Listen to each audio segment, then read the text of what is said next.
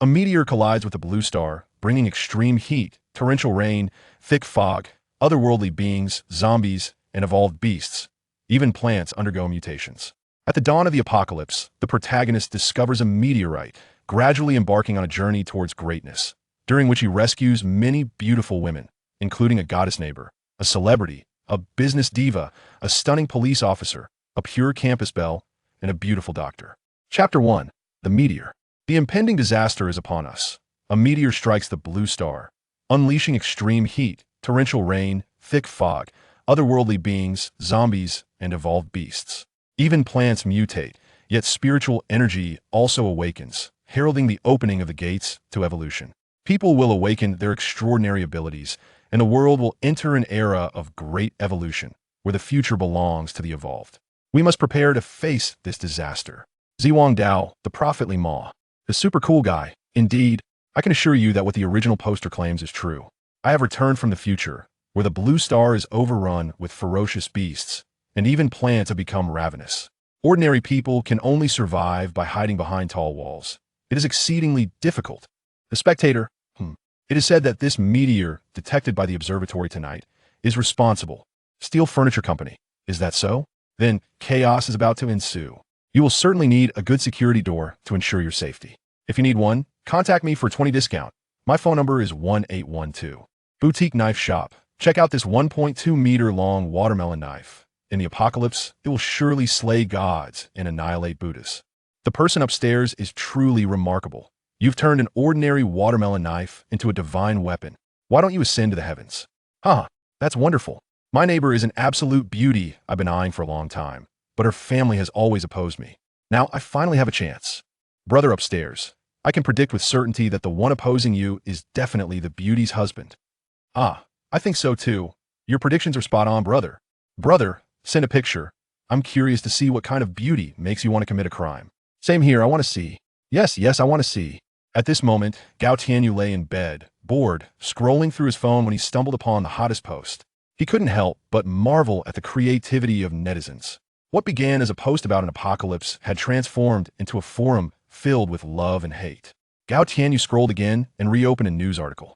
A reporter from the planetarium revealed that tonight a meteor measuring over 100 meters in diameter will reach Earth around 10 o'clock, landing in the area at 40 degrees north latitude. The exact impact site remains unknown. Everyone should prepare for the collision. Wow, the meteor is really heading towards the blue star. After reading the news, Gao Tianyu was momentarily astonished, finding it hard to believe. He thought it was just the forum's exaggeration, but it turned out to be true. However, noticing that the news was released 5 hours ago, he quickly realized that this group was merely having fun, likely reacting to the news and posting about it. Gao Tianyu glanced at the time on his phone, which read 9:10. There are about 50 minutes left. There's still some time. The back mountain is quite spacious and has a good view. I'll go take a look. Gao Tianyu grabbed his phone, put on his jacket, picked up his keys from the table, and stepped out. Ding! Gao Tianyu pressed the elevator button and waited quietly. Bang! At that moment, the door of his neighbor opened, revealing a tall, curvaceous woman in a white lotus skirt with fair, delicate skin and striking beauty.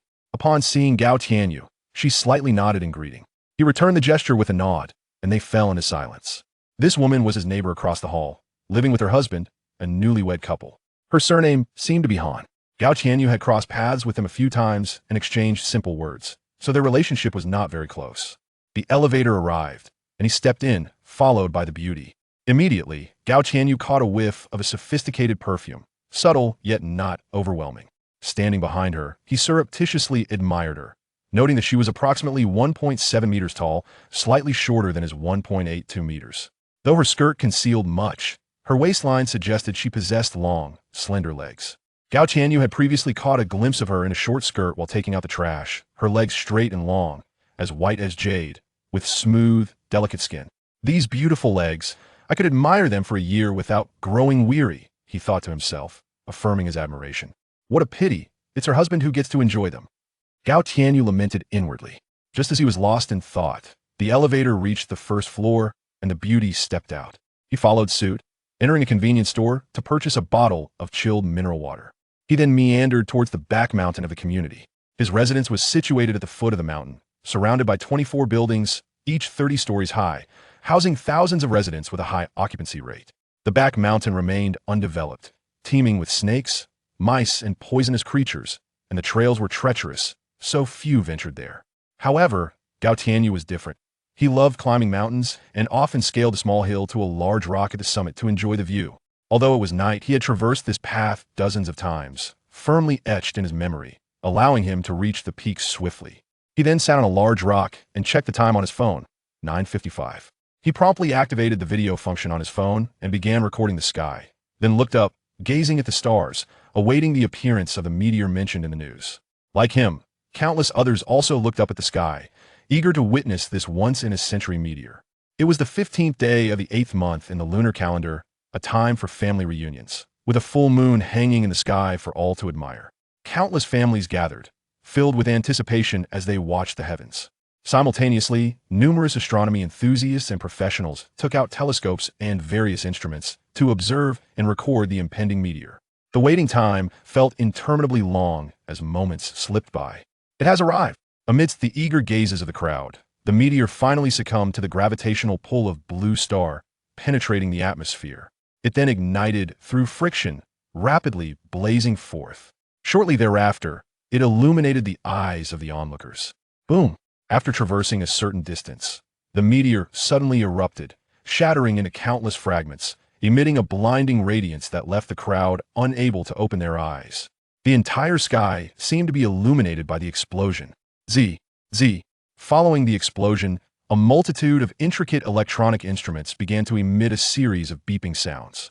Mobile phones and computers instantly succumbed to black screens, and power supply was simultaneously severed, plunging the entire city into darkness. Cars in motion buzzed ominously, with their displays abruptly going dark, subsequently spiraling into chaos as they collided with their surroundings. Airplanes soaring through the sky experienced a similar fate. Their instruments failed all at once, sending them plummeting toward the ground. Chapter 2. Discovering a meteorite. Gao Tianyu exclaimed, his eyes stinging painfully from the blinding white light, tears streaming uncontrollably down his cheeks. No matter how hard he tried to stem them. Curse it, am I going blind? It hurts so much. Gao Tianyu endured the discomfort, forcing his double eyelids to squint into a mere slit. Yet all he could see was an expanse of darkness, void of any glimmer of light. Whoosh! Suddenly, amidst the obscurity, he beheld a radiant beam swiftly streaking across, then hurtling towards him. Boom!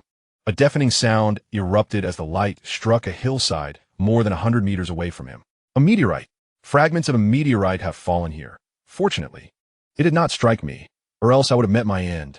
Gao Tianyu's head buzzed from the noise, a flicker of relief coursing through him. Wait, the meteorite is so close to me. Could this mean fortune is falling from the sky? Wealth from heaven. Soon, excitement illuminated his eyes. This was, after all, a meteorite, possessing immense collectible value. Finding one could lead to riches. He hurriedly retrieved his phone, eager to activate the flashlight, only to be astonished to find that the device, which had been recording moments ago, had suddenly gone black. No matter how he pressed, it remained unresponsive. Eventually, after restarting the phone, it emitted a faint glow. Once powered on, he activated the flashlight and cautiously made his way in the direction of the meteorite's descent. As it was nighttime and he was on a hillside, navigating through the underbrush proved exceedingly challenging. After several minutes of arduous trekking, he finally spotted the fallen meteorite nestled within a small pit on the mountainside. The impact of the meteorite had created a modest crater around it, wisps of white smoke curling upwards, a clear indication that it had burned upon entering the atmosphere. Approaching the meteorite, Gao Tianyu was greeted by a rock the size of a 10-year-old child's head, embedded in the sandy soil. Wealth! Wealth! His eyes sparkled with excitement as he murmured to himself. He poured the remaining half of his bottled water over the meteorite. Hiss!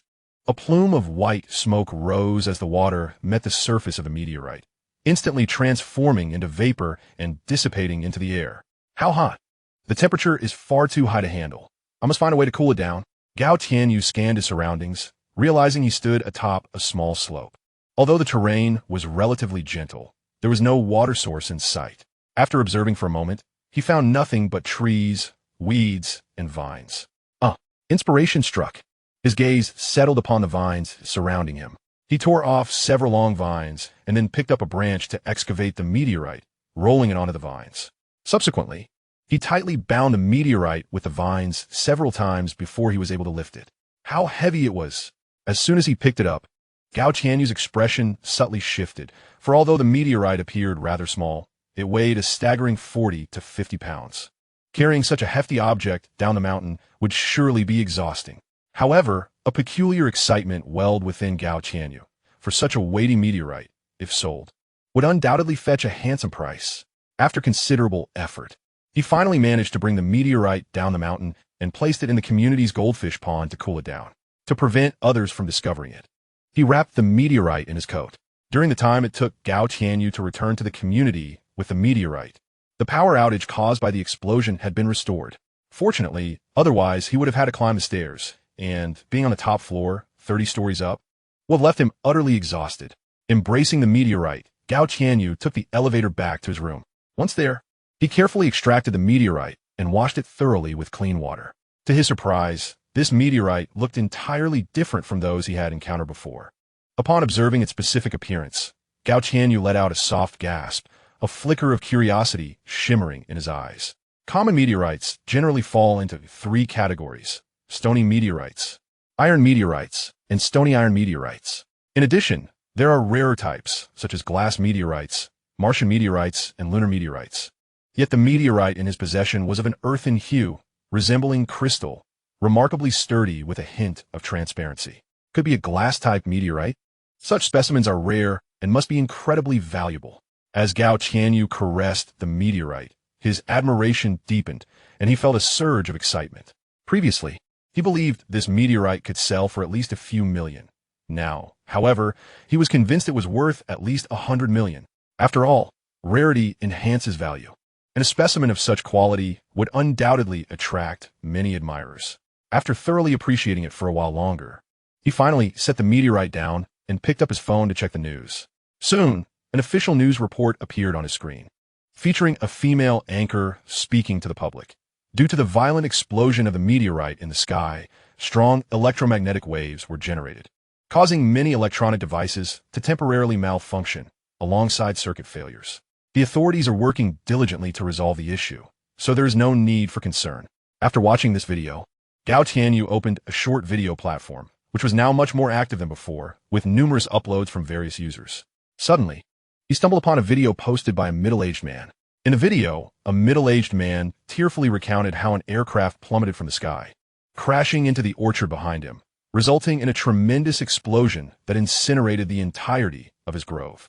Shortly thereafter, Gao Qianyu encountered numerous clips depicting vehicles losing control and colliding, all of which were attributed to the electromagnetic waves generated by the meteor explosion. He continued to scroll through several news articles, primarily focused on the meteor and its far-reaching implications. Brothers, today, fortune smiled upon me, as I stumbled upon a piece of meteorite. Just moments ago, while I was engrossed in my phone, this very meteorite shattered my window, damaged my floor, and entered my home. This calamity from the heavens leaves me torn between laughter and tears. Suddenly, Gao Qianyu came across a short video featuring a young man, proudly holding a meteorite no larger than 2 fingers, grinning broadly at the camera, his eyes brimming with joy. Someone else found a meteorite, though his is significantly smaller than mine. Gao Qianyu couldn't help but feel a twinge of surprise. He then delved into the comments section beneath the young man's video, where he found a flurry of messages. Wow, this is no disaster from the sky. It's a windfall. Brother, you struck it rich. Why didn't this good fortune come my way? Is this truly a meteorite? It resembles a crystal. Brother, if this is genuine, you could sell it for millions. As a collector of stones, I'd offer you 5 million for that meteorite. In just a brief period since its release, the video captivated countless viewers, generating a plethora of comments. Even Gao Qianyu liked the video and followed the creator, eager to stay updated on the potential sale of the meteorite to gauge the value of his own find. Chapter 3. The heat arrives the following morning. Gao Qianyu awoke from his slumber and glanced at his phone, which read 7:30. Why is it so early? An audible rumble from his stomach reminded him of his hunger. He hadn't woken naturally, but rather due to his growling belly. As a reclusive individual, he typically rose around 9. He quickly brushed his teeth, opened a refrigerator, and retrieved the last bottle of milk along with a few slices of bread, consuming them in short order. After some time, he had polished off both the milk and the bread. What is happening? After eating so much, I still feel hungry. Could it be that I exerted myself too much last night? The hunger pangs in his stomach persisted, albeit somewhat alleviated. Gao Tianyu promptly grabbed his phone and made his way downstairs. It's sweltering. As soon as he stepped out the door, Gao Tianyu was met with a wave of heat that caused him to furrow his brow in disbelief. It was still just a little past 7 in the morning, yet the temperature had already soared above 30 degrees, which was quite astonishing. He made his way to a breakfast shop, purchasing 4 steam buns and a cup of soybean milk. After paying, he hastily stuffed the food into his mouth. In mere moments, he had devoured the buns and the milk, yet he found himself still feeling unsatisfied. Why am I so ravenous today? He pondered, a hint of confusion creeping into his thoughts. Usually, a few pieces of bread and a bottle of milk suffice for breakfast. Now, having added 4 buns and a cup of soybean milk, his hunger remained unabated. This was rather unusual. He turned back to acquire a few more buns and 2 additional cups of soybean milk. Only after consuming these did he feel a modicum of fullness. What on earth has caused this sudden spike in temperature? He muttered to himself, noting the time. It was still early, yet the heat was reminiscent of the sweltering afternoons he typically expected at 1 or 2 o'clock. He overheard 2 elderly gentlemen in the distance lamenting about the oppressive weather. However, he paid them little mind and, after purchasing a carton of milk and a box of bread, returned to his abode. Once home, he reclined on the sofa to indulge in video games, losing track of time until it was nearly 11 o'clock. It's unbearably hot, he exclaimed, irritation bubbling up. Despite having cranked the air conditioning to its lowest setting and utilizing a fan, sweat dripped from his brow. Checking the news, he was astounded to discover that the outdoor temperature had reached over 50 degrees, a revelation that nearly blinded him with disbelief. Living in Dachang City, which lay towards the south and was over 600 meters above sea level, he was accustomed to mild weather. Temperatures exceeding 35 degrees were rare, let alone this unprecedented heat wave. It felt as if the very essence of life was being threatened. Even with the air conditioning working diligently, his home felt akin to a furnace. He opened a chat application on his phone, only to find numerous group chats overwhelmed with messages. Some groups had reached a staggering 999 unread notifications. As he scrolled through, he noted that everyone was voicing their grievances about the severe weather. People from various walks of life chimed in. Some even suggested that the government deploy rain-inducing artillery to alleviate the heat. Others countered that such measures would be futile, as the high temperatures would simply evaporate any rain that fell, potentially turning Dachang City into a steamer with a combination of high heat and humidity. Some even speculated whether this was the onset of an apocalypse, questioning how the weather could have turned so erratic. He then proceeded to open a video app to watch the official news coverage. A graceful and poised female host stands before the camera, engaging in a live broadcast. Due to the explosion caused by last night's meteor, Earth's magnetic field has been affected, resulting in unusual high temperatures across various regions. Furthermore, with the evaporation of water vapor, heavy rainfall is anticipated. However, there is no need for alarm. According to expert predictions, this abnormal situation will not persist for long, and it should dissipate within a few days. Residents are urged to remain calm, avoid going outdoors, and stay home to prevent sunburn. Additionally, owing to the high temperatures, most citizens, except for certain essential sectors, will have a holiday in order to seek refuge from the heat. Furthermore, it is advised that the public refrain from believing doomsday rumors, spreading misinformation, or hoarding supplies. Trust in the government, which will not abandon any of its citizens, is essential. Meanwhile, beneath the official broadcast account, a flurry of comments emerges. No wonder it's so hot. It turns out the Earth's magnetic field has shifted, so that's it. I thought the end of the world was upon us. Support the nation. Trust the government. So this is the reason for the heat. After absorbing the host's explanation, Gao Tianyu pondered for a moment and nodded in agreement. Since experts have said this, I should stock up on food. He then muttered to himself, what era are we in? Experts? Who would believe what they say? One ought to listen to the opposite. He glanced outside, where the previously sunny sky had become overcast with dark clouds. Torrential raindrops cascaded from the heavens, creating a mist that rendered visibility to less than a meter. As the rain fell, the sweltering temperature began to drop to a more bearable 20 degrees, allowing those who had suffered from the heat to breathe a sigh of relief. The rain persisted for an hour, nearly flooding the drainage ditches before it gradually subsided and eventually ceased. As Gao Tianyu gazed at the now-stopped downpour, a thought suddenly struck him, recalling a post he had stumbled upon the day before. With the meteor, extreme heat, and heavy rain all occurring in succession, could it be that terrifying entities such as wights, zombies, or mutated beasts were to follow. Surely not. Such phenomena only exist on television. It was likely just the blogger seeking attention, fabricating tales with a smattering of scientific knowledge. As a young man of the 21st century, having received 9 years of compulsory education, Gao Qianyu, despite his skepticism towards experts, having been misled too many times, steadfastly believed in science. The explosion of the meteor generating powerful electromagnetic waves that altered Earth's magnetic field, resulting in global high temperatures and rainfall, is a phenomenon that can indeed be explained through scientific principles. However, the existence of wights, zombies, evolved beasts, and mutated plants challenges the boundaries of scientific plausibility, making it hard to believe in their reality. Chapter 4. The cataclysm begins after the rain ceased. Gao Qianyu made his way to the supermarket within his neighborhood. At that moment, the supermarket bustled with an unusual liveliness, perhaps due to the recent news announcements, as many flocked there to purchase groceries following the downpour. Customers were laden with numerous bags, having bought a considerable amount. He headed directly to the rice section, selecting a 50-kilogram bag of rice, followed by 2 boxes of instant noodles, a box of ham, and several items of preserved meats such as cured pork and sausages, all of which are convenient for storage. Subsequently, he procured an assortment of seasonings, frozen meats, vegetables, fruits, canned goods, bottled water, and even a water purification device. The total cost of these essentials amounted to several thousand yuan, which left him feeling a pang of regret. Nonetheless, he reassured himself that these perishable items could be stored for an extended period, and regardless of whether his premonitions were accurate, these supplies would not go to waste. It would merely be as if he had made an early purchase. However, transporting these goods home posed a challenge. So he borrowed a small cart from the supermarket to haul his acquisitions back. Coincidentally, while riding the elevator, he encountered his neighbor, the lovely young woman surnamed Han. What a fortuitous meeting. Gao Qianyu mused internally, offering her a friendly nod and smile.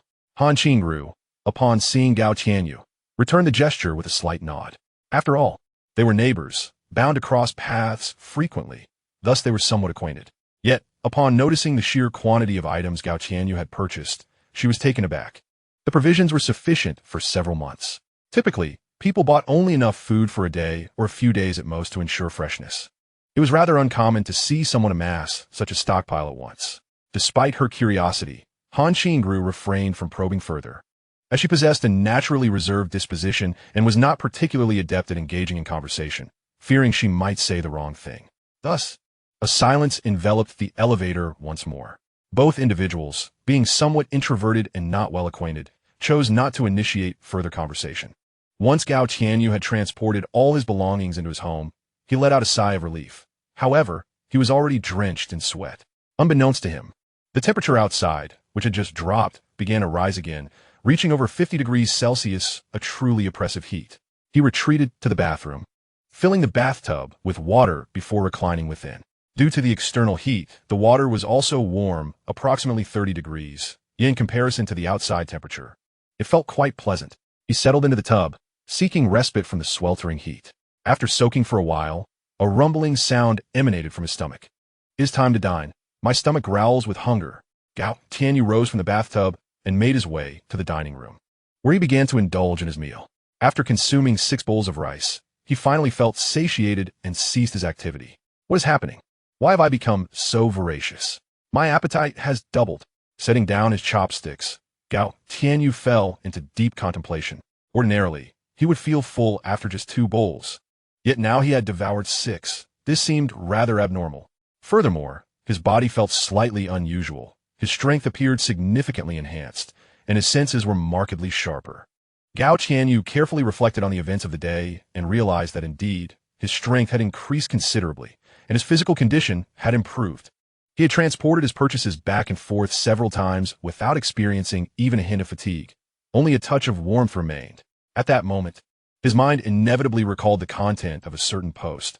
Spiritual energy is about to revive. The future belongs to the evolved. Could it be that the claims made in that post are true?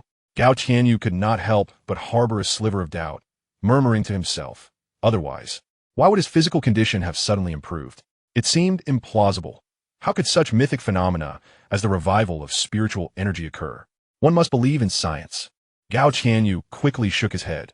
As a staunch materialist, he dismissed the notions that belonged solely to novels and television.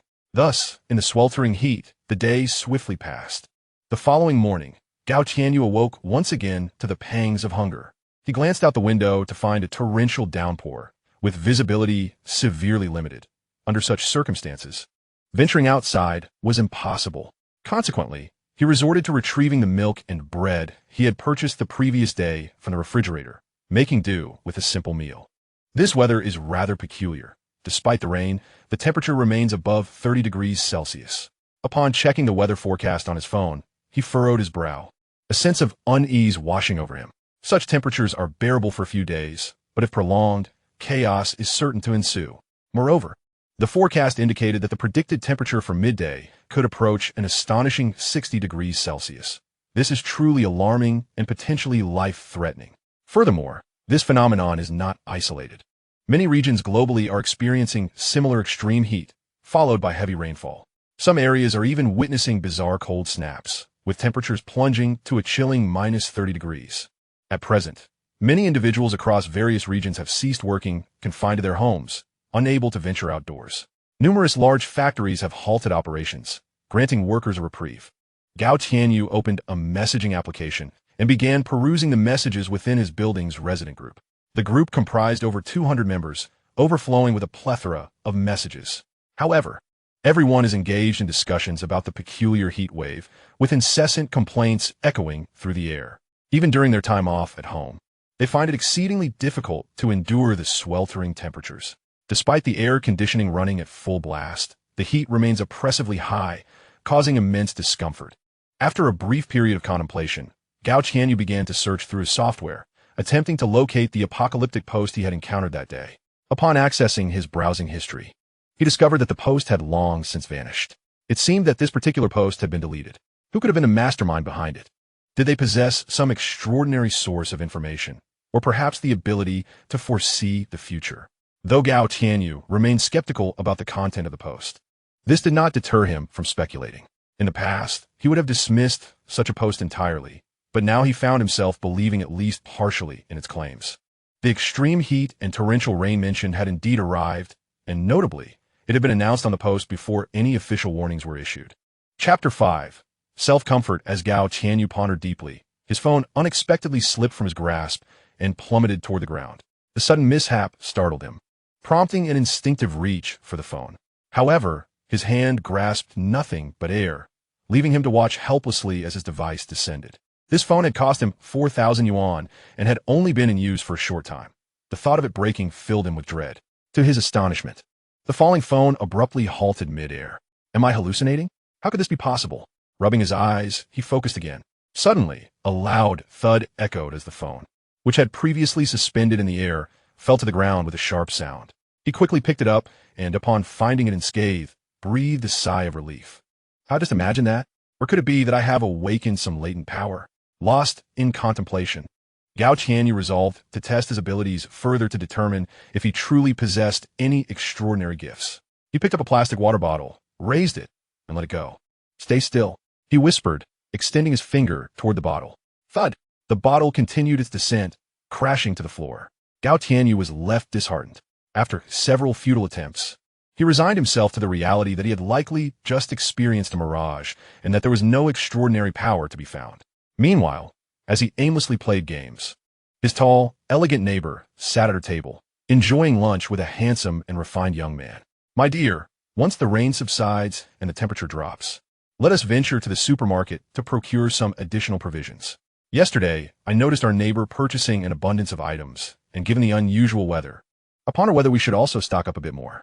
After taking a bite of rice at the dining table, Han Qingru gently voiced her thoughts to Qin Zhong. Initially, she regarded Gao Tianyu's extensive shopping with indifference, believing that in today's economically prosperous era, as long as one possesses wealth, anything can be acquired without the need to hoard supplies. Furthermore, the news suggested that this aberrant weather would soon pass, indicating that a week's worth of food would suffice. Any excess would inevitably lead to waste.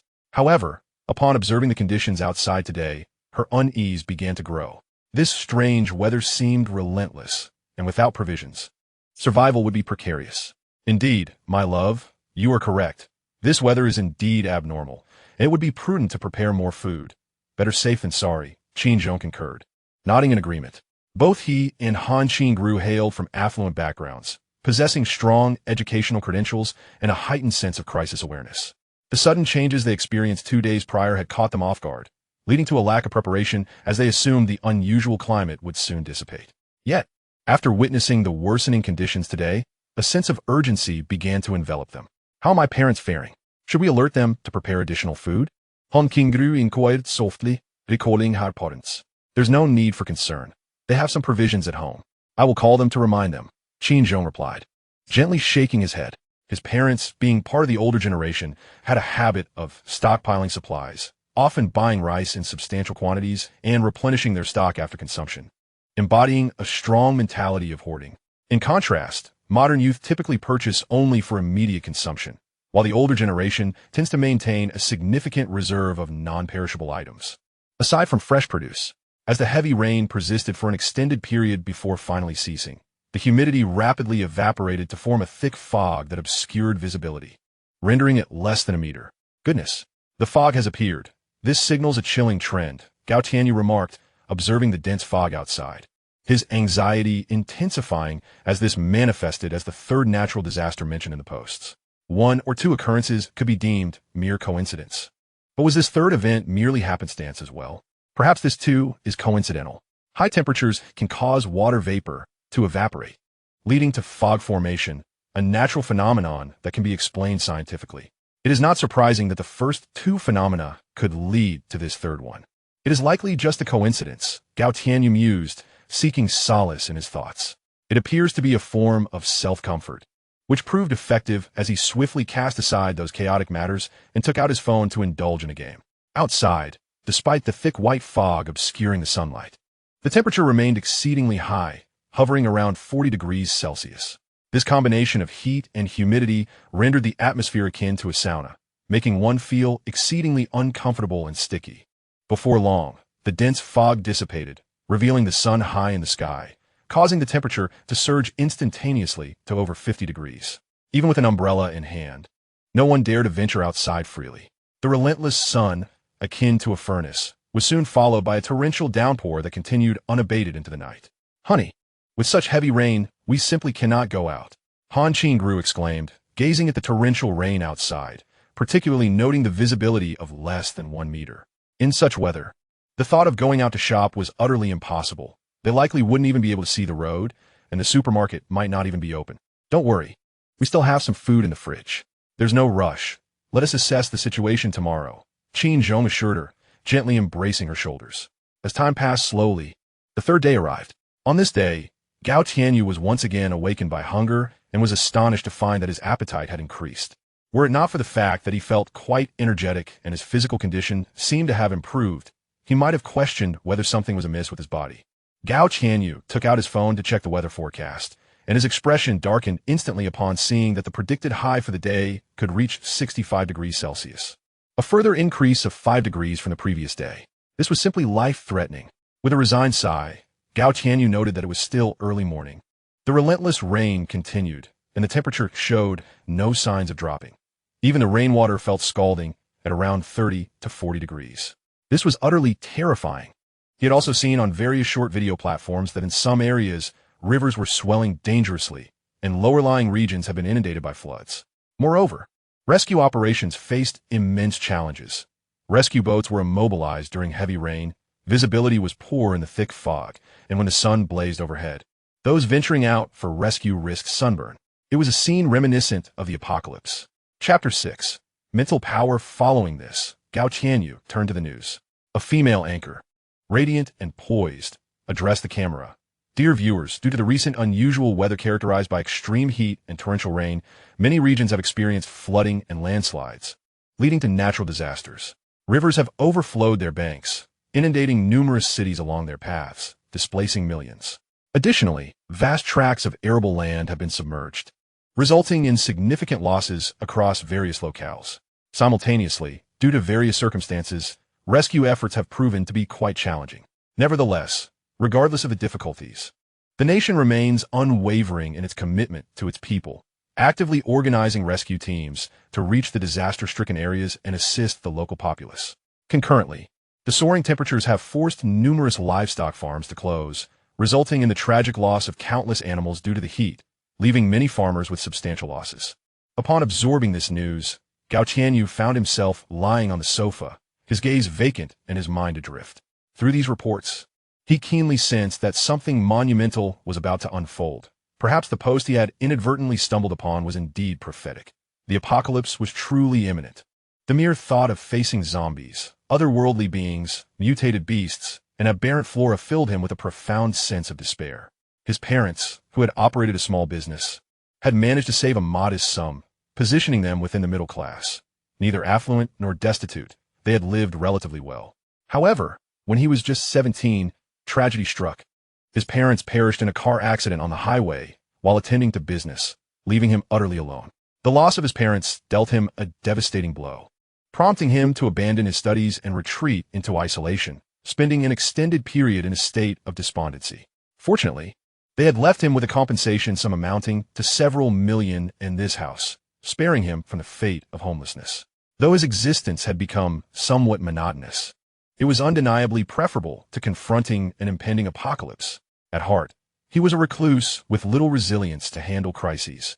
If a cataclysm were to occur, how would he survive? Lost in contemplation, he suddenly felt a wave of thirst wash over him, likely a result of the sweltering heat and excessive perspiration, compelling him to crave water incessantly. Lying on the sofa, he reached out for the cup on the table, but it was just beyond his grasp. As he prepared to rise and retrieve it, an astonishing event transpired. The cup before him flew directly into his hand. Could it be that I am merely hallucinating? Gao Tianyu swallowed hard, staring in disbelief at the cup nestled in his palm. He gently released his grip, and to his astonishment, the cup hovered in midair, defying the laws of gravity. Almost immediately, he willed it to circle the table twice before it gracefully settled back into his hand. What manner of supernatural ability is this? Is it telekinesis? Gao Tianyu stared in awe at the cup, then shifted his gaze toward a small knife nearby. With a mere thought, the knife slowly levitated into the air. Whoosh! The knife shot forth like an arrow, embedding itself into the wall with a resounding thud, leaving only the handle protruding. A surge of exhilaration coursed through him. He felt destined for greatness, poised to ascend to heights beyond the ordinary. Gao Tianyu stared blankly at the hilt of the knife, murmuring to himself, "This is an extraordinary ability, something that only exists in films and novels, yet it has manifested within me. With this power, I am destined for greatness." At that moment, visions of being surrounded by beautiful starlets, all adoringly at his feet, flooded his mind. He had awakened a psychic ability, one that, if properly harnessed, could possess astonishing destructive potential. With such a power at his disposal, even in the face of an impending apocalypse, he could live with effortless grace. However, he knew he must keep the awakening of his abilities a closely guarded secret. Otherwise, he would undoubtedly become a subject for dissection in a laboratory. Gao Tianyu whispered to himself, "Since ancient times, it has been said that a man without sin may be condemned for possessing a treasure. Although I have awakened this ability, my strength is still quite limited. If exposed, I would surely attract unwanted attention and risk being captured for various experiments." At present, the apocalypse was only in its nascent stages. Calamities had only just begun to unfold, and societal order remained largely intact, with government and corporate power still formidable. A single bullet could end his life in an instant. In that moment, he fully believed the claims made in the post he had read. The so-called scientific worldview had long since faded from his thoughts. From now on, he considered himself a devotee of a new faith, convinced of the existence of divine forces. For how else could one explain the phenomenon of extraordinary abilities? Gao Tianyu stepped forward, grasped the hilt, and with a gentle pull, extracted the small knife from the wall. His strength had increased significantly, his physical prowess burgeoning rapidly. He felt an invigorating surge of power coursing through him. Yet he could not ascertain the exact extent of his newfound strength, as he lacked the proper tools for measurement. He then proceeded to practice his psychic ability, directing it to manipulate objects throughout the room. However, he soon halted, his complexion paling, and a sharp pain surged through his head. The continuous use of his powers was exhausting, and he realized he had to exercise caution in the future. He privately acknowledged that his abilities were still quite rudimentary. His psychic force was not yet robust, and it would quickly deplete with excessive use. Once his psychic energy was exhausted, he would be left vulnerable. Moreover, employing psychic abilities required substantial energy, which could only be derived from food. Thus, despite having just finished a meal, he felt a wave of hunger wash over him. He hastily retrieved a bottle of milk and stuffed several slices of bread into his mouth, devouring them voraciously, along with a few sausages. It was still insufficient to quell his hunger. He quickly set about washing rice and cooking, tossing in several pieces of cured meat to simmer. After finishing his meal, he was astonished to discover that his appetite had once again surged. This time, he consumed a staggering 8 bowls of rice, along with several pieces of cured meat, just barely reaching a state of satiation. This is disastrous. At this rate, the provisions I purchased will hardly suffice. I may run out of food within a month. Gao Qianyu helplessly rubbed his forehead, realizing that if he were to ration his supplies, they could last for half a year. However, if he continued to eat as he had been, not only would he struggle to last 6 months, but even a month seemed perilously insufficient. Never mind. I shall make do for now, taking each day as it comes, and when the food is exhausted, I can venture out to seek more. Glancing at the inclement weather outside, Gao Qianyu sighed in resignation. He could not go out now, and must simply take things one step at a time. This day proved to be more arduous than usual, particularly after the rain ceased and the sun ascended to its zenith, causing outdoor temperatures to soar above 60 degrees. Those sheltering indoors, even with the air conditioning running or soaking in bathtubs, felt the oppressive heat bear down upon them. Most shops outside had long since closed, leaving no one to attend to business. Damn it, this wretched weather is unbearable. Suddenly, a shout echoed from downstairs. The sweltering heat had rendered people irritable. Even stripped down and seated quietly, one would still be drenched in sweat, a torment to endure. Fortunately, the power supply in their area remained stable, and residents still had some food on hand. Otherwise, chaos would have erupted by now. However, if this continues for a few more days without improvement, trouble is inevitable. People are already beginning to lose their patience, and this is only the 3rd day. Moreover, Gao Qianyu had come across disheartening news. The polar ice caps had begun to melt, and it would not be long before sea levels rise. Most coastal cities would likely soon be inundated, and in such extreme conditions, even if they wished to leave, escape would be nearly impossible. Nonetheless, it is fortunate that Gao Qianyu resides in Dachang City, which boasts a relatively high average elevation, alleviating immediate concerns. Chapter 7. The crisis approaches amidst the agonizing heat. The 4th day finally arrived. The temperature remained unchanged, a rare piece of good news. Help! I am on the 12th floor. Is there a doctor in our building? My husband is gravely ill, suffering from severe fever and experiencing violent vomiting and diarrhea. Even his eyes have turned blue. I have tried calling emergency services numerous times, but no one answers. Please, if there is a doctor, I beg you to save my husband. Suddenly, a distress call resonated from within Gao Tianyu's building. This message sent shockwaves through the entire complex. Brother Long Yuan responded, "Calm down, young lady. We will inquire among ourselves to see if there are any doctors residing in our building." In the bustling market, old Zhang lamented, given the current circumstances. Even if we had a doctor, there are no medications available. We must urgently find a way to transfer the patient to the hospital.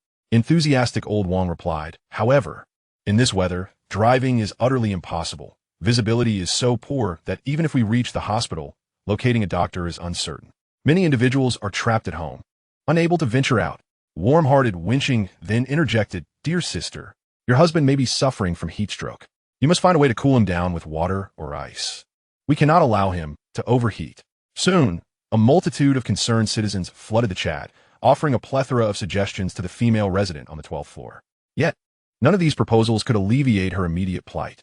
Had someone else succumbed to heat stroke? In such oppressive weather, enduring heat stroke could prove dire. Gao Tianyu noticed the messages and furrowed his brow.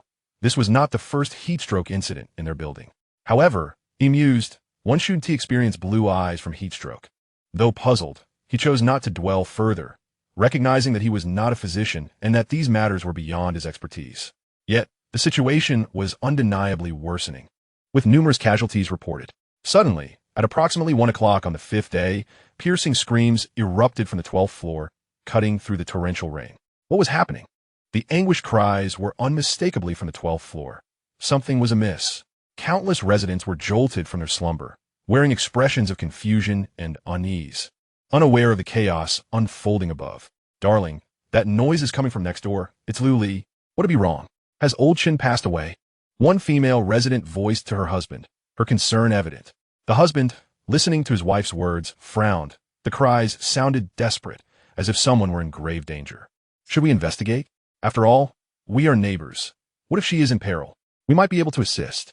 The wife's face reflected her worry as she softly urged her husband. All right, let us dress and take a kitchen knife with us. If there is indeed danger, we can lend a hand. The husband considered this and agreed to his wife's suggestion, rising from bed, donning a short-sleeved shirt, and fetching a kitchen knife before stepping outside.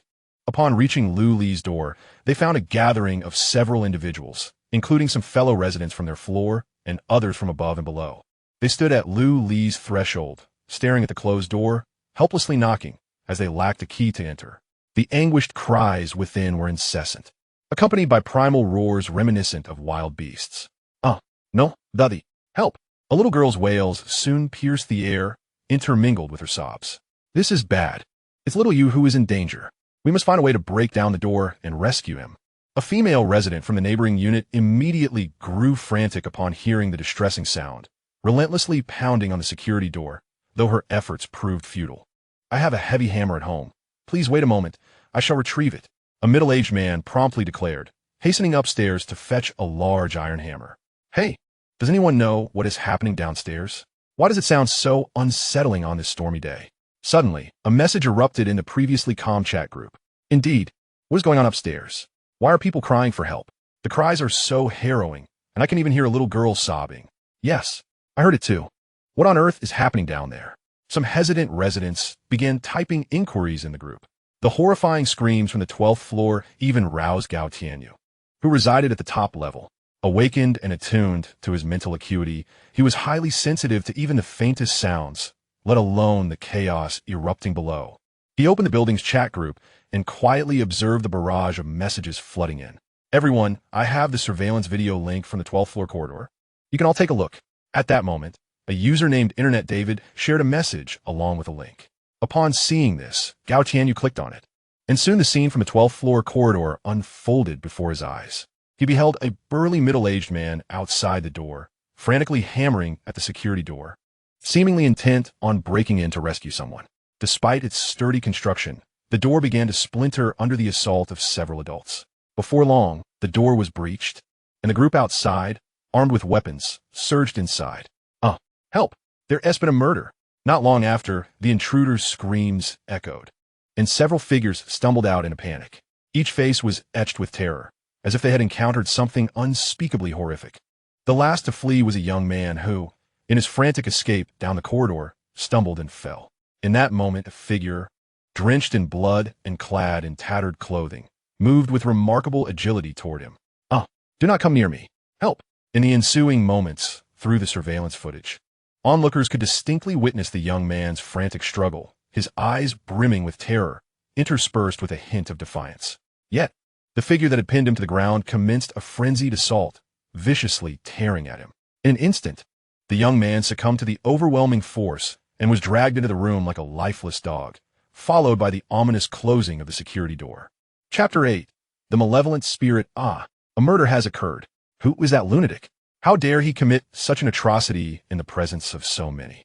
The witnesses erupted in a frenzy of messages, overwhelmed with disbelief. Living in an era of peace, how could they have ever witnessed such a horrifying scene? Shock enveloped them as they processed the unfolding events. Zhao Daju had lost his sanity. Not only had he slain his wife, Lu Li, but he had also taken the life of his daughter, Zhao Xiaoyu, dismembering them both in a gruesome act. When we entered, he was still clawing at his daughter's corpse. Upon seeing us, he charged at us with reckless abandon. Oldie from upstairs was swiftly injured, and though several others attempted to assist, they were utterly outmatched. Within moments, 2 of their number lay dead at his hands. He was no longer human. His expression was one of tormented horror, akin to a malevolent spirit risen from the depths of hell. Quick, call the police. Unless they arrive, we stand no chance against him. If help does not come, we will surely perish at his hands. None can withstand his fury. A resident from the 11th floor, his face pale with dread, incessantly typed messages in the group chat. His panic was palpable through his frantic words. It's futile. The emergency line is unreachable. Even if they could connect, they surely wouldn't make it here. Look at the torrential rain. The roads are obscured, many flooded. Driving is impossible. What shall we do? Are we to coexist with this madman on the first floor? You have not witnessed his terrifying visage. I assure you, should he encounter us, he would undoubtedly kill us. He resembles no human. He is a feral beast, a demon risen from the abyss. Messages continued to flood the group, individuals expressing their opinions and suggestions in a relentless stream. This night was destined to be sleepless.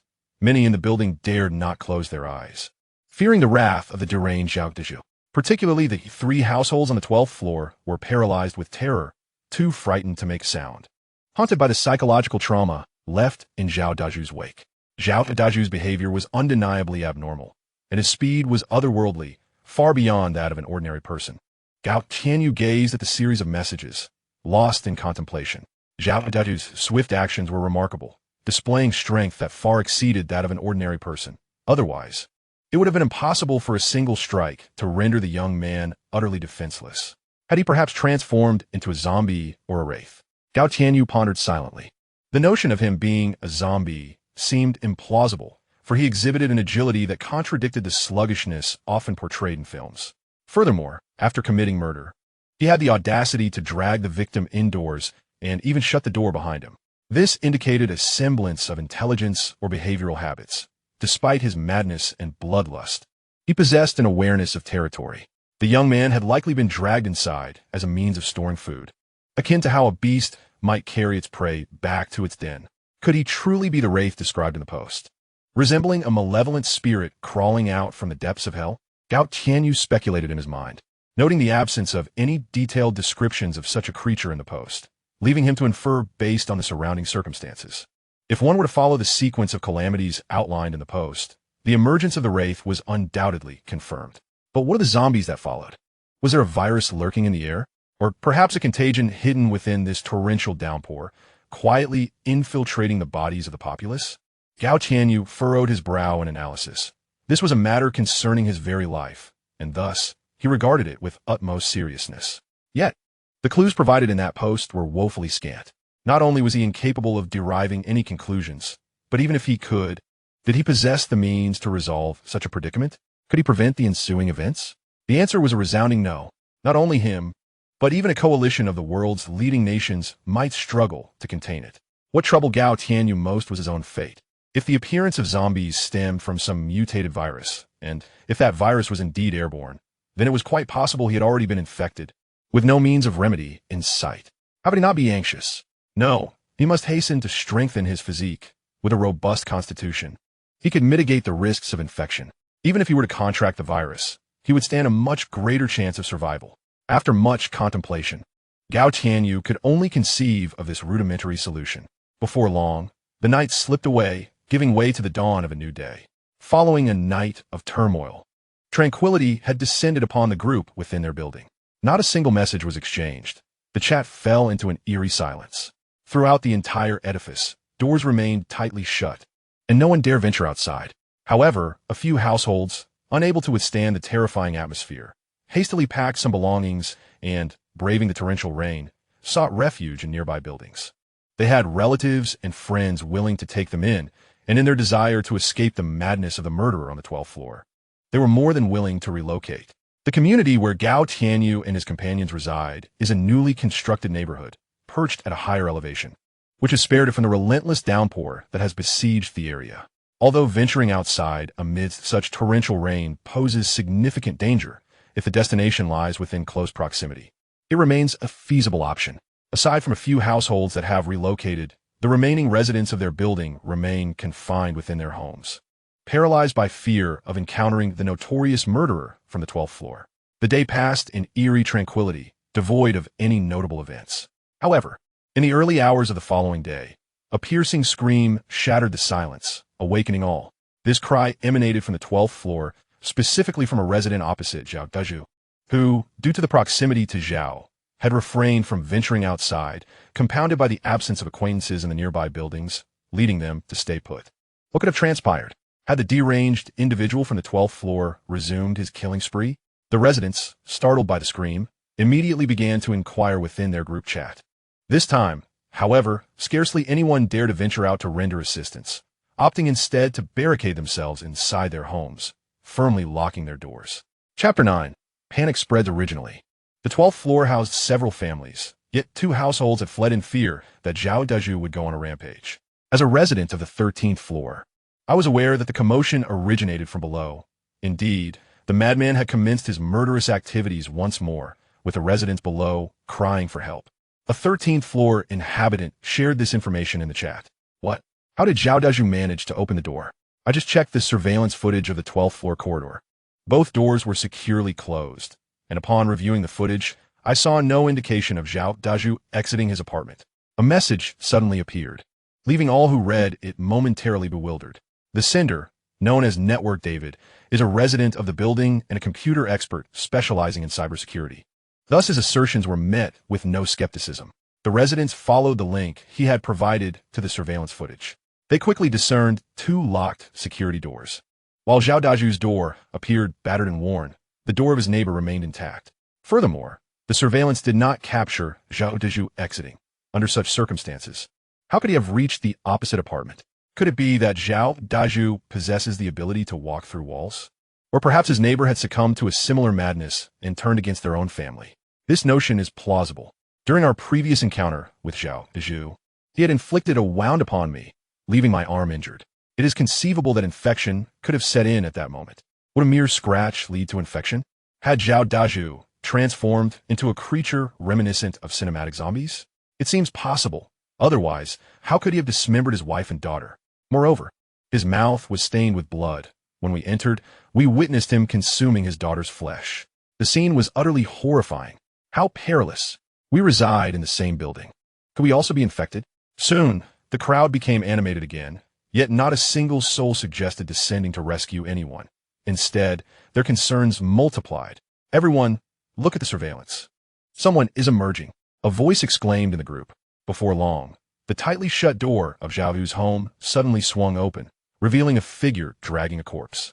From the outline on the ground, it was evidently a male body. This was Zhao Daju, and he appeared to be dragging the male owner from across the way. How could this be? Boom! As this revelation struck, the minds of the crowd erupted in chaos. Initially, they speculated that the male owner across had succumbed to the virus, becoming like Zhao Daju and commencing a spree of murder. However, their assumptions were utterly overturned. Zhao Daju had seemingly employed some means to evade the corridor surveillance, invading the neighboring home to commit a ruthless massacre. Under the terrified gaze of onlookers, Zhao Daju dragged out 2 more corpses from across the way, hauling all 3 lifeless bodies back to his own residence. He had exterminated the entire family of 3 next door, an act so cruel that even the child was not spared. What did he intend to do with the bodies? Was he truly planning to consume human flesh? How did he manage to cross over? Could he ascend to our floor as well? What should we do? Should we relocate to another building? Remaining here surely meant we would become his next meal. A barrage of messages filled with dread flooded in. These texts vividly reflected the profound fear gripping their hearts. No one dared to cohabitate with a demon who might kill at any moment. All were contemplating escape. Gao Qianyu observed the frantic messages in the chat group, his brow furrowed, a twinge of unease flickering in his mind. Had Zhao Daju awakened some wall-passing ability? Otherwise, how could he evade surveillance and appear in the neighboring home? What was his motive for murder? Was it mere bloodlust or a quest for sustenance? If it were sheer bloodlust, he would have already targeted those on the floors above and below. If it were for food storage, then after slaying these 3 today, he would likely cease his rampage. Should I leave? Though I am on the top floor, there is no guarantee he wouldn't ascend. Do I stand a chance against him? Yet, even if I wish to flee, where could I possibly go? In this weather, I cannot travel far, and I have no relatives or friends in the nearby buildings to take me in. In a fleeting moment, countless thoughts raced through Gao Tianyu's mind. As for the notion of utilizing his awakened abilities to eliminate the menace, he hadn't even entertained such an idea. Due to his lack of awareness regarding his own capabilities, he remained uncertain about his current strength, which in turn rendered him oblivious to the prowess of Zhao Daju. What if he were to find himself outmatched? Would that not spell disaster for him? Thus, for the sake of his own safety, he preferred to refrain from taking action unless absolutely necessary. If the situation became perilous, he would have no choice but to flee. Acknowledging his own limitations, he could hardly linger and await his demise. But how on earth did Zhao Daju manage to reach the opposite residence? Was it possible he might suddenly appear in our own home? Suddenly, a message emerged in the homeowners group. articulating the collective anxiety of the residents. Everyone was preoccupied with this pressing question. Until it was resolved, they would likely struggle to find rest. Indeed, who could discern how he so swiftly arrived at the neighboring house? His ability to cross over to their abode implied he could just as easily infiltrate theirs. Until this matter was clarified, sleep would remain elusive. Messages continued to flood the group as the residents urgently sought to comprehend Zhao Daju's unexpected presence next door as it pertained directly to their safety. Outside, the weather was oppressively hot, accompanied by torrential rain and thick fog, rendering escape impossible. Even if they managed to venture out, they would not progress far, lacking any destination. Thus, they were compelled to remain indoors, awaiting the cessation of the inclement weather. Could he have possibly scaled through the window? Suddenly, a text appeared in the group, leaving the members momentarily stunned. A window? This speculation jolted everyone into alertness. In their community, the external windows lacked security grills, and the distance between the two windows spanned 4 or 5 meters, with smooth walls providing no footholds. This possibility had not crossed their minds until now. However, upon reviewing the message, they began to ponder, subsequently stepping outside to inspect the situation more closely. They discovered that their window and that of their neighbor were in remarkably close proximity. If one possessed strong jumping ability, traversing the gap was indeed plausible. Chapter 10. Varied thoughts. I recalled hearing the sound of shattering glass just as the anguished cries emanated from downstairs. At that moment, a resident from the 13th floor sent out a message. If this were the case, it could be surmised that Zhao Daju had indeed climbed through the window to the adjacent property and subsequently shattered the glass to gain entry. The two households were situated closely enough to make traversing through the window feasible. However, given their different floors, it would not be as simple for him to reach them. Upon hearing this explanation, a collective sigh of relief was released. The exterior walls were smooth. Even a monkey would struggle to navigate such an environment, let alone a human. Yet, what if he had utilized a rope to descend? Suddenly, another individual in the group sent forth this query. The residents living beneath Zhao Daju's apartment were in a state of panic. If he could scale the building across from him, then descending via a rope was certainly within the realm of possibility. What should be done? I reside directly below him. If he were to descend by rope, my fate would be sealed. The thought of this was unbearable. I must leave. I cannot remain here for even a moment longer. With the relentless downpour outside, where do we possibly go? Besides a few nearby buildings, we are effectively trapped within the confines of our community. Yet, it is preferable to staying here, where the only outcome is death. Curse him. He is but one man. Whether driven mad or mutated, he remains flesh and blood. If we band together, armed and determined, I refuse to believe he could withstand us all. A hot-tempered owner vented his frustrations in the group chat. Brother, I stand with you. Take him down, and we shall testify for you at the police station, securing a reward for your bravery. Another chimed in. Count me in. I believe in your strength. I will lead the charge. Who among you will join me? However, after a prolonged silence, no one from the group responded. None dared confront the terrifying figure of Zhao Daju. Even those willing to lead hesitated to act, preferring to reap the benefits without risk. Such is the darker side of human nature, a tendency few can escape. Others had attempted action, but they now lay lifeless in his abode, mere ordinary individuals. It was wiser to remain in hiding, for Zhao Daju was truly fearsome beyond human comprehension. After a considerable time, the frustrated owner, seeing no one willing to join him, let out a resigned sigh and ceased messaging. He understood that further attempts would be futile. Zhao Daju had already instilled fear through his violent deeds, stripping them of their courage to confront him. Does anyone have food to spare? Can you sell some to me? My supplies are nearly depleted, and I have elderly and children to feed. Suddenly, a resident from apartment 2002 on the 20th floor sent a message. On the first day of the heat wave, they had received official news and managed to stockpile some provisions, allowing them to weather the initial days without worry. However, the official announcement indicated that this bizarre weather would soon pass, prompting many to only purchase about a week's worth of supplies. Now, many were nearing the end of their food stocks. Brother, I do have some surplus food I can sell to you. It's not much, but it can help you last another 2 or 3 days. However, I live on the 5th floor, so please contact me privately if you're interested. This message quickly garnered a response, with the recipient expressing willingness to purchase some food to aid in overcoming their predicament. Although the weather outside remains harsh, the temperature has notably dropped a few degrees, a promising sign indicating that the chill is finally setting in. It is likely that this dreadful weather will soon come to an end. If it were not for the presence of the murderer Zhao Dezhu in their building, they would probably be celebrating by now. Thank you, my brother. I will come to find you early tomorrow morning. Upon hearing that someone was willing to sell food to him, the man expressed his gratitude immediately. Brother, do you have any surplus food? My household supplies have been depleted. Could you sell me some? Shortly thereafter, another message appeared in the owner's group, where he even tagged the owner on the 5th floor who was selling food. Upon seeing the WeChat notification, Gao Tianyu raised an eyebrow. The notification indicated that the owner of Unit 3002, Qin Zhong, lived directly opposite him in Unit 3001. It seemed that his neighbors were running low on supplies, and the calamity appeared to be just beginning. Gao Tianyu recalled the couple across the hall. The man was handsome and the woman tall and beautiful, seemingly a match made in heaven. However, in this apocalyptic world, possessing such beauty could be a double-edged sword, as it would undoubtedly attract unwanted attention. At this moment, Gao Tianyu found himself fixated on the woman, given the opportunity. He would not hesitate to pursue a liaison with her. Yet, he preferred to engage in transactions rather than resort to force.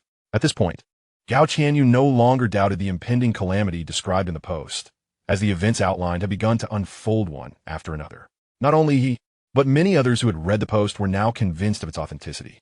The post had even attracted the attention of the nation's higher-ups, with numerous individuals seeking the author to glean further information.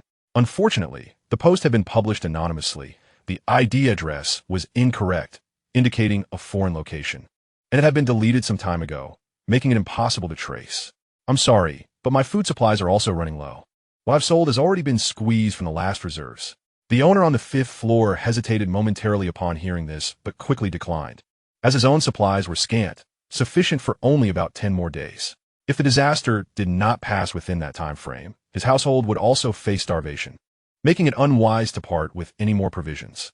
Were it not for the recent improvement in the weather, suggesting that this bizarre climate might soon pass, he would not even consider offering up 3 days' worth of food. Hearing the refusal from the owner on the 5th floor, Qin Zhong felt a wave of disappointment. Their food reserves were already dwindling.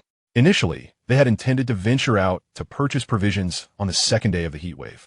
Yet due to the torrential rain and the closure of supermarkets, they were unable to procure any food whatsoever.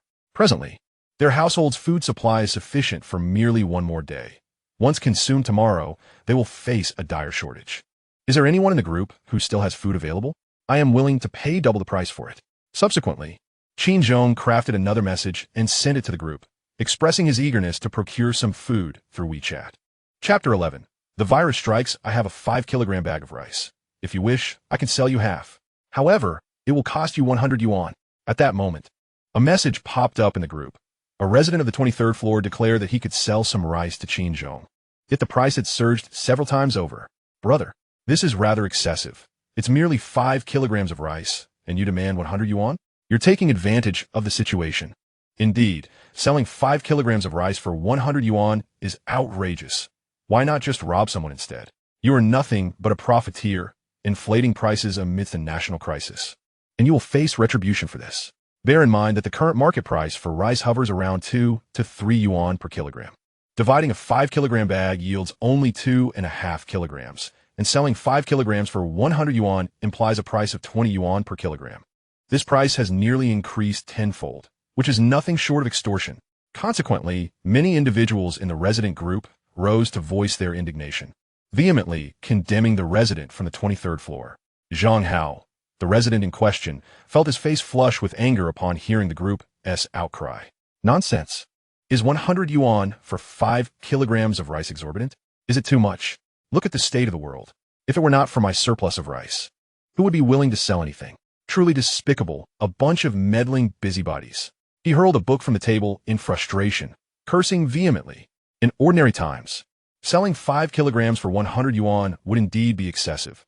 However, this is a different moment, a time fraught with uncertainty regarding when the calamity outside will cease. Food is a matter of life and death, consumed sparingly to preserve it. Selling at 20 yuan per kilogram. What is so outrageous about that? Mark my words. If the disaster persists, even if you were to charge 1,000 yuan per kilogram, there would still be those eager to buy. Fine, since you all feel this way. I want to sell it. Zhang Hao furiously typed a message and promptly closed the chat application. Wait, brother, don't. If it's 100 yuan, then it's 100 yuan. Don't heed their words, I will buy. Qin Zhong, upon hearing that Zhang Hao had inflated the price of rice to such an extent, furrowed his brow in displeasure, feeling quite vexed. The other party clearly intended to fleece him. Though a mere 100 yuan held little significance for him, he remained irked, allowing the group to unleash a barrage of verbal assaults upon Zhang Hao. However, Zhang Hao's words swiftly brought him to his senses. While it was true that the other party was currently taking advantage of the situation, purchasing the goods would ensure they had food to eat. Otherwise, they would face hunger in the days to come. Thus, spending that 100 yuan was not in vain. Conversely, should the other party refuse to sell, they would soon find themselves without provisions. Upon receiving Zhang Hao's message, he realized the gravity of the situation and hurriedly attempted to salvage the deal. Alas, it was too late. The other party had already closed the chat application and succumbed to slumber. Brother. Qin Zhong sent several messages, yet received no response, leading him to understand that the transaction had fallen through. Sighing, he set his phone down, lamenting the abrupt collapse of what seemed to be a promising agreement. He regretted his indecision. He should have confirmed the transaction without hesitation. Had he taken a moment to explain the situation, perhaps it would not have escalated to such a stalemate. Darling, don't be disheartened. We'll try again tomorrow. There should still be others in the group with food to sell, and it shouldn't be too difficult to procure some. If all else fails, we can buy from our neighbor. I remember seeing them return with a considerable amount of supplies last time, so they must have some food left over. We can inquire later. Han Qingru gently consoled Qin Zhong upon noticing his dejected expression. Just then, a message notification chimed from Han Qingru's phone. She picked it up and discovered a message from her close friend, Lin Ruoshi. Eagerly, she opened it, and a message promptly appeared. Qingru, do you have no food left at home? We still have some here that can last us a few more days, and I can share some with you. Han Qingru's eyes brightened at the news, and she quickly typed a response. How much food do you have left? How many days can it last? If we ration it, we can stretch it to about 5 days. However, our appetites have increased significantly lately. If we share with you, it would only last us 2 days. Not long after, a reply came back. I see. Let us first try to see if we can buy food in the group tomorrow. If that fails, we'll have to trouble you. After pondering for a moment, Han Qingru promptly replied, You're being too polite. We're we to each other. How could I stand by idly while you face difficulties? The exchange clearly illustrated the closeness of their relationship. Yes, though that may be the case, I still want to thank you, Ruoshi. Upon hearing these words, Han Qingru's face brightened with a smile. She and Lin Ruoshi had been inseparable since childhood, residing in the same neighborhood and attending the same school from elementary through university. Their parents were also acquainted, fostering an exceptionally close relationship. After over 2 decades of companionship, they had long since become like sisters. Furthermore, when Lin Ruoshi and her husband purchased their home, they thoughtfully chose to reside in the same building, albeit on different floors, one on the 29th and the other on the 30th. Ruoshi has some provisions. If I am unable to procure food tomorrow, I can retrieve some from her. However, her supplies are dwindling and will not last long. Han Qingru gently conveyed to Qin Zhong after concluding her conversation with her friend. Do not worry. The temperature has already begun to drop, and it is likely to return to normal soon.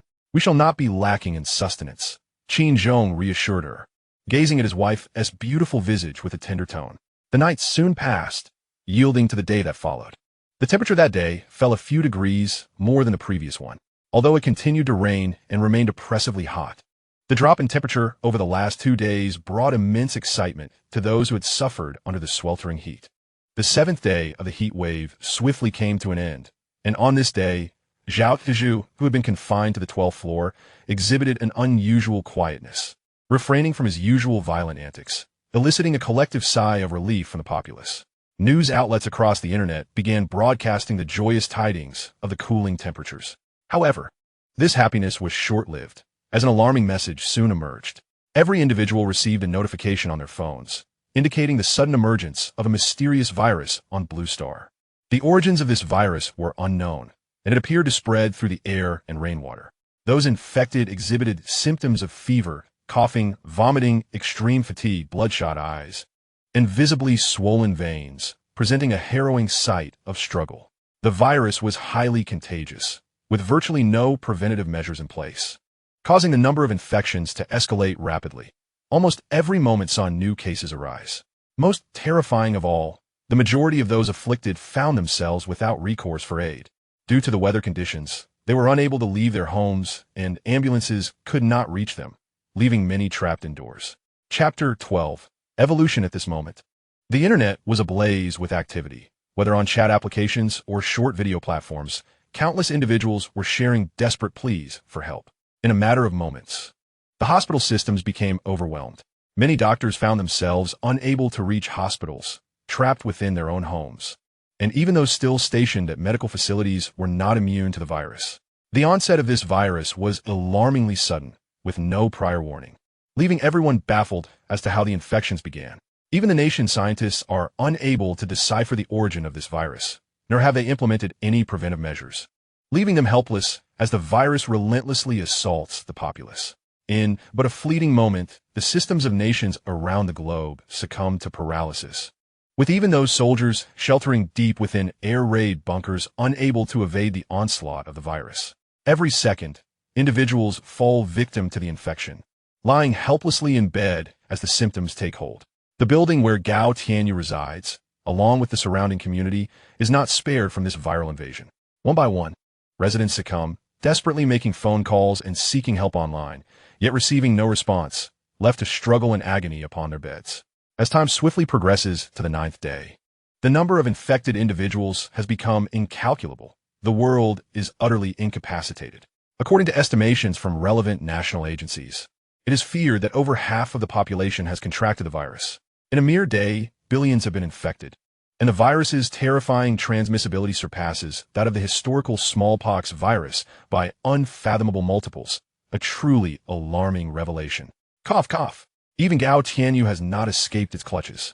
Upon awakening in the morning, he discovers his body temperature rising, followed by a persistent cough and a wave of nausea. The symptoms mirror those of the infected perfectly. How unjust fate seems. Gao Tianyu, a prodigy of remarkable talent, has only just awakened his extraordinary abilities. Yet before he could showcase his prowess in this impending apocalypse and etch his name into history, he finds himself afflicted by this virus. How can he accept such a fate? Lying in bed, despair and reluctance etched across his face, he feels the symptoms intensifying, his temperature continuing to rise, rendering him utterly miserable, devoid of strength. It feels as though countless ants are relentlessly biting at him, a torment beyond measure. Death holds no terror. After all, I am but one solitary soul, and living has lost its meaning, especially when faced with the impending apocalypse. Merely contemplating it fills me with despair. Gao Tianyu muses inwardly, as the wave of nausea intensifies and his temperature escalates further. The veins in his hands begin to swell slightly, and the blood-red hue in his eyes gradually becomes evident. Soon, unable to withstand the unbearable agony, he loses consciousness. During his unconsciousness, his body is drenched in cold sweat, followed by uncontrollable convulsions and shivering, soaking the sheets in perspiration. His complexion twists in agony, alternating between red and pale, a sight of sheer suffering. After a day and a night in a state of unconsciousness, Gao Tianyu weakly regains consciousness. I'm so hungry. Water, I need water. Slowly opening his eyes, a wave of hunger washes over him. He feels his stomach growling incessantly, his body engulfed in a profound sense of weakness.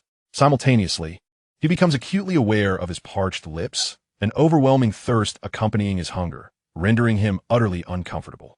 I can't believe I'm still alive. A flicker of disbelief crossed Gao Tianyu's face, followed by the faintest hint of a smile gracing his lips.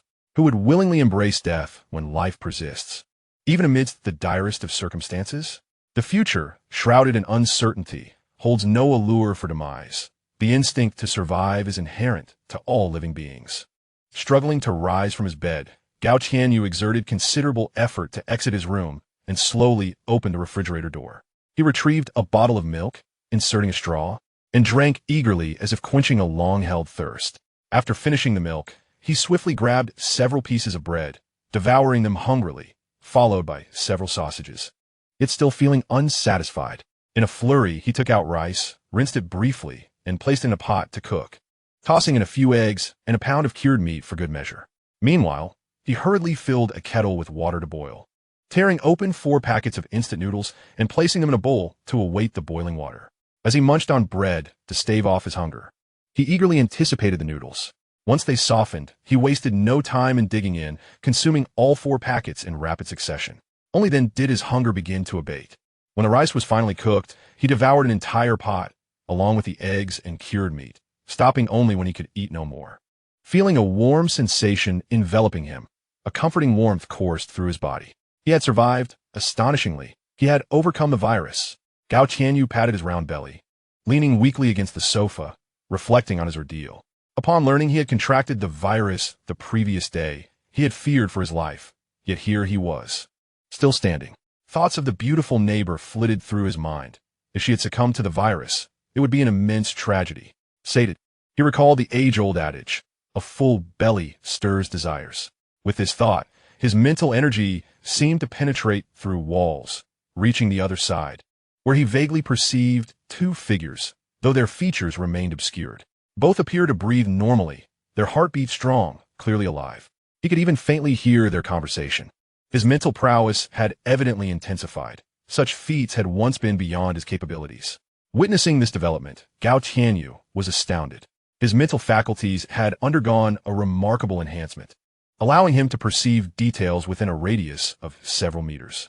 This ability was extraordinary, signifying that in combat, no enemy movement could elude his awareness, granting him the advantage to anticipate and outmaneuver his adversaries. He then endeavored to exert his mental influence over the cups resting on the table. Soon, 5 cups began to hover gracefully in the air, dancing under his command. In the past, I could only manage to levitate a single cup for a fleeting moment. Yet now I found myself effortlessly controlling 5 simultaneously, with the duration of my control extended to threefold. My mental prowess must have enhanced significantly, perhaps 5-fold or more. It seemed as though I had undergone a form of evolution.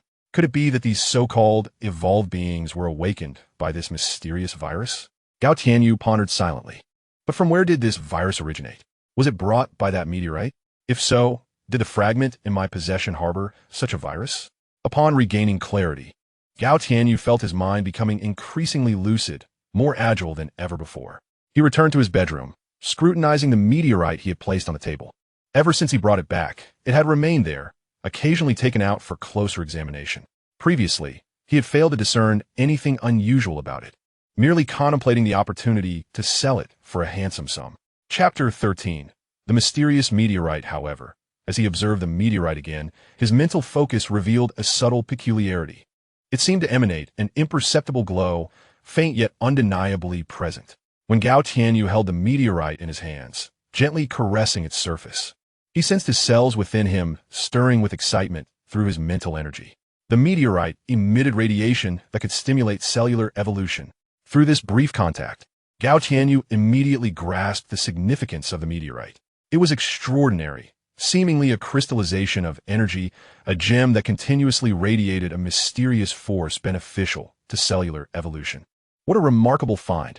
I never anticipated stumbling upon such a treasure.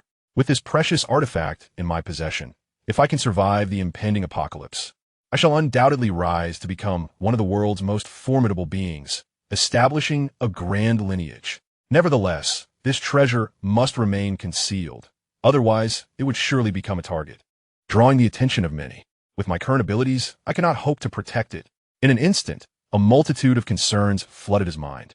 He considered every angle thoroughly. Above all, he must ensure the meteorite's secrecy, revealing its mysteries to no one but himself. Of course, he was not the sole finder of such a meteorite. Its secrets would inevitably be unveiled one day. It was merely a question of time. Those who possessed meteorites would awaken and evolve at a pace far quicker than the average person. Indeed, it could be said they would leave others in the dust. Henceforth, one must conceal one's true prowess, avoiding any unwarranted exposure, and strive to appear more akin to the common populace, thus diverting undue attention. After a brief contemplation, Gao Tianyu promptly resolved within himself. The apocalypse has arrived, and the malevolence of humanity shall be unleashed in its entirety. Apart from oneself, no one is worthy of trust, not even one's own kin. Should anyone discover the extraordinary treasure in his possession, it would inevitably attract the covetous gaze of many, including formidable factions and affluent entities. Even high-ranking officials and state dignitaries would find it impossible to resist such overwhelming temptation. A piercing scream echoed from below, jolting Gao Tianyu from his reverie. He approached the balcony and peered down, where, under the scorching sun, several figures were fiercely gnawing at the body of a young man. The youth was not yet fully deceased. His mouth emitted continuous wails, blood gushing forth as his tattered clothing, stained crimson, bore witness to his plight. The figures above relentlessly tore flesh from his body, voraciously consuming the gruesome morsels, rendering the scene utterly horrific. Since awakening, Gao Tianyu had sensed a significant enhancement in his mental acuity, alongside a remarkable elevation in his physical prowess. His strength had multiplied beyond measure. His vision, olfactory senses, and hearing had also become extraordinarily acute. Even from a considerable distance, the anguished faces of those struggling were vividly imprinted in his mind's eye, and he could faintly perceive their agonized cries. Upon recognizing the countenance of those figures, his pupils constricted in astonishment. Were these creatures truly zombies? Such ghastly beings, reminiscent of horror films, had materialized in reality. Gao Tianyu stood momentarily stunned. Despite his mental preparation, the sight of these zombies rendered him momentarily speechless. Suddenly, a gasp erupted from next door, prompting him to turn. On the opposite balcony, the stunningly beautiful Han Qingru gazed at the terrifying scene outside. Releasing a startled cry while her delicate hand instinctively covered her mouth, her exquisite visage marred by terror. Her husband held her tightly, murmuring soft reassurances. Observing Han Qingru's pitiful, tear-streaked countenance, even the stoic Gao Tianyu felt a flicker of compassion stir within him, a desire to embrace her and offer solace. However, her husband's presence rendered such a notion futile, compelling him to relinquish the thought. Qin Zhong seemed to sense Gao Tianyu's gaze and turned to look. "Brother, do you know what is happening outside? Why is there such chaos everywhere?" Upon seeing his neighbor alive, a glimmer of relief flickered in Qin Zhong's eyes as he inquired. "Indeed, I am aware of certain matters." Gao Tianyu, upon hearing Qin Zhong's inquiry, nodded slightly, then pondered briefly before articulating in the simplest of terms. "As you can see, the apocalypse has arrived. These individuals appear to have contracted a mysterious virus, transforming them directly into zombies, attacking and biting anyone they encounter, much like those depicted in films." "What?" Both Qin Zhong and Han Qingru were taken aback, their mouths agape in disbelief. "Brother, you can't be serious. How is that even possible?" Qin Zhong exclaimed incredulously. "Do I strike you as someone who would jest?" Gao Tianyu retorted, rolling his eyes. "You must have seen the news. The sudden outbreak of this enigmatic virus yesterday has likely reached your ears. Those afflicted have manifested into the grotesque forms of the individuals below, bloodthirsty and frenzied, relishing the consumption of flesh, rigid and lifeless, akin to zombies." Upon hearing Gao Tianyu's remarks, Qin Zhong could only shake his head in disbelief. If you remain skeptical, feel free to retrieve your phones. The news is probably rampant by now. The world is likely in chaos, and soon we may face water shortages, power outages, and internet disruptions, forcing us back to a bygone era. After concluding his statement, Gao Tianyu appeared to have an epiphany. He hurried into the bathroom, filled the bathtub to the brim, filled buckets with water, and ensured every container in the house capable of holding water was filled to capacity. He then proceeded to activate his phone and computer, downloading several offline games, as well as a plethora of novels, television series, and films. He anticipated that it would not be long before they faced shortages, and he was determined to prepare adequately for the trying times ahead. Chapter 14. Why don't you come keep me company? Help! Is there anyone who can save me? My wife has gone mad outside, relentlessly attacking me and attempting to bite. She's currently kicking down my door. A resident on the 4th floor sent a desperate message to the group. My husband has also lost his mind and is incessantly banging on the door. I barely managed to shut him in. Otherwise, my daughter and I would have perished. Another message echoed through the chat, filled with pleas for assistance. My parents are also acting strangely, battering down the door, their eyes bloodshot, and they attack me upon sight. They resemble the zombies from the movies. They must have become zombies themselves. What should we do? Is there any hope left for my father? A flurry of messages continued to pour in, yet it was evident that the volume had significantly diminished compared to before, as many of these individuals had succumbed to the zombie virus and perished. Gao Tianyu gazed at the chat group, repeatedly scrolling through short videos. He encountered numerous scenes of zombies attacking humans through short videos, most of which were filmed indoors, leaving those trapped with no means of escape. Due to the prevailing weather conditions, many perished within their homes, and upon their transformation into zombies, they became confined, unable to open doors. While this scenario diminished external threats, It was not absolute, as numerous corpses left outside had also undergone mutations, now wandering the city as zombies. Creak! A sound resonated through the room as the air conditioner overhead abruptly ceased its operation. Shortly thereafter, the mobile hotspot lost its connection. Had the power gone out so soon? Gao Tianyu sighed at the sight. Despite being mentally prepared, the reality of the blackout weighed heavily upon him. Outside, the temperature still soared above 40 degrees Celsius, with the rising sun threatening to push it beyond 50 degrees. The discomfort of enduring such heat without electricity was palpable. Has the power gone out in the community? This is disastrous. It seems the nation is no longer reliable. Apocalypse has truly arrived. What should I do? There are several zombies lurking in the corridor of my floor, and my food supply is dwindling, yet I dare not venture outside. What now? Will there be any national rescue? This sudden calamity left everyone bewildered. They had always lived under the protection of law and order, never having faced such dire circumstances. With societal structure collapsing, chaos reigning, and lacking governmental leadership, many succumbed to despair. Following the power outage, the indoor temperature surged, accompanied by oppressive humidity, rendering the situation even more unbearable. Even Gao Tianyu, whose physical resilience had been fortified, found the heat intolerable, stepping out onto the balcony stripped of his clothing to catch a breath of fresh air. This wretched world is truly unbearable, he lamented while gazing at the relentless downpour outside. The torrential rain continued unabated, inundating many downstream cities, as excessive rainfall led to the catastrophic failure of numerous dams. Had it not been for the elevated altitude of Dachang City, they too might have succumbed to flooding. Suddenly, he heard footsteps approaching from the side.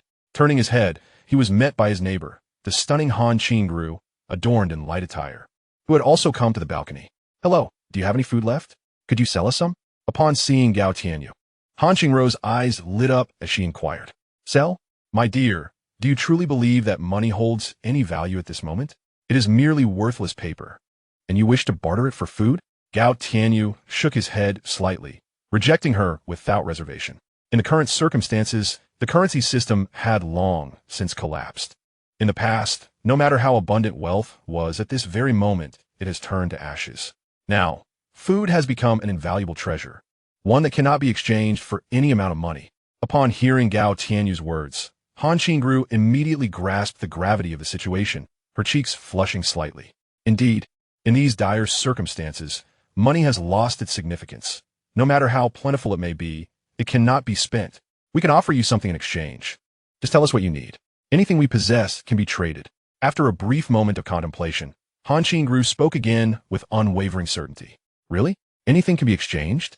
Gao Tianyu's eyes lit up at her words, though he inquired with a hint of uncertainty. Yes, indeed, as long as we can provide it. Feel free to ask. Han Qingru nodded affirmatively. I find myself quite bored and lonely, just eating and sleeping. Would you care to keep me company? Gao Tianyu stroked his chin, his gaze roving over Han Qingru, a mischievous smile playing at the corners of his lips. He had long harbored desires for this enchanting woman. Had it not been for his principles, he might have succumbed to darker inclinations. Upon hearing Gao Tianyu's suggestion and witnessing his lewd expression, Han Qingru's countenance grew cold. You scoundrel, disgusting pervert, you should abandon such thoughts. Even in death, I would never allow someone like you to take advantage of my plight. With a furious tirade, she huffed away from the balcony.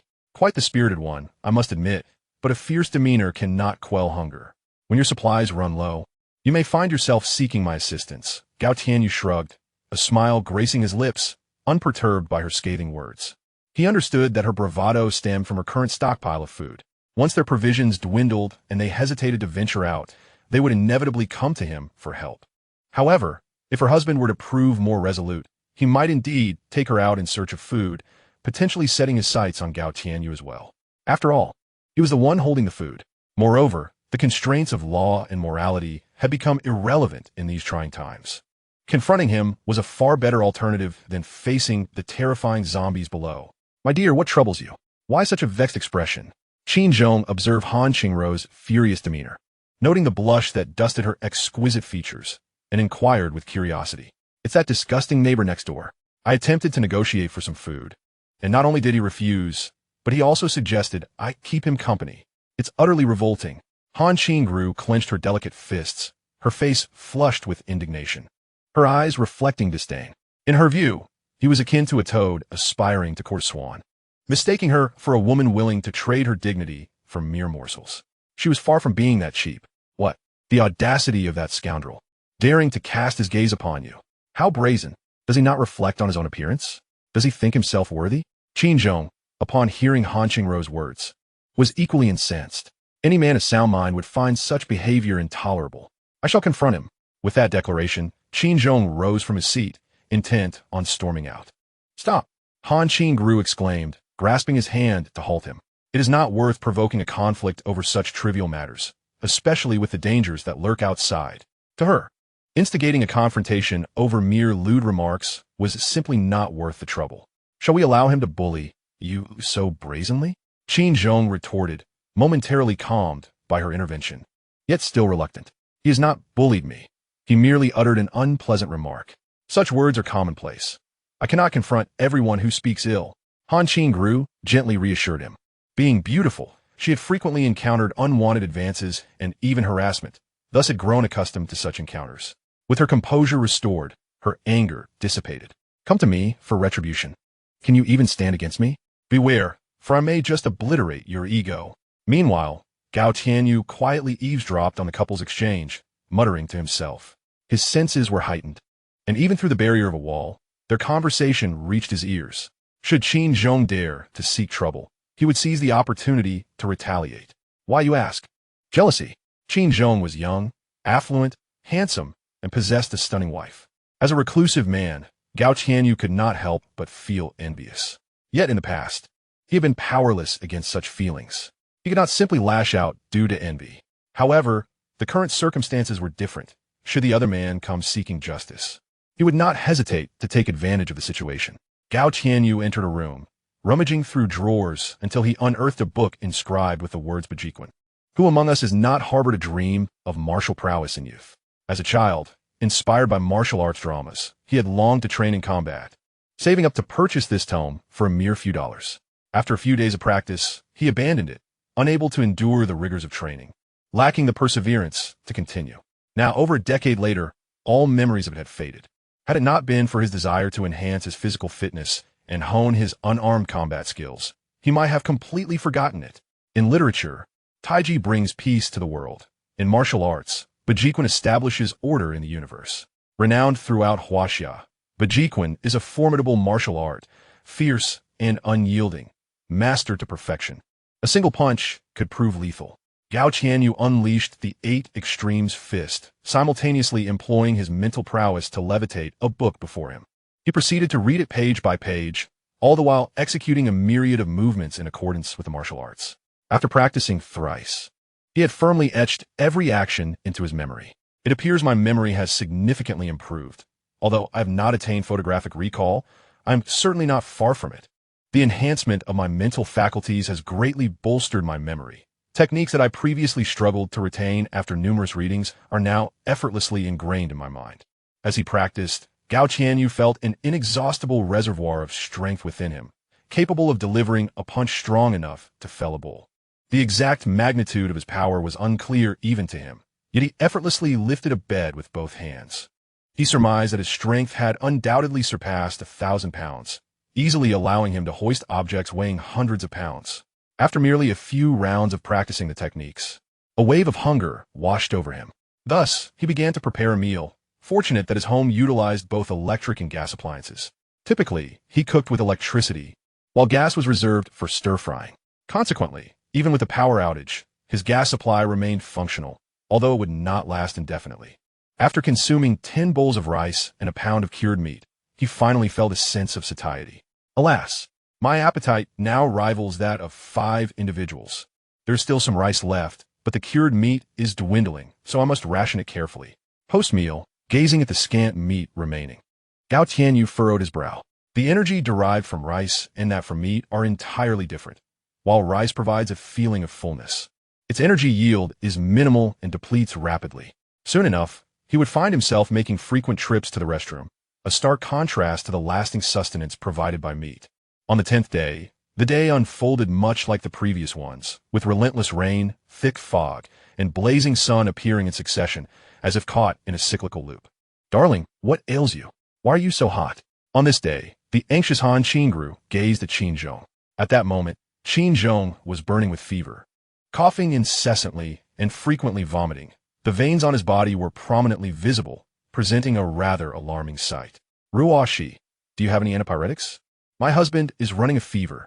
Han Qingru hastily texted Lin Ruo Shi, her concern evident. What?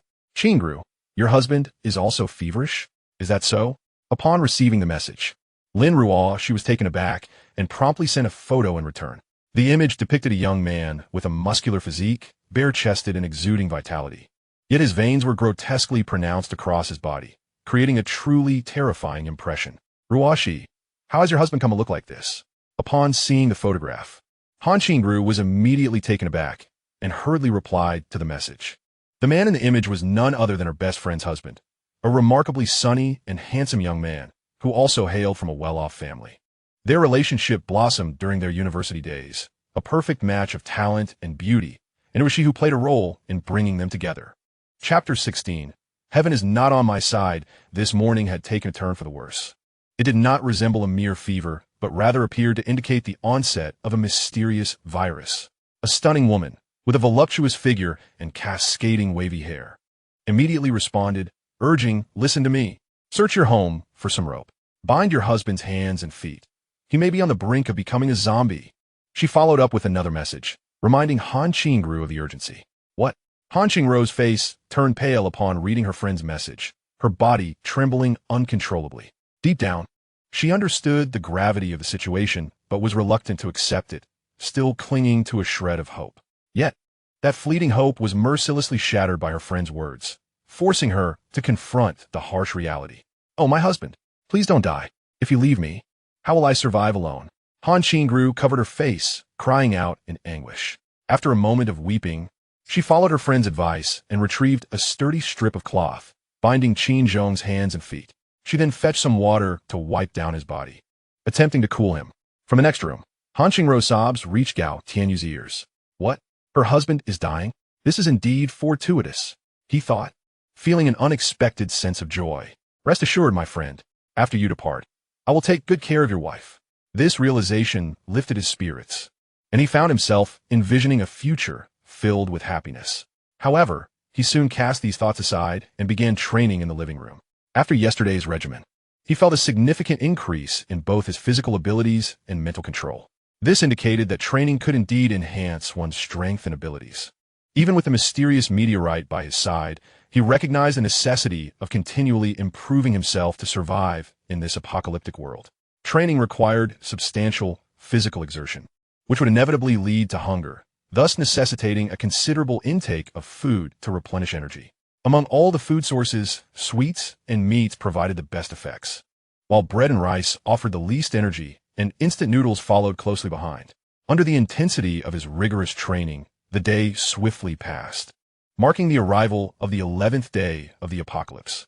The neighbor, Qin Zhong, seemed to intuitively grasp the thoughts swirling within Gao Tianyu's mind.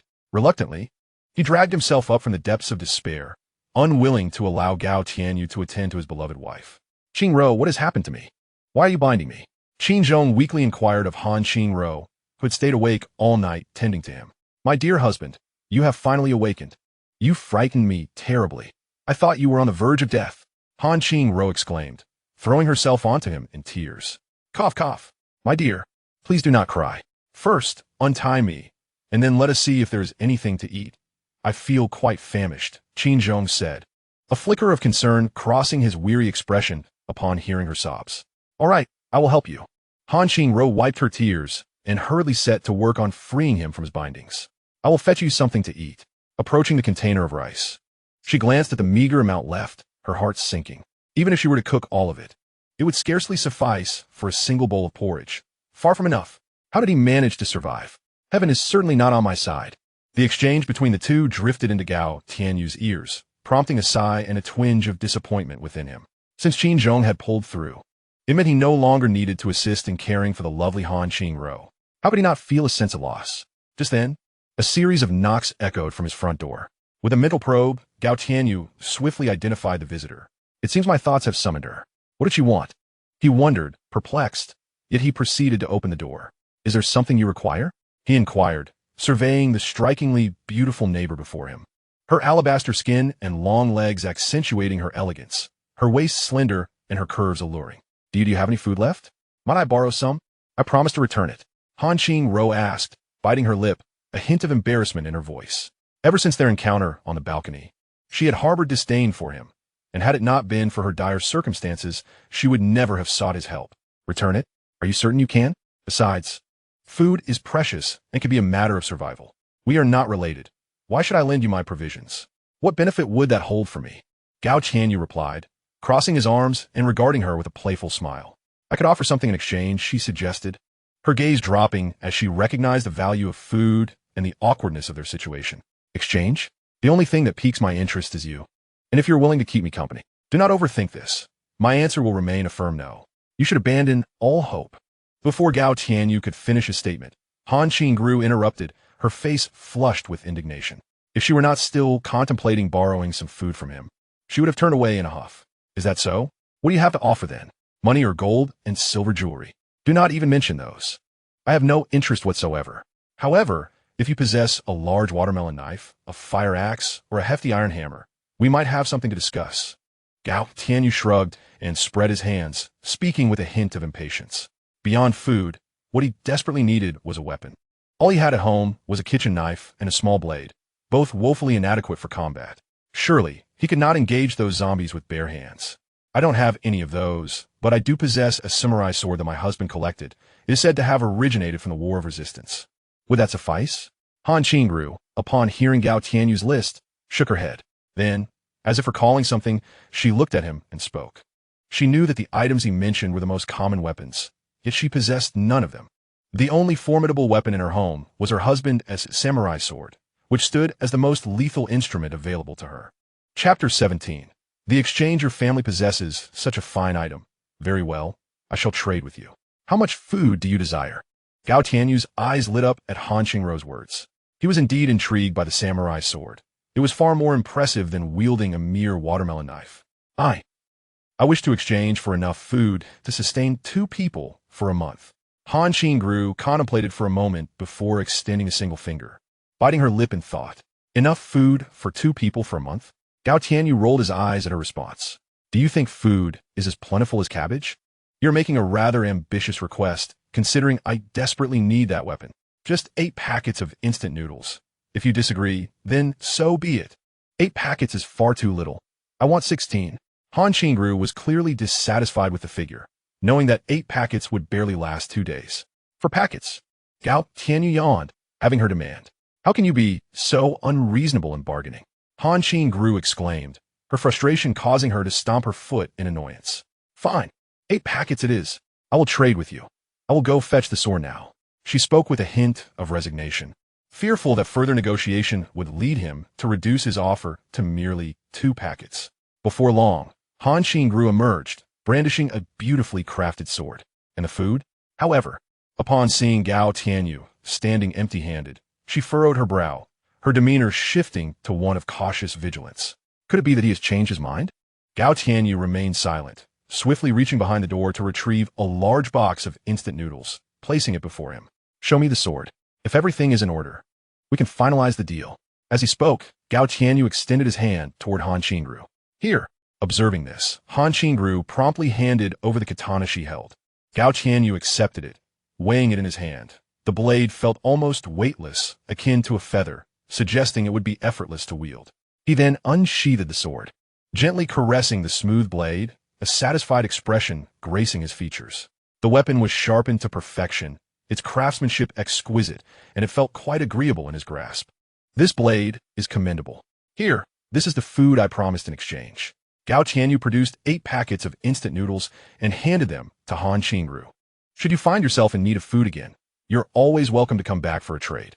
I would be willing to offer 4 packets in return. After the transaction was completed, Gao Tianyu spoke earnestly to Han Qing-ru. Go to hell. I would accept such shameless terms. Han Qing-ru's face flushed with anger upon hearing Gao Tianyu's words. She furiously retorted and turned to re-enter her home, slamming the door behind her. That damn disgusting man, lecherous scoundrel, taking advantage of others. Even once inside, Han Qing-ru continued to fume. Gao Tianyu, listening, felt a sense of incredulity. She still had food, hence her defiance. Just wait a couple of days until you've consumed all your provisions, and then let us see how you plead with me, he thought. He then began practicing his swordsmanship in the living room, familiarizing himself with the weapon. Meanwhile, Han Qingru, upon returning to her room, immediately set a pot of water to boil, retrieving 2 packets of instant noodles to prepare. Once the noodles were cooked, she swiftly served them to Qinzhong, feeding him bite after bite. Before long, the 2 packets had vanished into his stomach. I still feel quite hungry. Is there more? Qinzhong inquired after finishing, his belly still yearning for sustenance despite the brief relief. Yes. I'll prepare some more right away. Although surprised by Qinzhong's request, Han Qingru nodded and went to prepare another 2 packets of noodles, which she then brought to him. After consuming yet another 2 packets, Qinzhong finally regained some strength. Though the hunger pangs still lingered, he refrained from asking for more. In her own household, she was well aware of the food situation. If she continued to indulge, she would surely consume everything. Darling, how do you feel? Are you still hungry? Would you like me to prepare a couple more packages for you? Han Qingru inquired with concern as she noticed Qinzhong had set down his chopsticks. Not for now. Let's leave it at this. Have you eaten? If not, you should go have something. You don't look well, Qinzhong replied, shaking his head, his worry evident. All right, you take a good rest. I'll go grab something to eat now. Han Qingru nodded slightly and then went to devour the bowl of congee she had just prepared, reluctant to touch the remaining packages of instant noodles. Ding ding. Just as Han Qingru was settling down, her phone chimed. Upon checking, she found a message from her close friend, Lin Ruoshi. Qingru, my husband has awakened, but he keeps complaining of hunger. I've cooked everything we had, yet still insufficient. Do you have any food left? Really? That's wonderful. My husband has awakened too, exhibiting the same symptoms. After eating a little, I'll let him rest. I have a few packages of instant noodles left. I'll bring them over to you right away. Han Qingru felt genuine joy for her friend and without hesitation retrieved the recently acquired packages of noodles, feeling no reluctance at all. After all, if not for the support from her friend's family, she and her husband might have perished from hunger. One must express gratitude and repay kindness.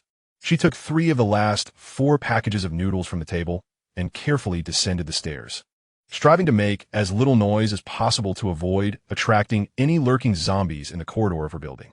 Upon reaching the door of apartment 2903, she gently knocked twice, and soon the security door swung open to reveal Lin Ruoshi, who ushered Han Qingru inside. Lin Ruoshi's figure was striking, reminiscent of a ripe peach, exuding a mature charm. Due to the warm weather, she wore a thin yellow blouse with a wide-open collar, revealing ample pale skin. The charming contours between her ample curves were captivating, smooth, and enticing like peeled white jelly. She paired the blouse with an extremely short skirt, showcasing her long, slender legs that were both fair and exquisitely smooth, drawing attention effortlessly. Ruoshi, why did you come out dressed like this? Aren't you afraid of being seen by others? Han Qingru remarked as she pulled her friend inside, clearly taken aback by Lin Ruoshi's boldness. Her friend had always been carefree and enthusiastic, yet somewhat cunning. Many suitors during their university days had suffered at her hands. Even after marriage, her disposition remains largely unchanged, retaining its former essence. Isn't it just you outside? Who else would notice? Moreover, with such sweltering weather, I'm merely attired casually at home. It's nothing to fret about. Lin Ruoshi secured the anti-theft door and, with a playful smile, nonchalantly remarked, How is your husband faring? I brought 3 packs of instant noodles for you. Exchange with our neighbor next door. You should prepare them for him. Han Qingru chuckled helplessly, retrieving the 3 packets and handing them to Lin Ruoshi. Moi, Qingru, you are simply too kind to me. If I were a man, I would have pledged myself to you long ago. Lin Ruoshi exclaimed excitedly, planting a kiss on Han Qingru before promptly placing all 3 noodle packets into a pot to cook. Once the noodles were ready, she carried them into a room to personally feed her husband, emerging slowly afterward. Ruoshi, the world has become quite chaotic. Living on separate floors isn't very convenient. Perhaps you might consider moving in with us? It would provide some mutual support, Han Qingru suggested upon seeing Lin Ruoshi emerge. The world outside had descended into utter turmoil. Both she and Lin Ruoshi were strikingly beautiful, and such allure would undoubtedly attract unwelcome attention in this apocalyptic era. Without the constraints of law, many would harbor ill intentions towards them, much like the neighbor next door, who would have acted upon his desires had he not held back. Therefore, self-preservation was paramount. More people equated to greater strength. Once her friend, as husband fully recovered, the four of them could venture out together to seek sustenance, undoubtedly enhancing their safety. All right, just a moment, and I will help my husband move upstairs. To be honest, living just the two of us raises some concerns. Having more people around would certainly be safer. Lin Ruashi agreed without a second thought. Strength in numbers would facilitate their survival through adversity. That is splendid. You should start packing your clothes and belongings. I'll move up with you. Han Qingru expressed her delight upon hearing her friend's agreement, speaking softly. Meanwhile, upstairs, Gao Qianyu, after practicing with his katana for a while, felt an insatiable urge to continue. Training alone lacked excitement. He resolved to seek out a couple of zombies, testing his mettle while gathering supplies. After days of rigorous training, Gao Qianyu sensed a significant enhancement in his abilities and decided it was time to gauge his true strength. Facing the undead that he would inevitably encounter, he retrieved the small knife he had used for honing his mental focus from the kitchen, along with a piece of iron wire, and armed himself with a sharp katana before stepping out into the world. He arrived at the threshold of room 3024, sensing the presence of 4 zombies within. Once, this dwelling had been home to a young couple and their son, along with an elderly woman, the mother of the male. However, they had all succumbed to the wretched fate of becoming the undead. Their incessant shuffling next door had become a source of torment for Gao Qianyu, prompting him to take the initiative against these grotesque creatures. He extracted a piece of wire and, wielding his mental prowess, deftly maneuvered it into the keyhole, effortlessly unlocking the security door with a gentle flick. The moment the door creaked open, the 4 zombies, previously aimlessly wandering in the living room, were roused from their stupor, emitting a guttural roar as they lunged toward Gao Qianyu. The first to attack was the young male zombie, once a bespectacled and refined gentleman, now grotesquely transformed with bloodshot eyes and a terrifying visage. With a swift motion, Gao Qianyu brandished his katana, striking the zombie's neck with little resistance, severing its head with ease. He then delivered a powerful kick, sending the headless corpse sprawling backward, crashing into the female zombie and the child zombie. Only the elderly zombie remained, advancing menacingly toward him. In a flash, Gao Qianyu executed another precise strike, dispatching the old creature in a similar manner. Its round head fell to the ground, mouth agape, still attempting to gnaw at Gao Qianyu, a clear indication that it had not yet fully succumbed to death.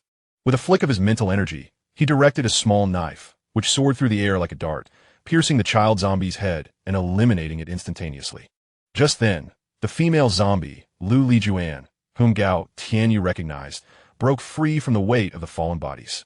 Once a delicate and graceful young woman, she now bore a frightful countenance, her once appealing features twisted into a terrifying mask of horror. With another swift motion, the knife pierced through the back of her skull, obliterating her brain and ending her existence on the spot. Gao Qianyu noted the efficacy of his mental assaults. They were not only rapid but also difficult to counter. If wielded skillfully, they could be utterly lethal. Through this encounter, Gao Qianyu gained a deeper understanding of his own capabilities. These ordinary zombies posed little threat to him, and he dispatched them with remarkable ease, requiring minimal concern. He pondered whether the legends of crystalline cores within the zombie skulls, as depicted in films and novels, held any truth in reality. Gao Qianyu murmured softly to himself, then probed the several heads with his mental force, yet found no trace of any crystal cores, which left him somewhat disheartened. Indeed, it seemed that the tales portrayed in films and novels were mere fabrications. The so-called zombie crystal cores were nothing but a myth. Next, Gao Qianyu resolved to dispose of the corpses, for if he left them unattended on the 30th floor, it would not be long before the stench of decay permeated the entire level. Undoubtedly, he did not wish to slumber amidst such foul odors each night. He surveyed the living room, picked up a piece of clothing to wrap his hand, and opened the window. One by one, he began to hurl the corpses outside. Chapter 19. Gathering supplies after clearing away the bodies, Gao Qianyu meticulously searched the house, collecting anything he deemed useful. He managed to find over 30 pounds of rice, some noodles, a few eggs, and various seasonings, including oil and salt. He also discovered several kitchen knives, which could serve as weapons. However, nothing else caught his interest. Subsequently, Gao Qianyu retrieved a quilt from the family's wardrobe, spread it on the floor, and packed away his findings, then set off towards his own home with a burden on his back. Thud! Thud! At that moment, a series of footsteps echoed from the staircase, followed by the door being pushed open. Gao Tianyu peered ahead and beheld 3 figures appearing in the corridor. Among them was his strikingly beautiful neighbor, Han Qingru, dragging a suitcase along the floor. Beside her stood another stunning woman, slightly less attractive than Han Qingru, but possessing a remarkably voluptuous figure. If judged solely on appearance, Han Qingru would score a 93, while her physique would merit a 91. The other woman, meanwhile, could be rated at 91 for her looks, but would earn a 95 for her figure, which surpassed Han Qingru's. Gao Tianyu had previously seen this alluring woman from a distance, but never anticipated that she resided in the same building and was acquainted with Han Qingru. What a twist of fate. At that moment, the voluptuous woman was struggling to support a robust young man with a sunny demeanor, though he appeared rather unwell, as if he were suffering from some ailment that hindered his ability to walk. What are you staring at? Is there something worth looking at? Han Qingru noticed Gao Tianyu's gaze lingering on her friend, and a flicker of displeasure crossed her face as she coldly huffed. She positioned herself in front of Lin Ruoxi, fully aware that her neighbor was no saint, and knowing that her beautiful friend would undoubtedly attract his attention. What? Is this corridor your property? You are blocking my way, and I can't even take a glance? Gao Tianyu chuckled lightly and replied nonchalantly. You. Upon hearing Gao Tianyu's words, Han Qingru was momentarily taken aback, rendered speechless. You went next door? And you even took their belongings? It was then that Han Qingru noticed the enormous package in Gao Tianyu's hands. Connecting the dots, she was instantly astonished. I did indeed go next door, but I did not steal. Their entire family has turned into zombies, and they can no longer consume these items. Keeping them would only be a waste, so I brought them here, Gao Tianyu explained, waving his hand dismissively. After speaking, he paid no further attention to the group. He produced a metal wire and deftly inserted it into the keyhole of the door across from him. With a flick of his mental prowess, the door was swiftly unlocked. Gao Tianyu stepped inside the house, which despite its modern decor had been uninhabited. After a thorough search, he found nothing edible or useful and reluctantly exited. Meanwhile, Han Qingru returned home with Lin Ruoxi and her husband, Zhao Tianheng. Qingru, who was that just now? You seem to dislike him, Lin Ruoxi inquired, as she helped Zhao Tianheng settle onto a sofa. Being a childhood friend, she understood Han Qingru well. Her demeanor towards strangers was typically aloof, rarely engaging unless provoked, in which case she would express her disdain. He is my neighbor and a lecherous man. You should keep your distance from him. He is no good, Han Qingru replied, her voice laced with indignation as she recounted the encounter. Her impression of Gao Tianyu was overwhelmingly negative, and her tone reflected that disdain. From what you described, your neighbor is indeed despicable, a shameless, lewd individual. It's utterly revolting. Lin Ruoxi nodded in agreement, though internally, her views diverged. She believed that while he may have been somewhat lascivious, he still observed certain boundaries. At least he had not resorted to coercion. In these tumultuous times, with danger lurking everywhere, and the baser instincts of humanity unleashed, it was commendable that he had restrained himself, especially considering how strikingly beautiful her friend was. On the other hand, after transporting his spoils home, Gao Tianyu armed himself with a knife and descended the stairs to scavenge for more resources. Although he had enough food to last for a while, the nutritious meat and eggs were dwindling. Relying solely on rice would not suffice to meet his dietary needs. Thus, he resolved to search for high-energy food to support his training endeavors. He ascended to the 29th floor, where he meticulously sensed his surroundings and discovered that one apartment was still inhabited by living beings, while the other 2 were occupied by zombies, and one was completely vacant, devoid of any presence. Approaching the door of the zombie-infested apartment, he deftly manipulated a wire with his mental prowess, inserting it into the security door, which promptly swung open. As the door creaked ajar, 2 youthful zombies, a male and a female, immediately detected the disturbance and lunged towards him. However, Gao Tianyu was well aware of the situation within and swiftly reacted. His katana cleaved through the air, severing the heads of the 2 approaching zombies in an instant. He then boldly stepped into the room to scavenge for useful supplies. Unfortunately, this household seemed to lack a stockpiling habit, yielding only half a box of egg noodles, some condiments, cooking oil, and a few snacks, nothing of significant value.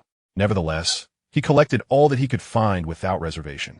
Next, he opened the final apartment occupied by zombies, which harbored 5 of them, 2 elderly, 2 middle-aged, and 1 adolescent.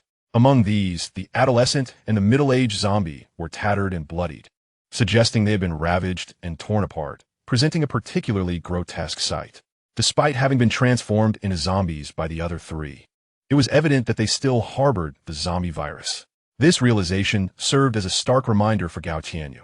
He must exercise caution in future encounters and ensure that he does not sustain any injuries from these creatures, lest he too succumb to the virus. Chapter 20. Embracing the fair lady, Gao Tianyu effortlessly dispatched the 5 zombies and began his search within the residence. This household was well stocked, with dozens of pounds of rice, ample peanut oil, and various seasonings, along with several pounds of dried noodles. He was fortunate enough to find a carton of uneaten eggs and some cured sausages and meats. His haul was commendable. It became apparent that households with elderly residents tended to stockpile provisions, while the younger generation preferred dining out or ordering takeout, resulting in a scarcity of food at their homes.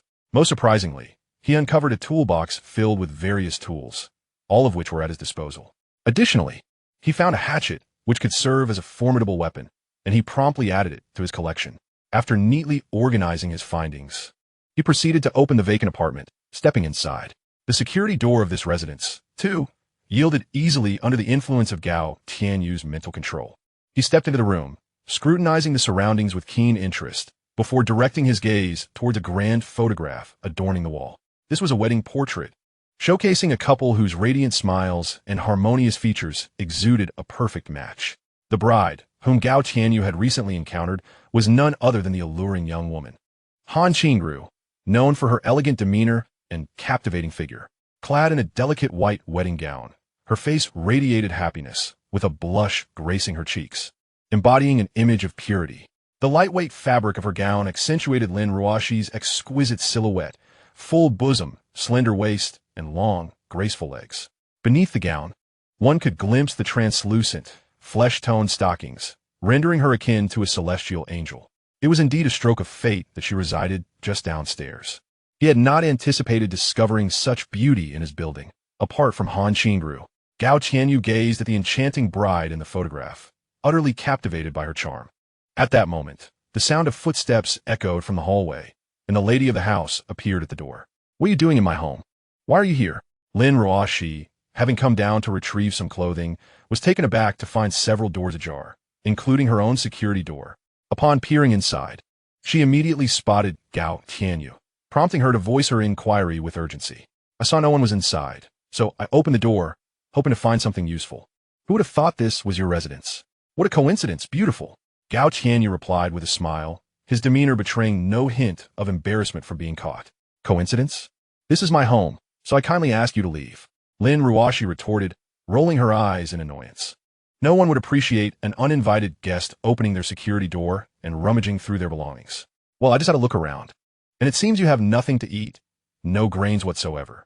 How unfortunate," Gao Tianyu remarked with a hint of schadenfreude, fully aware that Han Qingru's home was devoid of provisions, and their recently acquired luggage bore no food either. The realization that they were running out of supplies brought him a sense of delight. "What does that have to do with you?" Lin Ruoshi's expression darkened as she perceived Gao Tianyu's glee, irritation creeping into her tone.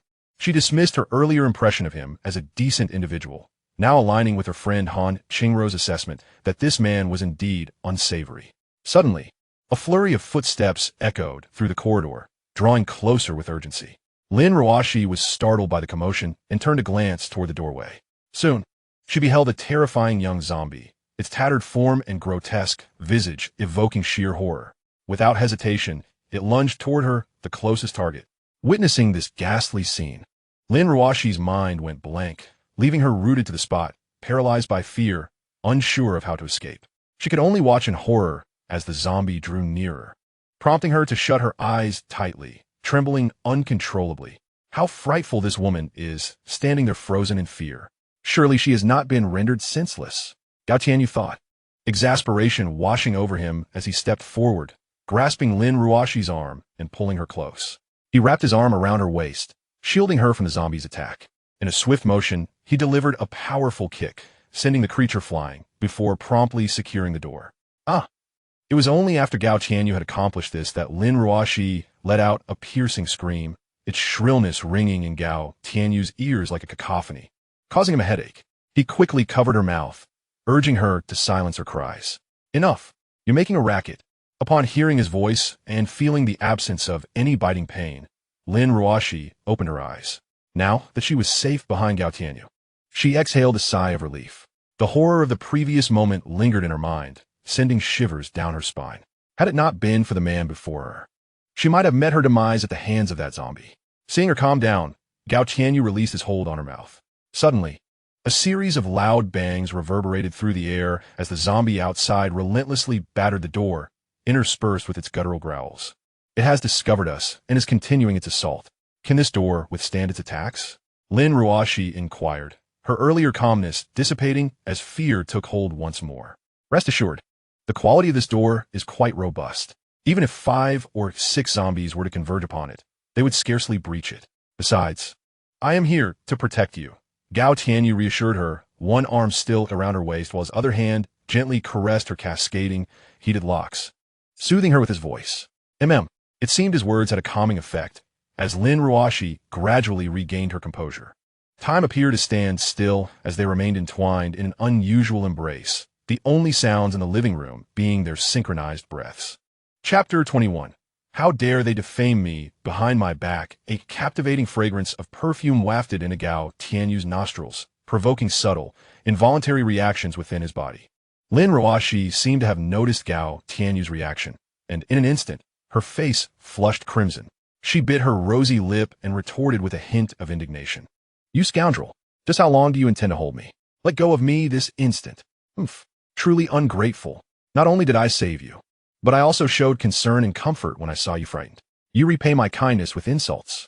Gao Tianyu, upon hearing this, reluctantly released his embrace around Lin Ruoshi, muttering in dissatisfaction. He certainly could not admit to any fault, for that would render him utterly defenseless. He could only preemptively accuse her. You scoundrel! Who asked you to comfort me? You were clearly taking advantage of me. Lin Ruoshi, upon hearing Gao Tianyu's words, was instantly infuriated. She pointed a finger at him, her voice laced with barely contained rage. The audacity with which he accused her of taking advantage was beyond her comprehension, inciting her ire even further. Oh, if you believe that, then let us say I was indeed taking advantage of you. What, do you wish to strike me? Gao Tianyu, unfazed by her anger, crossed his arms and slightly raised his chin, casting a condescending gaze upon Lin Ruoshi, a subtle smirk gracing his lips. You, Lin Ruoshi, confronted with his mocking expression and brazen words, was left speechless, her face flushed in anger. She had never encountered such an unabashed and arrogant man in her life. She swore that if she could overpower Gao Tianyu, she would gladly shatter that arrogant face with her fists. Enough of your bluster. You should contemplate how to escape. The zombies are right outside. How do you plan to leave? Gao Tianyu disregarded her furious demeanor and simply took a seat on the sofa, observing Lin Ruoshi with a detached calmness. A single zombie posed no challenge for him. He could dispatch it effortlessly. Yet, Gao Tianyu deliberately chose not to kill it, instead kicking it out of the house to confine Lin Ruoshi within, creating an opportunity for them to interact. Lin Ruoshi, taken aback by Gao Tianyu's words, quickly regained her composure. Although she was currently safe, the zombie still lingered outside the door. With it blocking the way, how could she possibly leave? Aren't you quite formidable? There's merely one zombie outside. Can't you deal with it? Lin Ruoshi took a deep breath, forcing herself to calm down and address Gao Tianyu. This man had managed to clear the zombies from the neighboring houses, so he should possess considerable strength. Surely, he could handle just one zombie. The zombie outside is rather unusual. Its speed surpasses that of ordinary zombies, and it exhibits a fiercer demeanor. Had I not been adequately prepared, I might not have been able to fend it off. Gao Tianyu waved his hand dismissively, exaggerating the capabilities of the seemingly mundane zombie outside, emphasizing the peril it posed and suggesting that it was a formidable adversary he might struggle to defeat. After making his point, he opened the package he had brought and proceeded to the stove in Lin Ruoshi's home. Upon discovering that she was also using gas, he nodded slightly in acknowledgement. He retrieved a pot from Lin Ruoshi's kitchen and took out some rice from his bag, rinsing it thoroughly. Having just engaged in physical activity for an extended period, he felt a pang of hunger and resolved to cook some rice before resuming his endeavors. What are you doing? Who gave you permission to cook in my house? Lin Ruoshi exclaimed, feeling a surge of irritation as she observed Gao Tianyu treating her home as if it were his own, ignoring her protests. He continued to wash the rice, adding a few sausages to the pot before igniting the stove to begin cooking. He then cleaned the pot again, procured some cooking oil, and proceeded to fry an egg while also sautéing some bacon. Suddenly, a phone rang from Lin Ruashi's pocket. She pulled it out to discover it was a call from Han Qingru and promptly answered. Ruashi, have you finished packing? Why are you taking so long? Do you need me to come down and help you? Han Qingru's concerned voice resonated in Lin Ruashi's ear as soon as the call connected. No, Qingru, you mustn't come down. There's a zombie outside my house, and it would be dangerous for you, Lin Ruashi quickly interjected, alarmed by the thought of her friend descending into peril. Both she and Han Qingru were helpless women, and having her come down would only serve to deliver her as prey to the zombie. What? There's a zombie outside your door? Aren't you in great danger? What should we do? Han Qingru's voice brimmed with anxiety upon hearing Lin Ruashi's revelation. Rest assured, the zombie is blocked outside, and I am quite safe for the moment. Moreover, my neighbor next door is here as well. Once he has dealt with the zombie, I will come up. You need not worry, just stay put. Lin Ruashi cast a glance at Gao Tianyu and urged Han Qingru, unwilling to put her dear friend in jeopardy due to her own circumstances. What? That rogue is there with you? He hasn't harmed you, has he? Han Qingru's concern intensified upon hearing Lin Ruashi's words. To her, Gao Tianyu was nothing more than a scoundrel and a lecher, not a man of good character. With her friend being so beautiful, how could she not worry about her safety in his company? Though Lin Ruashi did not activate the speakerphone, her words were nonetheless caught by the keen ears of Gao Tianyu, causing his lips to twitch in silent exasperation. Was he truly so despised? Being labeled a rogue was a blatant affront to his character, igniting within him a surge of indignation. How dare this girl slander me from behind? One day, I shall exact vengeance in a most fitting manner. Though Gao Tianyu's expression remained composed, his thoughts were laced with malice. Rest assured, it is nothing grave. We are simply unable to leave for the moment. Once that zombie departs, I will ascend. Do not worry. Lin Ruoxi softly reassured Han Qingru, soothing her emotions and calming her impulsive spirit. Chapter 22. I can introduce you to my best friend before long. The rice in the pot was cooked to perfection. Gao Tianyu, unceremoniously, retrieved a set of chopsticks from the kitchen and began to eat in the dining area, showing no inclination to invite Lin Ruashi to join him. The enticing aroma of fried eggs and stir-fried cured meat wafted into Lin Ruashi's nostrils, prompting her stomach to emit a low growl. Having not eaten the entire day, the 3 packets of instant noodles that Han Qingru had brought were now consumed by her husband, leaving her ravenous. The delightful scent of the meal made her swallow hard. How infuriating! How could this insufferable man act in such a manner, eating alone without even inquiring if she would join him? In a fit of anger, Lin Ruashi stomped her foot. He had just taken advantage of her, yet now, at mealtime, he turned his back on her. Truly despicable. Moreover, Gao Tianyu ate with remarkable speed, swiftly finishing one bowl, then another, and another, watching the diminishing rice and vegetables, and noting that he still made no effort to invite her to partake. Lin Ruashi grew anxious. Earlier, when the food was out of sight and merely a tantalizing scent, she had been able to endure her hunger. But now, with the food in plain view and someone devouring it heartily, her resolve shattered. This is my home. The pot he used, the gas, and the bowls are all mine. I have a share in this food. He cannot eat alone. Lin Ruashi reasoned with herself, and promptly made her way to the kitchen, retrieving a set of chopsticks. In a state of surprise, Gao Tianyu watched as she scooped rice from the pot and seated herself across from him, reaching for the dishes. Hey, what do you think you're doing? That's mine. If you wish to eat, go gather your own supplies. Gao Tianyu exclaimed, blocking her descending chopsticks with a hint of irritation. Though he was tempted by her presence, he had no intention of providing sustenance for another man's wife without any connection between them. This is my home. The chair and table upon which you sit belong to me, as does the pot in which you cook and the gas stove you use. Even the chopsticks and bowl you employ are mine. What is wrong with me taking a morsel of your food? Lin Ruashi gazed defiantly at Gao Tianyu, pushing his hand aside before deftly picking up a piece of egg and placing it between her crimson lips. Gao Tianyu fell silent, recognizing the validity of Lin Ruashi's arguments. He was, after all, in her home, utilizing her possessions. It was hardly unreasonable for him to partake in her food. With this thought, he ceased to hinder her and instead devoured his meal with fervor. On the other hand, though Lin Ruashi was quite famished, she maintained her composure while eating, merely increasing her pace slightly. Consequently, her speed could hardly keep up with Gao Tianyu's voracious appetite. In no time, most of the dishes and the rice in the pot had disappeared into his stomach, while Lin Ruashi had only just finished a single bowl of rice. Are you a starving ghost reincarnated, eating so rapidly?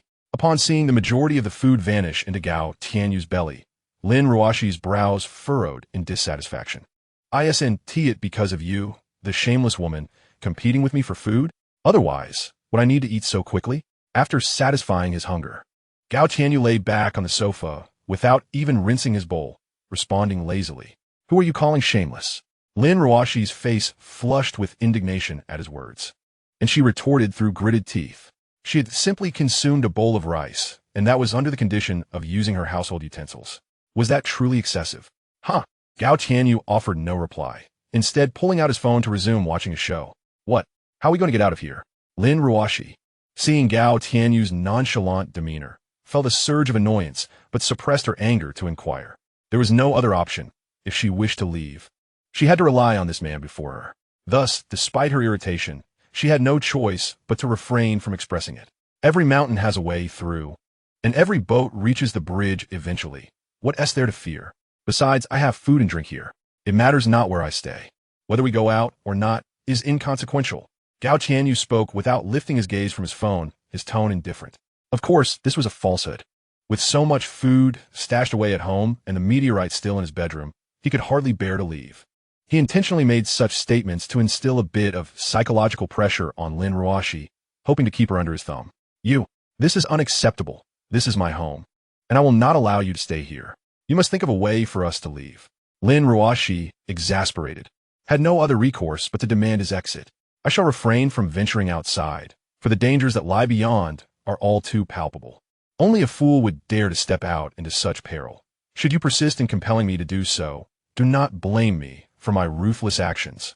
How could Gao Tianyu possibly be threatened? He disregarded Lin Ruashi's words and countered with a threat of his own. Do you dare? Do you think I'm an easy target? He declared. I have trained in Taekwondo, and should the need arise, I shall unleash my prowess upon you. Lin Ruashi, taken aback by his words, stumbled back a couple of steps, yet her spirit remained unyielding. She raised her fist defiantly, unwilling to back down.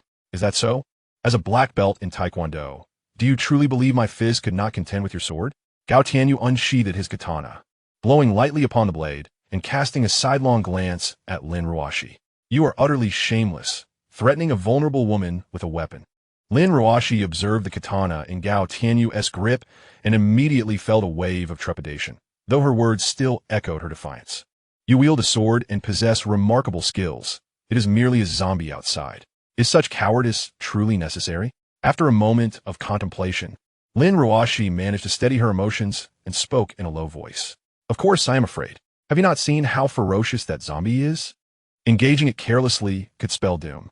I am not yet married, nor have I savored the pleasures of life. How can I embark on such a perilous endeavor? Gao Tianyu replied gravely. I have several beautiful friends who are also unmarried. If you can deal with the zombie outside, I could introduce them to you.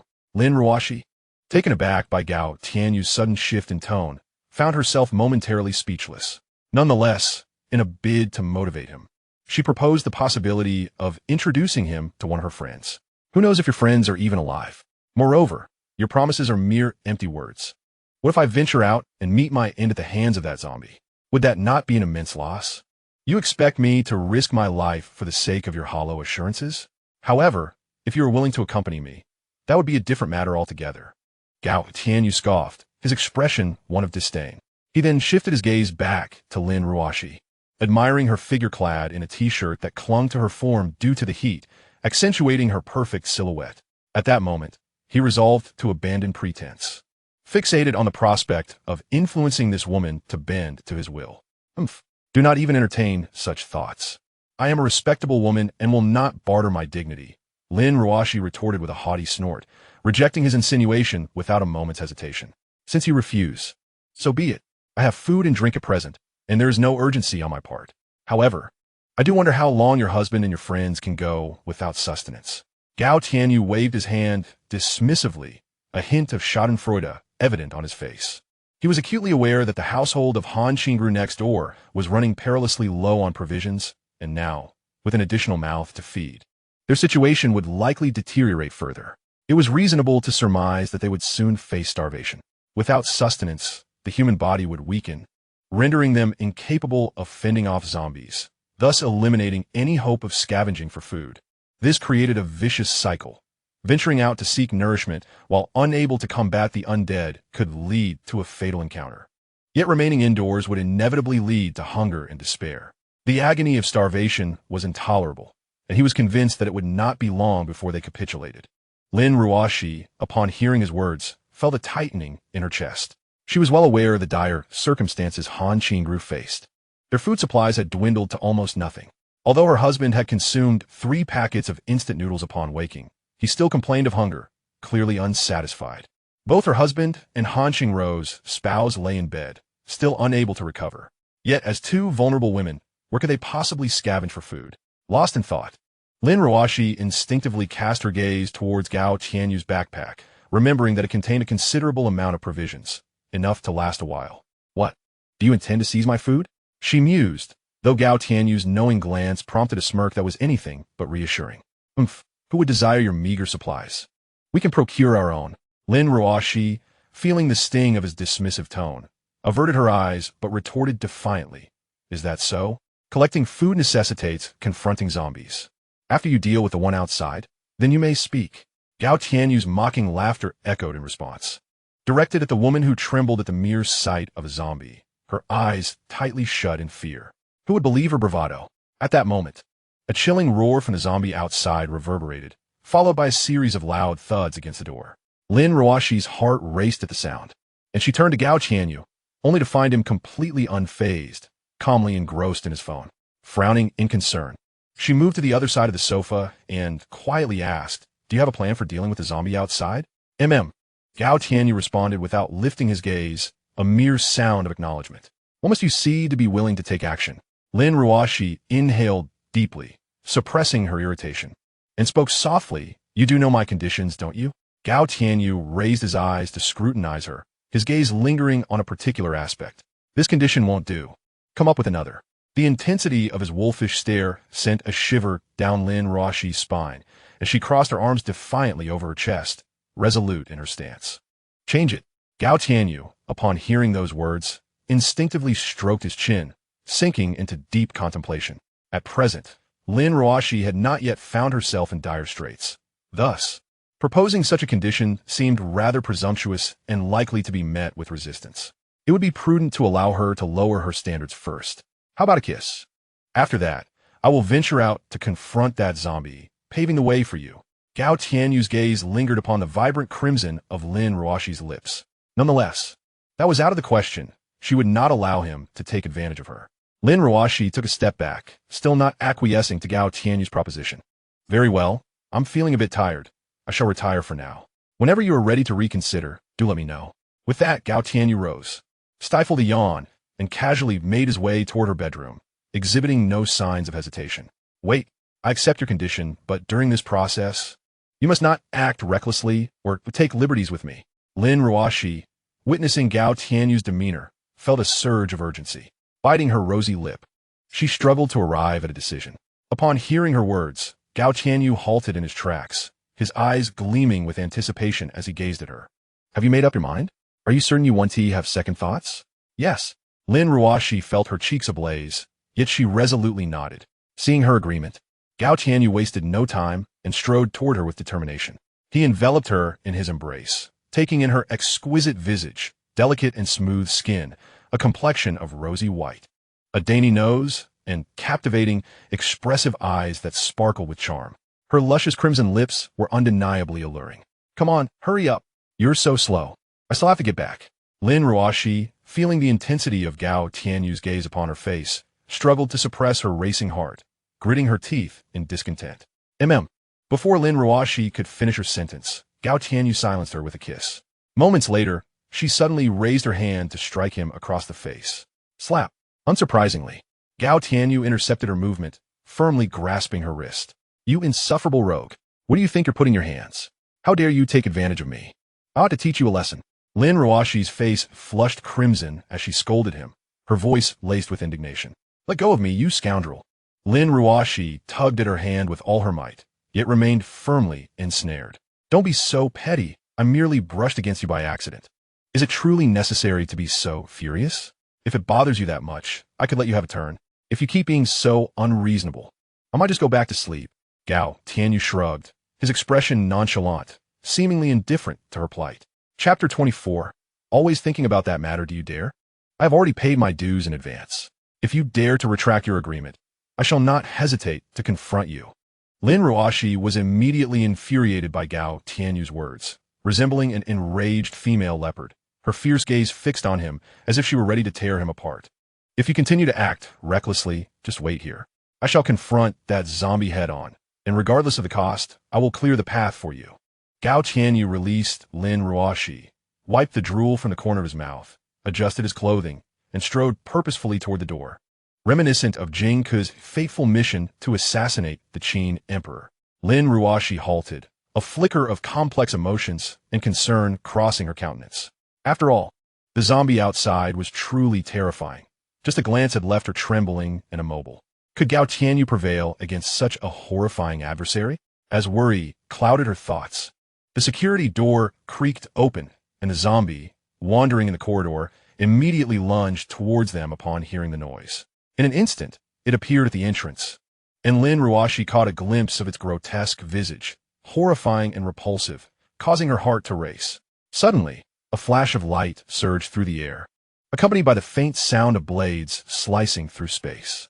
The charging zombie was severed in two, its body and head propelled forward due to its momentum, rolling a short distance before coming to a halt. Lin Ruoshi couldn't help but scream as she saw the head roll nearby. However, she was swiftly silenced by Gao Tianyu's hand over her mouth. Do you want to attract every zombie in the building with your screaming? Keep your voice down, Gao Tianyu remarked, slightly exasperated. Women could be troublesome. If it weren't for her modest beauty, he would have likely left by now. Lin Ruoshi nodded vigorously, suppressing her voice. Did you not say that this zombie was perilous? Why was it so easily dispatched? She inquired, furrowing her brow as she attempted to calm her racing heart. She felt deceived. Gao Tianyu had spoken of the zombie's formidable strength, suggesting that while he could handle it, it would require considerable effort, and danger was imminent. Yet, witnessing the ease with which he dispatched the creature was disconcerting. Because I was well prepared. This zombie is riddled with a virus. A scratch could lead to infection and transformation into a zombie. Is that not dangerous?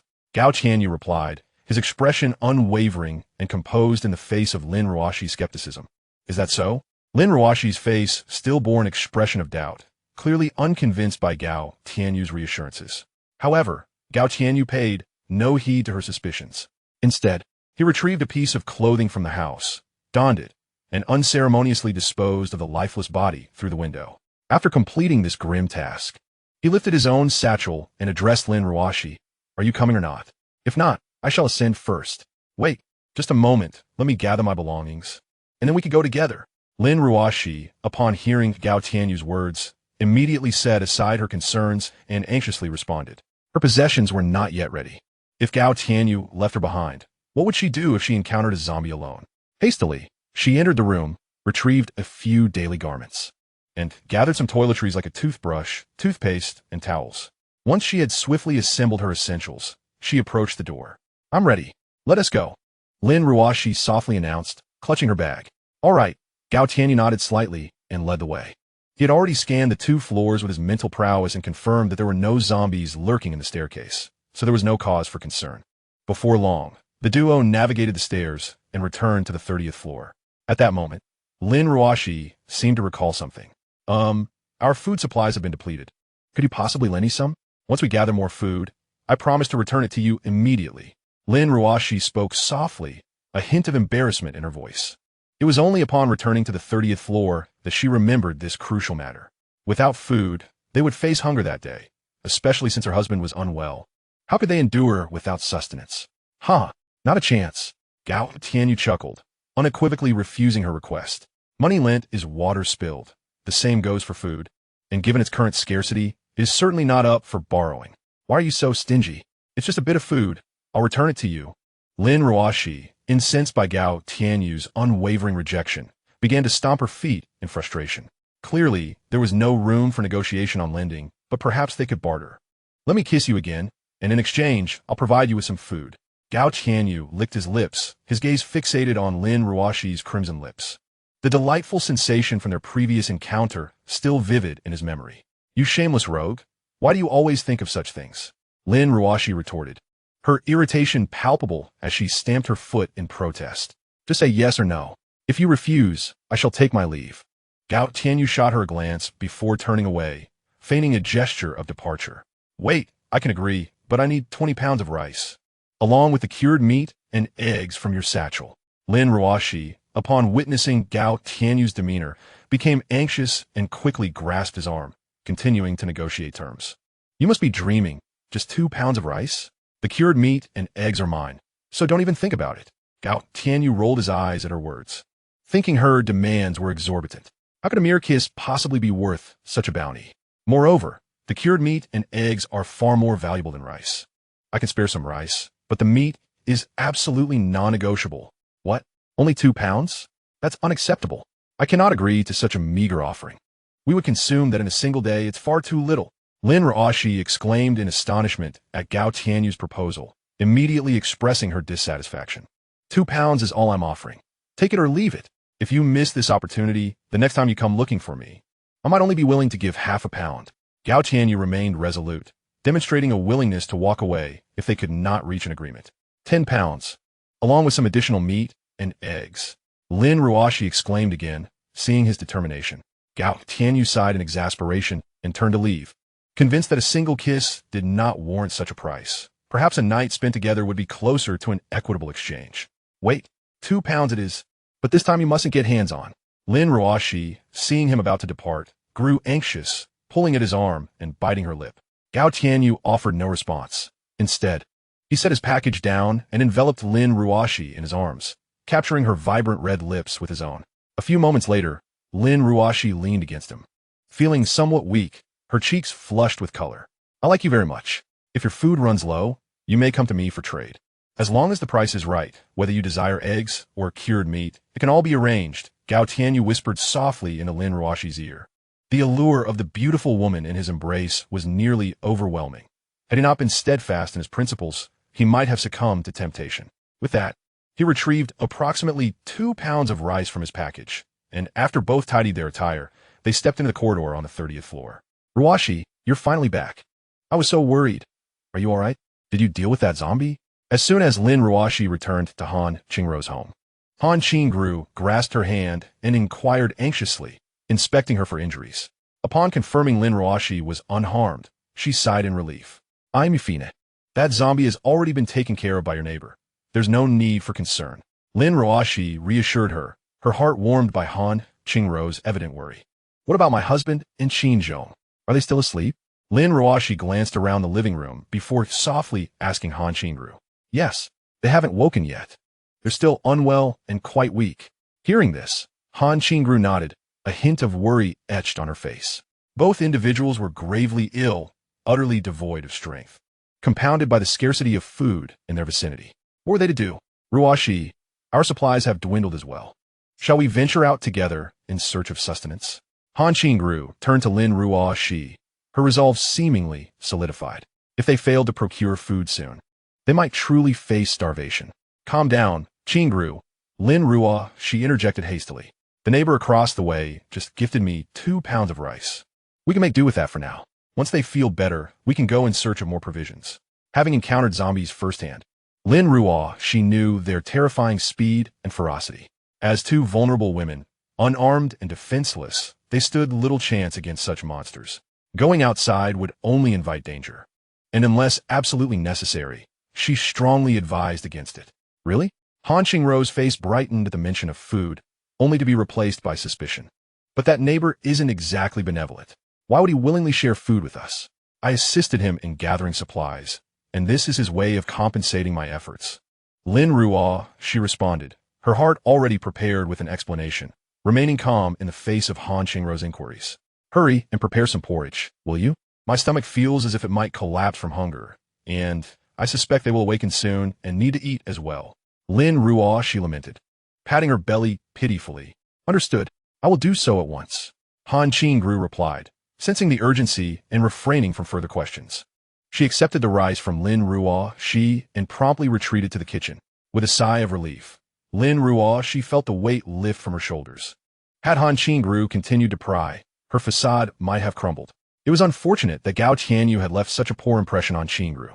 Even a simple gift of rice was met with skepticism.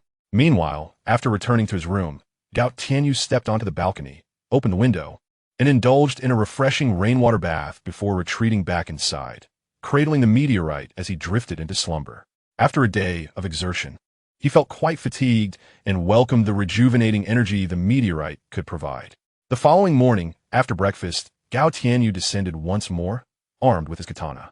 He intended to seize the opportunity to gather more supplies, particularly meat, eggs, and sweets, high-energy provisions that he desperately needed. This time, he made his way to the 28th floor, where only 2 households were occupied. One had succumbed to the undead, and upon careful inspection, Gao Tianyu discerned that there was but a single zombie within. As he opened the security door of the house, a female zombie lunged at him immediately. With a swift motion of his katana, he severed her head in one clean strike. After disposing of the body, he began to search the house. The owner of the residence was a solitary urban beauty. Gao Tianyu found little food within, only some remnants of instant noodles and a few snacks, which were scant in quantity. He then ascended to the 27th floor, where out of 4 households, 3 had succumbed to zombification. In the remaining household, a zombie was trapped inside a locked room, indicating that there were still living individuals present. Noting this, Gao Tianyu chose to disregard the situation. His purpose in slaying zombies was to gather supplies, not to rescue anyone, and he had little interest in meddling in others' affairs. Despite the abundance of zombies on the 27th floor, they posed little threat to him, and he soon cleared them out with ease. However, the supplies obtained were still meager, primarily consisting of rice, with no meats or eggs in sight, likely consumed long ago by the previous inhabitants. Gao Tianyu continued to methodically eliminate zombies floor by floor, collecting supplies as he went. Once he amassed a sufficient amount, he transported them back upstairs. After completing his rounds, he descended again. While these zombies were indeed troublesome for ordinary people, for him, they were no challenge. A single strike was all it took to decapitate them. Furthermore, with his psychic abilities, he was unperturbed by their attempts to swarm him, as he could clearly sense their positions and respond accordingly.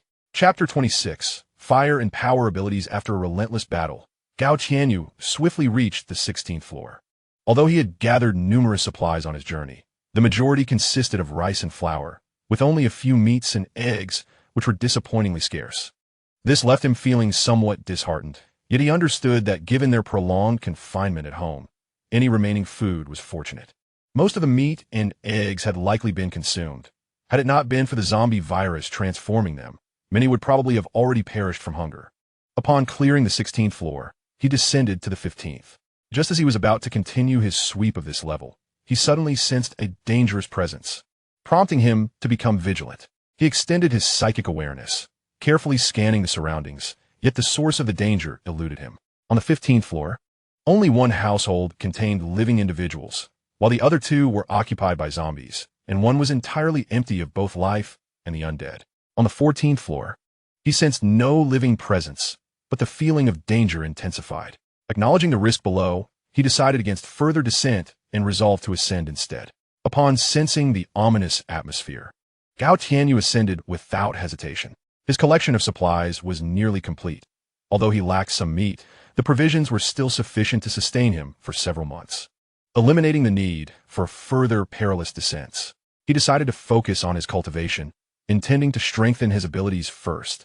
Soon, Gao Tianyu returned to his abode, depositing the gathered items in a room, then indulging in a meal. After dining, he engaged in some exercise before retreating to his room, embracing slumber with a meteorite in his arms. Meanwhile, at Han Qingrou's residence, Qin Zhong and Zhao Tianheng, having enjoyed a day of rest, appeared considerably rejuvenated and no longer bore the pallor of illness from the previous day. To their astonishment, they discovered that they had seemingly awakened special abilities. Qin Zhong manifested a fire-related power, conjuring a fireball that scorched a significant portion of the wall upon impact. Zhao Tianheng, on the other hand, exhibited a strength-based ability. With a firm grip, he crushed a cup effortlessly, his strength having multiplied several times over. He estimated that his current power exceeded 1,000 pounds, a truly formidable force. When they shared the news of their awakened abilities with Han Qingru and Lin Ruoxi, the latter's eyes widened in disbelief. "Dear, have you truly awakened your powers?" Lin Ruoxi gasped, covering her mouth in astonishment. "Is there any doubt? Just watch." Zhao Tianheng replied with a faint smile, his heart racing with excitement as he effortlessly lifted a table above his head with one hand. The two women stood in stunned silence. The table weighed several dozen pounds, and even a normal person would struggle to lift it with both hands, let alone single-handedly to such heights. Qin Zhong also demonstrated his ability, conjuring a sphere of flame that hovered in his palm. With a swift motion, he directed the fire towards a vase. Bang! The vase shattered upon contact, fragments cascading to the ground, igniting into flames as they turned red. What do you think? My fire ability is quite impressive, isn't it? Qin Zhong exclaimed, brimming with excitement at having awakened a legendary power, a truly remarkable stroke of fortune.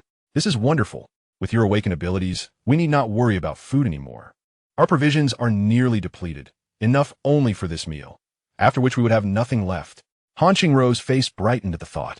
If the two men had not recovered, they would have been left to the mercy of the two weaker women to forage for sustenance. Thankfully, both had fully recovered and awakened their powers, granting them an initial means of self-defense. On the other hand, Lin Ruoxi was equally elated, as her husband had awakened a power-type ability, significantly enhancing his strength. He should now be able to confront the zombies lurking outside. There would be no need for her to borrow provisions from that individual anymore. If she were to approach him again, she feared she might be utterly consumed. My dear wife, you have endured so much. Without you, I doubt I could have persevered, he reassured her gently. Rest assured, I shall take charge of our food-seeking endeavors. After we finish our meal, Tianheng and I will venture out to gather supplies. Upon hearing Han Qingruo's words, Qin Zhong's eyes softened with tenderness as he comforted her softly. Indeed, Sister Qingru, you need not worry. I will accompany Qin Zhong when we descend. We will surely procure some supplies. Zhao Tianheng, upon hearing Qin Zhong's declaration, patted his chest in assurance. After awakening his powers, he felt an inexhaustible surge of energy coursing through him, instilling a profound confidence in his abilities. He believed he could effortlessly crush a zombie's head with a single blow, despite the substantial walls separating them. Their conversation reached Gao Tianyu's ears. Damn it! How could these two have recovered just now and awakened their abilities? Gao Tianyu's expression darkened as he listened to their exchange.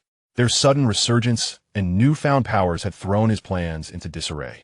He had manipulated Lin Ruoxi with food, lowering her defenses, and it seemed that it wouldn't be long before he could ensnare her. Once he captured Lin Ruoxi, Han Qingru would likely be unable to escape his grasp as well. He had already begun to undermine their foundation and was on the verge of breaking through when he realized their master had returned. This complicating factor made matters quite troublesome.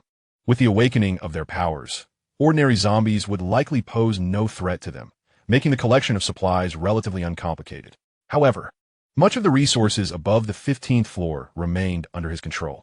If they sought food, they had only two options. The first was to forcibly seize it from survivors like himself, and the second was to continue searching for provisions on floors below the 15th. Should they choose the first option, they would undoubtedly perish at his hands, for their awakening had come much later than his, and they would not be his match. After eliminating them, Lin Ruoxi and Han Qingru would be unable to escape his clutches. However, this presented a dilemma. They would become a ticking time bomb, and once the game was over, they must be eliminated to prevent future troubles. Chapter 27. Husband, please be cautious. If they opted for the second choice, they would face the perilous Zhao Hedaji below. This individual had already transformed into a monstrous entity, and judging by the lingering aura he left behind, his strength was formidable. Even he could not guarantee victory over such a foe, making it a fitting opportunity for them to test their mettle against the creature below. Of course, they had a third option, to vacate the building entirely. Yet this was no simple task either, as they would need to traverse the 12th floor. No one could assure that the monstrous entity would refrain from attacking them. This is the predicament faced by the residents on the 12th floor and above in their building. An otherworldly entity resides on the 12th floor, treating the inhabitants of this structure as mere prey.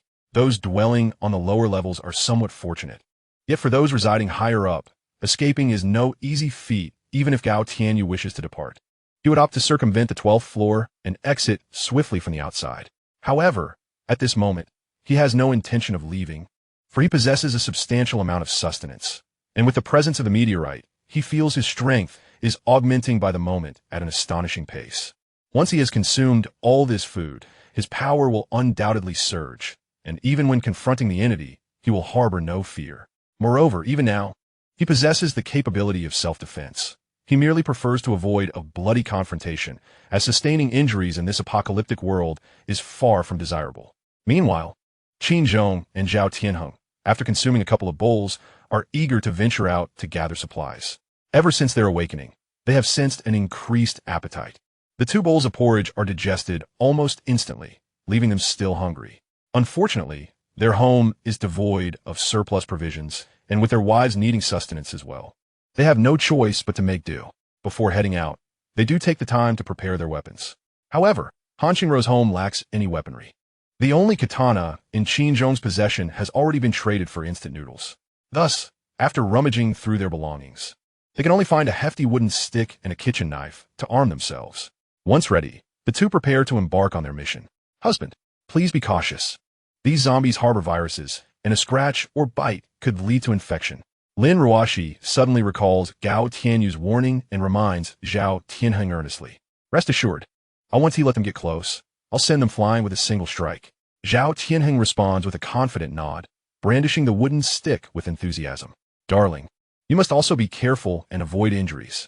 On the other side, Han Qingru stands beside Qin Zhong, whispering a gentle reminder. Don't worry, we won't encounter any mishaps. If danger arises, we will certainly choose to flee. Qin Zhong reassures her with a carefree smile, then adds, You 2 stay at home and await our good news. With that, he and Zhao Tianheng descend the stairs, Zhao Tianheng leading the way with a wooden stick, while Qin Zhong follows closely behind with the kitchen knife, prepared to respond at a moment's notice. According to Ruoxi, the 29th floor has already been thoroughly scavenged by the neighboring residents. We must search the lower levels. Spotting 2 open doors on the 29th floor, Zhao Tianheng promptly addresses Qin Zhong. Let us check the floor below. Indeed, let's take a look. Soon, he arrived at the 28th floor, where he observed 3 open doors and 1 that was firmly shut. Had he already ransacked this floor? As Qin Zhong gazed at the 3 open doors, a sense of foreboding flickered in his mind. It was entirely possible that behind the closed door lay another treasure yet to be uncovered. Zhao Tianheng shared the same sentiment. He cast a glance at the closed door before advancing towards it. Knock, knock. Is anyone inside? Knock, knock. Is anyone inside? Zhao Tianheng called out into the room, his voice echoing. Yet, silence prevailed, with no reply forthcoming. If there is no one in there, we might have to force the door, Qin Zhong exclaimed, noting the absence of a response. He called out once more, If anyone is inside, please do not break down the door. We have living individuals in this room. Soon, an anxious voice resonated from within, tinged with a hint of panic. Someone is here. No wonder the door is shut. Upon hearing this, Qin Zhong's brow furrowed in concern. Let us proceed downstairs. This floor must have been thoroughly searched. Zhao Tianheng mirrored his expression. They then descended to the 27th floor, encountering a similar scenario. Aside from the occupied room, all other doors stood wide open, and the entire floor had been stripped bare of edible supplies. Even potential weapons had been completely cleared away. Continuing their search, they moved floor by floor downward, repeatedly facing the same disheartening situation. The majority of rooms had been thoroughly ransacked. Damn it, could that person have scavenged the entire building? Both Qin Zhong and Zhao Tianheng felt a weight of despair. As they walked, it was evident that most of the supplies had been collected by others, leaving them little cause for joy. It was not until they reached the 15th floor that the situation began to change. Here, most doors were tightly shut, and they could faintly hear the growls of zombies from within. At last, we encountered a floor that hasn't been scavenged. I feared the entire building had been stripped clean. Zhao Tianheng sighed in relief, having been worried that they would have to venture outside in search of supplies. Qin Zhong, step back and be cautious. I will breach the door. Zhao Tianheng approached the security door, raising his wooden club and striking forcefully at the lock. Bang! A resounding crash echoed as he dented the door. Bang! Bang! Bang! With a few more strikes, the door yielded, collapsing inward and knocking several zombies behind it to the ground. However, the zombies quickly regained their footing and lunged toward Zhao Tianheng and Qin Zhong. Upon witnessing the scene, Zhao Tianheng exhibited no trace of fear. He swung the wooden stick in his hand forcefully at the approaching zombie. With a resounding crash, the creature was sent flying, colliding violently with the wall, its bones shattering upon impact. Chapter 28. The Mysterious Bloodstains. Suddenly, a fireball shot forth from behind Zhao Tianheng, striking a zombie directly. An explosive sound erupted as a large hole was blasted into the creature's chest, and soon after, its entire body ignited in flames. Yet, despite being engulfed in fire, the zombie showed no signs of pain. Its relentless advance remained unabated. Curse it, the power of the fire ability is still too feeble. It cannot vanquish the zombie before me in a single blow. Qin Zhong swiftly dodged to the side and then delivered a powerful kick to the undead being. With a thud, the zombie was sent sprawling against the wall. Following this, the creature struggled to rise, emitting a ferocious growl, and began to thrash about in the corridor. The flames that enveloped its body obscured its senses, causing it to lose its sense of direction, resulting in a collision with the wall. With a loud crash, it fell to the ground, writhing violently amidst the fire. Meanwhile, Zhao Tianheng faced 3 zombies alone, wielding his wooden stick with precision as he shattered their skulls, swiftly ending the confrontation. These zombies were indeed formidable adversaries. Their vitality was astonishing, and without crushing their skulls, they could not be killed. After dispatching the threats, Zhao Tianheng wiped the beads of sweat from his forehead, astonished. Under normal circumstances, a single blow from him would render any human incapable of rising again due to shattered bones. Yet, these zombies, seemingly unscathed, continued their relentless assault, posing a terrifying risk of injury with even the slightest misstep. Let us proceed, Qin Zhong. We should explore further and search for food, Zhao Tianheng urged, gesturing for him to follow as they ventured inside. The two scoured the room and discovered some rice, instant noodles, and several uneaten eggs. At last, they had found provisions, alleviating their concerns about hunger for the time being. Qin Zhong's face lit up with joy upon seeing the food. Their appetite had significantly increased over the past few days, and the limited supplies at home were woefully inadequate. They often found themselves in a state of perpetual hunger, which was quite distressing. Now, with these provisions, they could finally address their urgent needs. Let us continue and clear out a few more rooms to see if we can find additional food. We can gather everything and have a hearty meal, Zhao Tianheng remarked, a smile illuminating his face as he surveyed the food in his possession. They first gathered the food in the living room, then ventured out of the door, sequentially unlocking the other 3 security doors just as they had done before. From these houses, they collected some food. Although not in abundance, it was still sufficient to sustain them for several days, filling the two with a sense of joy. However, in the last house, they encountered a peculiar sight. The floor was stained with streaks of blood. It was evident that someone had perished here, and their body had been dragged to the window and subsequently discarded outside. Strangely, this house still contained some food, albeit limited, enough to last the owner several days. What puzzled them was that the assailant had not disturbed the food after committing such a gruesome act. Although the scene was unsettling, they did not dwell on it. In this apocalyptic world, anything was possible. Perhaps the homeowner's relatives had transformed into zombies, leading to their demise at the hands of this individual, who, overwhelmed by solitude, might have ultimately leapt into despair. After scouring the final house, Qin Zhong and Zhao Tianheng returned to the 30th floor with a substantial bag of food. Husband, you two are back. How'd it go? Did you find any food? Lin Ruoshi greeted them with a radiant smile, her face brimming with anticipation. Yes, we found some, enough to last us several days. You should go cook it now. We're nearly starving, Zhao Tianheng replied promptly, unloading the food from the bag and handing it to Lin Ruoshi. As Lin Ruoshi opened the package to reveal rice, flour, oil, salt, and a few eggs, her face lit up with delight. Although there were only a few eggs, they brought her immense joy, for in this bleak world, obtaining eggs was no simple feat. Meanwhile, Gao Tianyu kept a vigilant watch on their activities. Seeing Qin Zhong and Zhao Tianheng return unscathed with food surprised him. It was odd that the aberrant creature had not attacked them. Did they perhaps avoid descending to the 15th floor? Gao Tianyu mused silently, wishing to use the creature to eliminate the 2 men. Yet he found himself powerless as it was beyond his control. Soon, he turned his focus away from them, immersing himself in training. After practicing his boxing several times, he transitioned to honing his swordsmanship, followed by exercises for his mental fortitude. Once finished, he indulged in a hearty meal and, clutching a meteorite, drifted into an afternoon slumber. The effects of the meteorite radiation are remarkably profound. He senses his strength escalating at an astonishing pace each day. The mental prowess within his mind is also rapidly intensifying. Previously, he could only scan objects within a radius of a few meters, yet now he is capable of scanning up to 20 meters. If he had an ample supply of food, he would likely remain in his room until he reaches the pinnacle of his abilities before contemplating venturing outside. Being a reclusive individual, spending an extended period indoors poses no challenge for him whatsoever. Meanwhile, on another front, Qin Zhong, Zhao Tianheng, Han Qingru, and Lin Ruoxi were fortunate enough to enjoy a hearty meal that day. Their appetites had significantly increased, especially for Qin Zhong and Zhao Tianheng, whose food consumption had nearly tripled. They indulged in 6 or 7 bowls of rice before finally pausing, with Zhao Tianheng feeling he could still consume more. This astonishing appetite left everyone astounded. Based on their current intake, it seemed their food supply would only last 3 or 4 days before they faced starvation again. Chapter 29. Monsters. After satisfying their hunger, Zhao Tianheng and Qin Zhong sprang into action once more. The resources within the building were limited, yet the number of survivors was substantial. These provisions were insufficient to sustain all the living. Most critically, the majority of the supplies had already been taken by their neighbors.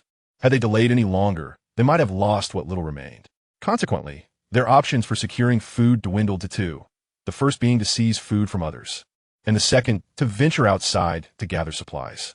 The first option had not yet crossed their minds. After all, a lone individual clearing from the 30th to the 16th floor would not be an easy feat, and it was possible that their adversaries had awakened their own powers. Even without such abilities, they would undoubtedly be martial arts experts. Otherwise, how could they have vanquished so many zombies? As for the second option, it bore its own dangers, as the outside world was fraught with unpredictable threats. The external environment remained oppressively hot, with torrential rains or thick fog enveloping the city, accompanied by the relentless sun and extreme heat. In such harsh conditions, it was exceedingly easy to lose one's way, making it difficult to travel far. Zhao Tianheng and Qin Zhong arrived at the 14th floor and proceeded with their prior method. Zhao Tianheng wielded a wooden stick to forcefully break down doors, while Qin Zhong stood behind him, providing cover fire. In the apartment they chose to breach, there were 5 ferocious zombies. The commotion from their entry had already alerted these creatures. The instant the security doors swung open, the horde surged toward them relentlessly. Without hesitation, Qin Zhong hurled several fireballs into the mass of zombies, igniting their bodies in flames. Immediately, Zhao Tianheng wielded a large wooden stick, striking the heads of the zombies with precision. The two worked in perfect harmony, dispatching the undead in mere moments. Following this, he began to search through a nearby household. This particular residence, due to its large number of inhabitants and a habit of stockpiling provisions, yielded several dozen pounds of rice. They also discovered a few pounds of cured meat and some eggs, which filled them with immense joy. Next, they opened 3 additional houses. One of the dwellings was completely barren, devoid of any food, indicating that it had likely been abandoned. The other 2 houses were similarly unoccupied, yet the floors bore bloodstains reminiscent of those in the previous room. What could account for such peculiar bloodstains? It appeared as if something had dragged them and exited through the window. Upon encountering this strange phenomenon for the second time, Qin Zhong and Zhao Tianheng began to ponder its implications. They were not fools. The oddity of the bloodstains was unsettling. If there were only one instance, it might be attributed to an accident, but the similarity across 2 locations suggested something more sinister. Could it be that some zombies had mutated, climbing in from outside and slaughtering the homeowners, only to drag the bodies back to devour them? After a moment of deep contemplation, Qin Zhong voiced his thoughts to Zhao Tianheng. There exists the possibility, he mused. If we can awaken our abilities, who can guarantee that there aren't zombies with extraordinary powers as well? Zhao Tianheng furrowed his brow, finding some semblance of agreement with Qin Zhong's speculation.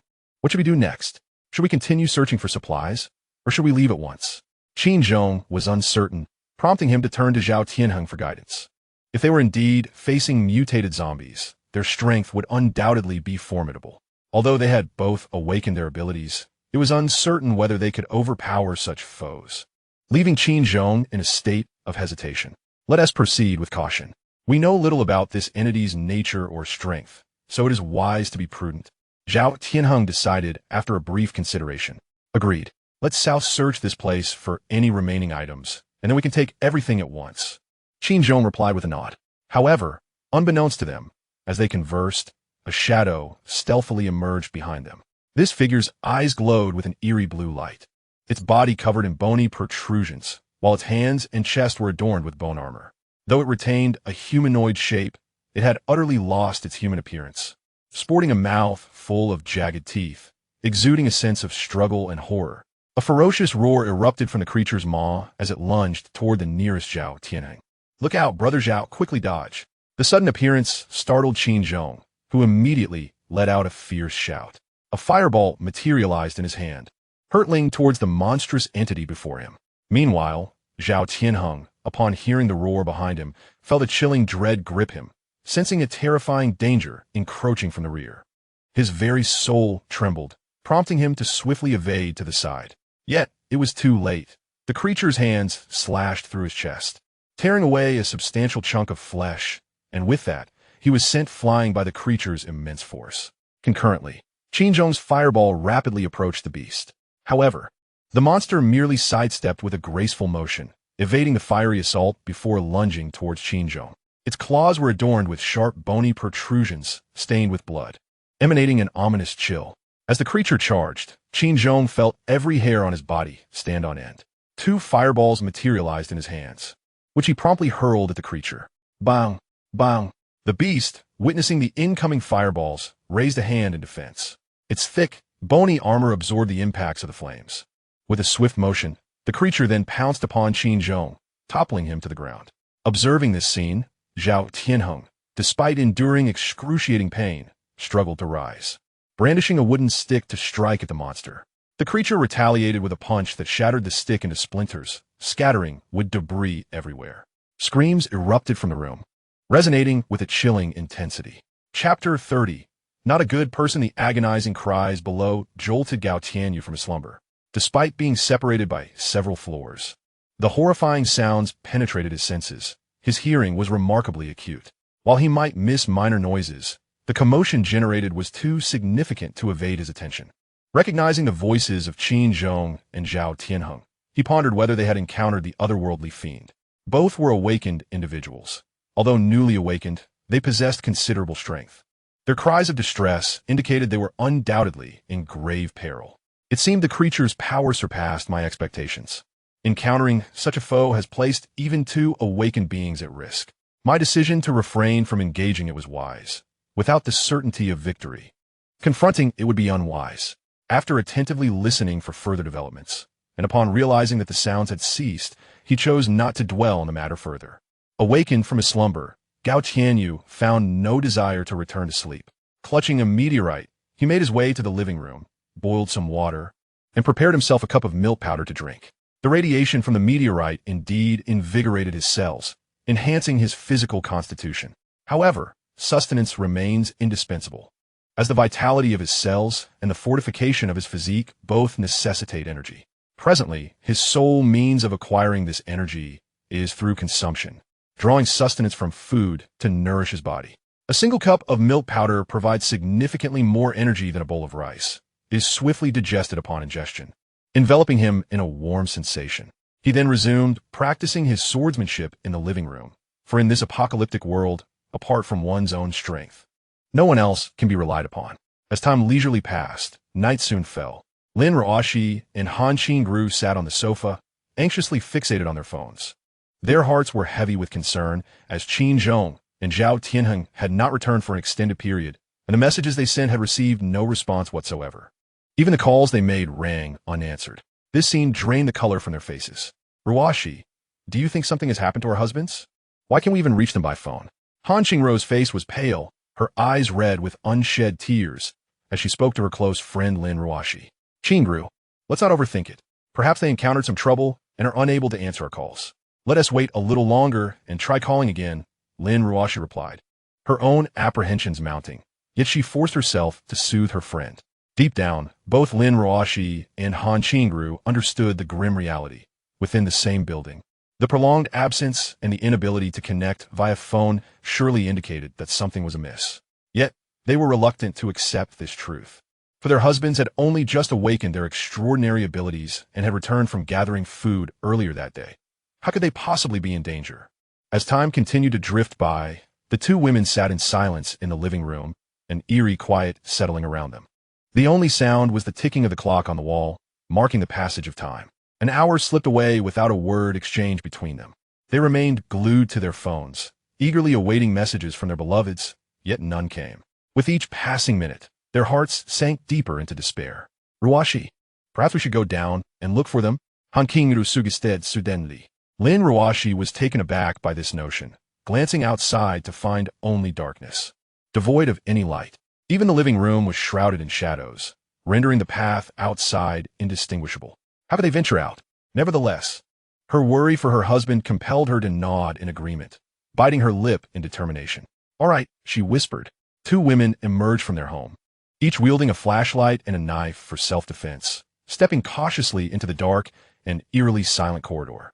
A flicker of fear gripped their hearts as they worried about the potential emergence of a zombie. After walking a few steps, Lin Ruashi suddenly halted and turned to Han Qingru, saying, "Wait, Qingru, as two women, it is perilous for us to venture down alone. If we encounter danger, we would have little means to defend ourselves, let alone find Qingzhou. We must seek assistance. But where can we possibly find a helper?"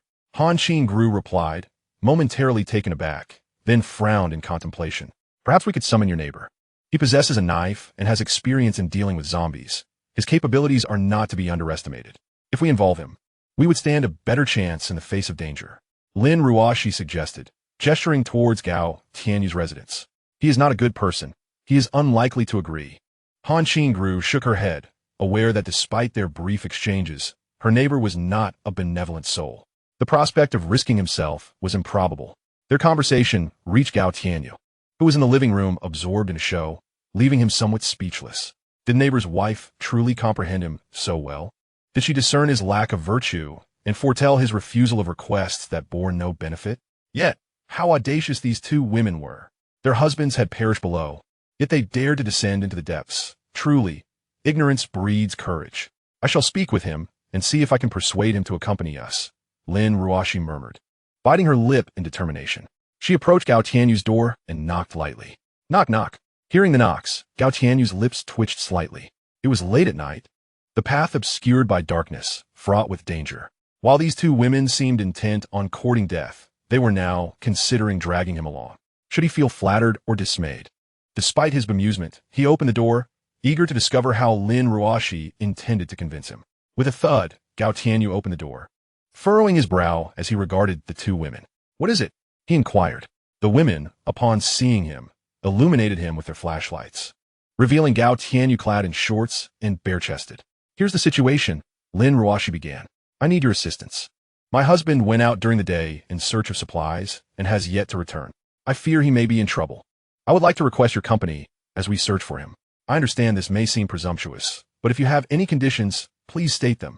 We will not refuse, as long as it is within our means."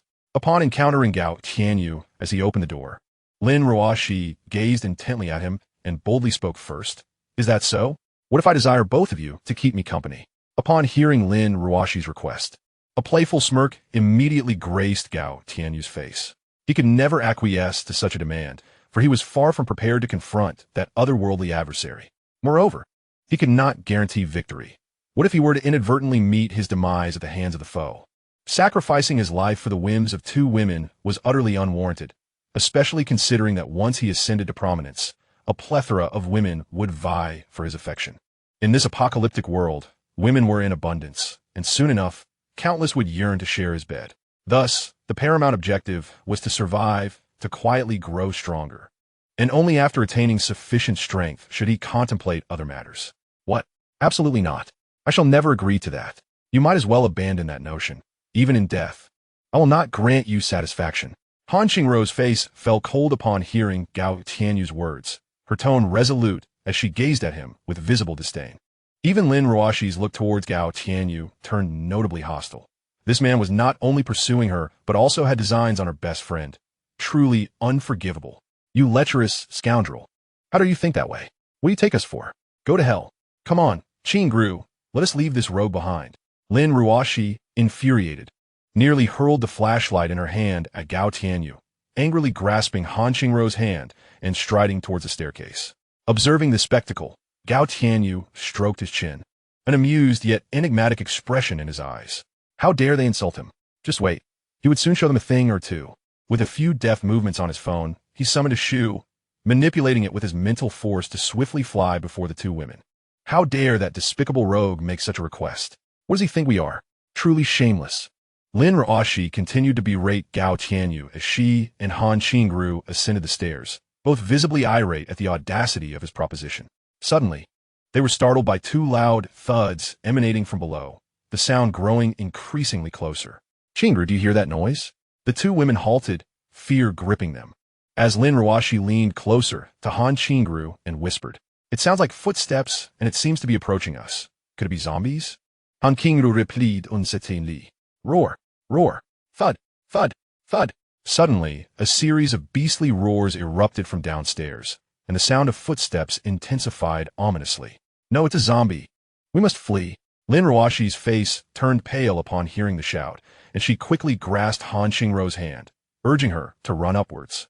Hearing the terrifying voice, Han Qingru's legs trembled uncontrollably, momentarily immobilising her. Had it not been for Lin Ruoshi pulling her along, she would have remained frozen in fear. Once she registered Lin Ruoshi's intent, she hastily joined the escape, emitting sharp screams with each hurried step. Nevertheless, the ominous sounds of footsteps and growls behind them grew increasingly pronounced, instilling such dread that they dared not glance back. In no time, they found themselves back on the 30th floor, where they spotted Gao Tianyu, who was about to close the door. "Don't shut the door. Please help us. There's zombies chasing us," Lin Ruoshi cried out, her beautiful face etched with panic upon seeing Gao Tianyu. Upon noticing the two women rushing towards him, Gao Tianyu halted his action of closing the door. The two girls barreled in at breakneck speed, eager to delve further inside. Observing this, Gao Tianyu instinctively wrapped an arm around each of their waists to prevent their escape. "What on earth is happening? Weren't you just downstairs? Why'd you come back up?" he inquired with a bemused smile. "Close the door quickly. Zombies are outside. They're almost upon us." Lin Ruoshi's terror-stricken expression remained unchanged as she urgently implored Gao Tianyu. "Oh!" Gao Tianyu responded with a light exclamation, extending his left foot to hook the door and then kicked it forward. With a resounding bang, the security door slammed shut. Roar! Bang! Bang! Bang! The moment the door closed, the outside world erupted with the zombies' growls and the relentless pounding on the door. The chilling sound sent Lin Ruoshi and Han Qingru into a fresh wave of trembling fear. Woo! Lin Ruoshi was the first to break down in tears, soon followed by Han Qingru. All right, do not cry. The zombies are locked outside. You are safe now." Gao Tianyu held the two sobbing women in his embrace, gently stroking their hair and offering soft words of comfort.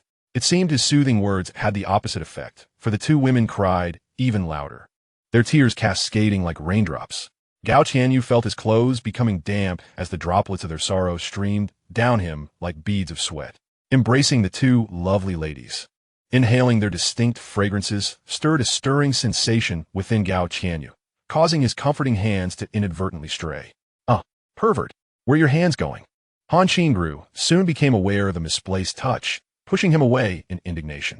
Seeing this, Lin Ruoshi quickly followed suit, also distancing herself from Gao Tianyu, her expression equally displeased. "What hands? What nonsense are you spouting? I was merely comforting you both in your fright. Do not speak falsely." Gao Tianyu blinked innocently, waving his hand as he said, "You are shameless. You are clearly taking advantage of both of us just now." Han Qingru, biting her silver teeth, glared coldly at Gao Tianyu, her voice laced with anger. "Do you have any evidence?" Gao Tianyu obstinately refused to admit it, slightly lifting his head and casting a smug glance at Han Qingru, his expression radiating arrogance. It was as if he were saying, "Even if I did, what could you possibly do about it? Come at me if you dare." Chapter 32. A lesson, you despicable rogue. I shall not back down. Lin Ruoshi, witnessing Gao Tianyu's brazen demeanor, was instantly incensed and lunged toward him, claws bared. "Oomph! You overestimate yourself. I am an evolved one, and I shall not be bullied by an ordinary person." Gao Tianyu, rolling his eyes at the scene, muttered a few sarcastic remarks under his breath. He swiftly seized Lin Ruoshi's hand, yanked her forcefully, causing her to spin on the spot and pin her hands behind her back against the security door. "Let Ruoshi go." On the other side, Han Qingru rushed over to pull at Gao Tianyu, attempting to rescue Lin Ruoshi. However, her efforts were futile, as Gao Tianyu firmly pressed her against the security door, rendering her immobile. "You scoundrel! Let's go, you filthy rogue." The two, humiliated and pressed against the security door, began to struggle violently, their mouths spewing curses. Silence, both of you. Do you not see that you've attracted the zombies? Gao Tianyu delivered a sharp slap to the ample rear of the two women, his voice grave. If you keep this up, I shall throw you both out. With his words barely fading, the outside world erupted with the growls of zombies, accompanied by the violent rattling of the security door. At this sight, Lin Ruoshi and Han Qingru were taken aback, their struggles ceasing in an instant. The thought that the zombies were merely separated from them by a security door, seemingly clawing at them, sent chills down their spines, raising goosebumps on their skin. Have you calmed down yet? If not, I might just open the door to help you with that, Gao Tianyu said leisurely, observing the two women cease their movements. We have calmed down. Please let us go. Lin Ruoshi, hearing Gao Tianyu's threatening words, bit her lip in frustration and reluctantly yielded. I shall let you off this time. But do not speak to me in that tone again. I do not appreciate it. Upon hearing their concession, Gao Tianyu finally released them, but not before adding, in this apocalyptic world, wielding great power allows one to act with greater freedom, as long as one maintains their principles. Though he was somewhat taken with the two women, he would never allow them to take liberties in his presence. A gentle admonition was essential, lest they become unruly. After imparting his lesson, Gao Tianyu returned to the sofa, poured himself a glass of water, and began to sip leisurely. Meanwhile, he deftly manipulated his phone and the shoe with his mental prowess, causing them to fly back through the open window. The recent footsteps and the eerie growls of zombies were orchestrated by him, intended solely to deter the two women from descending the stairs. Evidently, his plan was effective, for they had not yet encountered any zombies and were already frightened enough to flee back, even shedding tears. Quite splendid.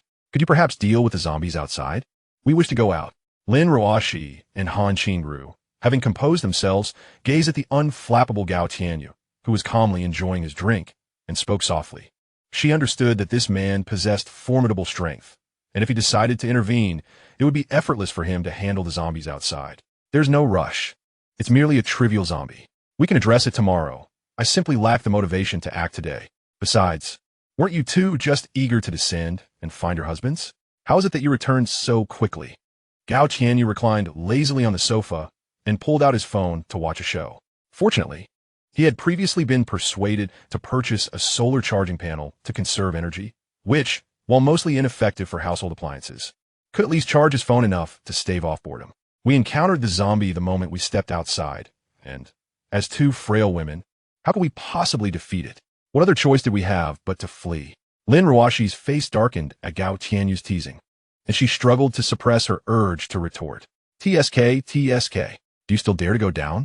The corridor below is crawling with zombies, and if you can't handle even one, wouldn't going down be akin to delivering yourselves as fodder?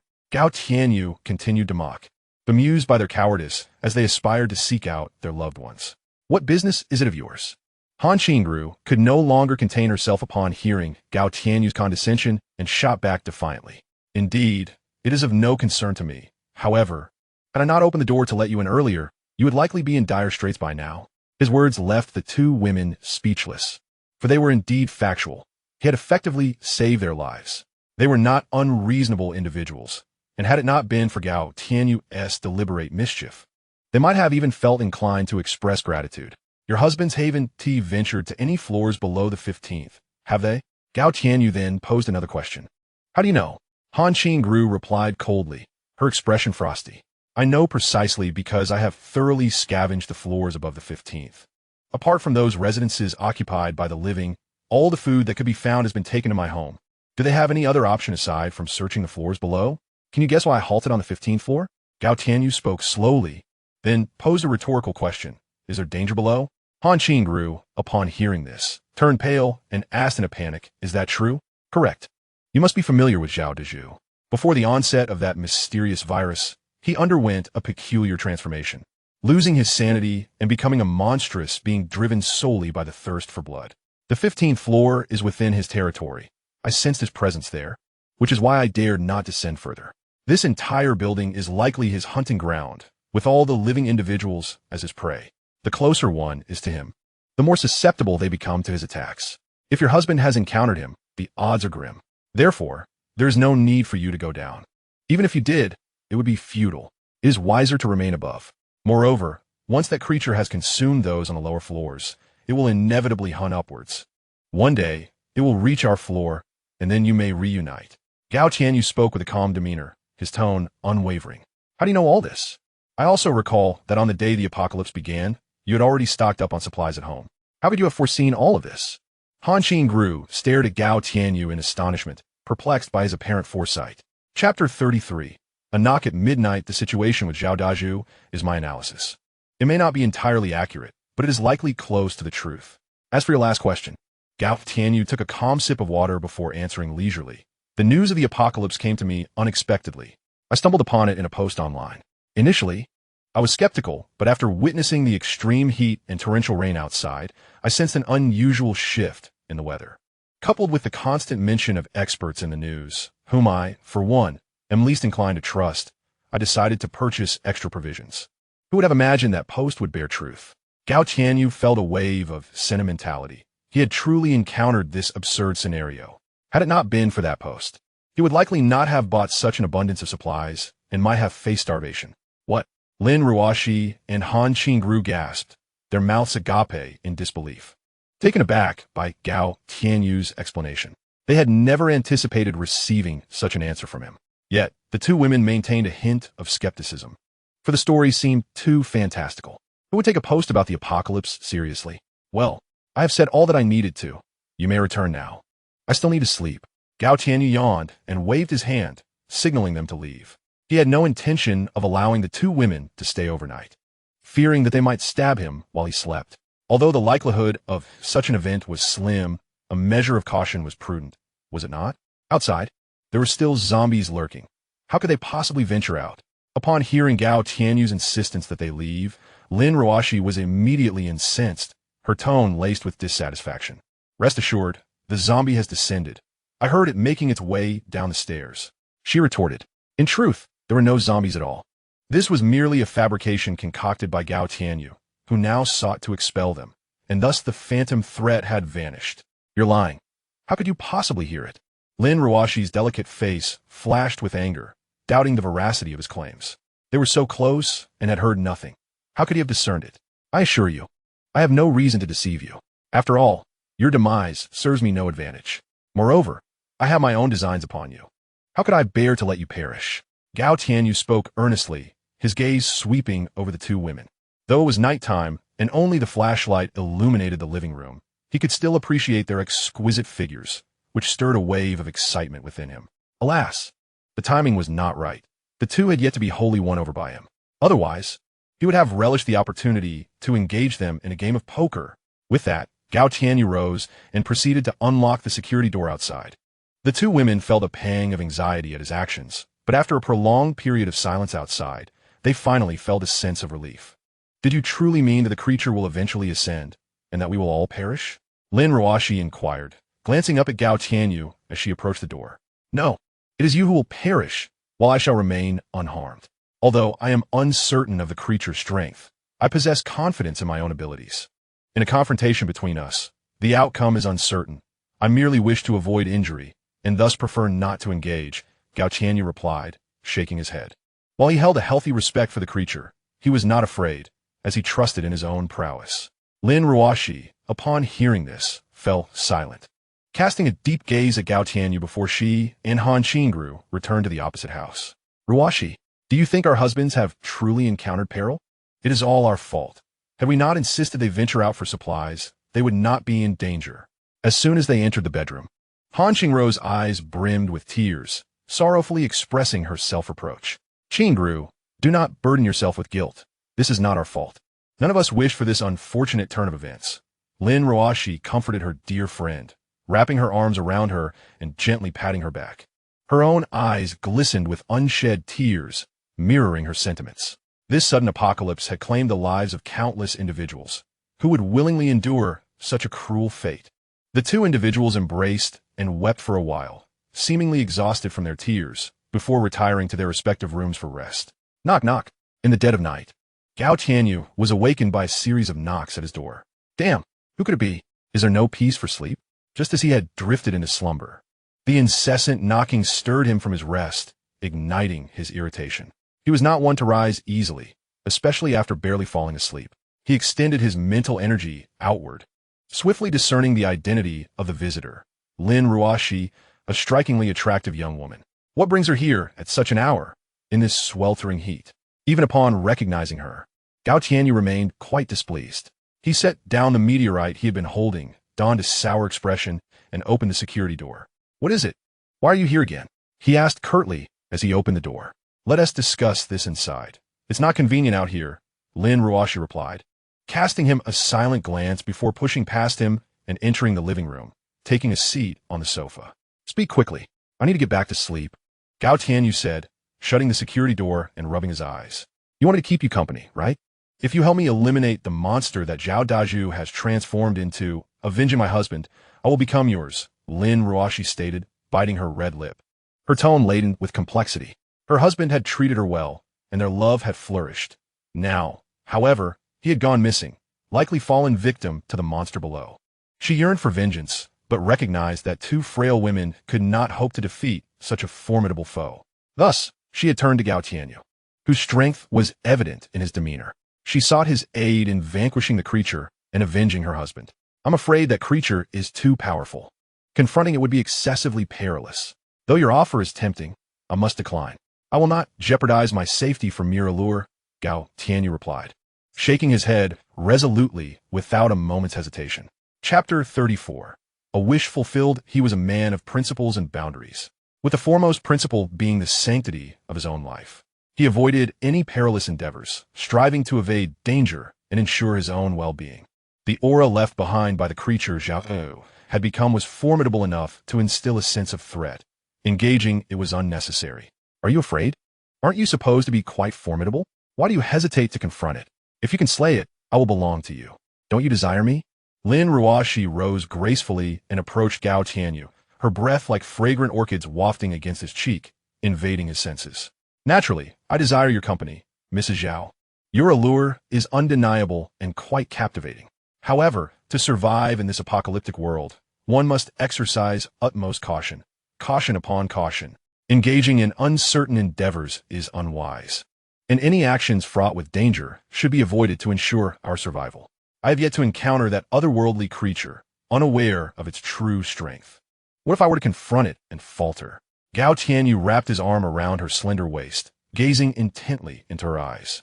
Even with beauty so close at hand, within reach, he remained steadfast, unwilling to yield to temptation. Once he had made a decision, he would not waver for the sake of allure. Lin Ruoshi fell silent upon hearing Gao Tianyu's resolute words. He had never concealed his interest in her and her close friend. To have made herself vulnerable and yet be met with rejection was truly unexpected. Nonetheless, his caution was warranted. In this chaotic world, survival mandated vigilance, and one must distance themselves from perilous situations, refraining from engaging in uncertain ventures. Perhaps it is only the prudent who can thrive amid such turmoil. Since that is the case, I shall take my leave. When you have vanquished that monster, you may seek me out, Lin Ruoshi stated, rising to depart. Mrs. Zhao, since you have arrived, it would be remiss for you to leave so soon. To do so now would reflect poorly on my hospitality, Gao Tianyu insisted, firmly holding her waist to prevent her from standing and leaning closer to her enticing lips. It was inconceivable for him to allow her to depart so easily after disrupting his rest. Before long, Lin Ruoshi found herself languidly draped across Gao Tianyu's form. Wait, you cannot, she protested, but he feigned ignorance, continuing his advance. If you desire this, you must agree to one condition. When you are certain of your strength, you must assist me in vanquishing that creature below. Lin Ruoshi relented, realizing she could not deter him, and finally articulated her request. Very well, Gao Tianyu nodded in agreement, deciding that future matters could be addressed later, and that once he had grown stronger, eliminating the otherworldly being would be a trivial task. If you dare betray me, I shall haunt you as a specter, Lin Ruoshi warned softly, accepting his terms without further resistance. 3 hours later, the battle concluded. Lin Ruoshi, utterly defeated by Gao Tianyu, fled without any means of retaliation. Ultimately, with no other option, Gao Tianyu lifted her into his arms and carried her to the adjoining house. Gao Tianyu meticulously sensed his surroundings before opening an empty room, gently laying the individual upon the bed, and subsequently departing. For the sake of prudence, he had no intention of allowing the woman to remain in his quarters overnight, even after their intimate encounter. After completing these tasks, he returned to his own chamber and succumbed to slumber, cradling a meteorite. Beneath the cloak of night, torrential rain continued to pour outside, reducing visibility to a mere whisper. Yet, amidst this deluge, silhouettes braved the torrential downpour, wandering in a state of confusion. Their steps faltered, eyes bloodshot, utterly lost, with no sense of direction or destination. By a riverbank, relentless rains had unleashed floods across the land, claiming countless lives. The bodies of the drowned were swept ashore, strewn about in a harrowing display. Suddenly, a hand emerged from the mud, and a disoriented figure struggled to rise, surveying the surroundings before unleashing a primal roar. In quick succession, the once drowned corpses began to rise, mirroring his movements, their eyes blood-red as they scanned the vicinity, yet perceiving nothing. The raindrops cascaded upon them, leaving no mark. Abruptly, one of the corpses began to move, seemingly compelled toward a certain direction. Following suit, the reanimated bodies found their purpose and began to shuffle alongside him. Along the way, other undead joined the throng, ultimately coalescing into a horde, advancing toward an unknown destination. The following morning, Han Qingru awoke and prepared breakfast, intending to rouse Lin Ruoshi, who slept in the adjacent room. "Ruoshi, it's time to get up for breakfast. I made the meal." Han Qingru gently patted Lin Ruoshi's thigh and spoke softly. "Qingru, just leave me be. Eat without me." Lin Ruoshi mumbled without opening her eyes, burying her head deeper into the pillow. "I'm utterly exhausted. Let me sleep a little longer, and I'll eat when I wake up." Feeling her reluctance, Han Qingru sighed softly. "Very well, then. Sleep a bit longer. I'll keep the food warm for you. But do remember to eat once you awaken." With that, Han Qingru shook her head slightly and ventured out to have her meal alone. As noon approached, Lin Ruoshi groggily emerged from her slumber, awakened by hunger. After a day of fatigue and having missed breakfast, her appetite was unavoidable. After freshening up, she retrieved bowls and utensils, sitting at the table to consume her porridge heartily. Finally awake. "It's nearly noon. You slept for ages. If you hadn't woken up soon, I would have come to rouse you myself." Han Qingru also took out a bowl and chopsticks, serving herself a bowl of rice porridge before sitting across from Lin Ruoshi, smiling as she spoke. Chapter 35. Don't call. It's me. "Oh, Ruoshi, why do you have so many red marks on your neck? Are you hurt?" Suddenly, Han Qingru noticed the conspicuous red marks adorning Lin Ruoshi's fair neck, standing out remarkably. "What? No way. Perhaps I accidentally got them while escaping yesterday." Upon hearing Han Qingru's words, Lin Ruoshi's heart skipped a beat, feeling a twinge of guilt as she attempted to explain. Simultaneously, she began to silently curse Gao Tianyu, that wretched fellow who had behaved like a bull the night before, showing no regard for her delicacy, leaving various red marks on her neck that she could not easily resolve. Now, with her close friend witnessing them, how could she possibly explain?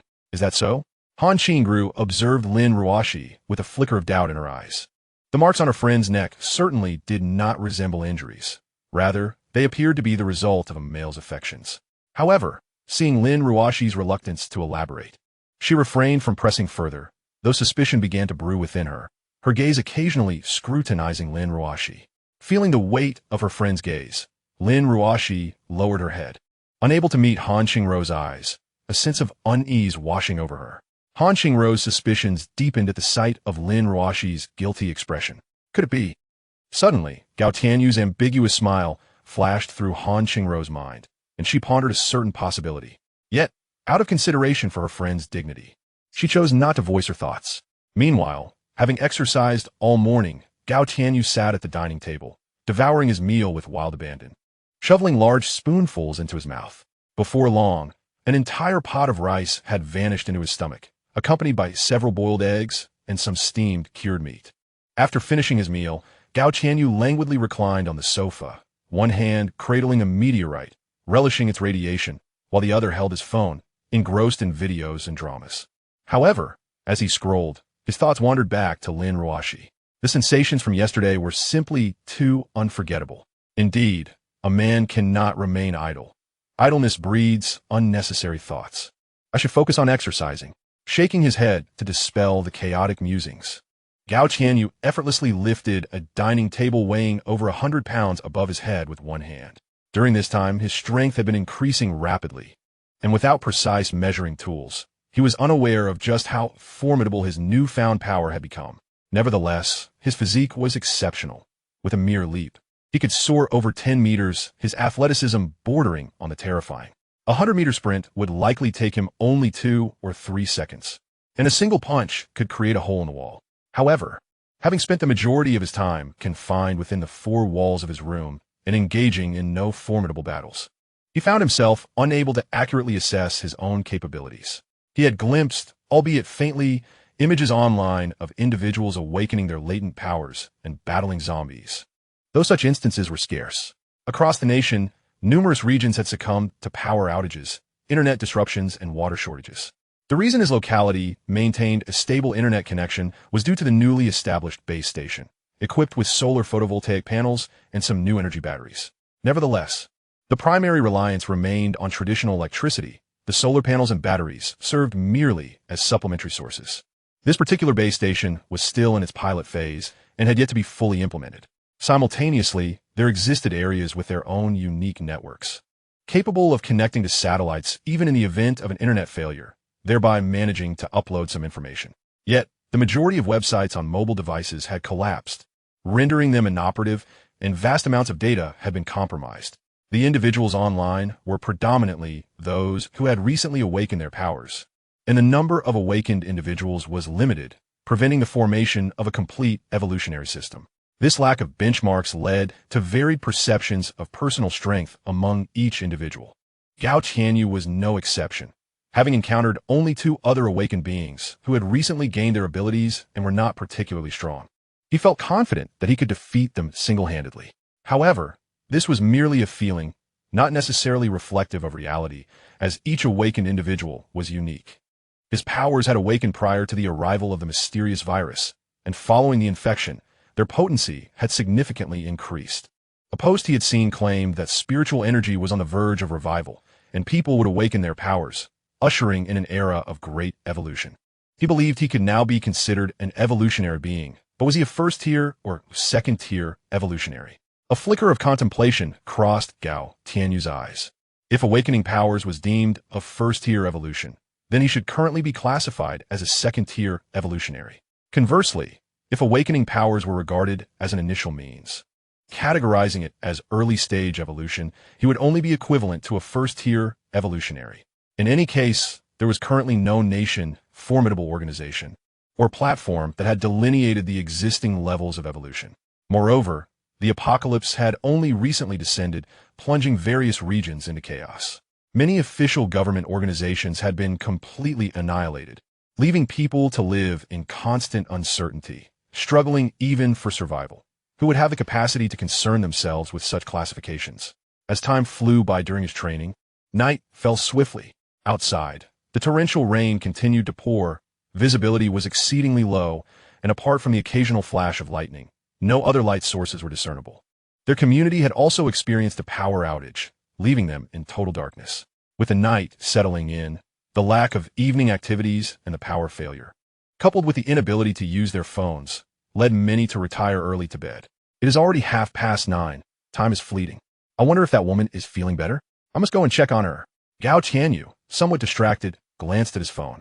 His mind filled with thoughts of Lin Ruoshi. As a spirited youth, having tasted the pleasures of life, his appetite had naturally expanded. In no time, he effortlessly pried open the security door across the hall with a piece of wire and stealthily opened Lin Ruoshi's door.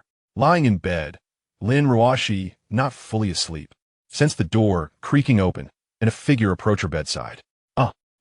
Startled, Lin Ruoshi gasped and was about to scream, but her mouth was swiftly covered by Gao Tianyu. "Don't scream. It's me," he whispered in her ear. "What are you doing here? You nearly scare me to death." Upon recognizing Gao Tianyu's voice, Lin Ruoshi calmed herself, exhaling deeply, and spoke with a hint of anxiety. "I missed you, so I came to see how you are. Are you feeling any better?" Gao Tianyu leaned closer, speaking softly. "Not yet. You should leave quickly. Don't disturb my rest. If Qingru finds out, it will be problematic," Lin Ruoshi urged, pushing him away in a mix of urgency and concern. She understood what the man desired, yet she could not allow it. Her best friend was just next door and had not yet fallen asleep.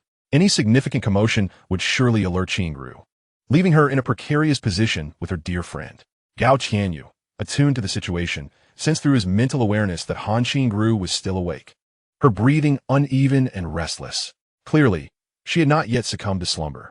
However, having come this far, he was reluctant to retreat. "Let me check on you and give you a massage," It will help you recover more swiftly. Ugh. No. Be gentle. Qingru is still next door. Indeed. I shall be gentle. 3 hours passed, and under Gao Tianyu's soothing massage, Lin Ruoxi finally drifted into a deep sleep. Observing her slumber, he covered her with a blanket before quietly exiting her room. As he stepped out, he immediately sensed a cold gaze upon him. A graceful woman sat on the living room sofa, and upon noticing Gao Tianyu, her attention shifted from her phone to him. They locked eyes for a moment, neither willing to break the silence. Gao Tianyu offered a faint smile and approached the sofa, taking a seat beside Han Qingru. Mrs. Qin, do you have something to discuss with me? Hearing his words, Han Qingru felt a surge of coldness in her heart. Her gaze towards Gao Tianyu brimming with dissatisfaction and anger. You scoundrel! What have you done to Ruoxi? She seethed through clenched teeth. I haven't done anything. He merely offered her a massage, easing her muscles and bones. You need not fret. Gao Tianyu shrugged, smiled lightly, and then softly spoke. Do you take me for a fool? Do you truly believe I would buy such nonsense?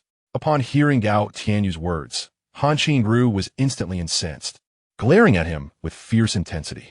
Their commotion was so pronounced that, even through a wall, it resonated clearly in her ears. Does she truly appear to be an ignorant child, incapable of discerning any sound? Oh, it seems I cannot conceal anything from Mrs. Qin. I shall confess. Our relationship is precisely as you envision. Gao Tianyu let out a soft acknowledgement, having no intention of hiding the truth. He spread his hands, speaking gently. This matter did not trouble him in the least. He had no desire to shroud it in secrecy. If discovered, so be it. There was nothing of great consequence. You scoundrel! You rogue! What means have you employed against Ruoxi? Have you coerced her? Gao Tianyu's words ignited Han Qingru's fury, her anger surging like a mother leopard's wrath, glaring at him as if she wished to rend him to pieces. What utter nonsense are you spouting? Though I am no virtuous person, I possess principles. I would never act against a woman's will, barring exceptional circumstances. My feelings for Ruoxi are entirely mutual, devoid of the sordidness you presume. Furthermore, if I were to force myself upon her, do you truly believe you could escape? One can overpower one, and two can do the same. You are not unattractive. Do you think I would let you slip away? Gao Tianyu raised an eyebrow, his gaze fixed intently on Han Qingru. That burning stare made her skin crawl. You dare. If you lay a finger on me, I will haunt you as a vengeful spirit. Han Qingru recoiled slightly, yet defiantly retorted. Do you believe I would hesitate? In this apocalyptic world, the old laws no longer apply. Soon, the strong shall reign, and the rules will be dictated by the powerful. Your beauty will undoubtedly attract countless men's covetous eyes. They will not be as accommodating as I. Upon hearing Gao Tianyu's words, Han Qingru felt a chill run down her spine. She understood that his words were not mere threats. In this grim new world, women like them face dire fates. Despite their beauty, they lacked the strength to defend it. The fortunate became playthings for the strong, while the unfortunate suffered far worse indignities. Leave, exit my abode. This matter does not concern you. Though she silently agreed with Gao Tianyu's perspective, her feelings toward him remained distant. Pointing toward the door, she bit her crimson lip and said, Your affairs are indeed none of my concern. But regarding Ruoxi, if you genuinely wish her well, then do not meddle. After all, she relies on me as my woman. I can assure her that she will never suffer from hunger or thirst, and I can guarantee her safety. When the time comes to leave this place, I will take her with me, which is far better than waiting here to meet a grim fate alongside you. Faced with Han Qingru's anger, Gao Tianyu remained unperturbed and spoke calmly. Having said that, he lost interest in continuing the conversation and returned to his own abode. On the other side, Han Qingru listened to Gao Tianyu's words, a complex expression flickering in her eyes. She sat silently on the sofa, lost in thought, pondering something unknown. Glancing out the window, she beheld the enveloping darkness, where only the sound of the torrential rain and the rumble of thunder filled the air, concealing countless dangers within the shadows. Perhaps her friend's choice was indeed the right one, a means to survive better. The following noon, Lin Ruoxi finally rose wearily from her bed, and her first sight was Han Qingru, who sat on the sofa, gazing at her with a look of complexity. Qingru, good morning. Have you cooked? I'm a bit hungry. Lin Ruoxi rubbed her eyes, oblivious to the intricate expression on Han Qingru's face, and greeted her cheerfully. It's ready. You should wash up first, then you can eat. Han Qingru replied with a resigned sigh. Oh, thank you, Qingru. You're the best to me. If it weren't for you, I would be starving. Lin Ruashi beamed, then headed into the bathroom to freshen up. Soon, Lin Ruashi finished her grooming and joined Han Qingru at the dining table. They both held a bowl of plain rice porridge, seasoned only with a pinch of salt and a drizzle of peanut oil, devoid of any other ingredients. The supplies brought back by Qin Zhong and Zhao Tianheng had left little in the way of eggs and cured meats, all of which had been consumed on the very day they arrived. Thus, their only options were porridge or a simple bowl of noodles. However, as they ate, Han Qingru seemed hesitant, casting glances at Lin Ruashi as if she wished to say something. Qingru, why are you looking at me like that? Eat up. Are you not feeling well? After finishing half a bowl of porridge, Lin Ruashi noticed Han Qingru's demeanor and asked with curiosity. Their household indeed had little food left, and this rice porridge was the best they could muster. Even if one had no appetite, they must eat lest they face hunger. I'm not lacking an appetite. Rather, I have something to discuss with you. Han Qingru began to respond when suddenly, a series of knocks echoed from the door, interrupting her thoughts. Is someone knocking? Qingru, could you check who it is? Lin Ruashi turned her attention to the sound, directing her inquiry towards Han Qingru. All right, came Han Qingru's reply. Han Qingru lightly hummed, then stood up and walked to the security door, peering through the peephole to gaze outside. Immediately, she spotted Gao Tianyu, who was beaming and waving at her in greeting.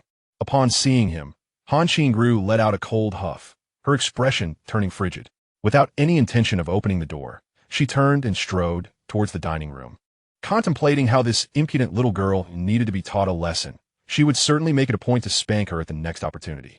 Gao Tianyu, witnessing her reaction, was left speechless, internally lamenting that he had indeed spanked her before, and the memory lingered vividly in his mind. He retrieved a piece of wire, skillfully manipulating his mental energy to deftly unlock the security door. Who is Qingru? Is she your neighbor? Lin Ruashi cautiously inquired upon seeing Han Qingru return, her expression icy. On their floor, aside from their two residences, there were no other inhabitants. Thus, knocking on the door could only mean Gao Tianyu was outside. No one else. Just a mere zombie, Han Qingru replied, her face still cold and her tone flat. Just as her words fell, the sound of the door unlocking echoed from outside. Is Mrs. Qin dissatisfied with me? A living person is referred to as a zombie in your words. Gao Tianyu stepped through the security door, strolling and leisurely and addressing Han Qingru. He then approached Lin Ruashi, pulling out a chair to sit beside her, casting a glance at Han Qingru. This is my home. I kindly ask you to leave. Han Qingru expressed her discontent upon seeing Gao Tianyu enter as if it were his own abode without her consent. I came to find Ruashi, not you. What will you do if I refuse to leave? Gao Tianyu replied with a faint smile, casually wrapping an arm around Lin Ruashi's waist and provoking Han Qingru. Let go of me. Lin Ruashi stiffened at his intimate gesture, nervously glancing at Han Qingru before turning to Gao Tianyu. She attempted to swat away his hand resting on her waist. Ahem.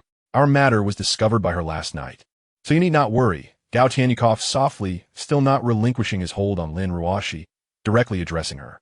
After all, discussing such matters openly posed no detriment to him, and he had no inclination to conceal it. What? Qingru, let me explain. Lin Ruashi, upon realizing that Han Qingru was already aware of her connection with Gao Tianyu, became flustered, stammering as she sought to clarify. Yet her words faltered as she struggled to articulate her thoughts. What is there to explain? The matter has already transpired. It is best to simply declare it openly. Gao Tianyu shrugged nonchalantly and remarked, You need to say more. Lin Ruashi, perceiving that Gao Tianyu was becoming increasingly absurd in his statements, felt a surge of urgency and promptly twisted his arm. Why are you twisting me? What is there to conceal? Sooner or later, it will all come to light. Gao Tianyu felt a ticklish sensation at his waist and rolled his eyes. With his robust physique, Lin Ruashi's feeble grip was hardly painful, akin to a mere tickle. Seeing that she could not deter Gao Tianyu from speaking further, Lin Ruashi lowered her head, unable to meet the gaze of her dear friend. What? Is this all you eat? Plain rice porridge? Can such a thing truly stave off hunger? Suddenly, Gao Tianyu glanced at the bowl of congee before the two women and spoke softly. Oof. Do you think everyone is like you, hoarding food in advance? The fact that we can still drink this rice porridge is already quite fortunate. Han Qingru's face darkened at this, and she retorted with irritation. These foods are devoid of nutrition and energy. Aside from staving off hunger, they are virtually useless and detrimental to our health. Ever since that meteor exploded in the sky, the air has been imbued with a mysterious energy that greatly affects the body, enabling the awakening of special abilities. To awaken such powers, one's body requires an energy supply, which can only be derived from food. Have you not noticed that your appetite has been increasing lately? You find yourselves hungrier than before?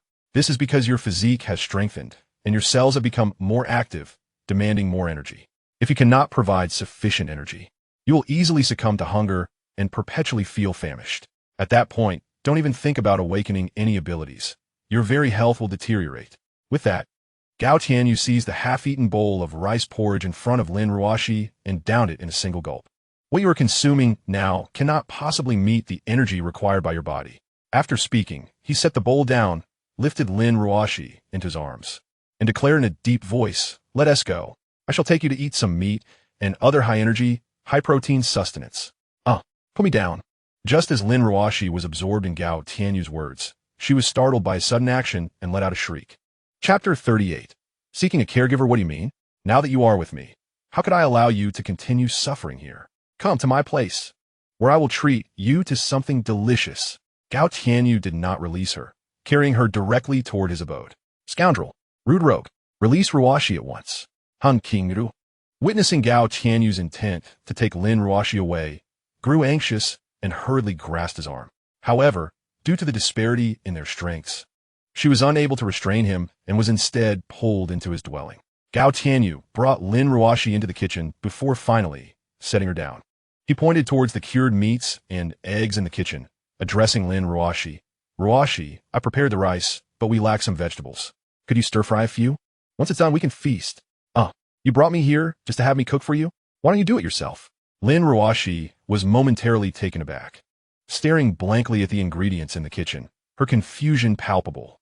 This insufferable man had brought her here, and she had assumed he had ulterior motives. Little did she know he merely intended for her to be his laborer. "Why don't you cook yourself? Why should Ruoxi assist you?" Han Qingru, who had been dragged along, echoed her discontent upon hearing Gao Tianyu's words. "I'm not good at cooking, and honestly, I'm too lazy to do it." Gao Tianyu shrugged, admitting the truth of the matter. He was hardly a culinary expert, typically only managing to fry an egg or boil some soup, which left much to be desired. Coupled with his general laziness, he often tossed eggs and cured meats into a pot to cook together. In the past, when he lived alone, that was acceptable. But now that he had found a woman, how could he be expected to lift a finger? Naturally, Lin Ruoxi had to take on the task. "Ruoxi, hurry and get to it. You haven't eaten all day and must be hungry. Once the dish is ready, we can enjoy a meal together." Gao Tianyu patted Lin Ruoxi on the shoulder, flashed her a smile, and then exited the kitchen. How can you do this?" Lin Ruoxi fumed, stamping her foot as Gao Tianyu left. Was there no decency in this man? He had lured her out under the pretense of treating her to a meal, only to have her cook for him instead, treating her like a mere housekeeper. "Ruoxi, let us go, don't mind him." At that moment, Han Qingru seized Lin Ruoxi's hand, attempting to pull her away. This despicable man was clearly up to no good, dragging her friend along just to have her cook. Yet Lin Ruoxi, despite her indignation, remained rooted in place. "Qingru, don't be hasty. Don't you think he has a point? We've been living on plain rice porridge daily, lacking nutrition and not filling us up adequately. Continuing like this isn't sustainable," she quickly explained to Han Qingru, her gaze fixed on the eggs, cured meats, and other provisions before her, which filled her with a sense of security. If this were in the past, she might have dismissed these ingredients without a second glance, as she was accustomed to far better meals. But now, after days of consuming nothing but rice porridge, her stomach was painfully empty. I won't concern myself with you any longer." Han Qingru, hearing her friend's words, stamped her foot in frustration, huffing as she stormed off. Moreover, it was evident that Gao Tianyu had no intention of inviting her to stay for dinner. Lingering any longer would only provoke disdain. His anger stemmed entirely from witnessing his close friend now completely under the influence of that rogue. She wore an expression of exasperation, as if lamenting the situation. Gao Tianyu quietly observed Han Qingru as she exited, making no attempt to stop her, precisely as she had anticipated. He had no desire to keep her for a meal. Their relationship was merely superficial, lacking any genuine connection, and he certainly could not bear the thought of sharing his provisions unnecessarily. After all, if he were to lose both the company and his food, it would be an egregious loss. Once Han Qingru departed, Lin Ruoxi busied herself in the kitchen, and before long, she emerged with several dishes, a plate of fried eggs, a plate of stir-fried potatoes with cured meat, and a bowl of duck soup. Gao Tianyu sampled each dish, finding them quite delectable, superior to his own culinary attempts, reaching the standard of a typical home-cooked meal. Next time, when it's time for dinner, feel free to join me, but you must come early to prepare the food, he declared after tasting a few bites. All right, Lin Ruoshi replied as she served a bowl of rice into Gao Tianyu's hands, then filled her own bowl before nodding in agreement. Subsequently, the two engaged in casual conversation, and soon enough, they had devoured the entire pot of rice. Gao Tianyu consumed the majority, while Lin Ruoshi managed to eat 4 bowls herself, nearly doubling her usual intake. This sudden surge in appetite astonished her, and post-meal, she felt a warm sensation enveloping her body, as if her constitution had significantly improved. This was not merely an illusion. In the wake of the apocalypse, many individuals had experienced a subtle enhancement in their physical strength, influenced by the mysterious energy brought forth by the meteorite. Consequently, their appetites had increased, requiring more sustenance than before. Should they fail to satiate their hunger or consume food that lacked sufficient energy, their physical condition would deteriorate, leading to weakness, lethargy, and an incessant sense of hunger. After the meal, Lin Ruoshi proactively gathered the dishes and washed the pots and utensils. I'll head back now and return in the afternoon, she said softly to Gao Tianyu after finishing her chores. Wait, come sit for a moment. There is something I need to discuss with you, Gao Tianyu urged, patting the space beside him on the sofa. What is it? Do you need me to do something else? Lin Ruoshi inquired as she approached and took a seat, wiping the sweat from her forehead with a few tissues. Gao Tianyu wrapped his arm around Lin Ruoshi's waist and gently tucked her hair behind her ear, revealing her flawless and enchanting visage. As the apocalypse has descended upon us, to survive, one must possess formidable strength. Your current abilities are woefully inadequate. You cannot even contend with an ordinary zombie. Should danger arise, escape would be beyond your reach. Henceforth, let us train together, honing your combat skills while simultaneously strengthening your physique, for your current state is far from sufficient. Hai Tianyu leaned closer to Lin Ruoshi's ear, speaking in a hushed tone. Chapter 39, Letting Go of the Desire to Help I Understand. Lin Ruoshi replied, nodding earnestly. She recognized the truth in his words. His admonitions were indeed for her own benefit. She was undeniably weak, unable to confront even a common zombie without succumbing to screams. Surviving in this harsh world with her current capabilities would be exceedingly difficult. Let me teach you to wield a knife first.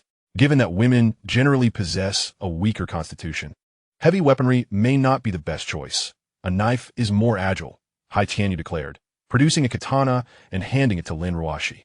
The technique of using a knife is quite straightforward. You need to master 2 essential actions, slashing and thrusting. However, thrusting inflicts minimal damage on zombies unless you can directly pierce their eyes, thereby entering their skulls. Thus, for now, slashing is the more suitable approach. Aim for their necks, and it is relatively easy to sever their heads. If that proves too challenging, targeting their legs will significantly reduce their speed, making them far less formidable. Hai Tianyu elaborated on various strategies for combating zombies and highlighted crucial points of caution. After his explanations, he guided Lin Ruoshi as she practiced with the knife. His instructions were simple yet effective, focusing on basic slashing techniques. Despite their simplicity, the results were remarkable. The katana was exceptionally sharp, allowing even a woman to easily sever limbs or necks if aimed correctly. After an hour of practice, Lin Ruoshi's hands grew weary, prompting her to cease her movements. Hai Tianyu took her delicate hand, massaging it gently to alleviate the strain. Your physique is rather weak. You must engage in more training moving forward. Indeed, Lin Ruoshi responded, wiping the sweat from her brow and nodding in agreement. Observing Hai Tianyu's earnest demeanor as he massaged her arms brought a soft blush to her cheeks. At the very least, this man did not regard her merely as a plaything. He treated her with genuine care. I feel a bit tired and wish to return for some rest. May I continue training after I awaken? Lin Ruoshi murmured, her head lowered in slight embarrassment. After just an hour of practice, she found herself exhausted. Her condition was indeed lacking. Of course, Hai Tianyu nodded in agreement, refraining from compelling her to continue training. But you must assist me with a small favor. What favor? Lin Ruoshi gazed at him with evident perplexity.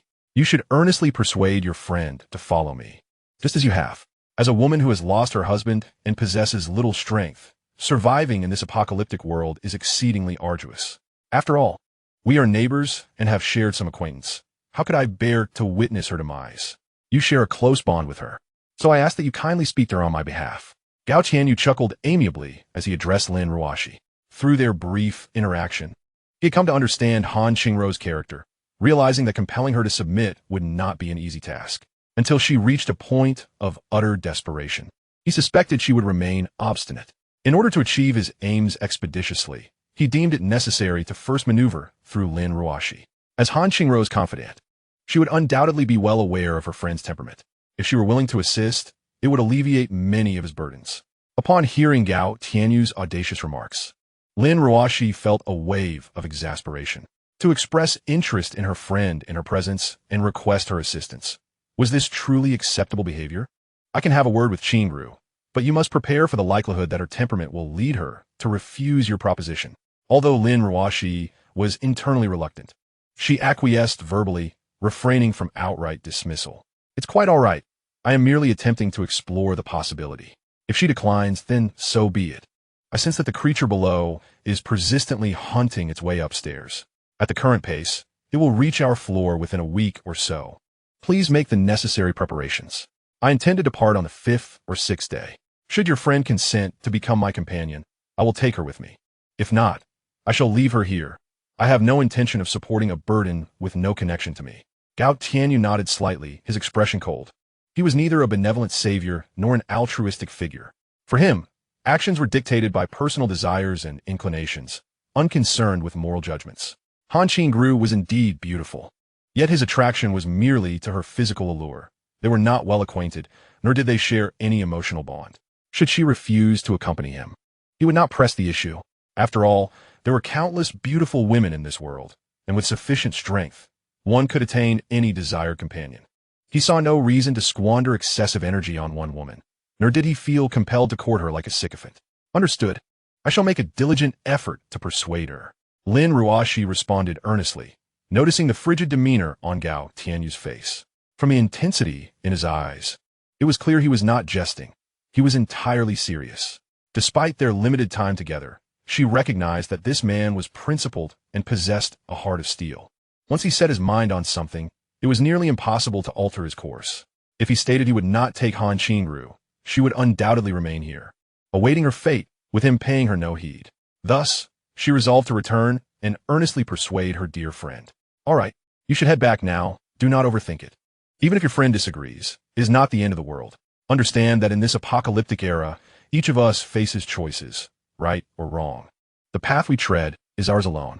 We must relinquish our inclination to assist others and learn to respect their destinies.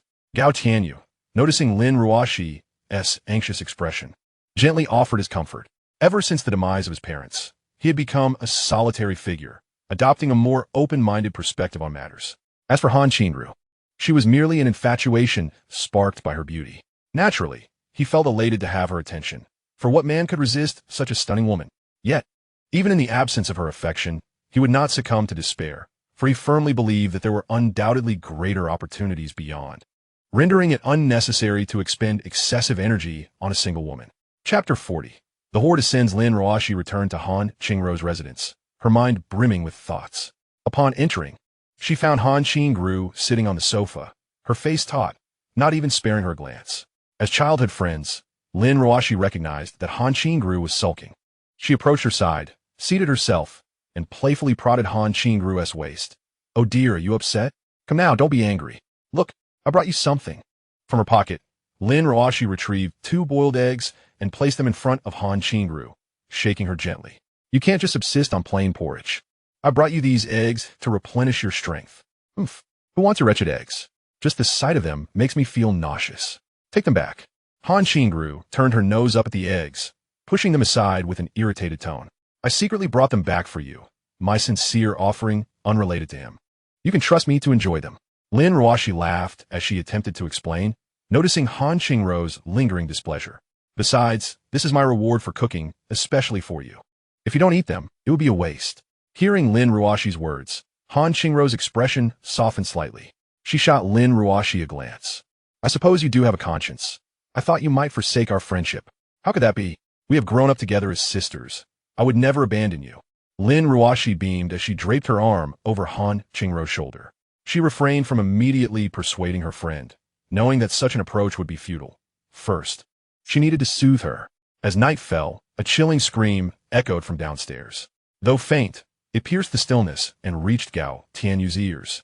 His senses were acutely heightened, his hearing several times more acute than before, rendering even the slightest rustle of the wind nearly impossible to escape his notice. In his perception, a piercing scream resonated from the 18th floor, indicating that someone had fallen victim to an attack. The malevolent specter had emerged once more to haunt. Its appearance and strength remained a mystery to Gao Tianyu, who had yet to witness its actions and thus felt uncertain and hesitant to act recklessly. Suddenly, he discerned an unusual sound of footsteps ascending the stairs, steadily approaching the 26th floor. With narrowed eyes and a grave expression, Gao Tianyu grasped his katana and exited his room, making his way to Han Qingru's abode. "What brings you here?" Han Qingru and Lin Ruashi, who were chatting in the living room, were taken aback by Gao Tianyu's abrupt entrance and immediately inquired without greeting him, "Do you have no manners? Don't you understand the courtesy of knocking before entering someone's home?" Han Qingru's countenance darkened upon seeing Gao Tianyu's intrusion. Ignoring her reprimand, Gao Tianyu approached Lin Ruashi directly. "Something is coming upstairs. I can't tell if it's a zombie or that specter. You should come with me for a while. It may not be safe for you to stay here." He grasped Lin Ruashi's arm and began to lead her outside. "What?" Lin Ruashi's heart raced at his words, fear etching her features. She had encountered zombies before, and the memories still haunted her. "Wait, bring Qingru along. I'm not comfortable leaving her here alone." Lin Ruashi firmly pulled on Gao Tianyu's arm and glanced at Han Qingru. "Don't worry about her. If she wants to follow, she can. If not, let her stay here," Gao Tianyu replied, listening to the footsteps below that grew ever closer, his voice dropping to a whisper as he urged Lin Ruashi onward, disregarding Han Qingru's reaction. Upon hearing of the impending danger, Han Qingru felt a jolt of fear, her face betraying her trepidation. After Lin Ruashi's insistence, a flicker of hesitation crossed her eyes as she contemplated whether to join them. Although she was reluctant to involve herself with Gao Tianyu, her impression of him was far from favorable. Yet, as she glanced around at the oppressive darkness and considered the looming peril, panic surged within her, and she followed suit without a moment's hesitation. Thud, thud, thud, roar, roar. As Han Qingru stepped out of her room, a cacophony of footsteps and primal growls echoed around her. Instinctively, she shone her flashlight into the distance and was met with the horrific sight of grotesque zombies, their faces twisted in malice, their bodies smeared with blood, resembling malevolent spirits clawing their way from the depths of the earth. Truly a terrifying sight. The horde of zombies seemed to have detected the commotion, surging towards Han Qingru with relentless fervor. Witnessing their advance, she appeared momentarily paralyzed by fear, her body rigid as her heart raced violently, and her breath quickened. She yearned to flee, yet her feet felt as if they were firmly anchored to the ground, leaving her helplessly observing as the zombies drew nearer. In the midst of this turmoil, Gao Tianyu, who had just entered the room and was about to close the door, caught sight of the unfolding scene and furrowed his brow in concern. He swiftly grasped the dazed Han Qingru, pulling her into his embrace before deftly retreating into his home and securing the anti-theft door behind them. The sound of fierce pounding soon reverberated against the door, as the relentless zombies outside continued to batter against it, causing it to rattle ominously. What was the cause of this chaos? How had these zombies managed to ascend? They were drenched and caked in mud, seemingly having emerged from the outside. The situation was perplexing. Gao Tianyu fell into deep contemplation upon witnessing the throng of zombies outside. There were no fewer than a dozen, and he discerned that several more were lurking on the 29th floor. These creatures were not residents of their building. They appeared to have come from elsewhere, drawn here by some unknown force. The incessant banging snapped Han Qingru from her stupor, and instinctively, she wrapped her arms tightly around Gao Tianyu's waist. Her face, once radiant, now bore the pallor of terror. What on earth is happening outside? How have they managed to come up here? Lin Ruashi, hearing the relentless thuds, also turned pale and quietly inquired of Gao Tianyu. Uncertain, he replied, shaking his head. There were two possibilities for the sudden appearance of these zombies. Either something was driving them upward, or they were being lured by some force. Regardless of the cause, neither scenario boded well. Fortunately, the quality of his anti-theft door was exceptional. Despite the cacophony of blows, it remained steadfastly closed, sparing him the immediate confrontation with the undead. While he possessed the capability to eliminate the dozen zombies, he hesitated, concerned that the commotion could attract even more from below. For the moment, they were secure, trapped behind the door. Observing Lin Ruashi's expression of sheer terror, Gao Tianyu softly reassured her. After listening to Gao Tianyu's words, Lin Ruashi's expression of terror eased somewhat. Yet unease still lingered on her countenance. Her gaze shifted toward Han Qingru, nestled in Gao Tianyu's embrace. At that moment, an overwhelming fear gripped her. Had her dear friend not occupied Gao Tianyu's arms, she might have wished to leap into them herself. Following her gaze, Gao Tianyu glanced down to find Han Qingru pressing her face against his chest, her arms tightly encircling his waist, seemingly still trapped in the throes of fear. Furthermore, an alluring fragrance emanated from Han Qingru, wafting into his nostrils and igniting a fervent response within him.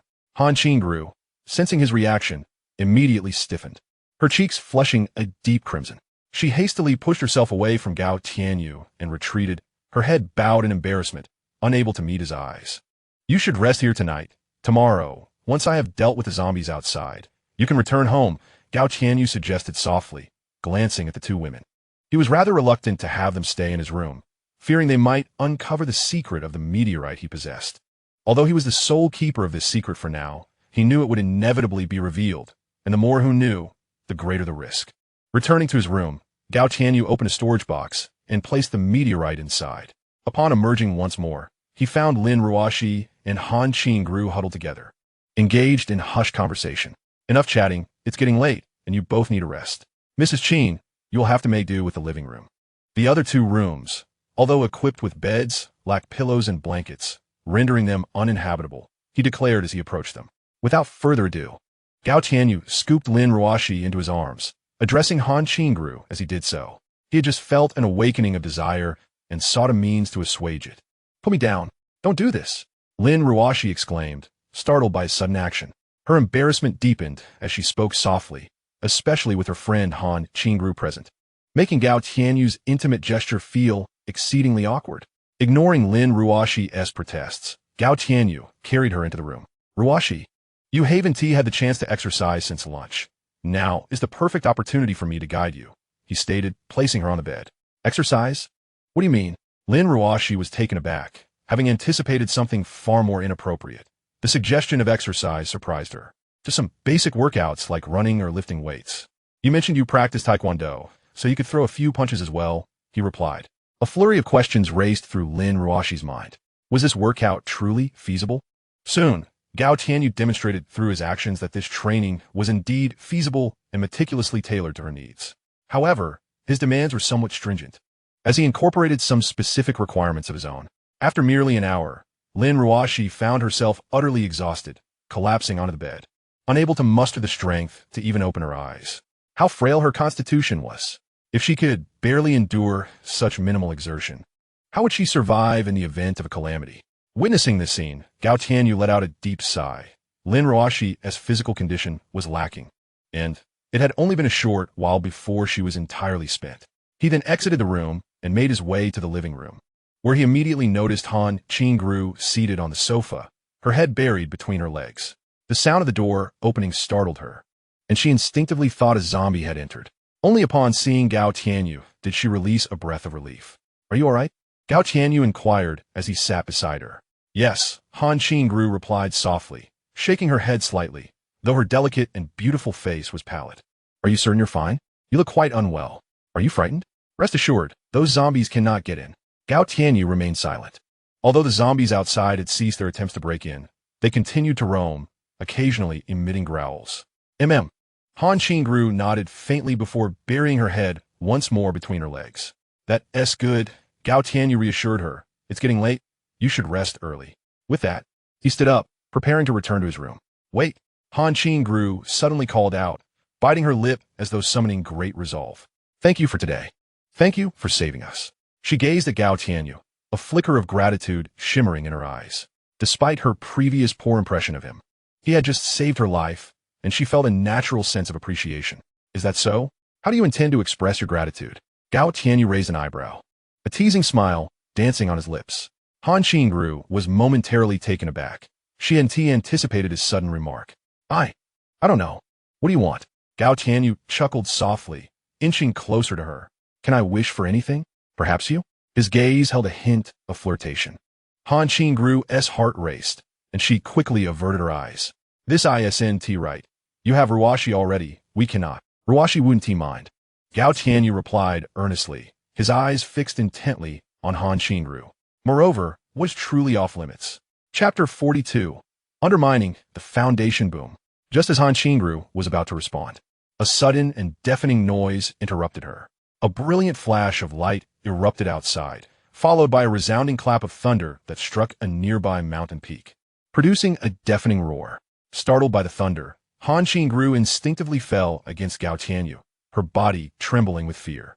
Her exquisite face bore a pallid hue, resembling a delicate flower drenched in rain, evoking a profound sense of sympathy within him. Witnessing this scene, Gao Tianyu felt a surge of protective anger rise within him, which had only just begun to simmer down. Do not worry.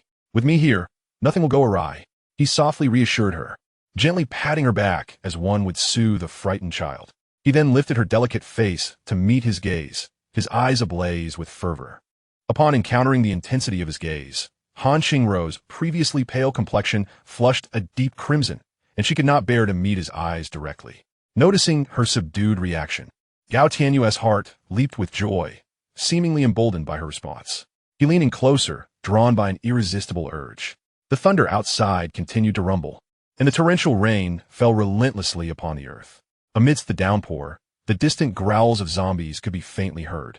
Yet, within Gao Tianyu's abode, an atmosphere of warmth enveloped them. The thunder had shattered Han Qingru's defenses, allowing Gao Tianyu to seize the moment, ultimately fulfilling his desires. This beautiful neighbor had finally become a part of his life. A wave of exhilaration surged through him. Han Qingru was undeniably the belle of their community, having recently moved in and already capturing the attention of many. Even Gao Tianyu found himself lost in thoughts of her each time their paths crossed, as she was the object of many men's affections. Before the apocalypse struck, he had admired Han Qingru from afar, but back then, societal norms prevailed, and she was married to a handsome and affluent husband, making any notion of pursuing her a mere fantasy. However, with the onset of the apocalypse and the awakening of his extraordinary abilities, hope flickered anew for him. Finally, he had achieved what he longed for. Han Qingru stood as the most beautiful woman he had ever encountered, even surpassing Lin Ruashi in allure, though her figure was perhaps less voluptuous. Nevertheless, this did not imply that her physique was lacking. Han Qingru possessed an elegant and statuesque silhouette, with long, slender legs and a graceful waist, exuding an ethereal charm that captivated all who beheld her. After 2.5 hours, Gao Tianyu reclined contentedly on the sofa, his fingers entwined in Han Qingru's silky hair. Rest assured, Mrs. Qin, I shall take responsibility for this matter and ensure that Mr. Qin's interests are well cared for. Get lost. A voice of exasperation echoed in his embrace, causing Han Qingru to respond through gritted teeth to his jest. With a swift motion, she pinched the soft flesh at Gao Tianyu's waist, seemingly intent on imparting some form of retribution. However, due to her significant fatigue, her grip lacked strength, leaving Gao Tianyu unscathed by any sensation of pain. Upon hearing Han Qingru's irritated tone, Gao Tianyu erupted into laughter. He led her into the room, cradling both women in his arms, and soon they drifted into slumber. The following morning, as Gao Tianyu opened his eyes, he was greeted by the sight of two exquisite faces beside him. Their lustrous hair cascaded over their features, obscuring their beauty. With gentle hands, he tucked the fallen locks behind their ears, revealing their smooth, rosy complexions. He placed a tender kiss upon their cheeks before rising to venture into the living room. After his departure, Lin Ruashi and Han Qingru fluttered their eyelashes and slowly opened their eyes. They exchanged a glance, quickly averting their gaze, a hint of embarrassment crossing their faces. It was unexpected that both of them, close friends, had found themselves entangled with the same man. How fortunate that rascal was to be in the company of someone as stunning as my Qingru. A flicker of indignation crossed Lin Ruashi's face before she remarked, "But perhaps it is for the best. We won't have to part ways as friends in the future." Han Qingru shot Lin Ruashi a disapproving look, aware of her friend's tendency for fanciful talk.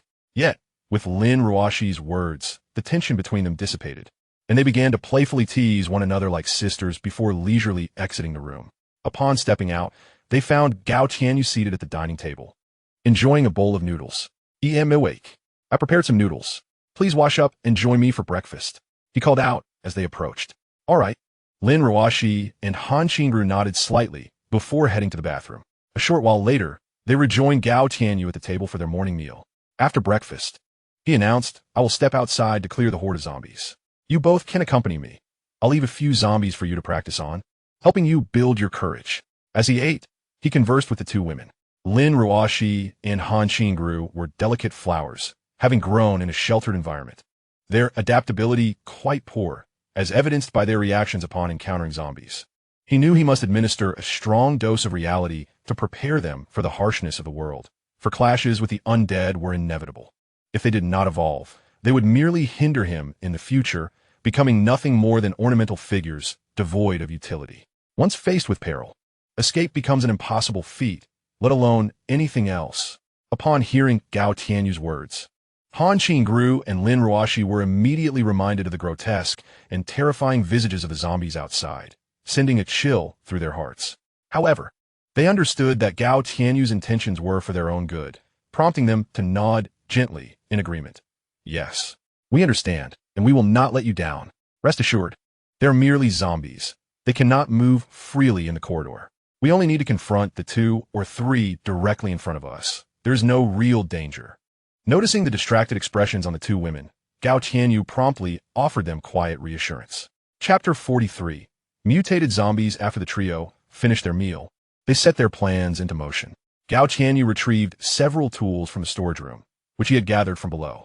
Among these tools, he extracted 2 relatively lethal axes and handed them to the women. He had thoroughly searched half of the building, but found few suitable weapons. However, this was to be expected, as no respectable person would keep regulated blades or axes at home. The two women then took their axes, standing nervously behind Gao Tianyu. "Do not be anxious. I will lead the way, and you simply need to follow closely behind me." Sensing their trepidation, Gao Tianyu gently reassured them. He concentrated his mental energy, carefully perceiving the situation outside. The horde of zombies, unable to breach the door and unaware of the activity within, had dispersed and were now meandering in the corridor. Observing this, Gao Tianyu took the initiative to open the door. With a crisp click, the sound echoed through the corridor. This noise startled the wandering zombies, causing them to pivot towards the source like sharks catching the scent of blood. A male zombie, clad in a tattered and filthy short-sleeved shirt, extended its decaying claws towards Gao Tianyu. Yet, he remained unfazed, swiftly drawing his katana and launching a strike. With a whoosh, the blade gleamed as it severed the zombie's arms, immediately following up with a swift slash aimed at its head. Thud! Thud! The sound of 2 lifeless bodies hitting the ground resonated through the corridor. Just as he dispatched the 2 zombies, 2 more lunged at him, their open mouths emitting a putrid stench, and visibly teeming with maggots devouring their decaying flesh. Gao Tianyu raised his hand and delivered a decisive blow. Suddenly, a zombie expelled a jet of black liquid towards Gao Tianyu. Observing this, Gao Tianyu's eyes widened with astonishment, for he sensed a perilous aura emanating from the viscous substance. He swiftly waved his hand forward, channeling his mental energy to deflect the liquid against the wall. Thud! Upon making contact, the black liquid produced a plume of white smoke, and the wall was corroded at a visible pace, forming a gaping pit. Goodness, is this a mutated zombie? The corrosive nature of this venom is incredibly potent. If it were to touch me, I would surely meet my demise. Witnessing this scene, Gao Tianyu's lips twitched violently, a flicker of astonishment flashing in his eyes. Despite his surprise, his movements remained unimpeded as he took a stride, rapidly positioning himself before the mutated zombie. With fierce precision, he swung his katana directly at the creature's head. Thud! The mutated zombie, perceiving Gao Tianyu's assault, immediately retaliated by spewing forth venom. Yet it was futile. All the toxic liquid was intercepted by Gao Tianyu's mental force, splattering harmlessly against the wall. Whoosh! A cold glimmer flashed as he cleaved the zombie's head in 2, exposing its pallid brain matter. To prevent any residual head from spewing venom, he chose to split its skull rather than simply sever its neck as he usually would. Boom! The mutated zombie collapsed with a resounding crash, its blood oozing forth and pooling onto the corridor floor. Thud! Thud! Upon contact with the ground, the blood began to emit white smoke, as if the marble surface were succumbing to corrosion, slowly decaying away. However, The rate of decay was not nearly as severe as that of the venom it had expelled. This mutated zombie is exceedingly dangerous. Not only can it spit venom, but its blood is equally toxic. A careless encounter could easily prove fatal. Although Gao Tianyu had dispatched this mutated zombie, its formidable presence lingered in his mind. Should an ordinary evolved being encounter it, they would likely face dire consequences, with a single misstep potentially leading to their demise beneath the zombie's toxic onslaught. Roar, roar, roar. No sooner had he dealt with this mutated zombie than several others, lying on the ground, began to rise and launch another assault against him. However, instead of retreating, Gao Tianyu advanced a few steps forward. His katana danced through the air with relentless ferocity. Its razor-sharp blade, combined with his immense strength, cleaved any zombie it touched into two. In a matter of moments, the zombies that charged at him were vanquished, leaving the ground littered with their lifeless bodies and the hissing, screeching heads that still twitched in their final throes. Thud, thud, thud. The commotion from above swiftly alerted the zombies below, who hastily ascended the stairs, their heavy footsteps echoing through the corridor. A burly middle-aged zombie was the first to charge upward, its menacing gaze fixed upon Gao Tianyu and his companions, before lunging forward with great ferocity. This was soon followed by second, third, and fourth. Gao Tianyu, witnessing the horde of approaching zombies, displayed not a trace of fear upon his countenance. In this confined space, he was more than capable of dispatching them single-handedly. They posed no challenge to him. With his current prowess, unless faced with mutated zombies, no number of ordinary zombies could threaten him. 7 zombies surged up from below, joined by the 15 that had remained on the rooftop. Thus, the total count of zombies above had swelled to 22. As the final zombie fell, its legs severed by Gao Tianyu, the corridor became littered with the remains of the undead, alongside 2 incapacitated zombies that continued to crawl toward them. Lin Ruoshi and Han Qingru, who had been positioned behind Gao Tianyu, initially harbored concerns, but their astonishment grew as they beheld Gao Tianyu's overwhelming prowess, effortlessly annihilating such a multitude of zombies. They gazed in disbelief, recognizing the formidable strength of the man before them, yet they had not anticipated such a display of might. Chapter 44, The Cleanup Now. These 2 zombies are entrusted to you. Each of you shall take one and sever their heads with the axe. This shall be your trial. At that moment, Gao Tianyu pointed toward the crawling zombies and addressed Lin Ruoshi and Han Qingru. In this perilous world, danger lurked at every corner, and no one could guarantee their survival until the end. Thus, it was imperative to find ways to grow stronger. If the 2 women could not conquer their fears, their futures were destined to be nothing more than ornamental, fragile vases that could shatter at any moment. The sight of the struggling zombies instilled a flicker of fear in their eyes. I will go first. Lin Ruoshi boldly stepped forward, gripping her axe and swinging it down toward the head of one crawling zombie. With a resounding thud, the zombie's skull burst apart like a watermelon, its pale brain matter oozing out in a grotesque display. Witnessing her friend take action, Han Qingru gritted her teeth, raising her axe to strike at the other zombie. The blow landed squarely on its head, but due to insufficient force, it failed to end the creature's existence. The zombie continued its advance toward her. Han Qingru shrieked, instinctively closing her eyes as she swung her axe repeatedly at the zombie's head. Thud, thud, thud. Soon, the skull was brutally shattered, with brain matter splattering everywhere, creating a grotesque and bloody scene. Meanwhile, Gao Tianyu observed this harrowing spectacle in silence, offering no assistance to the 2 individuals involved. He recalled his own initial experience of slaying zombies, and curiously, he felt no sense of revulsion or fear. Instead, a subtle thrill and excitement coursed through him. Perhaps he possessed an innate adaptability, enabling him to swiftly adjust his mindset regardless of the most daunting circumstances. Suddenly, as Gao Tianyu watched, both women clutched their chests and began to retch. The noodles they had consumed that morning were expelled onto the floor. The corridor soon became permeated with the stench of decaying flesh, mingled with a sour odor, creating an unbearable scent. Gao Tianyu stood quietly to the side, observing their distress without any inclination to offer comfort. Once the 2 had finished vomiting, he approached them, gently patting their backs and softly encouraging, "You both performed admirably, exhibiting far more courage than I anticipated. Now, please return and rest. I will take care of the bodies." Upon hearing his words, Lin Ruoshi and Han Qingru nodded slightly, though their faces remained pale and their spirits appeared quite diminished. As they retreated into the house, Gao Tianyu shifted his gaze back to the horde of zombies. The lifeless bodies were caked in mud and soaked from the rain, clearly having traversed through a torrential downpour before meeting their demise. After assessing the situation, Gao Tianyu donned gloves and began to dispose of the corpses one by one, swiftly clearing the hallway of the remains.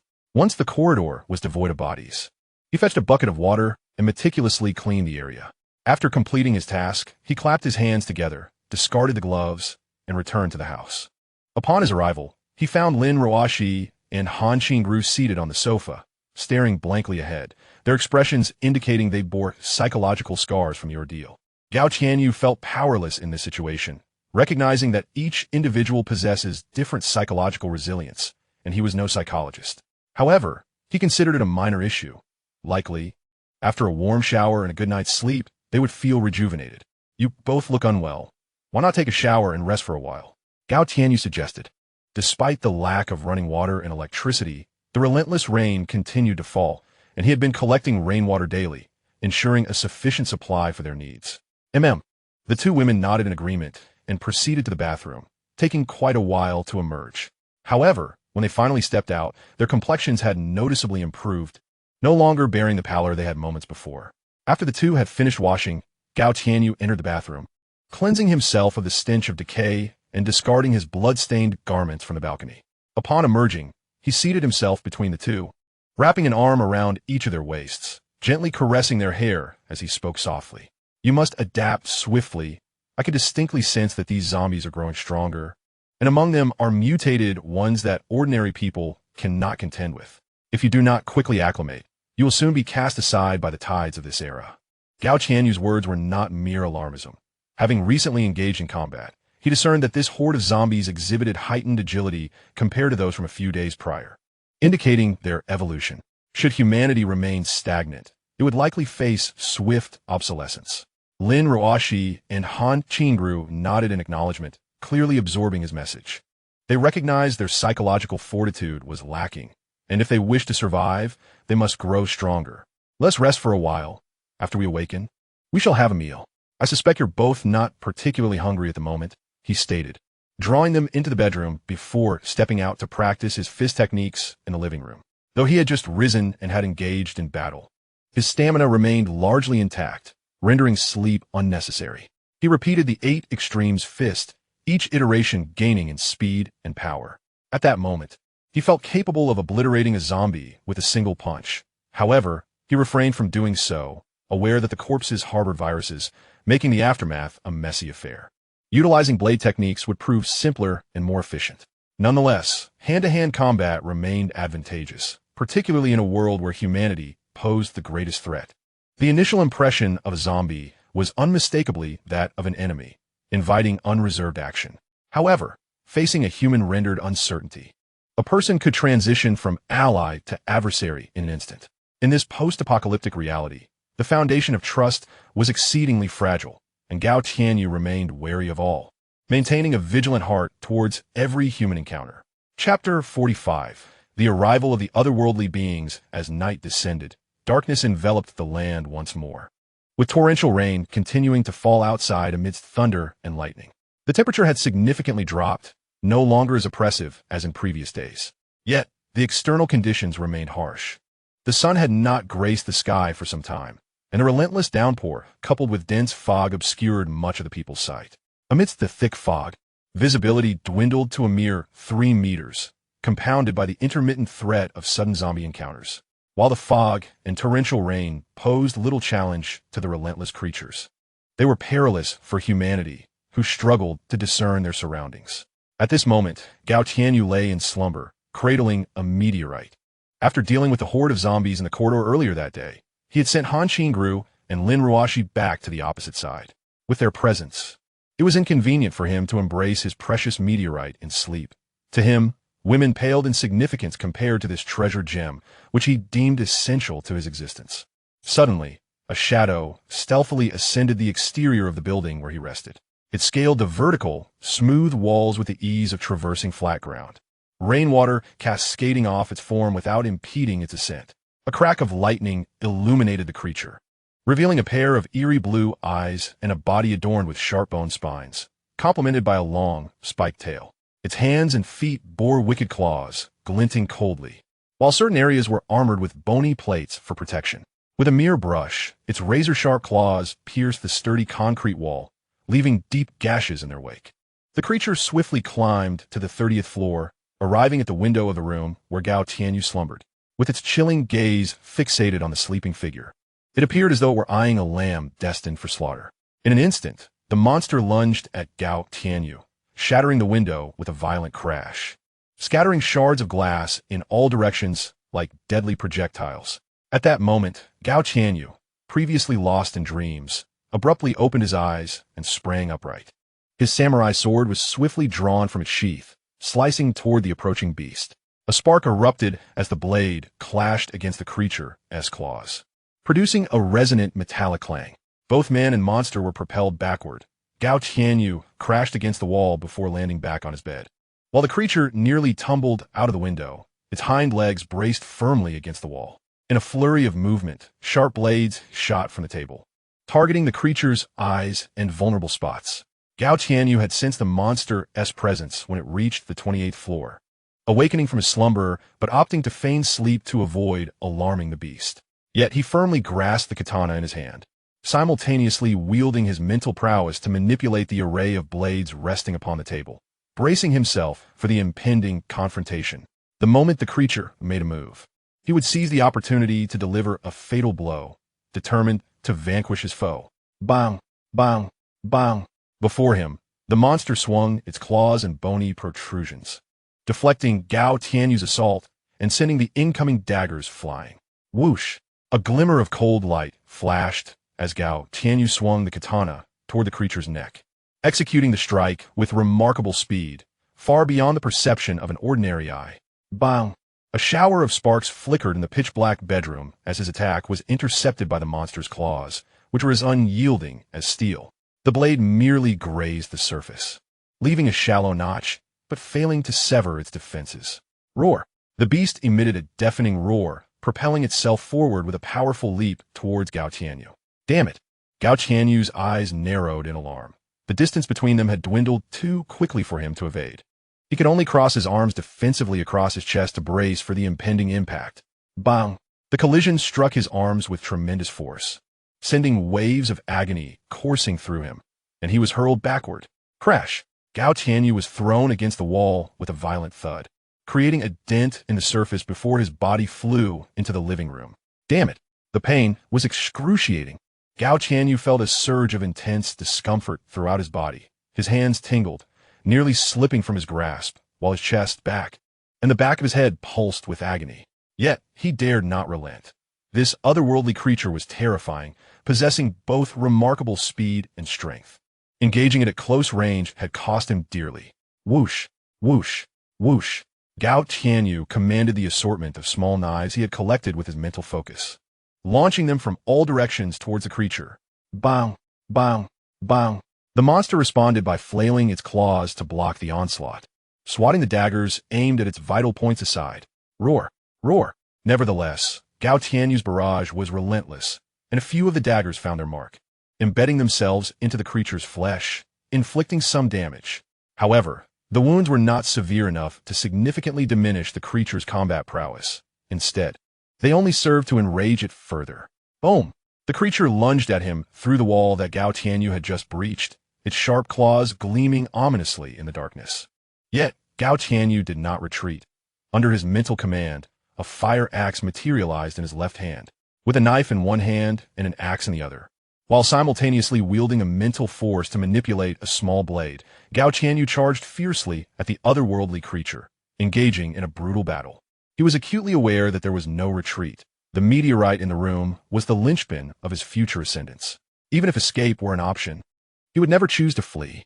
Bang! Bang! Bang! The metallic clang of his knife and axe striking the creature resonated through the air.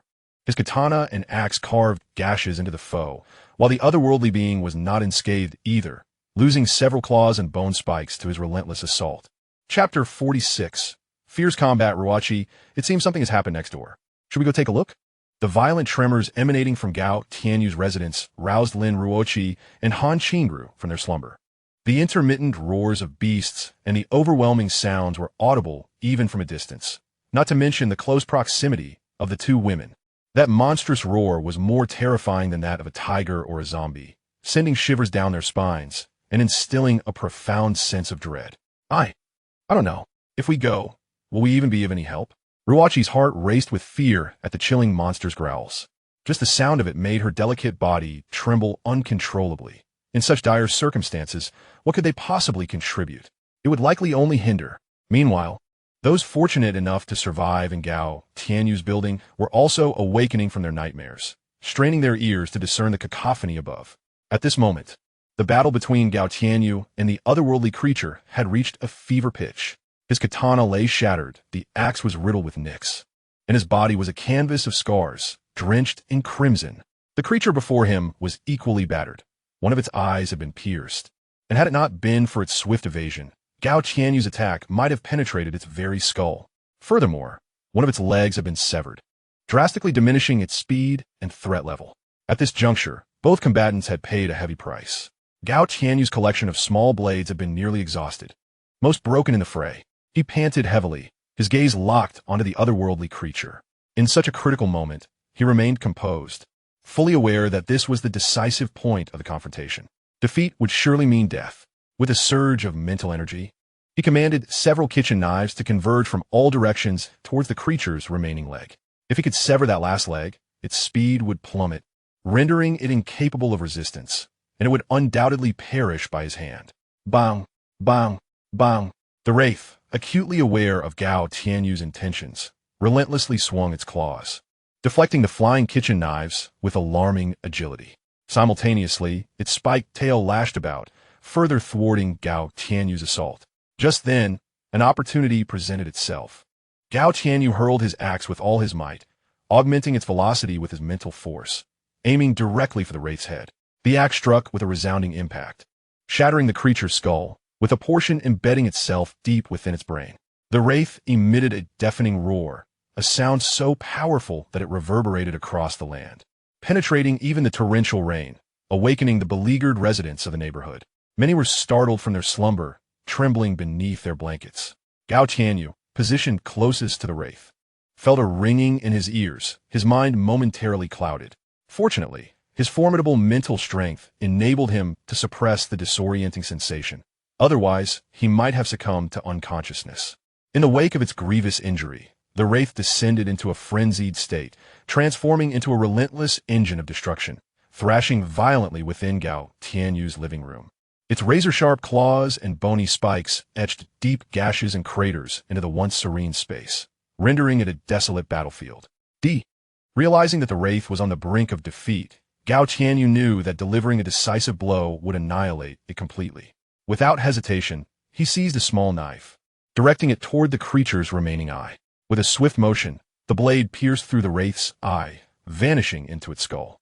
The Wraith, previously frenzied with pain, suddenly froze, staggering back before collapsing with a thunderous crash. Gao Tianyu, witnessing this moment, exhaled a long sigh of relief, sinking to the ground. This creature is terrifying. Had I delayed even a moment longer, I would have surely met my end. He wiped the sweat and blood from his brow, a chill of fear coursing through him. At that moment, he was grievously injured, having lost copious amounts of blood, his physical strength at its limit, compounded by the severe depletion of his mental energy, leaving him dizzy and disoriented. After resting momentarily on the floor to regain some strength, he resolved to approach the fallen Wraith. He sensed a peculiar vibration within the head of the eerie creature, as if an energy was concealed within, albeit faint and nearly negligible. Grasping the fire axe that had struck the creature's skull, he withdrew it with determination. Immediately after, he forcefully smashed the creature's head, uncovering a small, finger-sized, ochre crystal within. Could this be an energy crystal core? What purpose might it serve?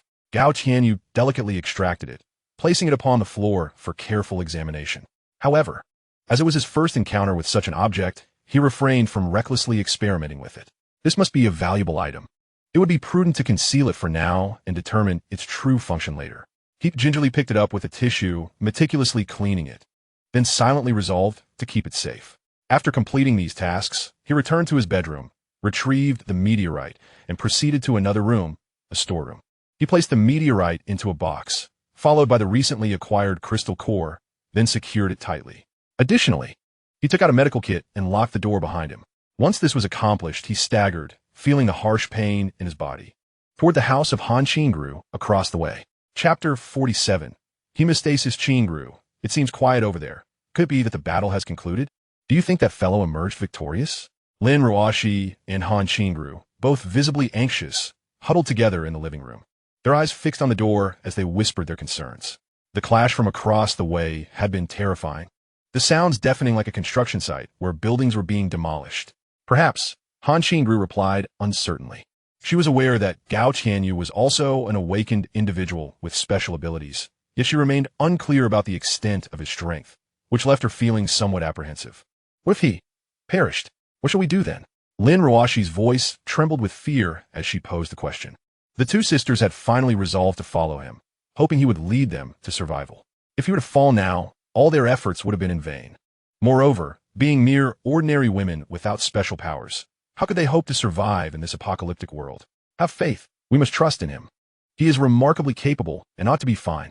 Han Qingru replied, her expression complex as she spoke. Bang, bang. Just as the two were conversing, a sudden knocking echoed from outside their door, startling them in the stillness of the living room. Qingru, did you hear that? There's someone knocking. Who do you think it could be? Lin Ruoshi swallowed hard, her voice tinged with anxiety. I don't know. We should go take a look. Han Qingru responded, equally tense and cautious. Bang, bang, bang. As the two conversed, a sudden knock echoed from outside the door. The two women promptly rose and approached the entrance, peering through the peephole, yet were met only with an impenetrable darkness. Who is it? Who are you? Lin Ruoshi summoned her courage and called out into the void. It's me. Open the door quickly. Came the gruff response from Gao Tianyu, who had been waiting outside. It's you. You're alive. This is wonderful. Lin Ruoshi exclaimed with joy upon recognizing the familiar voice, hastily unlocking the door and flicking on the lamp she held. How are you up like this? You're covered in blood. As the light illuminated Gao Tianyu, both women gasped in shock, their mouths agape in disbelief. Gao Tianyu rolled his eyes at their reaction. Why do you think I look like this? You're standing so close, can't you tell? With this commotion, I wager the entire building is aware that something has gone awry. Enough with the idle chatter. Can't you see I'm bleeding profusely? Hurry and tend to my wounds. He strode into the living room, settling onto the sofa, and gestured towards the medical kit. Oh. Lin Ruoshi and Han Qingru snapped back to reality at Gao Tianyu's insistence, quickly shutting the door before approaching him with the lamp in hand. They opened the medical kit, retrieving various supplies, yet their hands faltered at the sight of Gao Tianyu's condition. His body was drenched in blood, riddled with numerous wounds, some 30 or 40 in total. The most grievous injuries were 3 deep gashes on his chest, back, and thigh, while the others were minor. What are you standing there for? First, clean the blood off my body, then disinfect the wounds with alcohol, and finally bind them with gauze. Ensure I stop the bleeding. If I lose too much blood, I might perish. Observing their panicked and uncertain demeanor, Gao Tianyu directed them with exasperation. Truly, what 2 useless flowers. If it weren't for their beauty, I might have considered dismissing them. He lamented internally. Despite the apocalypse having persisted for so long, they still hadn't adapted. Even a simple task like dressing wounds was beyond them. How utterly pointless. Oh.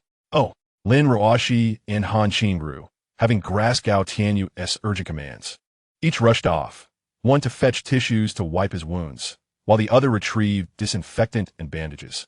As they tended to him, their inexperience made them somewhat clumsy. After an hour of frantic activity, they finally managed to clean and dress Gao Tianyu's wounds. However, their methods were utterly lacking, and with no experience to speak of, they had unwittingly bound him in a manner reminiscent of a mummy, his entire body swathed in bandages. Gao Tianyu cast a glance at his disheveled appearance, a flicker of helplessness crossing his eyes. It seemed imperative to seek out a doctor or a nurse, for if he were to sustain injuries again, he would be at a loss for how to manage them, let alone rely on these 2 individuals. Fortunately, the wound had ceased to bleed, which brought him a sigh of relief. What had just transpired? Had he encountered some form of peril? Once the chaos settled, Lin Ruoshi cautiously inquired from the side. Gao Tianyu's recent state had been exceedingly alarming, making it difficult to fathom the danger that had left him so battered. The creature below ascended and struck at me unexpectedly. I engaged in a fierce battle with it. Though I managed to slay it, I too have emerged in this wretched condition. Gao Tianyu clenched his teeth as he spoke, recalling that he had never endured such grievous injuries before. He had nearly felt as if his life was ebbing away. And were it not for the evolution of his constitution, he would surely have succumbed to a far worse fate. What? You killed it? Well done. Lin Ruashi's expression became complex, struggling to hold back the tears that threatened to spill. She had previously struck a deal with Gao Tianyu, hoping that once he grew in strength, he would aid her in vanquishing the very creature that had claimed her husband. To her astonishment, in just a few days, he had accomplished this feat, albeit reluctantly, but he had indeed fulfilled her request. Meanwhile, Han Qingru felt a surge of joy upon hearing that the monster had met its demise at Gao Tianyu's hands. Both women bore deep-seated animosity towards the creature, for it had been responsible for their husbands' deaths. Thus, the news of its end brought them immense satisfaction. Enough of the celebrations. Now, both of you, please head to my kitchen and gather the food, especially the meat, eggs, and honey. After that, prepare some honey water and meat porridge for me. I am famished. Gao Tianyu spoke weakly, for the recent battle had drained both his physical and mental stamina, necessitating a swift replenishment of energy. Chapter 48. Are you plotting to murder your husband? Oh. Han Qingru and Lin Ruashi nodded in response to Gao Tianyu's request, promptly opening the door to enter his abode. Upon witnessing the state of his home, their mouths fell agape in astonishment. Gao Tianyu's residence appeared to have been ravaged, resembling the aftermath of an explosion, with chaos reigning supreme. The walls and floors were marred with scratches, and shards of small knives were embedded throughout. The furniture in the living room, sofa, refrigerator, and television lay in ruins, utterly shattered. There was not a single intact spot in the entire living room, rendering the scene truly terrifying. In the center of the living room lay the corpse of a grotesque creature, blood splattered everywhere. Although its head had been crushed, the monstrosity's terrifying presence could still be felt through its gruesome form. Han Qingru and Lin Ruashi found it hard to fathom how Gao Tianyu had managed to conquer such a fearsome beast. If the situation were reversed, they would likely have perished in a mere instant, their strengths far too disparate. Let us not linger here. We should head to the kitchen to gather supplies. Han Qingru urged, suppressing her nausea as she gently tugged at Lin Ruashi's arm. All right, Lin Ruashi nodded, following Han Qingru into the kitchen. There, they began to rummage through the cupboards, gradually transporting an abundance of food back to their home. Following Gao Tianyu's instructions, they prepared honey water and a substantial pot of meat porridge. After consuming a hearty bowl of honey water and meat porridge, Gao Tianyu felt a resurgence of energy, his earlier weakness abating somewhat. I'm feeling quite fatigued and in need of rest. For the time being, please remain indoors and refrain from going outside, he declared as he rose from the sofa and made his way to a nearby room. After securing the door, he lay down on the bed, closing his eyes and succumbing to a deep slumber. The battle had left both his body and soul weary. He desperately needed this respite. As a day gradually passed, the afternoon of the following day arrived. Gao Tianyu awoke, slowly opening his eyes and assessing his condition. After a night's rest, his injuries had significantly improved, the wounds healing gradually, and even his mental energy had regained half of its former strength. Although still somewhat weak, he felt far better than the previous day. He surveyed his surroundings and discovered he was lying in an impeccably tidy room. Above his bedside hung a large wedding photo, featuring none other than Han Qingru in her bridal attire. In the picture, she embraced Qin Zhong, the handsome young man exuding charm and elegance, while she radiated beauty. Her smile captivating and enchanting. They appear to be a perfect match, exuding an aura of harmony. To his astonishment, he realized this was Han Qingru's new home. The sight of her in a wedding dress was so striking that he found it difficult to tear his gaze away. Shaking his head to dispel the chaotic thoughts swirling in his mind, he rose from the bed, opened the door, and stepped into the living room. Brother you're awake. Lin Ruashi exclaimed with delight upon seeing Gao Tianyu emerge, rising from the sofa in excitement. Even Han Qingru, who maintained a typically aloof demeanor, visibly relaxed at the sight of Gao Tianyu's awakening. Upon recognizing the prowess of Gao Tianyu, they had already resolved to regard him as their forthcoming support, naturally unwilling to witness any misfortune befall him. Have you prepared the meal? I am quite famished, Gao Tianyu inquired softly, nodding slightly. His awakening was prompted by the gnawing hunger in his belly. Otherwise, he felt he could have continued to slumber for a while longer. Yes, brother please take a seat. I will serve you rice right away. Lin Ruoshi promptly responded, nodding enthusiastically as she moved to the dining table, pulled out a chair, and gestured for Gao Tianyu to sit. She then entered the kitchen, washed some dishes, ladled out a bowl of rice, and brought forth stir-fried cured meat and fried eggs. Gao Tianyu accepted the rice from Lin Ruoshi's hands, helped himself to several pieces of cured meat, and began to eat heartily, finishing it in just a few bites. Observing the empty bowl, Lin Ruoshi, displaying keen attentiveness, quickly refilled it for him. Before long, an entire pot of rice had vanished in a Gao Tianyu's stomach. Still not satisfied. Please prepare more, and toss in some cured meat as well. It simply isn't enough. After finishing the rice, Gao Tianyu rubbed his still hungry belly and frowned. Ever since becoming an evolved being, his appetite had surged dramatically.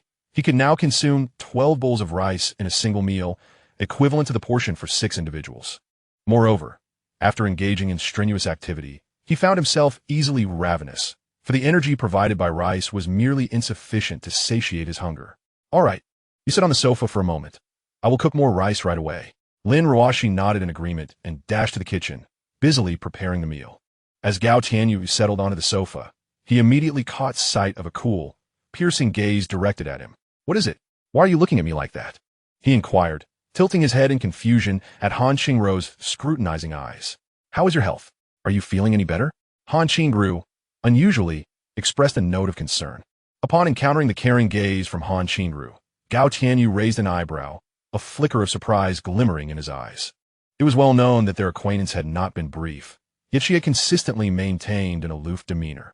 Although they were neighbors, their interactions had been scant.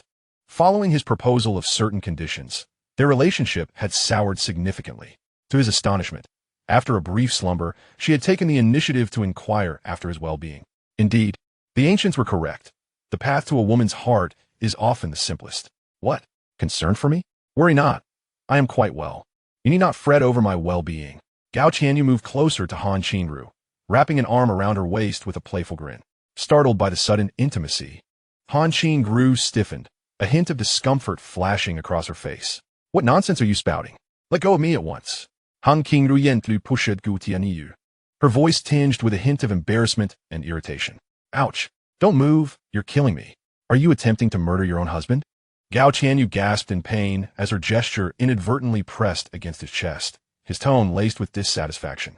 Upon witnessing Gao Tianyu's reaction, Han Qingru swiftly withdrew her hand, a trace of concern apparent in her voice. What's wrong? I'm sorry, I didn't mean to. You know I'm injured, yet you push me so forcefully? It seems deliberate. Gao Tianyu retorted skeptically. I truly didn't intend to. It was your reckless words and actions that provoked me to react. Han Qingru hurriedly explained it, a hint of panic in her demeanor. Given our history, do you really need to be so harsh? I merely embraced your waist. Gao Tianyu pressed on, unwilling to relent. I apologize for my overly vigorous reaction earlier. I'm sorry. Han Qingru admitted, a blush of shame crossing her face as she acknowledged her excessive response. Realizing she had unintentionally hurt his wound. If apologies were effective, we wouldn't need the police, would we? You've caused me pain, and you owe me compensation. Gao Tianyu, though secretly pleased by her apology, decided to leverage the situation for his own advantage. What kind of compensation do you seek? Han Qingru inquired, frowning slightly. Gao Tianyu, with his hands wrapped like a mummy, gently lifted her chin and gazed at her vibrant red lips. Just let me kiss you, and I shall forgive you. Absolutely not. How can you be so shameless? Even injured, you're still thinking of mischief. Realizing his intentions, Han Qingru's face flushed crimson as she firmly rejected him, retreating her body further away. Stay still. If you move too much, you'll reopen my wound. Gao Tianyu firmly held Han Qingru in place, preventing her escape. Upon hearing his words, Han Qingru ceased her struggles, genuinely concerned about causing him further harm. Seeing her reaction, Gao Tianyu smiled broadly and leaned in to press his lips against hers. In the kitchen, Lin Ruoshi had just finished washing rice and placed it on the stove when she stepped into the living room. Upon her entrance, she was greeted by the sight of the two embraced, prompting her to shake her head in disbelief. Ahem! Lin Ruoshi lightly cleared her throat, signaling the pair. Startled by her friend's cough, Han Qingru quickly pushed Gao Tianyu away and retreated to the opposite end of the sofa, distancing herself from him. Ruoshi, what are you doing here? Let me explain. She was the one who forced me. Han Qingru exclaimed, her cheeks flushed as she hurried to clarify. Noticing Lin Ruoshi's teasing expression, as Gao Tianyu, whose pleasant endeavors were abruptly interrupted, witnessed the scene. A frown of dissatisfaction crossed his face as he cast a disgruntled glance at Lin Ruoshi. The delightful sensation he had yet to savor was cruelly disrupted by her, leaving him in a less than cheerful mood. Observing the dark expression on Gao Tianyu's face, Lin Ruoshi couldn't help but chuckle. She moved closer to him, wrapping her arms around his neck, and planted a soft kiss on his cheek with her vibrant red lips. Teasingly, she quipped, "Oh darling, are you upset? Did I ruin your good fortune? How about I make it up to you? My kissing skills are far superior to Qingru's." Gao Tianyu was left speechless by her words. Who was she calling darling? He was not her husband. He was merely captivated by her allure, never intending to take responsibility. Moreover, the rapid shift in her address was bewildering. Just moments ago, she had referred to him as Brother Yu, and now she was calling him darling. Silently rolling his eyes, he chose not to correct her. It was merely a term of endearment, and he found it unworthy of further discussion. Yet, this incident unveiled certain traits of Lin Ruoshi's character. She was fiery, passionate, and possessed a hint of mischief, far bolder and more carefree than Han Qingru. Faced with Lin Ruoshi's exuberance, Gao Tianyu soon felt overwhelmed. He certainly wished to engage in a prolonged duel with this enchanting creature, but his body was still recovering from injuries, compounded by hunger. His desires were thwarted by his physical limitations. Little enchantress, stay still. Can't you see I'm injured? Are you so indiscriminate in your affections? He hastily pushed her face away, exclaiming in exasperation. With a playful grin, Lin Ruoshi continued, darling, how did you defeat that monster last night? A creature so terrifying that merely glancing at it sends shivers down one's spine, yet you managed to slay it. Truly remarkable. Her admiration was palpable, and even Han Qingru, who lingered nearby, cast a curious glance in their direction. Gao Tianyu, taken aback by her words, momentarily froze. How had he vanquished that otherworldly fiend? It was a desperate struggle, as one often exhibits two responses when confronted with danger, resistance or resignation. Gao Tianyu was clearly not one to resign. He fought fiercely when faced with peril. When that monster sought to hunt him down, he refused to surrender meekly. After an arduous battle, he emerged victorious, the last one standing. Had the creature not sought him out, he never would have contemplated confronting it. After all, he was not one to engage in endeavors devoid of benefit. The whites are indeed ferocious, and certain parts of their bodies are as hard as iron. Even my katana was severed without slaying it, had it not been for my superior prowess in the end, shattering its skull with a fire axe. I might well have been the one lying there. Gao Tianyu recalled the harrowing struggle, still somewhat shocked as he spoke. This damned world is exceedingly perilous. Even while confined within the safety of my home, whites seek me out. It's utterly unbearable. Indeed, my dear, you are the mightiest. Lin Ruoshi nodded in agreement, planting a kiss on Gao Tianyu's cheek in admiration. Hearing Lin Ruoshi's praise and witnessing her adoring gaze brought a surge of joy to Gao Tianyu's heart. Who doesn't relish kind words?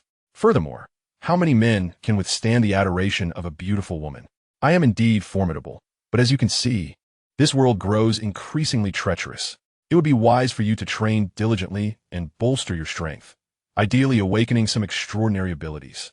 Otherwise, should I be unable to protect you in the future, you may find yourself in grave danger. Though Lin Ruoshi's admiration momentarily inflated Gao Tianyu's ego, he swiftly recalibrated his mindset and cautioned her. In his heart, neither Lin Ruoshi nor Han Qingru held much weight. They were merely decorative vases. During ordinary times, they could be displayed and cherished, yet in dire circumstances, one would undoubtedly opt to carry a weapon rather than a mere ornament. Chapter 50. The lead box. Gao Tianyu continued conversing with Han Qingru and Lin Ruoshi for a while longer. Once the rice was cooked, he took a seat at the dining table. After consuming yet another pot of rice, he felt his hunger pangs significantly diminish. However, post-feast, a wave of drowsiness washed over him. He patted his belly and retreated to his room for more rest. As another day slipped away, Gao Tianyu awoke once more. This time, he found himself in a better state than the previous day. His wounds seemed to be healing gradually. He estimated that within a few days, he would regain his former condition. Upon exiting his room, he discovered that Lin Ruoshi and Han Qingru had prepared rice. They beckoned him to sit and eat as soon as he appeared. Finally aware of Gao Tianyu's substantial appetite, they had prepared copiously this time, 3 full pots of rice. a pot of egg drop soup, and a plate of cured meat. Gao Tianyu glanced at the sparse egg drop in the pot and the pitifully scant cured meat on the plate. Why is there only so little? Have the cured meat and eggs been consumed already? He inquired, frowning. Well, there are only 2 eggs left, and there's a bit of cured meat remaining. I fear it may only last until tomorrow, they responded. Lin Ruoshi gently nodded at Gao Tianyu's words, replying, yes, I understand. After dinner, I will go out and see if I can bring some back. Gao Tianyu acknowledged her with a slight nod before returning to his meal. Due to the interruption of water and electricity in many areas, fresh meat had largely spoiled, leaving only some preserved meats and eggs which could endure.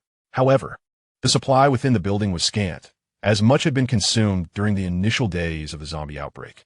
When he went down to gather supplies, he managed to collect some, but his considerable appetite had led him to consume a significant portion. Is your injury feeling any better, dear? Is it too dangerous to continue like this? Lin Ruoshi expressed her concern upon hearing Gao Tianyu's intent to venture out. Not fully healed, but I have improved somewhat. I should be able to handle ordinary zombies without too much risk, Gao Tianyu replied, chewing on a piece of preserved meat. I require meat and high-energy protein. Ordinary white rice can no longer sustain me. If I do not eat enough, recovery will be exceedingly difficult. Oh, please be careful. Do you want me to accompany you? Lin Ruoshi inquired thoughtfully. No need. Your presence would not be of assistance. If danger arises, I would have to protect you, Gao Tianyu firmly declined. He planned to clear the zombies from the building and create a relatively stable environment. After dealing with the nearby abomination, he intended to remain there, as he had no better place to go and preferred to assess the situation before making any decisions regarding his departure. Oh, please take care. I will wait for your return at home, Lin Ruoshi replied, her voice tinged with disappointment. Rest assured, with my current strength, even if I cannot defeat them, I am confident I can escape, Gao Tianyu reassured her. Possessing mental acuity, he was highly perceptive to danger, and within a 20-meter radius, few could elude his awareness. He could respond swiftly to any attacks, ensuring his safety even outside the building, where visibility might be compromised. After finishing his meal, Gao Tianyu returned to his room. Upon entering, he was greeted by the sight of the abomination's corpse lying in the center of his living room, emitting a foul odor due to the heat. He picked up a small axe and began to sever some of the bone protrusions from the corpse. The hardness of these bone spurs rivals that of steel, making them perfectly suitable as throwing darts, far sturdier than the small, broken blades on the wall. After completing these tasks, it is said that one simply drags the corpse and tosses it out the window. Upon finishing, he opened the door to the storage room and, using his mental prowess, carefully sensed the surroundings, yet he detected no fluctuations emanating from the meteorite. This caused his heart to race. Could the meteorite be lost? He hurriedly opened the box containing the meteorite and, upon discovering it remained intact, he exhaled in relief. He understood that this meteorite was vital to him. Had it truly been lost, he would have surely gone mad. What material is this box made of? It remarkably withstands my mental probing and also shields against meteorite radiation. Gao Tianyu scrutinized the box closely and realized it appeared to be made of lead, a lead box. Thus, lead can indeed block both meteorite radiation and mental influence. After several attempts, Gao Tianyu recognized the utility of this material. It could be used for storing meteorites, preventing any leaks regarding the meteorite from being detected by other evolved beings.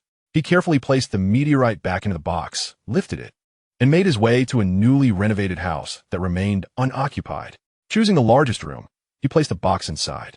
His previous residence had become uninhabitable, and he planned to relocate here, harboring secrets he wished to keep hidden from Lin Ruoshi and Han Qingru. For when night fell, he intended to embrace the meteorite while sleeping. After all, nothing could compare to the comfort of a meteorite over a woman. Subsequently, he returned to his former home to gather the necessary belongings, particularly clothing and bedding, transporting them to his new abode. Sadly, many items in his previous room were damaged, particularly the clothing and bedding, with more than half rendered unusable. Were it not for a few items drying on his balcony, he might have found himself in quite a predicament. After completing all these tasks, Gao Tianyu clapped his hands and descended the stairs, intending to clear out the horde of zombies below. He also planned to venture outside in search of sustenance, as the food supply within the building was limited, especially the meat. Even if he scavenged thoroughly, it would hardly last a few days. Thus, he placed little hope in the building itself, and instead set his sights on the supermarket within the community. Chapter 51. the living below with steady footsteps. Gao Tianyu descended directly to the 12th floor. Suddenly, he was assailed by an overwhelmingly pungent odor, a nauseating stench reminiscent of decaying eggs mingled with boiled excrement. This unsanitary situation was intolerably foul. Frowning deeply, Gao Tianyu followed the scent to the apartment once inhabited by Zhao Dezhu. Upon entering, he was greeted by a chamber filled with skeletal remains, still adorned with bits of flesh that had not been fully devoured. The bones bore unmistakable bite marks, and the floors and walls were stained with dark crimson blood, long dried and firmly adhered to the surfaces. Human skulls lay intermixed with leg bones and ribs, creating a horrifying tableau. The brains had been completely siphoned away, yet tufts of hair clung grotesquely to the skulls, enhancing their ghastly appearance. Just a fleeting glance was enough to nauseate Gao Tianyu, prompting him to hastily retreat from the house. The voracious appetite of this monstrous entity was astounding. In merely a few days, it had consumed over 30 souls, a dire threat indeed. Gao Tianyu sighed. Were it not for the meteorite he had obtained at the dawn of the apocalypse, awakening his psychic abilities and subsequently contracting that enigmatic virus, which significantly enhanced his strength, he would likely have perished by now. He pondered the number of such creatures lurking outside. If one could wreak such havoc, encountering two would undoubtedly overwhelm him, necessitating a change of residence. Although he resided on a high floor, which appeared to offer temporary safety, zombies typically did not venture this high. His dwelling was merely an ordinary building, utterly incapable of withstanding the assaults of such terrifying beings. In a singular confrontation, the walls had been breached, rendering this abode far from secure. He wondered where he might find a safe house or an underground shelter. Lost in thought, Gao Tianyu recalled that before the apocalypse, he had been an ordinary individual, devoid of any opportunity to engage with the official underground shelters or the fortified sanctuaries constructed by the affluent. Thus, he knew little of these matters and had no means to investigate them at present. The issue of safe houses could be addressed later. His immediate concern was sustenance. He required meat and high-energy provisions, for without them, he would suffer greatly. Gao Tianyu's appetite had become prodigious, needing at least 12 bowls of rice as a base, his consumption equating to that of 6 individuals. Moreover, his digestion was rapid, leaving him perpetually hungry. Meat offered a swift replenishment of energy and substantial satiety, making it his most urgent need. Centering his focus, Gao Tianyu extended his psychic awareness, scrutinizing his surroundings as he descended further. Upon reaching the 11th floor, he sensed no signs of life, not even a single zombie. The same silence prevailed on the 10th, 9th, 8th, 7th, and 6th floors, an eerie stillness that was almost excessive. It was not until he arrived at the 5th floor that he detected the presence of living individuals, 20 or so, all residing on this level. At last, he had glimpsed signs of life. He had feared they had all fled. The stairway door on the 5th floor has been firmly secured with a lock, and at the entrance sits a middle-aged man wielding an axe. This man seems to have heard the footsteps of Gao Tianyu descending and gazes through the glass towards him. Ah, my brother, did you just come down from the upper floors? Did you not encounter that monster? Zhao Jianhua's expression shifted to one of shock as he beheld Gao Tianyu, who was wrapped in bandages and clutching an axe. He was aware that a monster resided on the 12th floor, having claimed the lives of several neighbors on the upper levels, while the survivors had fled in terror, leaving no one willing to ascend. He had presumed that all those above were perished, yet he was astonished to see a living soul descend. I did encounter it. It left me in this state, Gao Tianyu replied, his countenance growing serious as he spoke in a somber tone. Ah, I see now. No wonder you are bandaged. You were injured by that creature. However, you are indeed fortunate to have escaped its clutches, Zhao Jianhua remarked, scrutinizing Gao Tianyu. The extent of the bandages indicated significant injury. Yet surviving the monster's grasp was indeed a stroke of luck. Haha, I suppose so. Gao Tianyu chuckled softly, refraining from divulging that he had slain the creature. My brother, are you venturing down in search of food? It is perilous below. The 1st floor and the underground garage are infested with zombies, and outside, a dense fog obscures the path. Within that fog, the silhouettes of zombies lurk, posing grave danger. Their continued residence here stemmed not only from a lack of alternatives, but also from the atrocious weather outside. It was either torrential rain or shrouded in thick mist, accompanied by a horde of unseen zombies wandering in the fog, making any foray outside fraught with peril. They had attempted to venture out, but after only a few steps, they were besieged by zombies, resulting in the loss of comrade. The obscurity of the fog had made their situation dire, as the attacking zombies had come alarmingly close, leading to a significant setback. I'm aware of that, but there is nothing to eat at home. If I do not venture out to find supplies, I shall starve, Gao Tianyu admitted, a look of melancholy crossing his face as he sighed deeply, expressing his helplessness. He did not wish to go outside, especially while still nursing his injuries.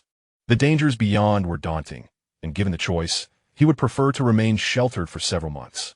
Yet, he had no option. His supplies had run dry, and his cravings for meat were intense. Without it, hunger would ensue, hindering his evolutionary progress. Furthermore, residing in an urban area, one would typically find an abundance of meat in normal circumstances. However, in the midst of this apocalyptic scenario, the cities are devoid of any means to produce meat. Fresh meat is utterly non-existent, and after days without electricity, it is likely that the frozen meat has begun to rot. Apart from some cured meats and processed varieties, such as packaged and canned meats, it is improbable that he will encounter any further sources of meat. If he does not seize this opportunity to venture out and stock up, as time passes, these supplies will dwindle, making it increasingly difficult to procure more. Chapter 52. Supermarket Supplies. Alas, this world is truly a harbinger of demise. Brother, you must exercise caution, Zhao Jianhua sighed, as their food reserves were diminishing. They could only sustain themselves on 2 bowls of thin porridge each day, which would not last for long. If they failed to find more food, death will inevitably follow. Indeed, Gao Tianyu nodded slightly and continued his descent down the stairs. The apocalypse had only just begun. Although chaos reigned, many still retained their goodness, untainted by the despair of their circumstances. In a few years, those who survive will become seasoned survivors, no longer as unblemished as they are now. On the 4th floor, Gao Tianyu sensed the presence of a dozen individuals, mirroring the group on the 5th floor. They had tightly secured the stairwell door and stationed guards to prevent outsiders from entering. Meanwhile, the 3rd floor was eerily empty, devoid of any signs of life. Not even a single zombie in sight. It was evident that the inhabitants had either evacuated the building or relocated to cohabit with those on the 4th and 5th floors, having cleared out the zombies within the premises. The 2nd floor had undergone a similar cleansing as the 3rd. When Gao Tianyu reached the 1st floor, he finally encountered evidence of zombies. 3 were meandering through the stairwell. Upon detecting his footsteps, they immediately lunged towards him. Roar, roar, roar. The 3 zombies emitted guttural growls, extending their arms, their eyes glimmering with a bloodthirsty hunger. Their tattered clothing was stained with desiccated blood and swarming with maggots, exuding a putrid stench. What a grand entrance this is. This welcoming ceremony evokes a long-lost fervor. Gao Tianyu internally scoffed at the scene before him, yet he remained vigilant, swiftly wielding his axe. Bang! With a single strike, the nearest zombie's head was cleaved open, bursting like a watermelon, brain matter and blood splattering in all directions. However, before the blood could reach Gao Tianyu, he utilized his psychic force to block it. Bang! Bang! He swiftly executed 2 more strikes, each one landing precisely on the heads of the approaching zombies. Under the sheer force of his strikes, the heads of these zombies shattered completely. Having lost the control of its head, the headless corpse of the zombie collapsed to the ground, its body involuntarily convulsing. Gao Tianyu paid no heed to these lifeless bodies and stepped over them, making his way towards the outside of the building. The entrance door on the 1st floor had long been shattered, allowing the zombies to invade the corridor. As soon as he stepped out, Gao Tianyu was greeted by a vast expanse of thick fog, accompanied by a damp sensation. The visibility within this dense mist was exceedingly low. Even with his evolved physique and heightened senses, he could see no further than 3 meters. Anything beyond that was obscured, shrouded by the fog. For an ordinary person, the visibility would surely be even less, likely not exceeding a meter.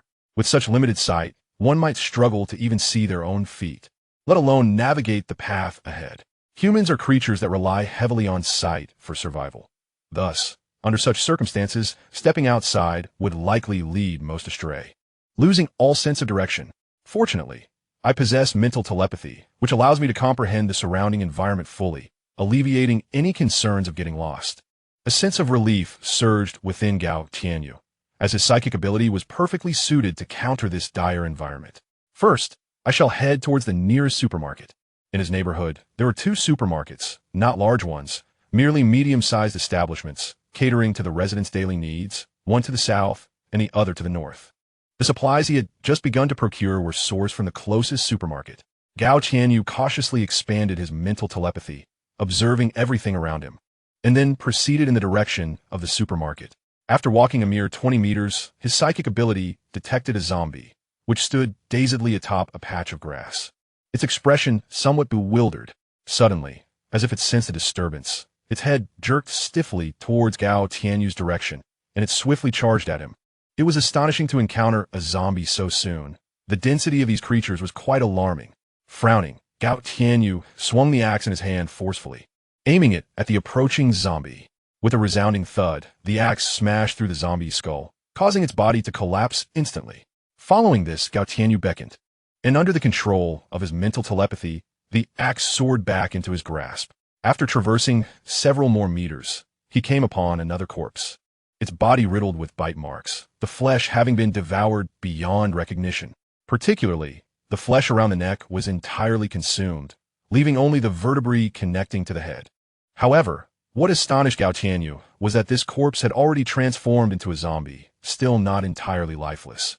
Its head retained some semblance of vitality, with its eyeballs darting about. The zombie virus is truly terrifying, capable of transforming a corpse into a zombie. It seems I must exercise caution. I cannot allow myself to be harmed by these zombies. Gao Tianyu cast one last glance at the corpse on the ground before continuing onward. After a short while, he encountered several more zombies, all of which he dispatched with ease. After approximately 20 minutes of walking, Gao Tianyu arrived at the entrance of the supermarket. The main doors were tightly shut, but this posed no challenge for him. As a skilled locksmith in this apocalyptic world, armed with his mental prowess and a simple wire, he effortlessly unlocked the door. With a satisfying click, the lock yielded, and he pushed the door open and stepped inside. Upon entering, he was immediately assaulted by a putrid stench, the unmistakable odor of decaying flesh. Utilizing his mental abilities, he surveyed the supermarket meticulously, relieved to discover no immediate threats. He then began to meander through the aisles. He first approached the fresh meat section, only to be confronted with a heap of spoiled meat, exuding a foul aroma. The frozen meats, along with fish and shrimp, had all perished due to the lack of electricity. Next, he moved to the vegetable section, where the produce was severely dehydrated and desiccated, rendering it inedible. Fortunately, much of the food had been purchased prior to the apocalypse, leaving only a scant remainder. Otherwise, it would have all gone to waste.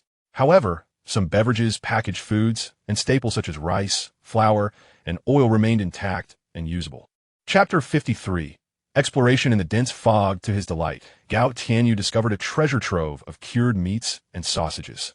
His eyes lit up with excitement as he entered this section, a smile gracing his face. The abundance of cured meats and sausages amounted to over 100 pounds. Combined with rice, it would suffice for 1 to 2 months. He soon spotted other delectable items, including sugar and chocolate, high-energy foods. Additionally, there were canned meats, canned fruits, and sturgeon, alongside processed chicken wings, feet, and thighs. Beyond these, he found an array of bread, snacks, rice, flour, and various daily necessities, all in plentiful supply. However, the sheer volume of provisions posed a dilemma. It would take considerable time for one person to transport them all. After the initial excitement subsided, Gao Tianyu felt a pang of frustration. The amount he could carry was limited, and the prospect of transporting everything alone was daunting and time-consuming. He would need to recruit some laborers to assist him. After all, with so much food, he could not possibly consume it all by himself. It was an opportune moment to enlist help, as he knew the apocalypse had only just begun, and a long, arduous journey lay ahead. Even as an evolved being, surviving alone in this harsh new world would not be an easy feat. He must establish a power base, compelling his subordinates to gather intelligence and assist him. Only then can he train with peace of mind and enhance his strength. The individuals downstairs are conveniently positioned to be recruited for his purposes. With their presence guarding the entrance, he can reside above with a sense of safety. However, the thick fog poses a significant challenge. Even if he brings them out, their visibility will be severely hampered, rendering them incapable of carrying much. A vehicle is essential, particularly a truck. While the community lacks such vehicles, a nearby moving company possesses several medium-sized trucks that may be borrowed, though he is uncertain if they remain operational. Recent sweltering temperatures have caused even the concrete pavement to reach alarming levels, leading many parked cars to suffer burst tires from the heat. Thus, He cannot guarantee the trucks will be in pristine condition. The moving company lies just beyond the residential area where Gao Tianyu resides, and the density of zombies outside the community is markedly higher. Shortly after he departs, he encounters a trio of zombies, a middle-aged woman, a young girl of around 13, and an elderly man in his 60s. They bear no signs of having been bitten, but are covered in mud, their clothes damp as if they have just emerged from the depths of water. With determination, Gao Tianyu brandishes his fire axe and charges towards them, aiming for their skulls with a fierce swing. His speed is remarkable, and these zombies, being of the ordinary variety rather than mutated, cannot match his agility. They are swiftly dispatched one by one. In the presence of such numerous zombies, and with visibility compromised, ordinary individuals would struggle to contend with them. Even awakened beings may find it troublesome unless they possess similar psychic abilities or unique powers that allow them to navigate the oppressive fog.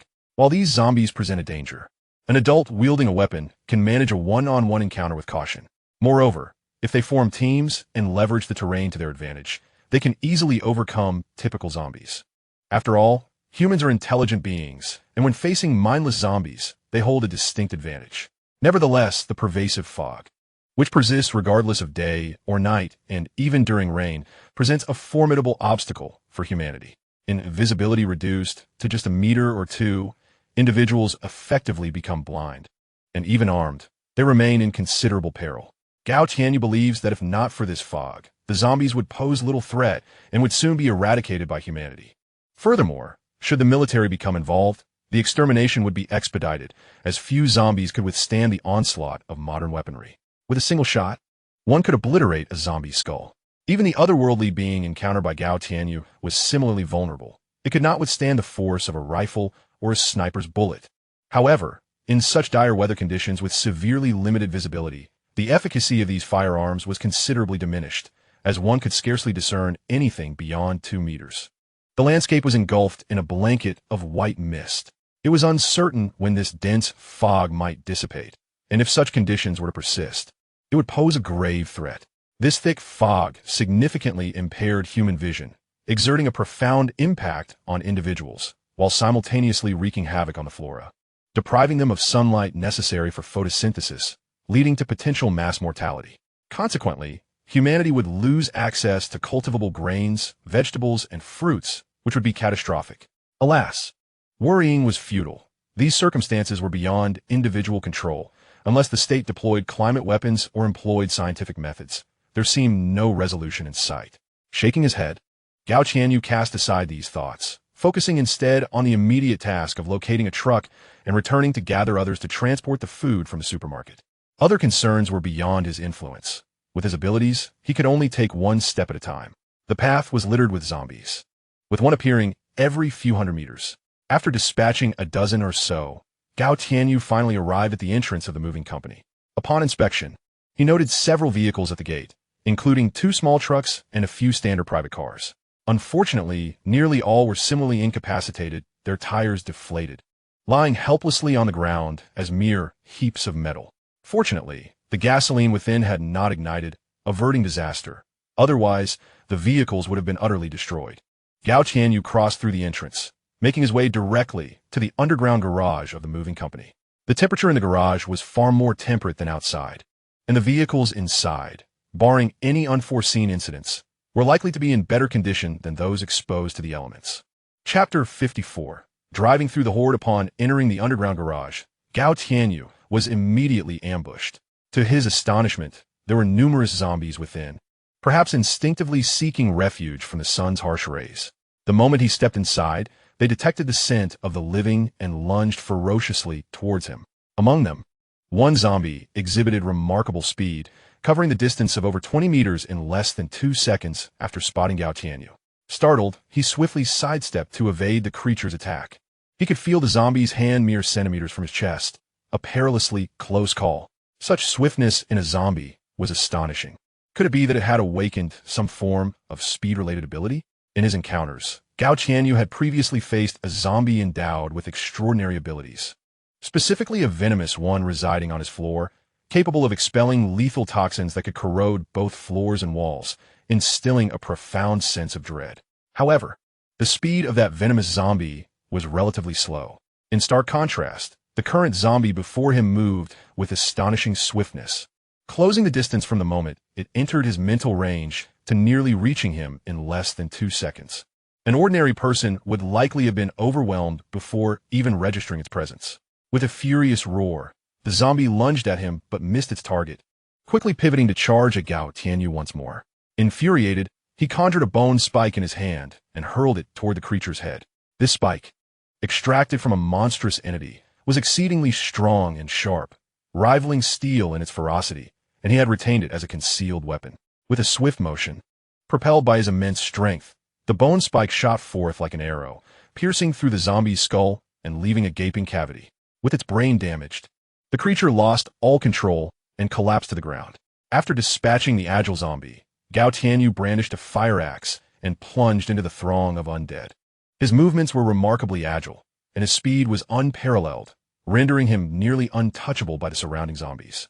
Each swing of the fire axe shattered a zombie skull, and in less than a minute, he had obliterated over a dozen of them, leaving only their lifeless bodies strewn across the floor. Upon surveying the underground garage, he noticed several vehicles, including 2 medium-sized trucks and 3 smaller vans. He approached and inspected the medium-sized trucks, finding them in excellent condition, with more than half a tank of gasoline in each. Satisfied, he decided to retrieve the keys and drive one back. After a thorough search, he discovered the keys to the vehicles in a storage room and took the keys for the 2 medium-sized trucks. Selecting the newest one, he opened the door, settled into the driver's seat, inserted the key, and started the engine. With a resounding roar, the truck surged forward, crashing through the outer barrier and bursting out of the underground garage. The start of the vehicle was quite loud, and cautious not to accelerate too quickly. Gao Tianyu soon attracted the attention of the wandering zombies along the road, who immediately began to shriek and charge toward the truck from all directions. Not long after setting off, a horde of 5 or 6 zombies caught up, and upon reaching the entrance of the community, the number following the vehicle surged to 12. They lunged at the truck, clawing and gnashing their teeth. A group of mindless wretches dared to obstruct my path. Just wait and see how I will crush you all. Gao Tianyu's expression hardened as he swiftly reversed, colliding with the throng of undead, toppling several of them before rolling over their bodies. He then immediately surged forward, ramming into them once more.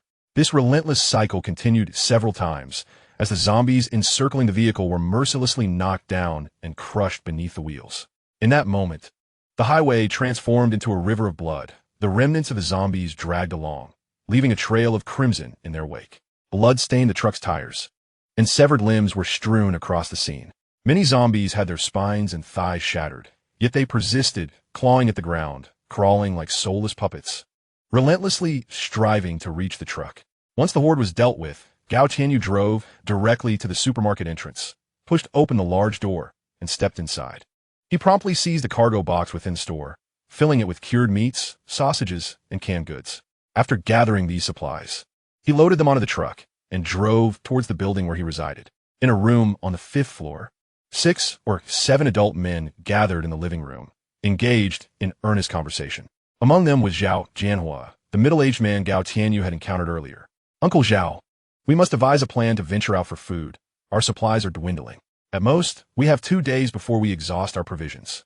Zhang Ziheo lamented, his face contorted with concern as he addressed Zhao Jianhua. Due to the zombie outbreak, they had chosen to band together for warmth and shelter. However, the larger group meant greater consumption. They had scoured several floors below the 8th, gathering every morsel they could find, yet their food continued to diminish day by day. Despite their stringent rationing, only allowing themselves 2 bowls of thin porridge daily, it proved futile. Their supplies were nearing depletion. They had attempted to venture outside in search of sustenance, but after merely 30 meters, they were ambushed by zombies, resulting in 1 fatality and another seriously injured. Unable to discern the lurking threats within the thick fog, they were left with no choice but to retreat back to the safety of the building. Subsequently, they made several more attempts, but lost their bearings entirely, with some individuals never returning. I understand this all too well. Tomorrow at noon, when the sun is at its zenith, the fog should thin somewhat. At that time, we could devise a way to venture out and check the supermarket in the community. Upon hearing this, Zhao Jianhua let out a deep sigh. He was well aware of the situation. He had ventured outside himself, only to quickly lose his way. Moreover, he had encountered an attack from the undead, and had it not been for his agile reflexes, he would have long since succumbed to their grasp. Chapter 55, Invitation Uncle Zhao. Do you believe we still have hope for the future? We are now cut off from water and electricity, and even the mobile signal is intermittent. Many government agencies have collapsed. Can we truly await rescue? Zhang Zihao's eyes reflected a sense of confusion. In less than half a month, the situation had deteriorated to this grim state. The official institutions had vanished without a trace, and the electronic devices they possessed had lost power, rendering them mere heaps of scrap. Outside, a thick, white fog enveloped the surroundings. One could scarcely wander far without losing their way, and no one dared to drive. Even if the authorities were still operational, they would likely not receive assistance in time. As Zhang Zihao expressed his concerns, the other individuals also succumbed to a state of bewilderment. Faced with such dire circumstances, panic gripped their hearts. Their homes were devoid of food. The outside world was fraught with peril, and with the government incapacitated, the hope for rescue seemed bleak. Zihao, do not despair. There will be hope as long as we are alive, Zhao Jianhua reassured the group, noticing their expressions of despondency. Suddenly, a buzzing sound pierced the air. They heard the unmistakable noise of a vehicle driving past outside, momentarily catching them off guard. Is that the sound of a car? In this situation, when the roads are barely visible, how could anyone be driving? The group found themselves perplexed and moved to the balcony to peer below. Yet, the dense fog obscured their vision, rendering the situation below inscrutable. However, the sound of the engine was unmistakable, leaving no room for doubt. Could it be that someone has arrived? Or perhaps someone is attempting to drive out? Questions swirled among them.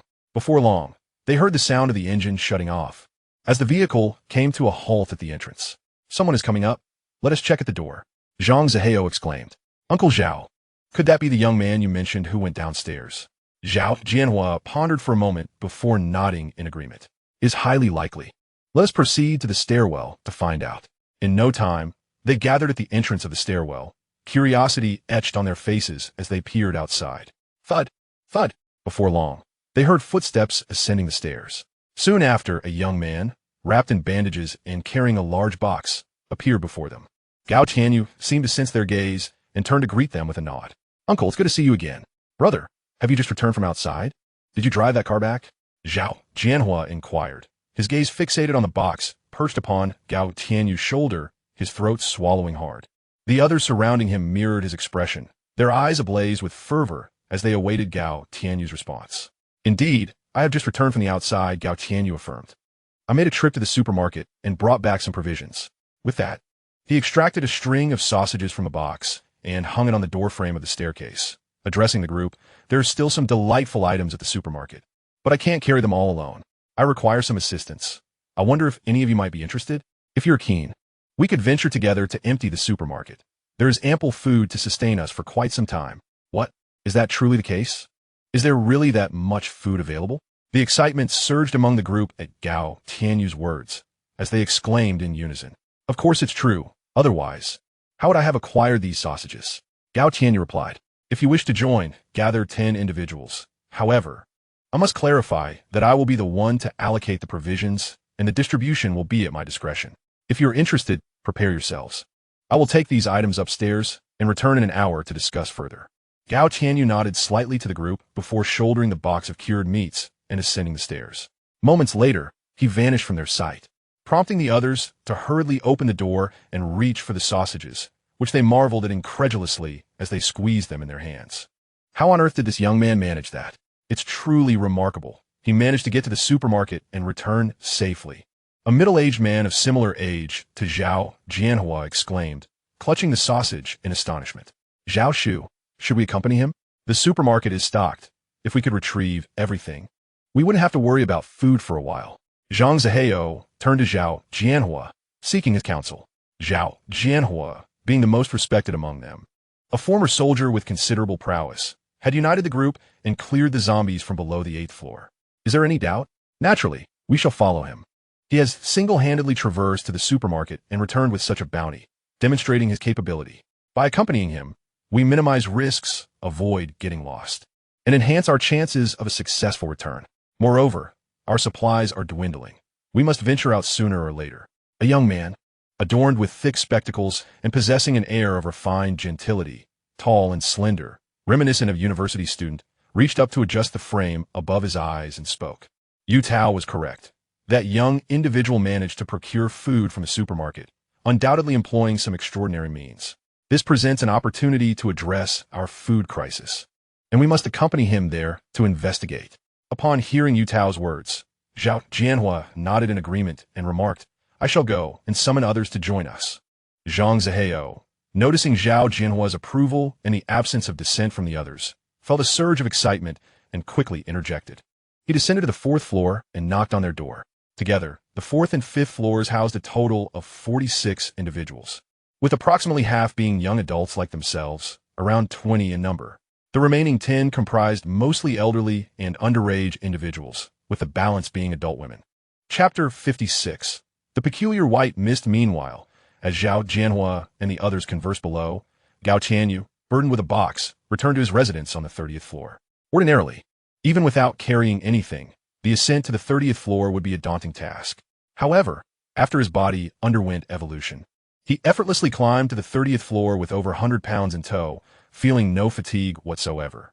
Even his breathing remained remarkably steady, showcasing the formidable strength he now possessed.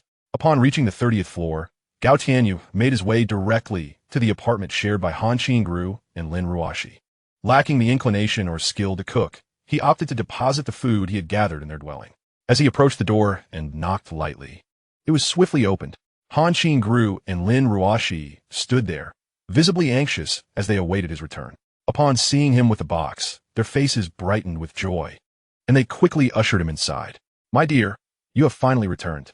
Did you encounter any dangers? I was so worried," Lin Ruoxi exclaimed, stepping forward to embrace Gao Tianyu's waist, her face radiating happiness. Even Han Qingru, relieved by his return, visibly relaxed. "There is no danger, merely a few zombies, all of which I dispatched with ease. Come, let's discuss further inside." Gao Tianyu reassured Lin Ruoxi, gently patting her back before leading both women into the living room. He then set down the box of cured meats on his shoulder. Seeing the contents of the box, Han Qingru and Lin Ruoxi rushed forward to inspect it. Upon discovering it was filled with dried meats, sausages, canned meats, packaged chicken legs, feet, and wings, their faces instantly lit up with delight. "My dear, you are truly remarkable for bringing back such an abundance of meat. This bounty is sufficient to sustain us for several months." Under normal circumstances, such provisions would seldom grace their tables. Yet at this moment, they are filled with joy. They understand that in this apocalyptic environment, the livestock they once raised, chickens, ducks, cattle, and sheep, are likely to perish in large numbers. Should they wish to indulge in meat again, it will undoubtedly be a formidable challenge. However, the meat before them, if rationed judiciously, could last them a year and a half. For now, they need not worry about food. Indeed, having a powerful man by their side proves to be quite advantageous, alleviating their concerns regarding sustenance.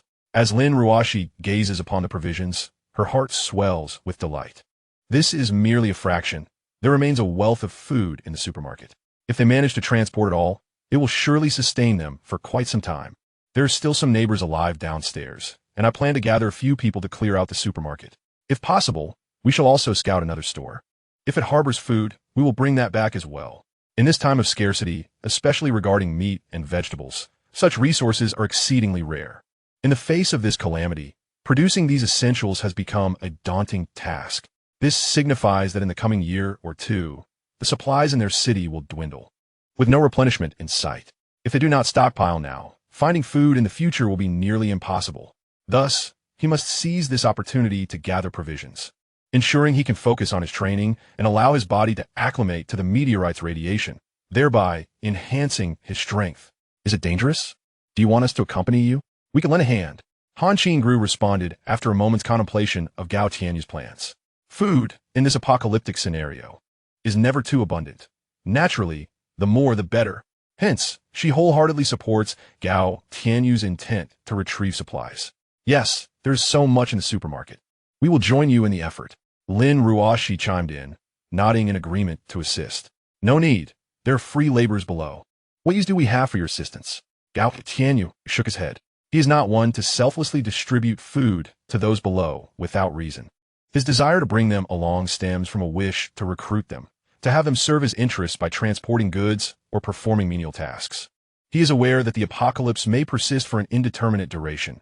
necessitating the formation of a cohesive team to endure together for better survival. Even with his formidable strength, he cannot guarantee that he can thrive in solitude.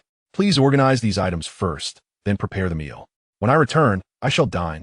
With that, Gao Qianyu departed from the abode shared by the two women and retreated to the new residence he had chosen for himself. He then retrieved the meteorite from the box, cradling it in his arms. This meteorite appeared to harbor a mysterious energy. Each time he held it, Gao Qianyu felt an unparalleled sense of comfort, as if even the cells within him were rejoicing with exuberance. It was precisely because of this meteorite that he opted not to reside with Han Qingru and Lin Ruoxi. Instead, he chose to live alone. The secret it held was far too significant, and should it be revealed, he would undoubtedly face catastrophic consequences. With his current abilities, he could hardly safeguard this enigmatic meteorite. Thus, not even his lover, nor his wife, would he disclose this secret lightly. He would exercise utmost caution to conceal the meteorite, ensuring that no one could discover it.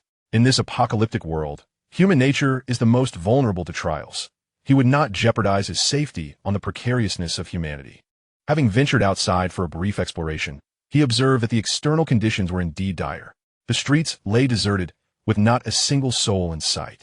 For an ordinary person to venture out recklessly would be exceedingly perilous, and the thick fog showed no signs of dissipating. Gao Qianyu furrowed his brow as he gazed outside, sensing that this fog was exceedingly peculiar. It was known that even fog formed from condensed water vapor would not be so dense. Typically, fog would evaporate and dissipate once the sun rose and temperatures increased. Yet, this was not the case. The sun hung high in the sky, yet not a single ray of sunlight penetrated the ground, entirely obstructed by the opaque mist. People could still feel the searing warmth, but not a glimmer of sunlight could be seen. The fog floated in the air like trapped water vapor. Chapter 57. A simple response enough of this pondering. I shall take each step as it comes. This is beyond my control, and worrying serves no purpose. Although Gao Qianyu found the fog to be exceedingly strange, he felt powerless to address it, and thus he chose to suppress his concerns for the moment and focus on the present. The time was drawing near. Those below should be prepared, and it was time to engage with them. Noticing the clock on the wall, he realized it was already 2:40 p.m. Time was of the essence, and action was required. He rose, returned the meteorite to its box, secured the door, and made his way downstairs. As Gao Qianyu descended to the 5th floor once more, he found the stairwell door ajar. Zhao Jianhua, accompanied by 9 adult men, awaited him in the corridor. Behind them trailed a group of individuals, both men and women, who gazed curiously at Gao Qianyu as he descended. Brother, you have finally arrived. We are all prepared and ready to proceed. I am Zhao Jianhua. May I inquire how you prefer to be addressed? Upon seeing Gao Qianyu descend, Zhao Jianhua immediately displayed a sincere expression and inquired. Although they were neighbors, urban neighbors often shared such a distant relationship. Despite residing on the same floor, they rarely knew each other's names, rendering their connection rather mundane. Uncle Zhao, my name is Gao Qianyu. Gao Qianyu responded with a smile. He glanced at the selected adults, who perhaps bore a hint of pallor from having gone without sufficient nourishment for some time. Nevertheless, they were all young and robust, capable of moving some items. Now that you are all gathered, let us discuss the distribution of food. Gao Qianyu began. This will not be an equal division. Rather, I shall allocate it subjectively. I will select a portion of the food to distribute among you as compensation for your assistance in moving things. Naturally, I cannot consume all the leftovers by myself, so I do not intend to hoard it. I plan to temporarily form a team, placing the food within this collective as wages and rewards for the team members. Gao Qianyu gazed intently at the crowd and continued. The food from the supermarket is of utmost importance. If I wish to assemble a team to serve my purposes, this food must be shared. It cannot be monopolized. No one would willingly follow a miserly leader destined for short-lived leadership. Likewise, an equal distribution to everyone would not suffice. For if they possessed ample food, they would gain confidence and be less inclined to heed my commands. It is simple to compel the impoverished to toil, yet persuading the affluent to do so is a far more arduous task. Thus, to ensure their obedience, I must hold the power over food distribution. What? Upon hearing Gao Qianyu's words, several individuals exchanged glances, their expressions revealing their understanding of his intent. He sought to recruit them as his subordinates. Brother, while it poses no issue for you to allocate the food, we must deliberate on the matter of joining your team, Zhao Jianhua remarked, furrowing his brow. He was unable to make such a decision, although reluctant to serve under another. He considered that if Gao Tianyu could navigate beyond the encircling fog and freely procure food outside, joining his team might be an acceptable proposition. With a capable leader, they would at least stave off hunger. If you can truly lead us to retrieve supplies from the supermarket, I would be willing to join your team and acknowledge you as our leader. At that moment, Yu Tao adjusted his glasses and spoke in a resolute tone. In this apocalyptic scenario, survival necessitated unity and collaboration. However, one must select a suitable team. The leader must possess leadership qualities, guiding them to find sustenance while instilling a sense of security and uniting them as one. The individual before them, if capable of procuring food, seems to meet most of these fundamental criteria. Thus, he suggests they consider joining and assess his capabilities. Yu Tao's unexpected remark elicited astonished glances from his companions. Yet they refrained from speaking further, as they had only recently formed this temporary alliance, having spent merely a few days together. Their understanding of one another's personalities was still shallow, and their assembly was born out of necessity rather than camaraderie, resulting in a lack of strong cohesion within the group. Each person holds the right to make their own choices, and they possessed no authority to obstruct anyone's decision. Does the dense fog outside not affect you? How did you navigate to the supermarket? Zhang Zihao inquired, casting a surprised glance at Gao Tianyu. If the latter could still find food amidst such thick fog, he had no objections to following him. Gao Tianyu replied, "The fog does have a slight impact on me, but it is not significant. You may take your time to deliberate, but for now, we should proceed to retrieve the items from the supermarket. You can provide me with your response later." He was not in haste for them to make a choice, granting them some time to ponder. Zhao Jianhua nodded slightly. "Indeed. We will deliberate carefully. Be cautious, Dad. Honey, take care." As the group prepared to descend, their families offered heartfelt admonitions, fully aware of the dangers lurking outside. Gao Tianyu led the 10 individuals down to the first floor, where the truck he had driven was parked at the entrance. "Shortly, I will open the truck's compartment. You may sit inside while I transport you," he informed them. Understanding that the surrounding fog was exceedingly thick and that his neighbors were ordinary individuals unable to see far ahead, he deemed it best to drive them himself. That would be ideal, but how are you able to see the road in such weather? Zhao Jianhua marveled, his tone filled with curiosity. The others directed curious gazes toward Gao Tianyu, reflecting a similar intrigue.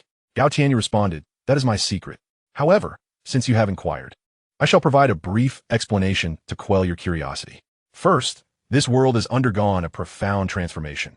What the future holds remains uncertain to anyone. When the virus emerged, I too fell victim to it, yet I managed to survive and acquired extraordinary abilities, significantly enhancing my physical capabilities.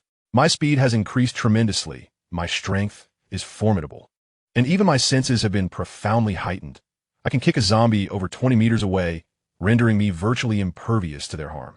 Chapter 58. The astonishment of the crowd. Moreover, I am not the sole individual awakened with extraordinary abilities.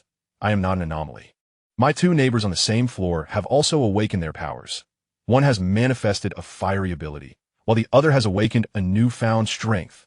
Unfortunately, their fate took a dire turn. After their abilities emerged, they ventured down in search of sustenance, only to encounter the monstrous entity on the 12th floor. That creature, as you are likely aware, possesses terrifying strength, having been transformed due to some unknown cause into a brutal being by Zhao Dezhu. Following their fateful encounter, they have vanished without a trace. It is reasonable to assume they have met their demise. Gao Tianyu spoke slowly to the crowd, concealing his mental powers and disguising himself as a strength-type ability wielder. After all, his mental prowess was his trump card, best kept hidden to ensure his own safety. What? As Gao Tianyu elaborated, expressions of shock spread across the faces of the onlookers. Abilities? Could it be akin to those depicted in films, like Spider-Man or Superman? Their eyes reflected disbelief. Could such phenomena, typically confined to the realms of cinema and literature, truly exist in reality? Surely, he cannot be deceiving us. Each individual harbored divergent thoughts. Some believed him, while others were skeptical, and a few outright dismissed the notion. "Brother, what about that monster upstairs? Did you not encounter it on your way down? Why did it not attack you?"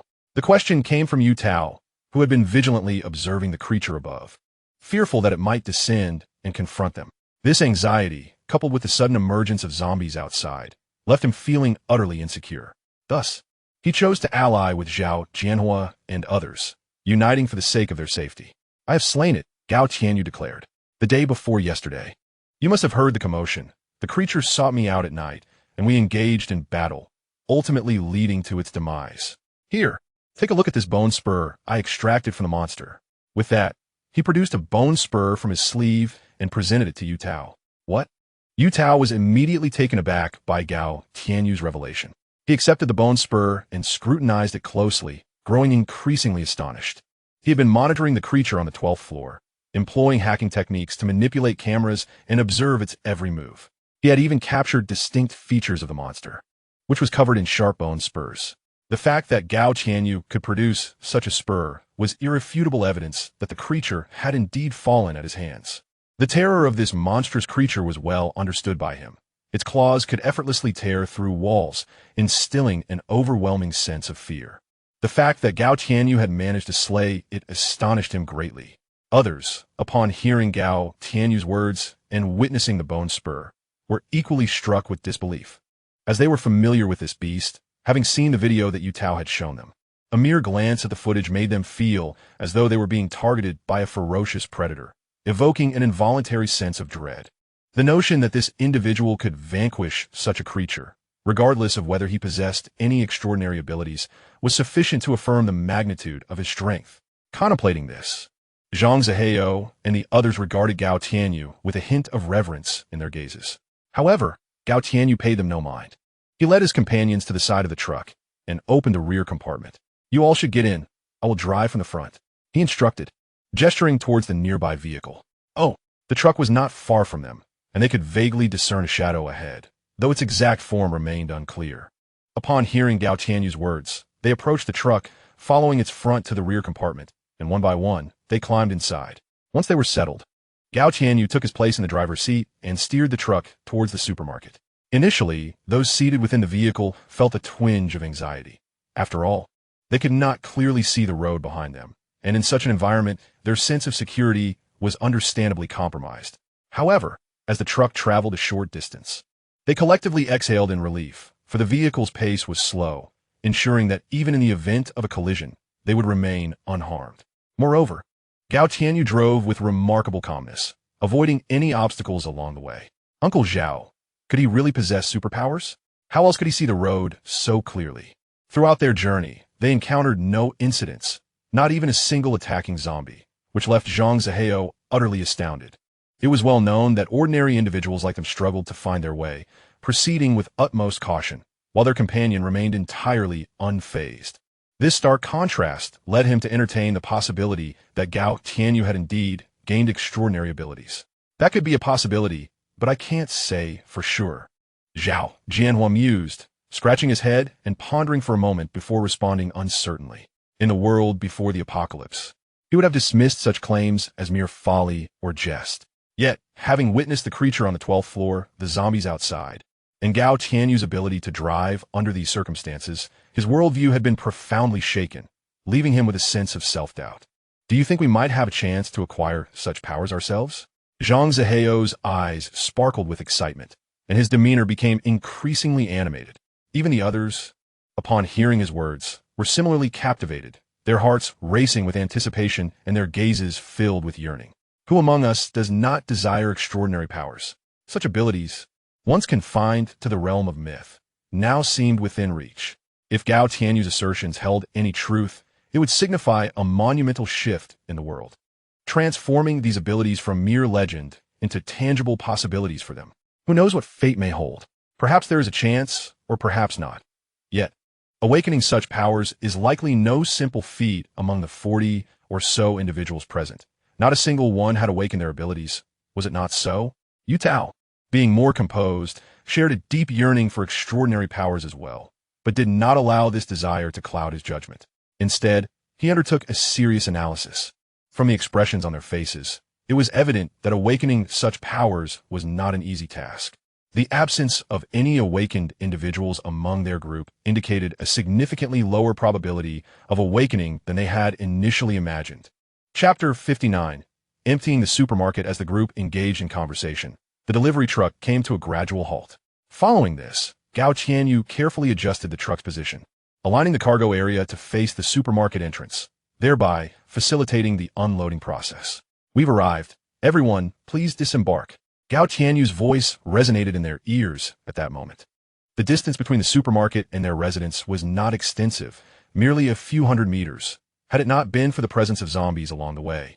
Traversing to the supermarket would have posed little challenge, even in the dark. However, the lurking zombies rendered the path obscured and fraught with peril, amplifying their fears exponentially. This predicament resulted in their movements being repeatedly thwarted, leaving them to huddle together on the 4th and 5th floors for warmth. Upon hearing Gao Tianyu's words, Zhao, Jianhua, and the others swiftly alighted from the truck and followed Gao Tianyu into the supermarket. Food. It is food. The provisions in the supermarket remain intact. We shall no longer face hunger. As the group beheld the abundance of food within the supermarket, expressions of joy illuminated their faces and excitement bubbled forth. Only those who have experienced hunger can truly appreciate the value of sustenance. Having subsisted on little more than 2 bowls of thin porridge over the past few days, they were on the verge of collapse. Thus, the sight of such plentiful food was nothing short of exhilarating. All right, do not let your excitement distract you. First, load everything onto the truck. Danger lurks here, and zombies may approach at any moment. We must take all the food, daily necessities, and even any usable appliances from the supermarket. We will surely need them in the future. Gao Tianyu gestured emphatically towards the supermarket's provisions and essentials, directing the group with authority. Yes, the crowd displayed no signs of resistance to Gao Tianyu's command, for the assortment of food in the supermarket had thoroughly captivated their hearts. Thus, they began to spring into action, transporting box after box of rice, flour, cooking oil, and salt to the cargo truck. Meanwhile, Gao Tianyu extended his mental vigilance, standing guard around the supermarket, ever watchful for a potential zombie attack.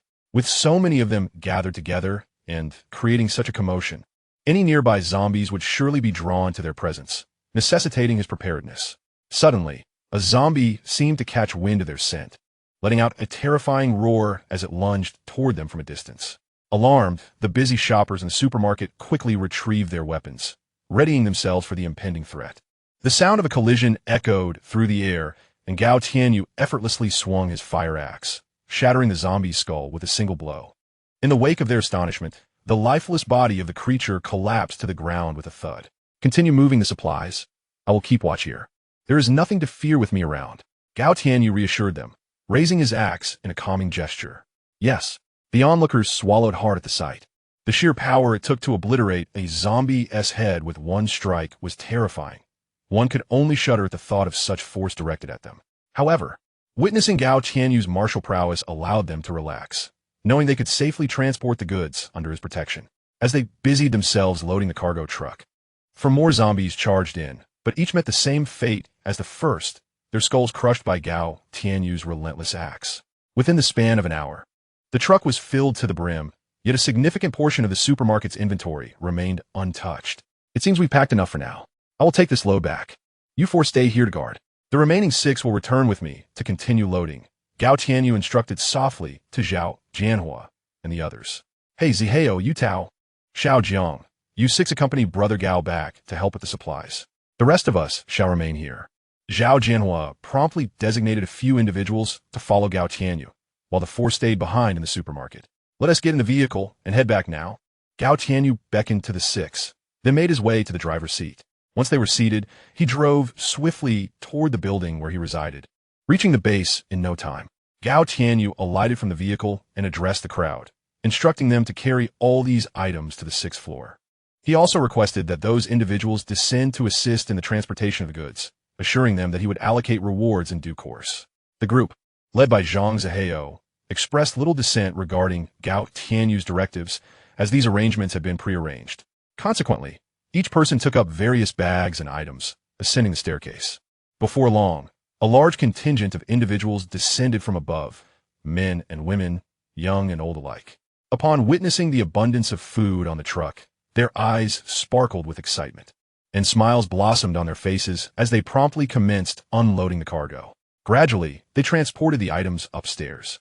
Observing the bustling crowd, Gao Tianyu could not help but commend his decision. Had he attempted to move everything alone, he would have made countless trips. The collective effort proved fruitful, and after several rounds of transportation, the truck was soon emptied of its provisions. Following this, Gao Qianyu returned to the supermarket with a few individuals and began the process of loading more supplies. After making 7 or 8 trips, they had thoroughly cleared the supermarket of all usable items, including daily necessities, kitchen utensils, and appliances. By the time they finished transporting everything, the 10 companions who had assisted him were nearly exhausted, their clothes drenched in sweat, and even their hair damp. They gathered in a lounge on the 6th floor, awaiting Gao Tianyu's distribution of the supplies. The floor was brimming with a diverse array of resources, with several rooms open to accommodate the neatly categorized items they had brought in. Although fatigue weighed heavily upon them, a profound sense of security enveloped their hearts. In Chapter 60, titled Distribution of Supplies and Future Plans, Gao Qianyu retrieved several bottles of beverage from the stockpile and distributed them among his companions. First, let's quench our thirst and unwind a bit, he suggested. The provisions they had secured from the supermarket were plentiful, predominantly comprising snacks, along with some condiments like soy sauce. There were also 3,000 pounds of rice, which, at a consumption rate of 1 pound per person per day, would suffice for approximately 2 months. You all helped me carry these items, so each of you may take 100 pounds of rice with you. In addition, everyone can take a case of beverages. As for the snacks, bread, and other seasonings, feel free to take what you need. Furthermore, those who assisted in the transportation can each take 20 pounds of rice or equivalent bread and food items. This is my reward for your assistance, while the remaining supplies are designated for my plans to establish a team. If you require assistance, you must join my team and work for me. I will provide a weekly remuneration, which includes food and supplies. My team consists of only 12 individuals, and I have no use for those who cannot contribute. The composition of the team is not fixed. Some will join, while others may be dismissed. Gao Tianyu sat upon the sofa, surveying the group before he spoke slowly. Boss, my name is Yu Tao, and I am eager to join your team. As soon as Gao Tianyu's words fell, Yu Tao eagerly expressed his desire. Gao Tianyu's capabilities had captivated him. Not only could he navigate through the haze, but his strength was formidable, capable of smashing a zombie skull with a single blow. Truly terrifying. Following such a leader would ensure his safety. Zhang Ziheo, witnessing Yu Tao's eagerness, felt a surge of discontent. Was he stealing his thunder? How could this fellow act so brazenly? Boss, I am Zhang Ziheo, and from this moment forth, I am your subordinate. If you instruct me to go east, I shall go east. If you command me to go west, I shall go west. Zhang Ziheo stood up, pounding his chest as he proclaimed loudly. And I, Li Xiaojiang, will also follow you, boss. In no time, many expressed their desire to join Gao Tianyu's team, including Zhao Jianhua. They were not foolish. With Gao Tianyu's abilities, they would not have to worry about sustenance, and he could even provide for their families. Relying solely on their own strengths, they would likely find themselves in dire straits shortly after leaving the building. From now on, we are brothers who share the same pot of rice. I hope we can coexist harmoniously. Gao Qianyu smiled and nodded at the enthusiastic individuals wishing to join his team. Now that we have formed a team, let me share my plans. First and foremost, news of us clearing out the supermarket must not leak. Upon returning, remind everyone to keep their mouths shut. You must understand that we are in an apocalyptic era. Food has become exceedingly precious. If others discover we possess such an abundance, they will surely attempt to seize it. Should this information be divulged, the danger will befall you and your families, not me. With my strength, if I cannot fight, I can easily escape. They will never catch me. Wherever I go, I will still thrive. If these supplies are taken from you, you and your families will be in peril. So this is of utmost importance. Upon hearing Gao Tianyu's admonition, Zhao Jianhua and the others nodded solemnly, recognizing the wisdom in his words. They understood that the existence of food on their side must remain confidential to avoid attracting unwanted attention. Yes, boss, you are right. We will be cautious and ensure everyone is duly warned. Gao Qianyu observed that the crowd was receptive to his words, and he nodded in satisfaction. I fear not a godlike adversary, but rather a team of fools. If these individuals lack intellect, I would not hesitate to replace them. In this apocalyptic world, one can easily recruit others by merely offering some sustenance. Moreover, our food supplies remain insufficient. Rest well tonight, for tomorrow we shall explore another supermarket. We must also procure some gas canisters. We require fuel for cooking, as we currently have no electricity and must rely on gas. Additionally, we need to gather some oil and weaponry. If anyone knows of a generator, we must acquire a few, as life without electricity is arduous. As you all can surely attest, this encapsulates my current thoughts. Does anyone have anything to add? Gao Tianyu laid out his plans. Yet he recognized the limitations of his own foresight and sought input from his subordinates. Boss, your insights are comprehensive, yet we lack one crucial element: medicine. We must retrieve some pharmaceuticals. In this world, illness can be fatal, and such supplies are worth their weight in gold, to be used sparingly. Yu Tao interjected after a brief silence. Zhao Jianhua added, indeed, if possible, it will be prudent to bring back a few doctors. Medications should not be used recklessly. Guidance from a physician would be ideal. Zhang Zihao, seeing others express their thoughts, also shared his perspective. Upon hearing Zhang's words, Gao Qianyu was taken aback. How did I overlook this? A gun is swift at 7 paces. Within that distance, its accuracy is unmatched. Even with my current strength, encountering someone armed induces an involuntary tremor within me. A bullet can still wound or kill. Contemplating this, Gao Qianyu resolved to visit the police station to seek firearms. Should they acquire weapons, their team's strength would undoubtedly surge. The others unanimously supported Zhang Zihao's proposal. In the chaotic apocalypse, 2 resources reign supreme: food and weapons. What, besides aircraft and artillery, possesses greater deterrent power than firearms? While they cannot access high-end weaponry, they can certainly devise a means to secure some guns. Chapter 61. Speculation through collective brainstorming. All the matters Gao Tianyu had not considered were addressed. Excuse me, could I inquire about how your powers were awakened? Is there a way for us to awaken our own abilities? Zhang Zihao seemed to have an epiphany as he looked at Gao Tianyu with fervent anticipation, inquiring about the extraordinary abilities he had mentioned. Since hearing about these supernatural powers, he had been irresistibly drawn to the idea, and upon the first opportunity, he could not refrain from asking. The others, upon hearing Zhang Zihao's question, perked up their ears, eager to listen. They were equally curious about the extraordinary powers Gao Tianyu spoke of and wished to understand how one might awaken such abilities, hoping to discover if they too had a chance. Gao Tianyu, upon hearing Zhang Zihao's inquiry, chuckled softly and replied, awakening extraordinary powers is not a simple matter. I cannot facilitate your awakening. His own abilities had emerged solely due to the radiation from a meteorite, which he would never share. Therefore, any thoughts of obtaining such powers were futile. He continued, you all experienced the zombie virus a few days ago, did you not? I was infected and managed to survive, which led to my awakening. My 2 neighbors who also awakened their powers underwent a similar ordeal. They suddenly developed a high fever and lay in bed for a full day and night. After enduring that, they awakened their abilities as well. I suspect that the mysterious zombie virus unlocked the genetic potential within us, granting us inexplicable powers. Gao Qianyu then cast a penetrating glance at Zhang Zihao and suggested, would you like to give it a try?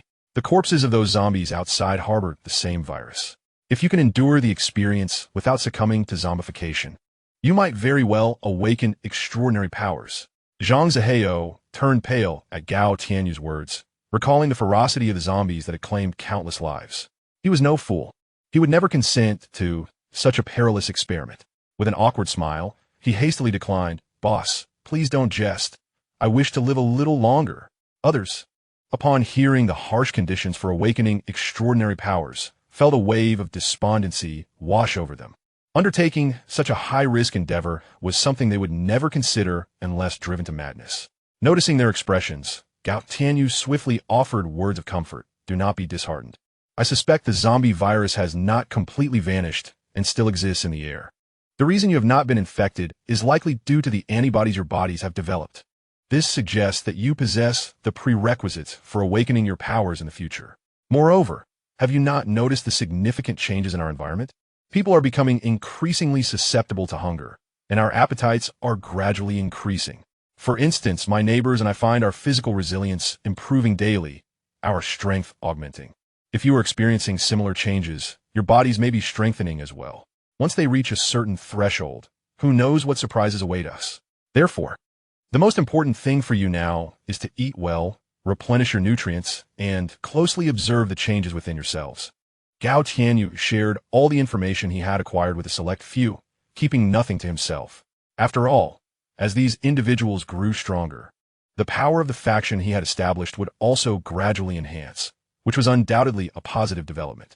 Upon hearing Gao Tianyu's words, the group immediately displayed expressions of contemplation. Over the past few days, they had been unable to satiate their hunger, feeling increasingly weak and lethargic, entirely oblivious to the changes occurring within their bodies. However, upon reflection, it seemed evident that they were indeed more prone to hunger. Sometimes, only a short while after finishing a meal, they would find themselves feeling hungry again. Had Gao Tianyu not pointed it out, it might have taken them a considerable amount of time to realize this. After sharing these insights, Gao Tianyu spent another hour distributing food among them. He assigned tasks, instructing 1 or 2 individuals to guard the stairwell, while others were tasked with monitoring the supplies on the 6th floor, ensuring no one came to take them away. Once these responsibilities were delegated, Gao Tianyu began to select items from the provisions, extracting some potatoes, sweet potatoes, and remaining vegetables such as onions, along with a few chocolate bars and other sugary treats. With these supplies in hand, he returned to the 30th floor. By the time he had completed these tasks, the clock had already passed 9 o'clock. He made his way directly to the residence of Han Qingru and Lin Ruoshi. Upon opening the door, he was greeted by the delightful aroma of freshly prepared dishes. The 2 women had already set a table, eagerly awaiting his return. Lin Ruoshi rushed to welcome him, her face alight with a radiant smile. "Darling, you're finally back. The meal is ready. Come and eat." She promptly took the bags Gao Tianyu had brought back and placed them in the kitchen. Lin Ruoshi, with her fiery and open demeanor, possessed a high emotional intelligence and was adept at reading people's expressions, contrasting sharply with Han Qingru's more reserved nature. After deciding to follow Gao Tianyu, she quickly adapted her role, choosing to serve him wholeheartedly. In contrast, Han Qingru had not made such a transition. She remained somewhat distant in her interactions with him. Gao Tianyu took a seat at the dining table, joining the 2 women for their meal. "I just cleared out the supermarket downstairs and stored the supplies on the 6th floor. There are plenty of drinks and snacks available. So if there's anything you want to eat, we can go down together and bring some back up," he said, generously addressing his companions, ensuring they would not lack for food or sustenance. "Really? That's wonderful," Lin Ruoshi exclaimed, her face lighting up with joy. The supermarket downstairs contained ample provisions, enough to last them for quite some time.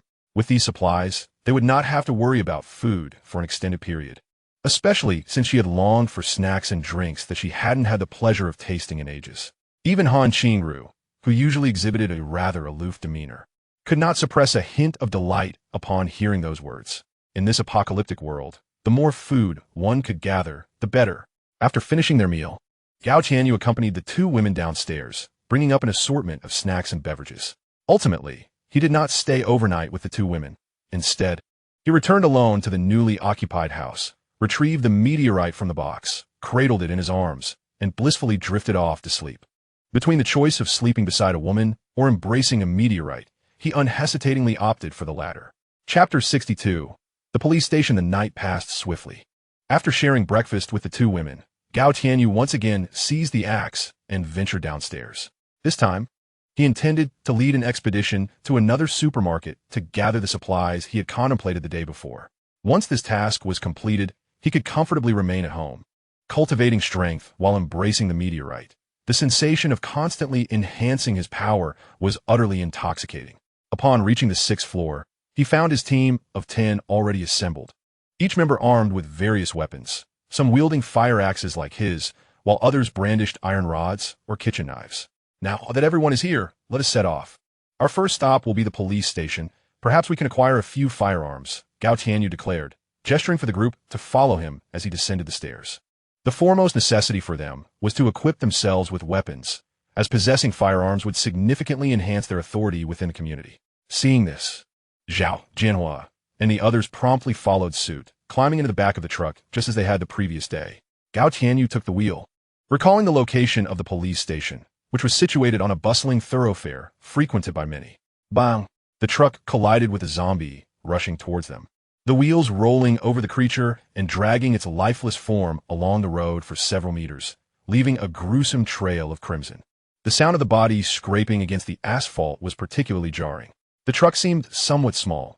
Had it been a heavy-duty vehicle, the crunching sound would have undoubtedly been more satisfying.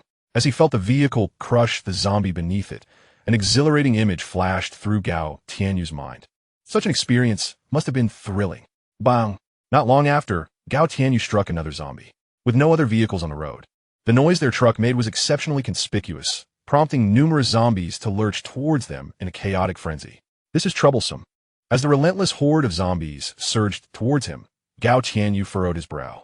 The dense fog impeded his ability to accelerate, yet the zombies moved swiftly, soon encircling the truck with 4 or 5 of their number, incessantly pounding and pursuing the vehicle.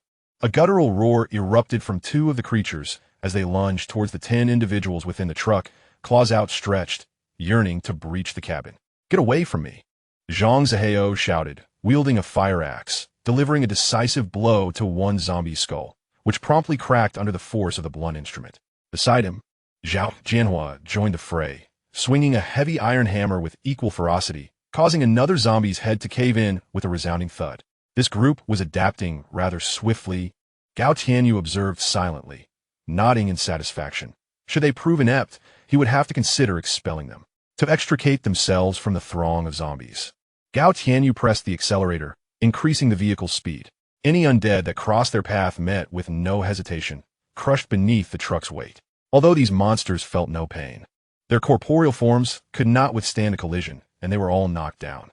After toppling over 20 zombies, Gao Tianyu arrived at the police station's entrance, but dared not halt the truck, for 30 more zombies trailed closely behind.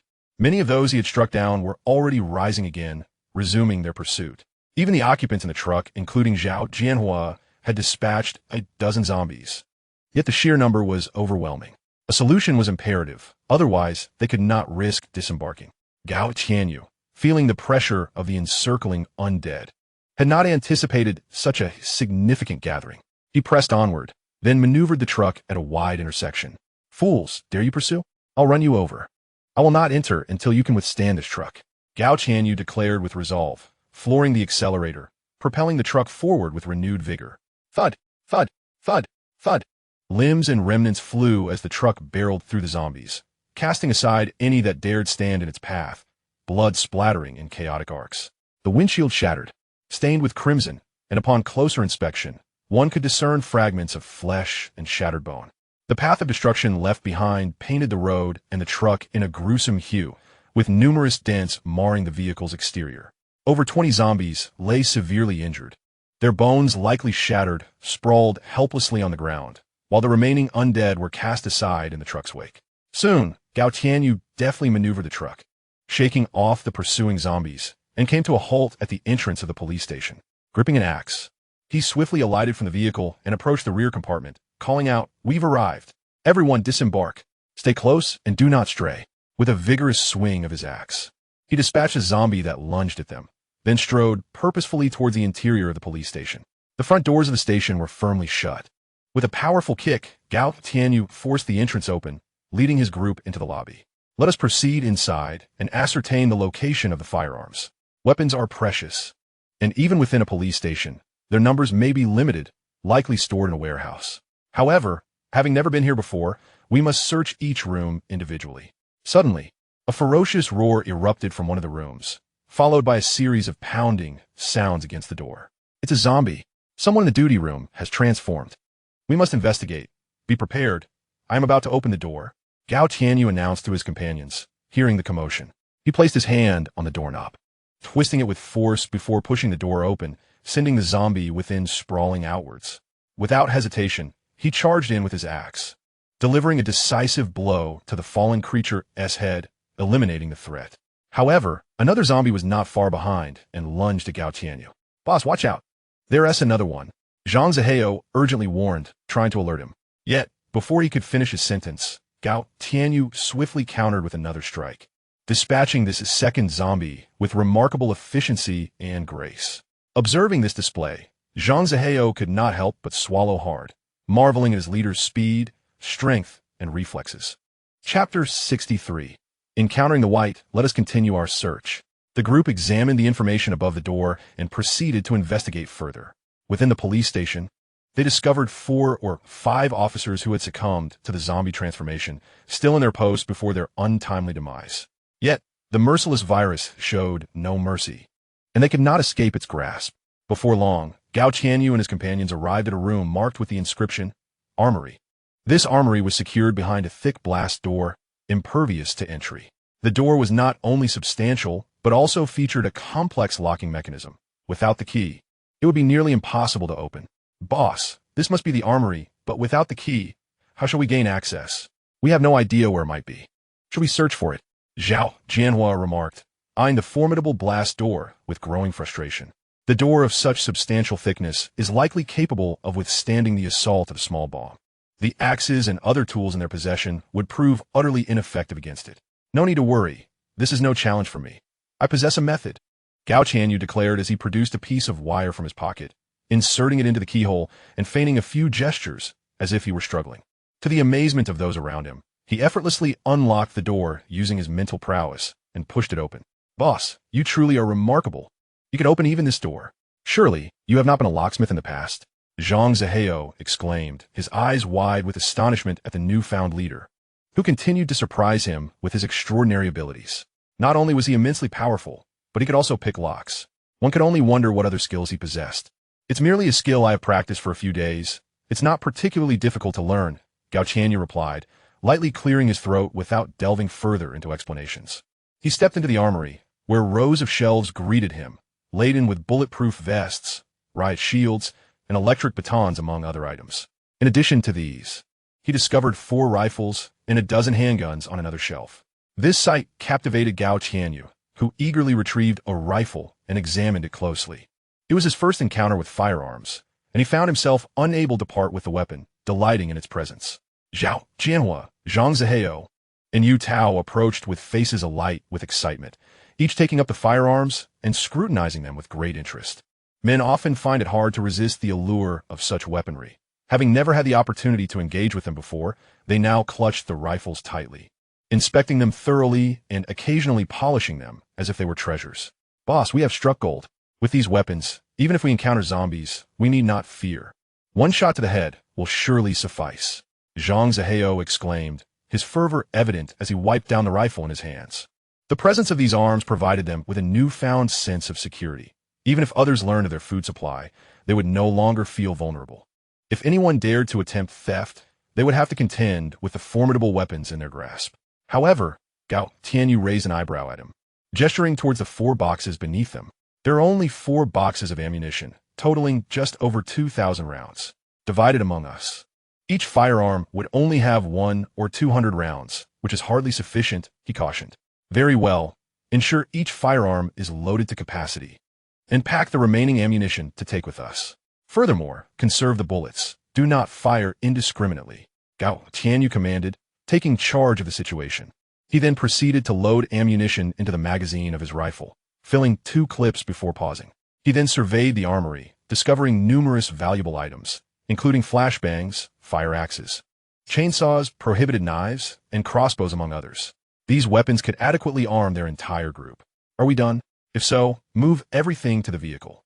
Leave no weapon behind, including those riot shields and handcuffs. We might need them in the future, Gao Tianyu exclaimed loudly as he noticed the others were almost finished. Yes, we're all listening to you, boss.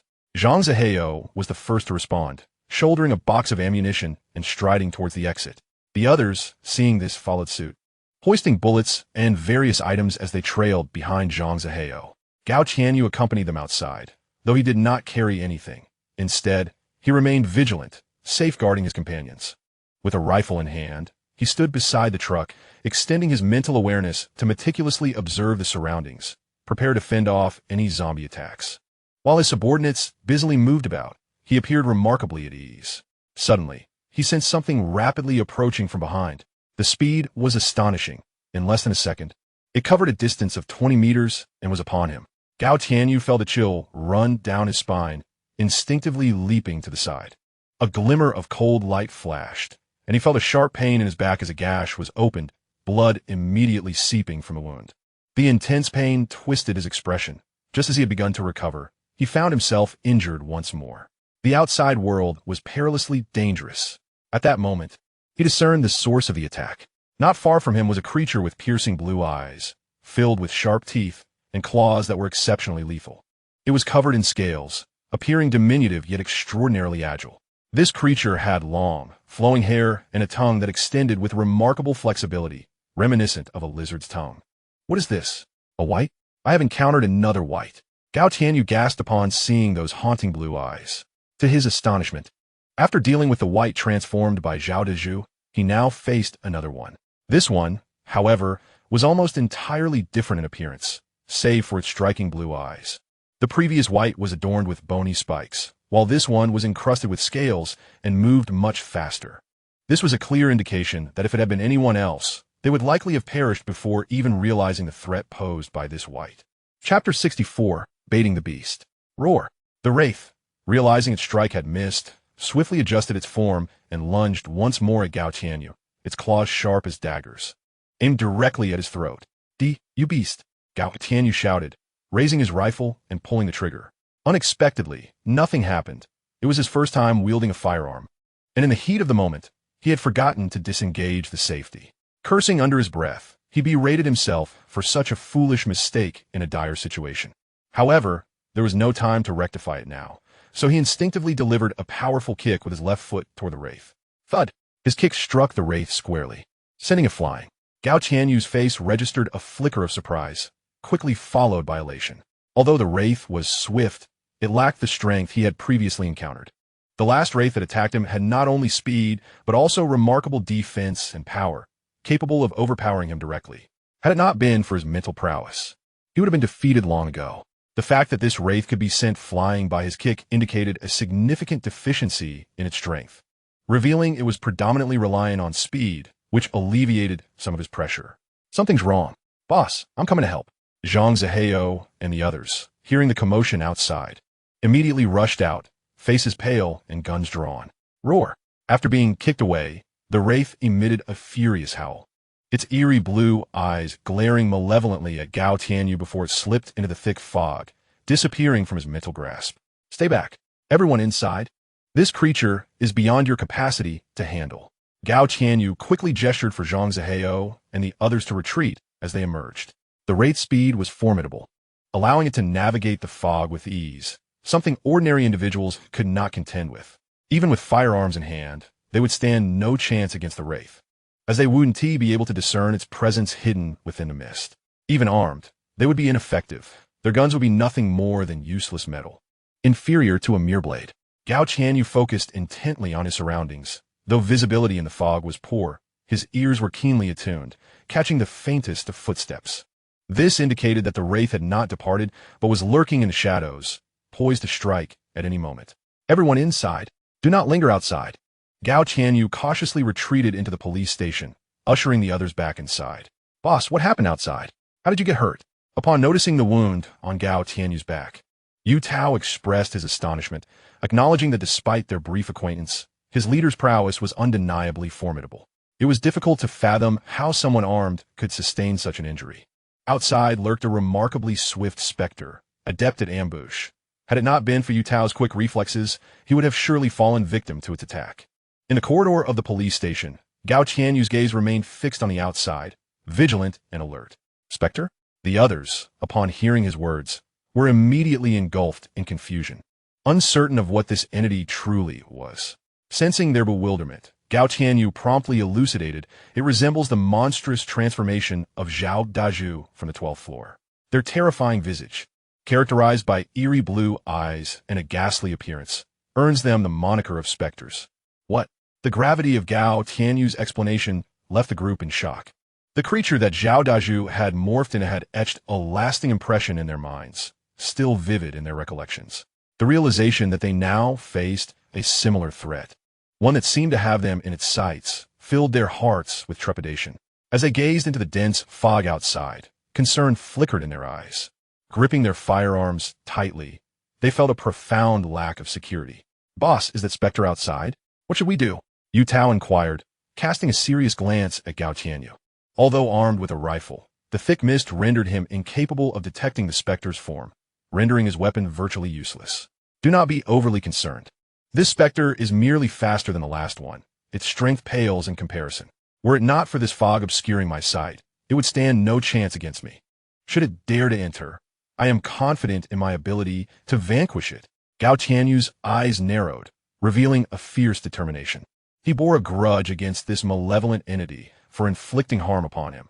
If the specter had been more powerful, he might have accepted his fate. But its inferiority in strength, coupled with its slight advantage in speed due to the environment's cover, incited his resolve for vengeance. He believed the creature to be exceedingly bloodthirsty. With his current injury, the scent of blood emanating from him would surely tempt it. The memory of the specter's ferocity as it surged into the fog confirmed his suspicion that it possessed a degree of cunning and a penchant for vengeance. Otherwise, it would have fled long ago.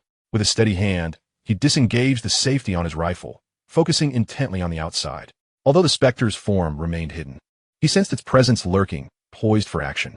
Upon hearing Gao Tianyu's words, Zhao Jianhua and the others instinctively swallowed hard, gazing at him in astonishment.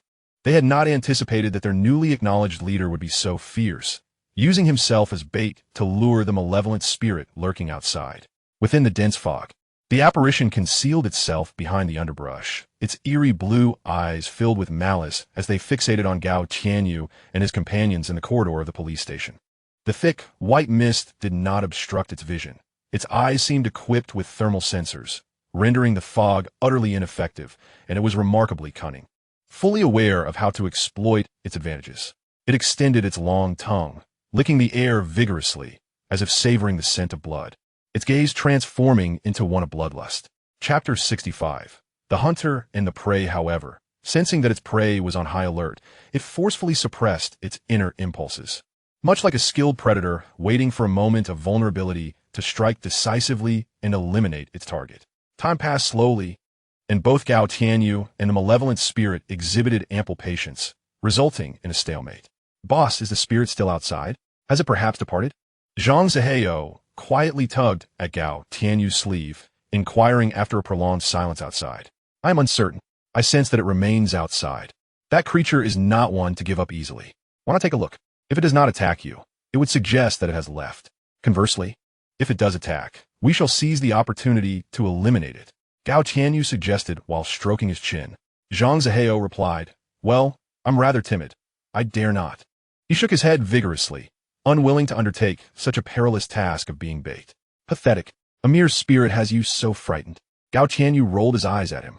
Yet he did not compel Zhang Ziheo to venture out, recognizing that his abilities were somewhat lacking. He would only serve as a target for a single strike. Zhang Ziheo retorted, is it wrong to fear death? Zhao Jianhua furrowed his brow, analyzing the situation. However, the spirit is guarding outside, and we dare not venture out either. There is no food here, and remaining in this place is decidedly disadvantageous for us. Let us search within. Perhaps we can find something useful. Simultaneously, we might attempt to lure it inside. If that fails, we shall have to find a suitable moment to break out. After pondering for a moment, Gao Tianyu could not conjure a better strategy. Without the dense fog, armed with a rifle, he could have swiftly dispatched the spirit. Yet, with the mist obstructing his vision, as long as the spirit remained beyond his psychic reach, he would be unable to detect its whereabouts. Possessing a firearm would be futile, presenting him with the most vexing dilemma. Very well. Upon hearing his suggestion, the others nodded in agreement, recognizing it as the best course of action available to them at that moment. At the very least, their newly acknowledged leader did not regard them as mere cannon fodder to lure in the external specter. Moreover, each individual now wielded a firearm, which significantly bolstered their confidence. The group retreated slowly, casting glances towards the adjacent staircase before ascending to the second floor. Outside, the specter fixated on Gao Tianyu and his companions revealed a flicker of anxiety upon witnessing its prey vanish from sight. Although it could still detect the scent of its quarry, the aroma appeared to be waning, as if slipping beyond its grasp. The disappearance of the prey stirred a sense of urgency within it, compelling the specter to stealthily enter the police station in pursuit. With a graceful tread, it moved silently, its tongue flicking through the air to capture the scent of its target. Following the trail of Gao Tianyu and his companions, it began to ascend the staircase. At last, you could no longer resist following me. Despite the specter's stealthy movements, Gao Tianyu's mental acuity captured its presence. He raised his firearm, his gaze fixed intently on the staircase, awaiting the specter's emergence.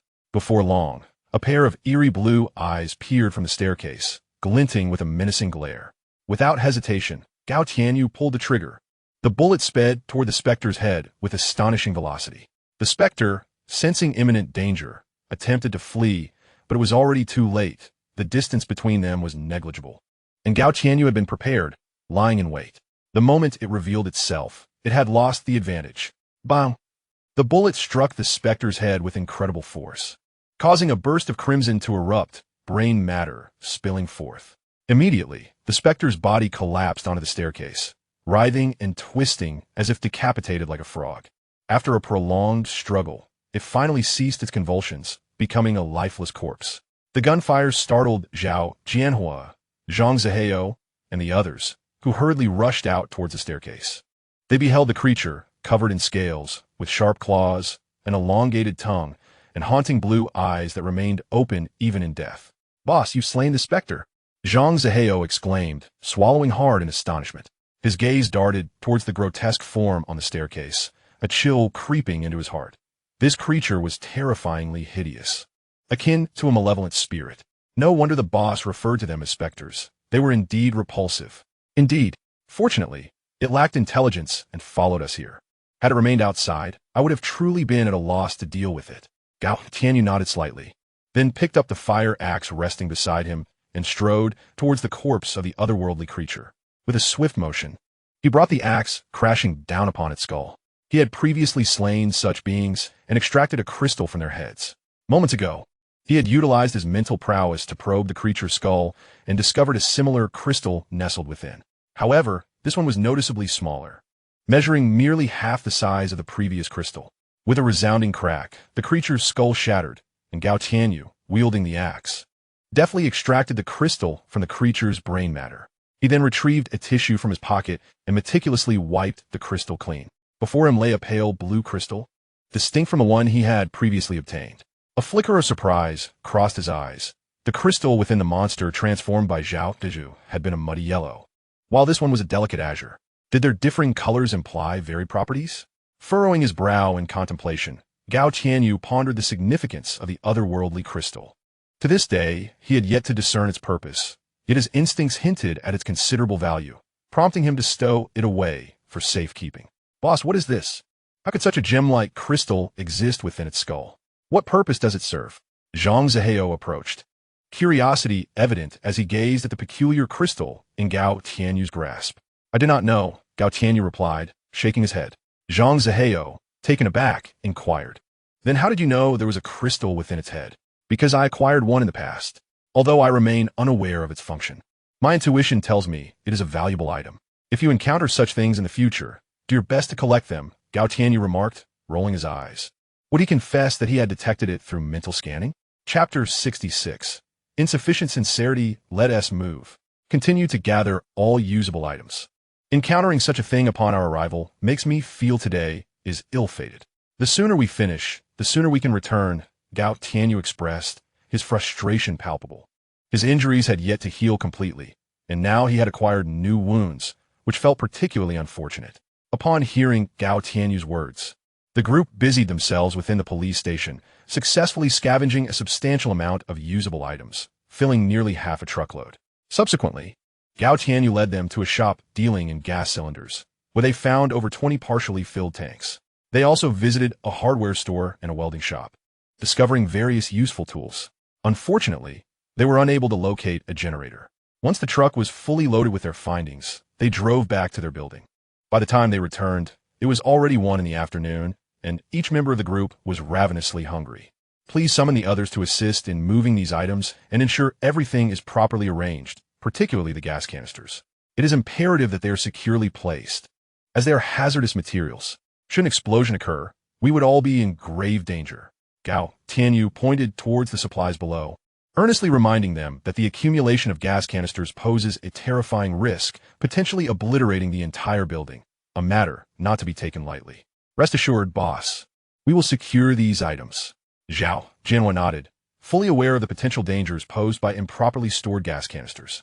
Even without Gao Tianyu's admonition, he would exercise utmost caution in their arrangement. "Given that, I shall head upstairs now, and I entrust the rest to you." Gao Tianyu nodded, picked up a bag from the side, and ascended. Each individual present was armed, possessing a fundamental means of self-defense. Thus he felt no need to remain below. Before long, Gao Tianyu reached the 30th floor, placed his rifle in the room he occupied, and then entered Han Qingrou's apartment with the familiarity of returning home. Upon seeing Gao Tianyu return, Lin Ruoshi immediately beamed with joy and embraced his arm. "Darling, you're back. The meal is ready, just waiting for you." However, her smile quickly faded as she noticed the wound on his back, blood staining his clothing. "Darling, How did you get hurt? Is it serious? Chingru, please fetch the first aid kit. He.S. injured. Lin Ruashi's expression turned anxious, worry etched across her face. What? Oh, I'll get it right away. Han Kingru exclaimed, startled, and promptly turned to grab the first aid kit from the shelf, hurrying back. Do not fret. It's merely a minor injury. Nothing of consequence, Gao Tianyu reassured Lin Ruashi, feeling a warmth in his heart. Since the passing of his parents, he had not experienced such care from anyone. It felt remarkably comforting to have someone concerned for him at such a moment. This is hardly a minor injury. That is quite a substantial wound. And you've lost so much blood. Please sit down and don't move. I will tend to your injury. Lin Ruashi disregarded his words, gently pushing him onto the sofa. She took the medical kit from Han Qingru and began to treat his wound with earnest determination.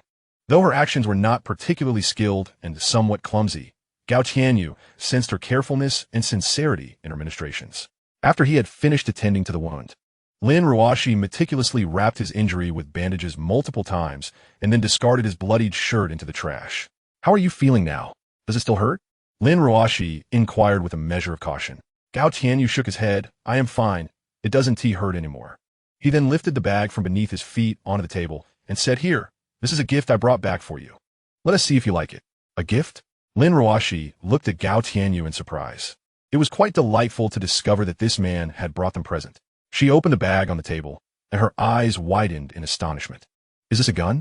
Where on earth did you find this? A flicker of excitement crossed her face as she held the weapon in her hands. On the other side, Han Qingru's expression mirrored Lin Ruashi's almost perfectly, her eyes filled with disbelief. Weapons like these were only seen in television shows and movies. Encountering one in reality was exceedingly rare, and she was astonished that this man had managed to acquire a gun. Gao Tianyu gently caressed Lin Ruashi's flowing locks and spoke softly. I obtained it from the police station. It's for your protection. When I go out with a gun in hand, it should give you both a sense of security, shouldn't it? Lin Ruashi planted a kiss on Gao Tianyu's left cheek. Thank you, dear. I truly appreciate this gift. Gao Tianyu noticed Lin Ruashi's striking red lips, realizing she had applied lipstick this year. He took out his phone to check his reflection, and indeed, there was a mark of lipstick on his cheek. Thank you. Han Qingru also took a handgun from the bag and echoed her gratitude. Your expression of thanks lacks sincerity. You need to do it properly, just like Ruashi, Gao Tianyu remarked, indicating his right cheek with a pointed finger. As Han Qingru observed his gesture, a blush crept on her face. Despite their previous intimate moments, she still felt a bit shy. Compared to the bold and spirited Lin Ruashi, her demeanor was more reserved. Nonetheless, she lowered her head and planted a gentle kiss on Gao Tianyu's right cheek. I've already loaded the bullets into the gun. Just disengage the safety to fire. While he had never wielded a handgun, he was not entirely ignorant of firearms. He understood the basic process of handling them. The bullets are limited, so don't use it recklessly unless necessary, he advised earnestly. After sharing this information, he took a seat at the dining table and began to enjoy the meal. Since he had brought back an abundance of delightful provisions from the supermarket, the two women had prepared an exceptionally lavish spread, allowing him to indulge as though he were transported back to the eve of the apocalypse. Chapter 67. The generator. After finishing the meal, Gao Tianyu once again gathered everyone, as he planned to lead them to another supermarket for exploration. This other supermarket was also located within their community, albeit on the opposite side, and it was even larger than the first.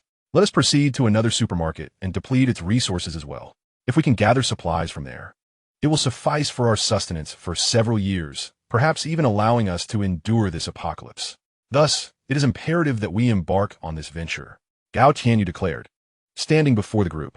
Despite his introverted nature, which typically disinclined him from venturing outside unless absolutely necessary, he planned to return home after this undertaking, minimizing outdoor activities, and instead, luxuriating in the comfort of his abode, cuddling a meteorite while occasionally practicing martial arts and indulging in card games with Lin Ruashi and Han Qingru. Upon hearing Gao Tianyu's words, Zhao Jianhua and the others expressed no dissent. Rather, they were filled with enthusiasm.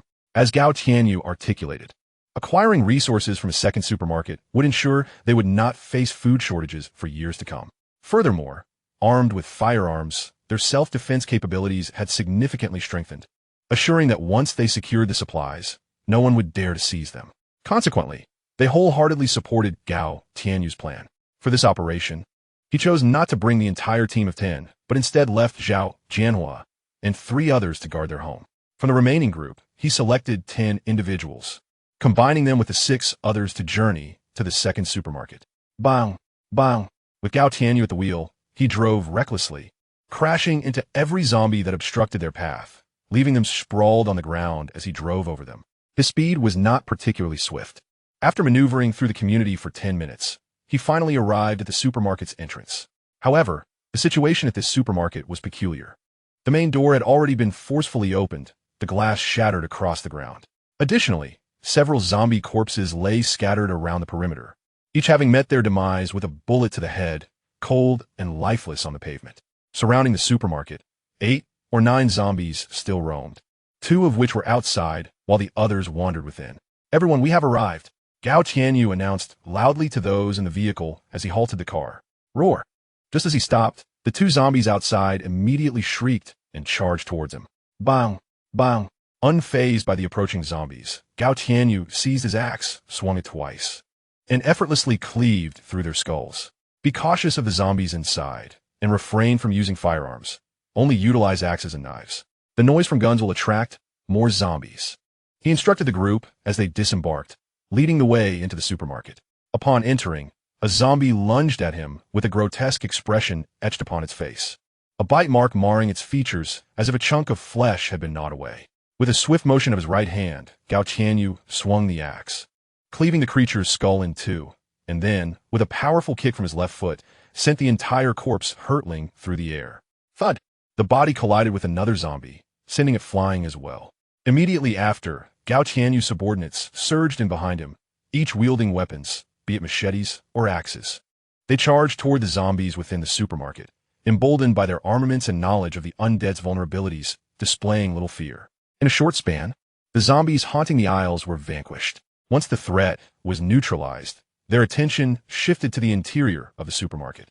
It became apparent that numerous supplies had vanished from the shelves, and various goods lay scattered across the floor. The presence of several zombie corpses indicated that others had previously raided this place, taking a portion of the provisions with them. Gao Tianyu wandered through the aisles, noting that most of the cured meats and sausages had been taken, leaving behind only snacks and household items.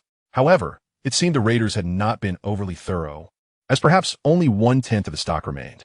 "Boss, it seems someone has already been here and taken much of the good stuff," Zhang Ziheo remarked, furrowing his brow after his own inspection. He anticipated their late arrival, and found that many valuable items had already been claimed by others. The remaining stock consisted mostly of snacks and processed goods. Although plentiful, they were not staples. "Not to worry, there is still plenty of food left. We'll take what we can carry."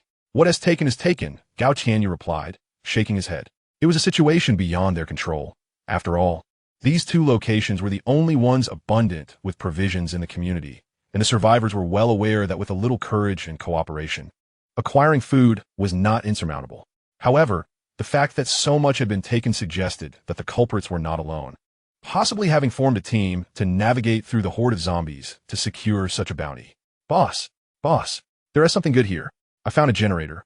Come take a look." At that moment, Yu Tao's excited voice pierced through the air, causing Gao Tianyu to startle. He hurried toward Yu Tao's location and discovered a generator in the supermarket's machine room. Upon closer inspection, it was revealed to be a small gasoline generator, a high-capacity 220V dual-start model, likely the supermarket's backup power source. Beside it stood a barrel of unused gasoline. "Certainly, I shall return this generator, securing it in a compact manner.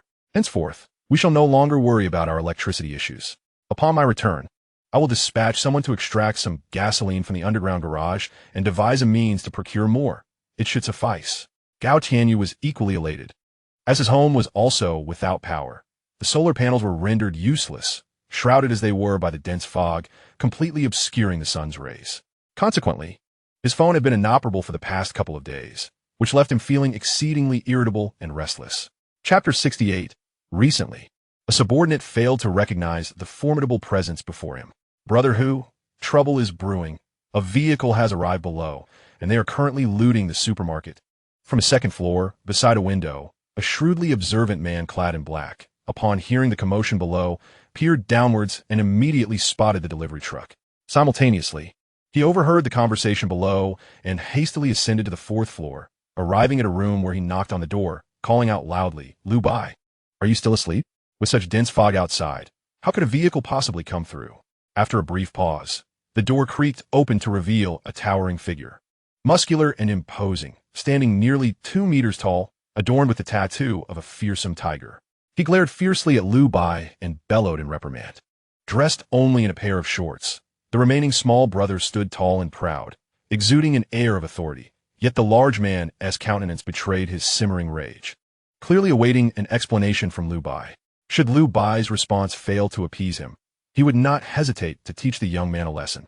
Upon witnessing Chun Biao's expression, Lu Bai, through the scant light spilling from behind the door, caught a glimpse of a stunning young woman clad in alluring lingerie, her fair skin illuminating the dimness. Realizing he had intruded at an opportune moment, disrupting their private engagement, he cautiously swallowed and adopted a look of feigned innocence. "Brother Hu, please don't be angry. I have urgent news to convey. A vehicle has indeed entered, and it is a delivery truck. Many individuals have disembarked and are currently raiding the supermarket. If we do not act swiftly, they will make off with everything." "Is that so?" Lu Bai replied. "I shall trust you this once. Quickly, summon the brothers. We shall descend together and drive those scoundrels away. How dare they attempt to seize what belongs to me?" Although Chun Biao found it difficult to believe anyone could navigate a vehicle in such weather, he adopted the philosophy of better to believe than to disbelieve. Regardless of Lu Bai's truthfulness, he felt compelled to investigate. He had long since considered the supplies within the supermarket as his own, and he would not permit anyone to usurp them. As this notion solidified in his mind, a fierce glint ignited in his eyes. Though the apocalypse was arduous for him, it was undoubtedly a paradise. In this apocalyptic era, he was merely a petty thug, following a superior in the underworld, largely shunned by society and having spent several years in prison, bearing the weight of societal prejudice. Yet, with the onset of this cataclysm, he seemed to thrive, effortlessly adapting and quickly amassing a group of subordinates, wielding power within the confines of the building. With a cadre of followers, he successfully retrieved a wealth of supplies from the supermarket below, elevating his status significantly. Armed with provisions and flanked by his entourage, he rapidly ascended to become the most revered figure in the building. He even found himself in the company of women he could otherwise never approach, such as the one in his room, whom he had seduced with a mere box of instant noodles.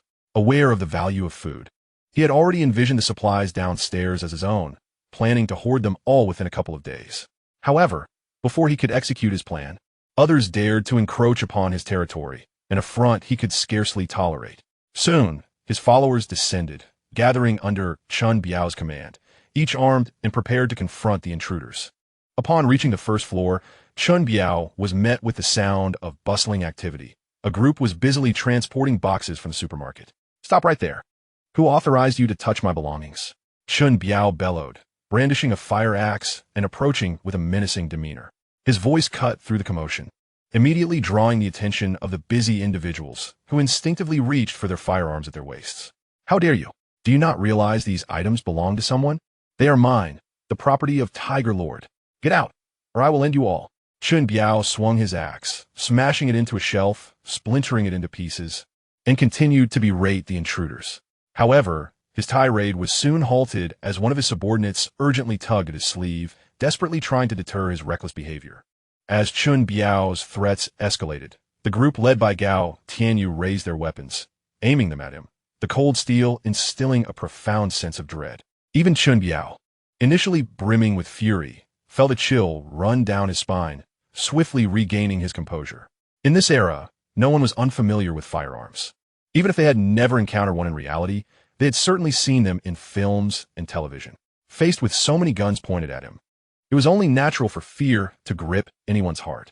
Who on earth are these people? How can they possess so many weapons? Chun Biao silently cursed in his heart, and his expression changed dramatically. The fierce demeanor he wore moments ago was instantly replaced by a smile. "Gentlemen, it's all a misunderstanding. My subordinate failed to recognize your esteemed selves and has inadvertently offended you. Allow us to take our leave while you continue your important work." With that, he signaled to his followers behind him to hastily depart. "Hold on, why the rush to leave?" At that moment, Gao Tianyu stepped forward, blocking Chun Biao's path.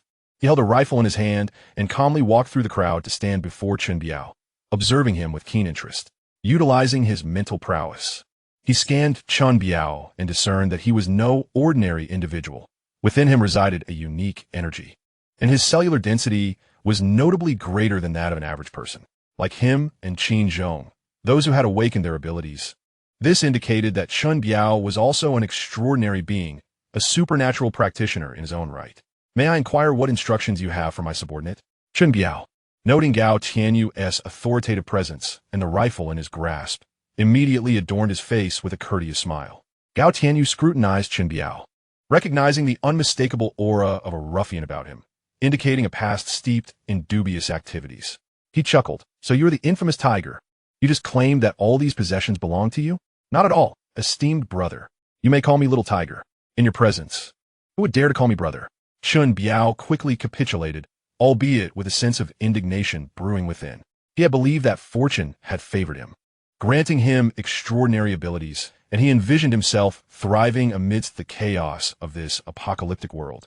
Yet, before he could even embark on his journey, he found himself confronted by these armed individuals. Was he to meet his demise here today? The thought sent shivers down his spine. Although he had awakened his powers, they were only marginally superior to those of an ordinary person, far from rendering him immune to bullets. Little Tiger, did you happen to take the items from the supermarket earlier?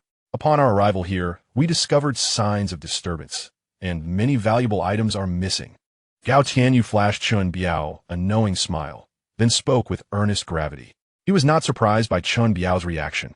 In similar circumstances, he too would have yielded under the threat of so many firearms. There was no shame in such a response, for whether they were supernatural beings or evolved individuals. They were still human, until one attained the prowess to withstand bullets. Being overly audacious could lead to dire consequences. Upon hearing Gao Tianyu's inquiry, Chun Biao's lips twitched involuntarily. He understood the underlying implication of Gao Tianyu's words. He was being urged to relinquish the items he had taken from the supermarket. The elder brother, seeing the younger one's predicament, acknowledged that he had indeed taken some items from the supermarket. Since the elder brother desired them, he could take everything, considering it a token of goodwill from the younger one. Although Chun Biao felt a pang of regret and was reluctant, he managed to maintain a smile on his face. Haha, you're quite perceptive. Given your astuteness, I shall refrain from making things too difficult for you. I have a fondness for meat, but as you know, the current situation makes it somewhat challenging to procure any. I had my sights set on the cured meats here, but alas, it seems I have arrived too late, as you have already secured them. Gao Tianyu, witnessing the younger man's awareness, burst into laughter and patted him on the shoulder. It is my fault, since you enjoy meat. I must express my appreciation. I shall have someone fetch all the cured meats as a greeting gift for you. Upon hearing Gao Tianyu's words, Chun Biao exhaled deeply and then turned to his subordinate, who was cowering like a quail. Lu Bai, take a few brothers with you and go to my room to bring down all the cured meats for the elder brother. Yes, Tiger brother. I will retrieve them right away. Lu Bai, upon being called, felt a rush of joy, quickly beckoning a few companions and dashing upstairs. He feared that if he dawdled, he might attract unwanted attention, especially with so many guns aimed at them. He was genuinely concerned about an accidental discharge. You lot, don't just stand around. Come over and help load the items onto the vehicle. Gao Tianyu called out to Chun Biao's subordinates, seizing the opportunity to employ this free labor, as they were in dire need of some vigor. Yes, the subordinates, knowing they could not resist, nodded eagerly and began transporting the items. Come here, Little Tiger. Let's have a proper chat. I happen to have something I wish to inquire about. Gao Tianyu draped an arm over Chun Biao's shoulder, warmly guiding him aside. His other hand rested on the trigger of his rifle, ready to act without hesitation should the other make any sudden movements. Elder brother, what is it you wish to ask the younger one? Chun Biao, feeling the proximity, contemplated seizing the rifle from him. However, he quickly realized that such an idea was utterly futile, as the barrel was steadfastly aimed at him, and the finger remained on the trigger. Any erratic movement would surely lead to dire consequences. I'm quite curious about your awakened abilities. Would you be so kind as to demonstrate them for me? What? Upon hearing Gao Tianyu's inquiry, Chun Biao's eyes widened in alarm. How could the other know of his awakened powers after just one brief encounter? Could there be a traitor among his subordinates who had betrayed him? Do not be so astonished. You are not the only one with extraordinary abilities. I too possess such powers, and I have encountered 2 others like you who have similarly awakened their abilities. You are not unique. The aura surrounding those with extraordinary powers is quite peculiar. With careful discernment, it can indeed be recognized. Seeing the shock on the other's face, Gao Tianyu slowly elaborated. Brother, you are also an extraordinary being? I had assumed that only my younger brother had fortuitously awakened such powers. Upon hearing Gao Tianyu's words, Chun Biao immediately offered an awkward smile, secretly relieved that he had refrained from taking action earlier. Had he done so, he might have found himself at the mercy of the other's formidable strength, especially considering the weapon in their possession. My younger brother has indeed awakened an extraordinary ability, allowing my body to transform into metal. Chun Biao extended his hand, which, under the gaze of Gao Tianyu and the others, morphed into a deep gray metallic hand. When Gao Tianyu gently tapped on Chun Biao's hand, it produced a resounding metallic clang, confirming the transformation as if he were enveloped in a layer of iron. Your ability is rather impressive, invulnerable to blades and fire. By rights, you should not fear bullets. Why then do you so readily concede? Gao Tianyu raised an eyebrow, a smirk playing on his lips as he regarded Chun Biao. Brother, you jest. How could I dare entertain malicious thoughts? While my ability allows for partial metallic transformation, it only affects the surface. A bullet could easily breach this exterior, and even a sharp kitchen knife could slice through it, Chun Biao explained cautiously, feeling unnerved under Gao Tianyu's scrutinizing gaze. If he could fully transform, he would not be intimidated by mere firearms. He would even stand against cannon fire. As long as he was not struck directly, he would emerge unscathed. But at present, the reality was stark. Being hit by a bullet could indeed be fatal. Chapter 70. How about following me? Indeed, Gao Tianyu nodded slightly, then continued, Xiao Hu, your ability is quite commendable and makes you an excellent candidate for leading the charge. How about you join my ranks? I will appoint you as the captain of my first squad. Having encountered another extraordinary being, Gao Tianyu felt a surge of compassion and decided to test the waters for potential allegiance. Compared to ordinary individuals, those with extraordinary abilities possess greater potential and are more worthy of recruitment. However, upon hearing Gao Tianyu's proposal, Chun Biao hesitated. To be honest, since acquiring his powers, he had become somewhat arrogant, desiring to be a leader himself, unwilling to return to being someone else's subordinate. Yet at that moment, faced with the direct aim of Gao Tianyu's weapon, he found himself unable to utter a word of refusal. Who knows whether the other party might be enraged by a refusal, leading them to take drastic measures. Dear brother, from now on, Little Tiger is at your service. You instruct me to go east, and I shall go east. You direct me to go west, and I shall comply. Faced with the ominous threat of a firearm, although Chun Biao felt reluctant within, he wore a broad smile and patted his chest, declaring loudly, Indeed, indeed. Little Tiger, you are a clever individual, and your demeanor pleases me greatly. Gao Tianyu regarded Chun Biao with admiration. Had the other party truly dared to decline, he might have sent them to their demise. For they possessed extraordinary abilities, and one could never predict how they might evolve in the future. Should they grow stronger than him and harbor resentment for today's incident, it would only create a formidable adversary. Moreover, the available food within this community was limited, and such individuals represented potential competition. If they could not be drawn into the same alliance, they would have to be eliminated. After all, their side possessed the most resources, and despite wielding firearms and the capability for self-preservation, even a tiger fears a pack of wolves. If a group were to conspire against them, they might not withstand the onslaught. Therefore, Gao Tianyu's strategy was simple: to rally strong allies, transforming opponents into comrades, thus fortifying his own position. By diminishing enemies and increasing friends, his safety would be assured. Choosing to follow me is an exceedingly wise decision, as this thick fog has minimal impact on me. I possess the ability to navigate and procure food and resources. By accompanying me, you need not fear starvation. Do you not agree? Gao Tianyu smiled at Chun Biao. Furthermore, you have likely never ventured beyond this community and are unaware of the dangers that lie outside. Beyond the zombies, there exist creatures known as otherworldly fiends, transformed from humans, with eerie blue eyes and a ferocious nature. I have encountered 2 of these fiends. Were it not for my own abilities, I might have perished at their hands. The future may hold even greater peril.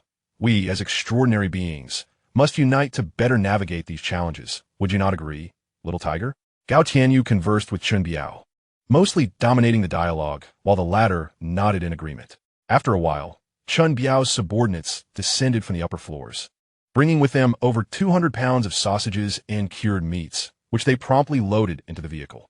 Soon, the entire truck was brimming with goods, leaving no room for more. "Come, little tiger, hop in. I'll take you for a ride and show you my place." Gao Tianyu clapped Chun Biao on the shoulder, smiling warmly, and then addressed Zhang Zihao and the others. "You all stay here and continue moving the items. Organize everything properly, and I shall return with the vehicle shortly." "Understood." Upon hearing Gao Tianyu's command, Zhang Zihao and the others nodded immediately. Meanwhile, Chun Biao, upon learning that Gao Tianyu intended to take him for a drive, wore a sorrowful expression, realizing that his companion was reluctant to leave him behind, which compelled him to join. Thus, he felt he could not refuse. Soon, Chun Biao found himself obediently seated in the passenger seat of the vehicle. He then observed Gao Tianyu starting the engine and leisurely maneuvering the truck through the residential area. This scene filled Chun Biao with surprise and astonishment, as he gazed ahead only to be met with a thick blanket of fog, rendering even the road invisible. The truck traversed this environment, instilling a peculiar sense of disorientation within him. He quickly lost his bearings and could no longer identify the way back. Yet at that moment, Gao Tianyu continued to drive steadily, seemingly unaffected by the fog. Possessing such a skill undoubtedly enabled one to venture out in search of supplies without the fear of losing one's way. A thought suddenly emerged in Chun Biao's mind. It might not be so bad to follow this individual. Food, no matter how abundant, will inevitably be consumed. However, with such capabilities, acquiring sustenance would be a simple task. One could easily venture out rather than being confined within the building, unable to even step outside the community. For if they strayed too far from their building, they would truly become lost. On a foggy day like this, venturing out rendered them nearly indistinguishable from the blind. Gao Tianyu remained oblivious to Chun Biao's thoughts. Nonetheless, he paid close attention to his companion's actions, ready to act decisively should any misconduct arise. Fortunately, Chun Biao remained rational, sitting quietly in the passenger seat until they reached the building. "Xiaohu, we've arrived. Let us disembark. This is where I reside," Gao Tianyu announced as he and Chun Biao exited the truck and ascended the stairs. "Boss, you're back. And this is Zhao Jianhua and several others, who had been stationed at the second-floor staircase, immediately greeted Gao Tianyu upon his return, their curiosity piqued by the unfamiliar face accompanying him. Hearing Zhao Jianhua's inquiry, Gao Tianyu turned to Chun Biao, realizing he only knew him as Hu Yi and was unfamiliar with his actual name. "Greetings, brothers. My name is Chun Biao. You may call me Xiao Hu." Chun Biao promptly introduced himself, displaying his awareness of the situation. His gaze discreetly flicked to the rifle in Zhao Jianhua's grasp and the handguns at the waist of the other three, prompting silent speculation regarding the identities of Gao Tianyu and his associates. In this era of peace, ordinary individuals seldom encountered firearms. Yet those within this building possessed an astonishing number of real weapons. It was difficult to fathom how they acquired them. Surely they were not arms dealers in the past? Chapter 71. Sparring. We are all brothers here. No need for formality. Upon seeing Chun Biao's demeanor, Zhao Jianhua offered him a slight smile, signaling him to relax. "I encountered Xiao Hu at the supermarket, where a minor conflict arose, but it has since been resolved. Moreover, Xiao Hu possesses extraordinary abilities, capable of transforming flesh into metal, which holds immense potential for the future." Gao Tianyu chuckled softly, providing an explanation to those present. "Today, I brought him back to familiarize himself with the surroundings. From now on, we shall share the same fate and dine together as brothers. I will take him upstairs. You can call for someone to bring everything from the car later." Gao Tianyu issued his commands to Zhao Jianhua and the others. He was somewhat indolent, typically delegating the task of moving items to his subordinates, as well as the family members and neighbors residing with him. As a leader, and the one who exerted the most effort, it was crucial for him to maintain his status. If he were to undertake every task himself, what would become of his authority? He might as well worship these individuals as deities. He understood human nature profoundly. People often fear authority more than they respect virtue, and grievances arise from even the smallest favors. It was essential not to be overly kind to these strangers. The most prudent choice was to ensure that they exchanged labor for sustenance. Gao Tianyu led Chun Biao to the 7th floor, opened a room, and stepped inside. He casually tossed the rifle onto the sofa, turning to Chun Biao. "How about we spar a bit? Ever since I awakened my abilities, I have yet to engage with another ability user. I am curious to ascertain my own strength." Gao Tianyu felt a surge of eagerness. His power was steadily increasing daily, yet he remained uncertain of where he stood in terms of strength. After all, these ability users were a new and rare breed, lacking a clear classification or comparative scale of power, leaving many unaware of their true capabilities. Isn't that a bit unwise? How could I dare to strike you? Chun Biao replied, skepticism clouding his thoughts as he pondered Gao Tianyu's intentions. Enough talk, let us get to it, Gao Tianyu declared, launching a powerful punch toward Chun Biao's head. Instinctively, Chun Biao sidestepped, raising his left hand to meet Gao Tianyu's fist in a clash. Bang! A tremendous force surged through Chun Biao's hand, causing his arm to tingle as he staggered backward. This newly recognized elder brother possesses remarkable strength. The simplicity of that single strike left Chun Biao astounded. Ever since awakening his abilities, his own strength had significantly increased, though he was uncertain of the exact extent. He could effortlessly hurl a grown man several meters away or lift 2 men without breaking a sweat. This indicated he possessed at least 600 or 700 pounds of strength. Yet despite this, he was easily repelled by Gao Tianyu, suggesting that the latter's strength was considerably greater. Gao Tianyu did not relent. He pressed the advantage, unleashing a flurry of punches. Chun Biao realized that he could no longer passively absorb the blows. He concentrated his energy, channeling his powers into his hands, which transformed into iron fists. Clenching them tightly, he propelled a strike forward.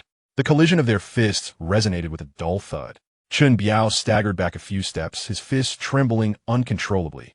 Despite enveloping his hands with his powers, he found himself at a disadvantage in this clash. Gao Tianyu possessed immense strength. His fists were equally solid and his speed astonishing, leaving Chun Biao struggling to defend himself. 8 Extremes Fist. Observing Chun Biao's resilience, Gao Tianyu decided to employ the techniques of 8 Extremes Fist. Eager to test the fruits of his training, he launched a rapid punch aimed at Chun Biao's chest, moving with unbelievable speed. Chun Biao felt a prickling sensation on his scalp and quickly crossed his arms before him, transforming them into metal, resembling a shield. Boom! Gao Tianyu's strike met Chun Biao's crossed arms, producing a resounding metallic clang that echoed loudly. The impact sent Chun Biao hurtling backward, crashing into the wall before collapsing to the ground, a sharp pain coursing through his hands as if they were about to shatter. Gao Tianyu, observing Chun Biao's flight, furrowed his brow. He had not exerted his full strength, only about 60%, yet Chun Biao was struggling. As a fellow ability user, Chun Biao's power seemed rather feeble. Are you alright? Gao Tianyu approached Chun Biao, helping him up with a concerned expression, tinged with evident remorse. I apologize for the force of my blow. It's fine. It's fine. I was careless. My abilities are simply lacking, Chun Biao replied as he rose, feeling a tightness in his chest. After their brief encounter, he had grasped the extent of his opponent's terrifying prowess. Gao Tianyu outclassed him in speed and strength, his physical condition superior, and his punches formidable. Despite being a fierce combatant himself, Chun Biao had failed to find any opportunity for counterattack. Given Gao Tianyu's current skill, it seemed effortless for him to take Chun Biao's life. Moreover, throughout their exchange, Chun Biao had yet to discern the specifics of Gao Tianyu's abilities. Such immense strength. Could he be a power-type ability user? Yet, Gao Tianyu remained silent on the matter, prompting Chun Biao to wisely refrain from inquiring further. Your ability has significant potential for development. If you could metallize your entire body, I suspect I would struggle to land a blow, Gao Tianyu remarked. Reflecting on the unique nature of Chun Biao's powers, impervious to blades and fire. Perhaps one day, he might withstand cannon fire with mere flesh. At this moment, Chun Biao's extraordinary ability appeared to be somewhat diminished, unable to envelop his entire body, only achieving a superficial metallic transformation. Ideally, if his power were to fully mature, it should encompass his entire being, including muscles and organs. Thus, there remains considerable potential for Chun Biao's development. Haha, brother, you jest. My ability was obtained purely by chance, and I am at a loss as to how to enhance it. Achieving the level you mentioned is no simple feat. Chun Biao scratched his head, feeling somewhat awkward as he spoke. He had only recently awakened his powers and had yet to discover methods to augment them. Unlike Gao Tianyu, who merely needed to sleep beside a meteorite to absorb its radiation, gradually enhancing his physical prowess and mental acuity. This predicament is shared by all those who have awakened extraordinary abilities. they lack specific methods for cultivating their powers. They can only familiarize themselves with their abilities and enhance them through consistent training. However, frequent use of their powers leads to another dilemma: excessive energy consumption, resulting in a constant state of hunger. Without sufficient food for replenishment, endurance becomes untenable. After giving Chen Biao a few gentle nudges, Gao Tianyu gained a clearer understanding of his own strength. Following his encounter with that mysterious virus, it seemed as though he had broken free from certain constraints and undergone a form of evolution. His physical attributes, strength, speed, and reflexes, had all significantly improved, surpassing those of ordinary individuals. Most importantly, his mental prowess had experienced a remarkable transformation, elevating him far above typical ability users. Even without employing his extraordinary powers, his current physical condition would allow him to best many ability users. From his observations of several other ability users, it appeared that while they might possess some advantages over the average person, their strengths were limited. If they encountered someone skilled in martial arts or possessing exceptional physique, their advantages would diminish considerably. For instance, when he first acquired his mental prowess, its lethality was quite limited, perhaps granting him only a slight edge over ordinary individuals, insufficient for overwhelming dominance. However, after fortifying his body, he felt as though he could contend with 100 adversaries. The supplies within this supermarket surpassed those of the previous one. Gao Qianyu made 10 trips back and forth before retrieving all the resources. He distributed these supplies across the second and third floors and also brought back some steel reinforcement bars and iron doors, which he installed at the entrance on the ground floor, replacing the original glass doors. Similarly, he installed an iron door at the entrance of the second floor and cleared out the underground garage, sealing its entrance. This effectively fortified the entire building, providing a certain level of defense. Even in the event of a zombie attack, they would be kept at bay, ensuring the safety of those residing within the building. Simultaneously, Gao Tianyu initiated the arrangements, delegating Zhao Jianhua to lead the training, adhering to military standards for training the team members. He positioned them between the first and second floors, safeguarding the passageways leading to the upper levels. Concurrently, he assigned tasks to the idle personnel, instructing them to thoroughly cleanse the entire building, disposing of the corpses outside. The bodies, particularly those within the 12th floor room, and the bloodstains scattered across various floors, were to be meticulously eradicated. After all, this was their dwelling, and the accumulation of corpses had long begun to emit a foul stench. Failing to address this promptly could potentially lead to an outbreak of disease. Gao Tianyu even contemplated casting the bodies outside the building into the river. But the hour was late, and the multitude of tasks at hand led him to temporarily set aside this plan. Feeling a shortage of manpower, Gao Tianyu summoned Chen Biao and his team, along with their families, bringing them back to the building for accommodation. However, he entrusted the leadership of this group to Chen Biao, refraining from issuing them firearms and requiring them to participate in military drills alongside Zhao Jianhua's team. Additionally, having procured a substantial amount of food, he generously distributed provisions sufficient for a month to each individual. In this apocalyptic era, securing the hearts of the people necessitated the possession of sustenance. Upon completing these tasks, Gao Tianyu found himself with some leisure time. Aside from training, he often occupied himself by playing games with a meteorite. When mealtime arrived, he would visit Han Qingrou's residence to share meals with the two women. After obtaining the generator from the supermarket, electricity was restored to the building. However, the generator's output was limited, unable to accommodate all residents and appliances. Currently, only lighting and some mobile device charging were restored, while refrigerators and air conditioners remained inoperable. As time gradually progressed to the 15th day of the apocalypse, half a month had swiftly passed since its onset. The weather outside seemed to have improved slightly, although temperatures still hovered between 30 to 40 degrees Celsius. Rainfall had diminished considerably, which was undoubtedly a positive development. After dinner, Gao Tianyu reclined on the sofa, his arms wrapped around the slender waists of Lin Ruoxi and Han Qingru. Both women possessed remarkably delicate figures, with smooth, flat abdomens and enticing abdominal lines. In this regard, they were nearly equal. However, Lin Ruoxi's physique was exceptionally alluring, featuring a striking bust and rounded hips, her curves dramatically pronounced and compelling. Conversely, while Han Qingru also boasted an impressive figure, she appeared slightly less striking in comparison to Lin Ruoxi. Nonetheless, Gao Tianyu held a particular fondness for her long, straight legs. As he had always imagined, He could admire them for an entire year. Husband, why do you choose to live alone outside? Why not move in with us, so you won't have to travel back and forth? Lin Ruoshi leaned against Gao Tianyu's chest, her fingers lazily tracing circles as she spoke. Aside from the 2 days he was injured, Gao Tianyu had not resided in their home, instead opting for another dwelling. Other than mealtimes, he seldom lingered, which left her perplexed. Lie with you too? Gao Tianyu raised an eyebrow at her words, shaking his head without a moment's hesitation. No, I prefer living alone. You both are enchanting creatures. If I were to stay with you, I would have no opportunity to focus on my training. In this apocalyptic world, only through relentless physical training could one hope to survive and grow stronger. He acknowledged his wavering resolve. Being around them would only distract him with thoughts of frivolity, tempting him to engage in games of poker, leading him to inevitable ruin. His gaze drifted to Lin Ruoshi's stunning figure, clad in a loose, pristine white shirt. Her alluring form almost impossible to look away from. Being in their presence left him utterly disinclined to train, his mind perpetually ensnared by temptation. However, this was not his primary concern. The crux of the matter lay in his need to embrace the meteorite during sleep, absorbing its radiation to enhance his strength, while guarding the secrets of the meteorite from the two women. This secret was one he intended to keep for a lifetime, buried deep within his heart, ensuring no one could discover it.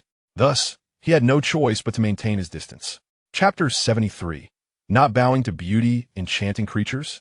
Pooga. Han Qingru and Lin Ruoshi felt their cheeks flush at Gao Tianyu's remarks, rendering them particularly captivating. How absurd. Is this our fault now?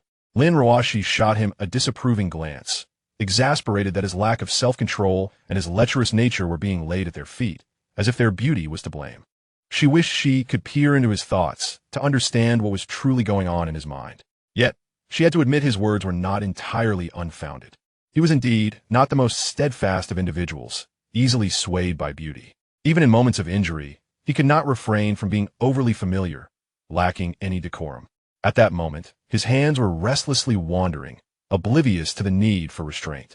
Of course, it is your fault. As the saying goes, the land of beauty is the tomb of heroes. Were I a man of lesser will, I would have long been ensnared by your charms, yearning to spend every night with you in revelry. Unlike me, who, when faced with such beauty, remains steadfast, refusing to bow to allure. A man of my caliber is a rarity in this world. Gao Tianyu, with an earnest demeanor, addressed the two women with an air of gravity, even going so far as to extol his own virtues, portraying himself as an unparalleled gentleman, quite shamelessly. You scoundrel, before you utter such words, perhaps you should remove your hands from both me and Qingru, lest your claims lack any semblance of persuasion. Lin Ruoshi cast a disdainful glance at Gao Tianyu. In his current state of indulgence, seemed utterly unqualified to make such declarations. I am merely offering you a massage out of sympathy for your arduous cooking efforts. I am not taking advantage of you. In response to Lin Ruoshi's scornful remarks and her subtly mocking eye roll, Gao Tianyu felt no embarrassment, stubbornly maintaining his bravado. Suddenly, amidst their verbal sparring, a ringtone emanated from the mobile phone resting on the table. The three of them turned their gaze towards it, realizing that the call was coming from Han Qingru's phone. Gasp! It's quite rare to receive call now. Gao Tianyu mused, surprised that a phone call could come through given that most areas were experiencing network and power outages, with signal stations rendered inoperative. How curious that her phone still had power and could receive a call. Han Qingru, her expression brimming with excitement, picked up the phone and discovered it was a video call originating from a platform akin to a penguin. As soon as the call connected, a strikingly beautiful woman appeared on the screen. However, her hair was somewhat disheveled, her complexion pale, and fatigue etched across her features, indicating she had been enduring a difficult time recently. Qingru, you are alive. It is such a relief to see you. Upon connecting, the woman's face lit up with joy, her eyes glistening with unshed tears. I noticed your penguin account was still active, so I decided to call and check on you. Now that I see you are safe, I can breathe easy. Upon seeing the woman, Han Qingru's face also brightened with joy, her voice filled with enthusiasm. Kursin, you are alive. That is wonderful news. How have you been faring lately? Your complexion appears quite poor. Has something happened? Immediately, Han Qingru noticed the pallor on Lon Kursin's face, stirring a sense of worry within her. Lon Kursin shook her head slightly, hesitating to speak, but ultimately seemed to gather her resolve. Qingru, do you have any food left? I have run out here and have not eaten for over a day. Even Exiner has cried from hunger several times. I understand that food is precious, but I truly have no other options. Could you spare me some? I promise to repay you as soon as I can. With reddened eyes brimming with tears, Lon Curson's heart ached at the thought of her young daughter, who was weeping incessantly from hunger. Were it not for desperate circumstances, she would never have dared to ask Han Qingru for provisions, fully aware that food in these dire times could be a matter of life and death, unattainable even with money. Kuexian, please do not cry. Where are you now? We still have some food here, but how can we get it to you? Han Qingru, seeing Lon Curson in tears, immediately grew anxious and spoke hastily. I am at home, not far from you, Lon Curson replied, her face lighting up momentarily before the shadow of distress returned. She glanced outside. The night had descended, shrouded in thick fog, rendering the path invisible, and the rain poured heavily. The distance between their homes was merely a few hundred meters within the same community. Ordinarily, it would only take a few steps to bridge the gap. Yet now, she estimated that venturing too far would lead her astray, compounded by the looming threat of zombies. As a vulnerable woman, reaching her friends seemed an arduous task. Casting a weary glance at her daughter, who had succumbed to sleep from crying, she finally steeled herself. I will prepare and come to you shortly. Kuexian, do not act impulsively. It is dangerous outside with the rain obscuring the path. Stay calm. At that moment, Lin Ruashi interjected, halting Lon Curson's resolve. She and Lon Curson were well acquainted, having shared a dormitory during university, and their bond had only grown stronger over the years, often spending time together after marriage. Ruashi, you are safe. That's wonderful. Are you staying with Qingru now? Lon Curson's face brightened upon seeing Lin Ruashi, relieved that her two dear friends were unharmed. Yes, I am currently at Qingru's place. Kuexian, listen to me, do not rush into anything. It is perilous outside, and as a woman, it will be difficult for you to make it here safely. Ruashi, I cannot just sit idly. Exiner has been hungry for too long.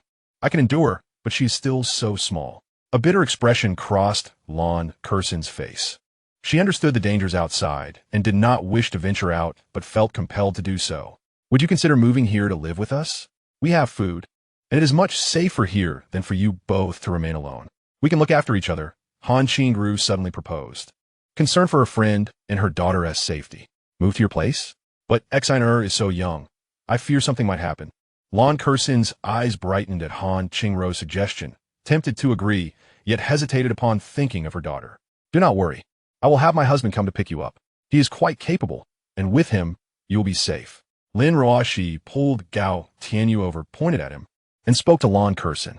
Among the three of them, only Gao Tianyu possessed the ability to safely bring someone over. She believed that if he intervened, the issue would be easily resolved. Stop. Have I agreed to this matter? I never said I would go fetch them. Upon being pulled into the situation by Lin Ruashi, Gao Tianyu immediately rolled his eyes in discontent. The decision had been made without his consent, which left him feeling quite dissatisfied. Furthermore, he had little patience for idle people, and the fact that she was bringing along a burden made the situation even more complicated. Surviving in the apocalypse was already a challenge for adults, let alone for infants.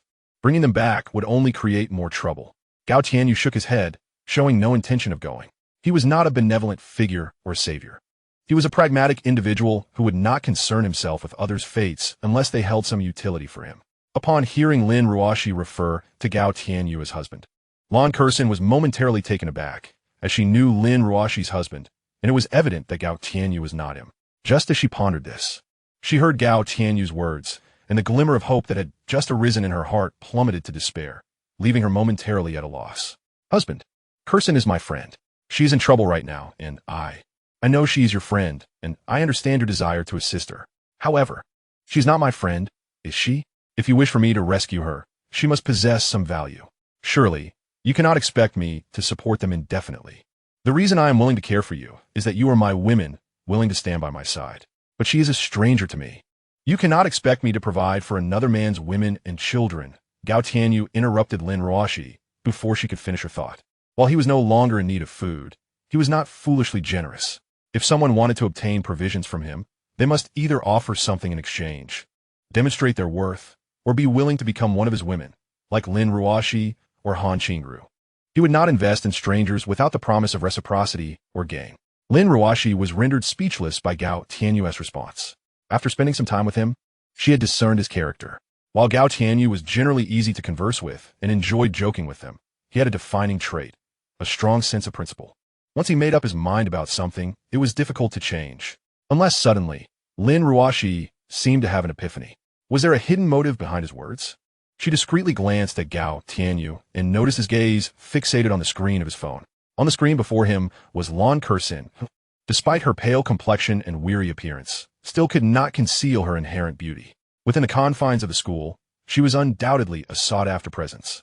Although she may have been slightly overshadowed by Han Qingru, she still possessed the grace and beauty of campus belle, with a face that exuded an endearing familiarity akin to a beloved younger sister.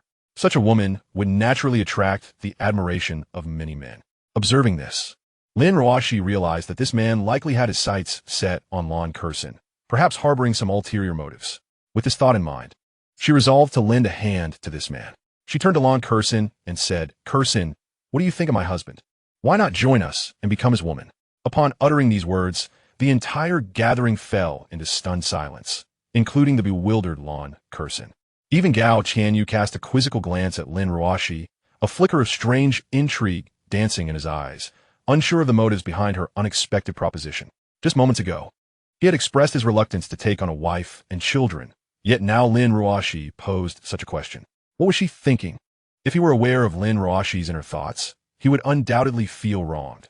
He had merely cast a fleeting glance and harbored no ill intentions.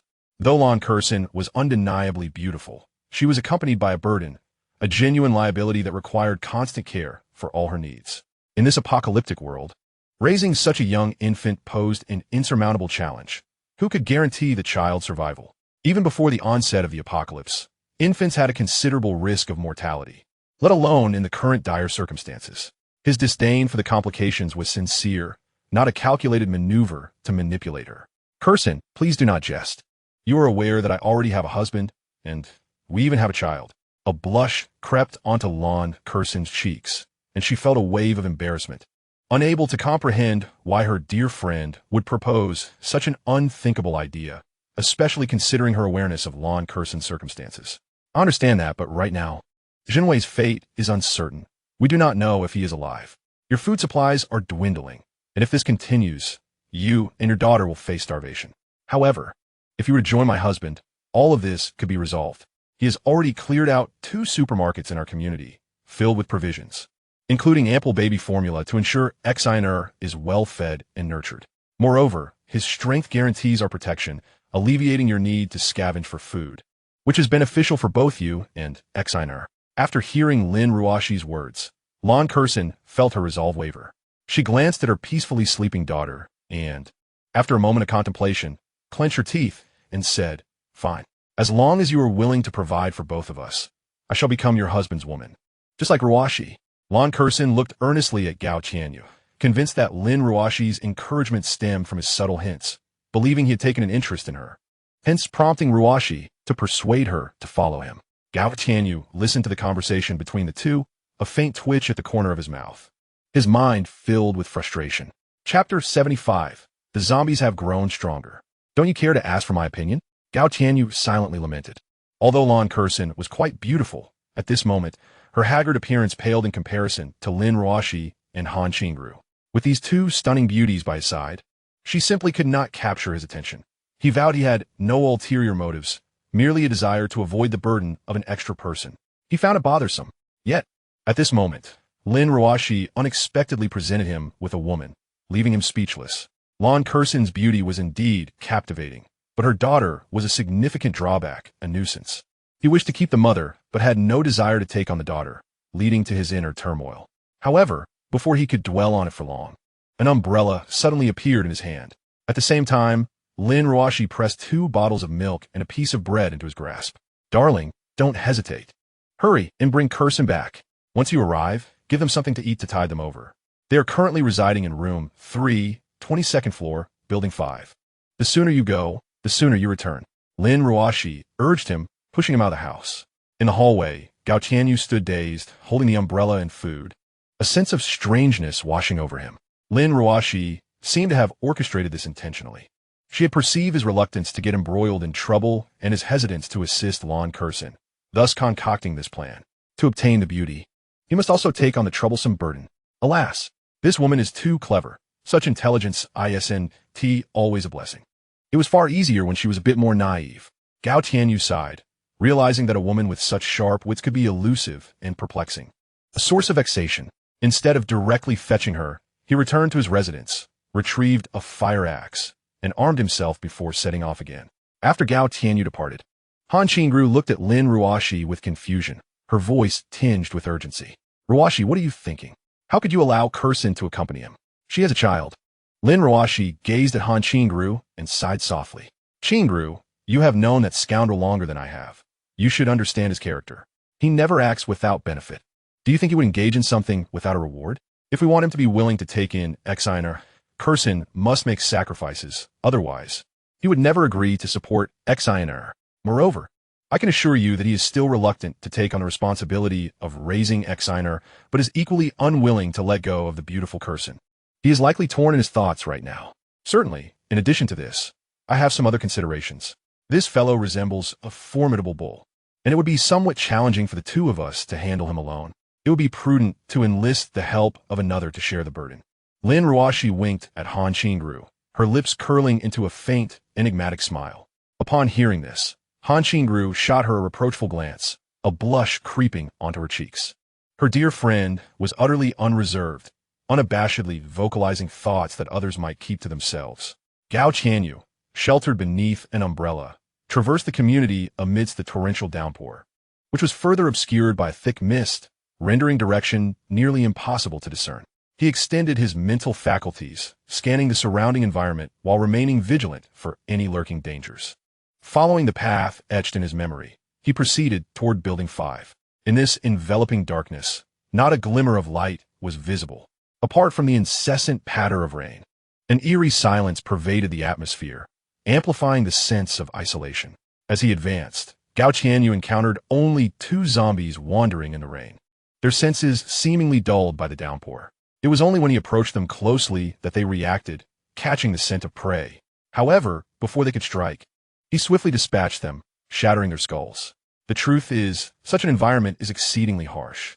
Humans, being visual creatures, experience an amplified sense of danger in conditions where visibility is severely compromised.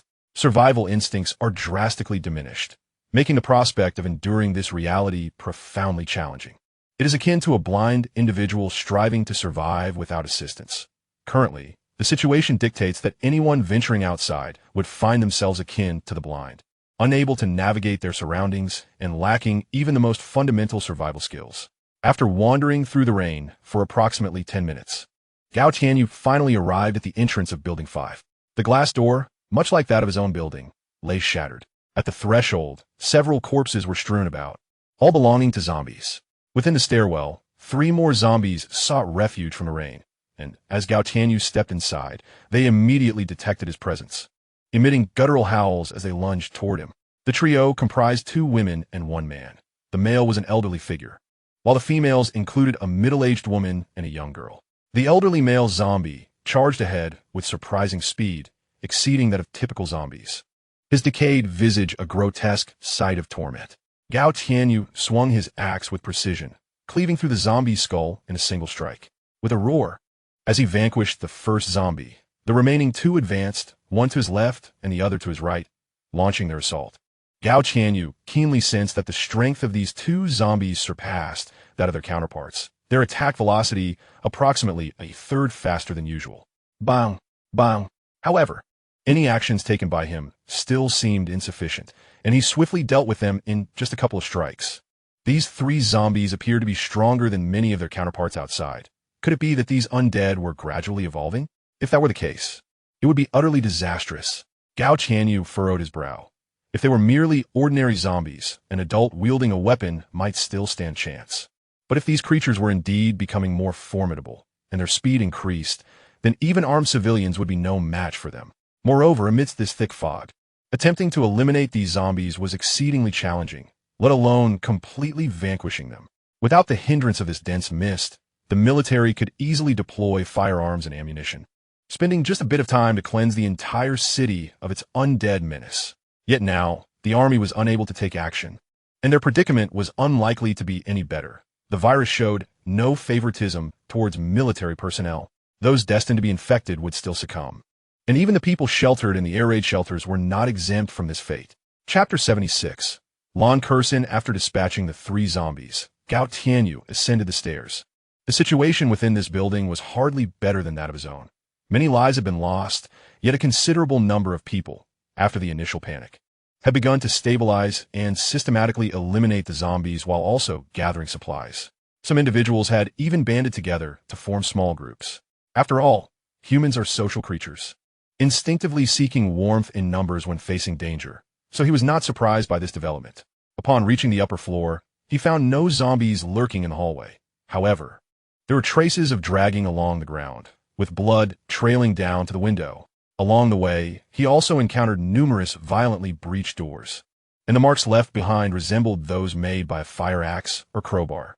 Upon arriving at the floor where Lon Kursin was located, Gao Tianyu glanced at the door number, confirmed it, and then knocked on the door. "Who is it?" A crisp and melodious voice inquired from within, tinged with a hint of fear. Upon hearing the voice, Lon Kursin leaned closer to the peephole, peering into the inky darkness outside, unable to discern anything. Thus, she whispered softly, "I am Gao Tianyu, sent by Ruashi to fetch you. We just met on the phone." Gao Tianyu, utilizing his mental energy, perceived this scene and replied in a low voice. Upon hearing Gao Tianyu's words, a glimmer of joy appeared on Lon Kursin's face as she immediately confirmed his identity. She opened the door and welcomed Gao Tianyu inside, but the room was shrouded in darkness, devoid of any light, making even the outlines of figures indistinct. "Thank you for coming. I appreciate it," Lon Kursin said, her voice trembling slightly as she spoke, revealing her nervousness upon seeing Gao Tianyu. He retrieved his phone, activated the flashlight, and directed it towards her. Soon, a delicate and strikingly beautiful face emerged in the beam, exquisitely crafted with finely chiseled features, as if sculpted with utmost care. However, it was unfortunate that her complexion appeared pale, with evident signs of malnutrition, indicating she had likely skipped breakfast for an extended period. "This is from Ruashi and the others. Please have something to eat to tide you over until we leave," Gao Tianyu said, handing a bag to Lon Kursin, which contained 2 bottles of milk and some bread, given to him directly by Lin Ruashi before he departed. Thank you, Lon Kursin replied, accepting the food with a deep bow, her face lighting up with gratitude and excitement. "Brother Yu, please have a seat while I feed the baby." She took out a bottle from the bag, hurried to the table, filled it with milk, and then dashed into another room, emerging shortly with an infant in her arms. As Lon Kursin tended to the baby, Gao Tianyu surveyed the living room, which exuded warmth and was impeccably tidy. The furniture and various items were arranged with meticulous care, clearly reflecting Lon Kursin's thoughtful attention to detail. The walls were adorned with numerous photographs, showcasing Lon Kursin and several images of her cradling the child. Among them was a strikingly handsome man, presumably her husband, whose fate remained uncertain. Additionally, Gao Tianyu spotted a large wedding photo featuring the couple, Lon Kursin and the handsome man, capturing a moment of joy. Dressed in a pristine, delicate wedding gown, Lon Kursin was embraced tenderly by her husband, her face radiant with happiness, a hint of blush adding to her ethereal beauty. The lightweight gown accentuated her graceful figure, full bosom, slender waist, and long, elegant legs, her skin as fair and delicate as that of a celestial being. The man in the photograph wore a bright smile, his eyes sparkling with happiness. "This wedding photo is truly stunning," Gao Tianyu remarked, admiring the lovely bride captured in the image, noting that she appeared far more enchanting in the photograph than in her current state of pallor and fatigue. After a flurry of activity, Lon Kursin finally managed to feed the child to satisfaction. She then took out the bread from the bag, mixed it with milk, and began to eat it in small bites. Before long, both a bottle of milk and the bread had vanished into her stomach. After finishing the bread, her pale complexion seemed to brighten a little, no longer as ghastly as before. "Thank you, Yugo. If it weren't for you, my daughter and I would truly be at a loss as to what to do next." Lon Kursin, holding her daughter, approached the sofa and expressed her gratitude to Gao Tianyu once more, her face radiating appreciation. This display endeared her to Gao Tianyu, who noted that since entering, she had already expressed her thanks 3 times. Though words of gratitude may not hold great value, her sincerity shone through, indicating that she was not a treacherous ingrate, but rather a person of good character elevating her in Gao Tianyu's esteem. Let's sit down and have a proper discussion, he suggested, patting the sofa beside him, encouraging Lon Curson to take a seat. All right, she replied, nodding slightly, and cautiously settled beside him. As she sat down, Gao Tianyu was greeted by the delicate scent of jasmine. He began to observe Lon Curson closely. She was not very tall, around 1.67 meters, with a slender figure that exuded a youthful charm. Undoubtedly, Lon Curson was a stunning beauty, though her figure left something to be desired. If her appearance rated a score of 90, her physique might only garner an 86. Yet, there was an understated gracefulness about her, an innocent demeanor reminiscent of a neighborly girl, making their interaction particularly pleasant, especially at that moment, cradling an infant in her arms. Her face glowed with maternal warmth and tenderness. Lon Curson seemed to sense Gao Tianyu's gaze, a flicker of nervousness rising within her, causing her body to tense up, and even her breathing became slightly rapid. Chapter 77. This girl is quite captivating. Don't be nervous. I won't bite, Gao Tianyu reassured her gently. You are quite lovely, and I am pleased with what I see. As Ruashi mentioned, if you are willing to follow me, I will provide food to sustain both you and your daughter. Though they had only just met, he felt a genuine fondness for Lon Curson. The arrangement of the furniture in the living room and her demeanor indicated to him that she was a well-mannered young woman, a quality he greatly admired. Lon Curson was taken aback by Gao Tianyu's sudden declaration, her expression shifting to one of complexity. She glanced down at her daughter, and her resolve solidified. Yeah. As long as you are willing to provide food for us, I will gladly follow you, she replied softly, her head lowered. Rest assured, I will not skimp on provisions for you too, but you must be obedient, understand? Gao Tianyu gently caressed Lon Curson's silky hair, speaking softly. Lon Curson nodded slightly in response. Lift your head, so I can take a good look at you. Upon seeing Lon Curson's demeanor, which seemed to invite playful teasing, Gao Tianyu reached out and grasped her chin, lifting her head. Utilizing the flashlight from his phone, he examined her closely. Lon Curson dared not resist. Feeling the intensity of Gao Tianyu's gaze, a blush instantly adorned her cheeks, rendering her exceptionally enchanting. She hurriedly averted her eyes, her bright gaze tinged with shyness, the fluttering of her eyelashes adding to her undeniable charm. This girl was indeed captivating. Observing her, Gao Tianyu felt a stir in his heart. Unlike the allure of Lin Ruashi or the coolness of Han Qingru, Lon Curson exuded an ethereal glow reminiscent of first love, imbued with a delightful sense of bashfulness. Under Gao Tianyu's scrutiny, her face grew increasingly flushed, akin to a ripe apple, undeniably tempting. Had it not been for his grip on her chin, her head would likely have buried itself amidst her bosom. Noticing her irresistible shyness, Gao Tianyu averted his gaze, directing it toward the daughter nestled in her arms. This little girl, merely 5 or 6 months old, was extraordinarily adorable, her large eyes curiously fixed upon him. She was peacefully sucking on her fingers. Your daughter is quite remarkable. Allow me to hold her. Suddenly, Gao Tianyu sensed a faint anomaly and extended his hand towards Lon Curson. He took the girl into his arms, then utilized his mental energy to scrutinize her closely. To his surprise, he discovered a very subtle energy within her, so faint that it would easily go unnoticed. This energy appeared to be an extraordinary ability, yet its feebleness rendered it nearly impossible for him to determine its nature. Brother Yu, is something wrong? Does my daughter have an issue? Lon Curson, observing Gao Tianyu's serious expression as he examined her daughter, immediately felt a wave of concern. Did something ail her precious child? Indeed, there was a matter at hand. Your daughter is an extraordinary being. Although her powers are currently weak, considering her tender age, they may grow stronger as she matures. Gao Tianyu nodded slightly, astonished that such a newborn could possess extraordinary abilities. Extraordinary abilities? Lon Curson queried, her brow furrowed in confusion. What could this extraordinary power be? She had never heard of such a thing. Could it be akin to the superpowers depicted in films? Precisely, extraordinary abilities. Just like those superpowers you see in movies. Gao Tianyu, upon seeing the puzzled expression on Lon Curson's face, immediately began to clarify her doubts. Really? Upon hearing Gao Tianyu's words, Lon Curson's eyes sparkled with excitement. The revelation that her daughter possessed extraordinary abilities was simply astonishing.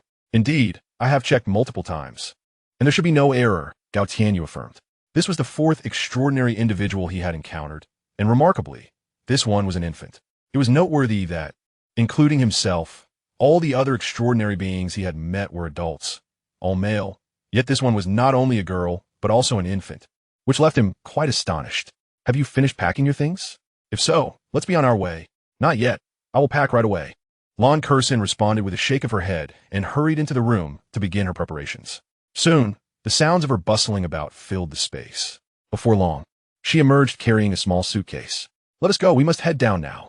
Gao Tianyu took the suitcase from Lon Curson and returned the child to her arms, leading her down the stairs. Upon reaching the ground floor, Lon Curson's eyes widened in alarm at the sight of several corpses in the corridor.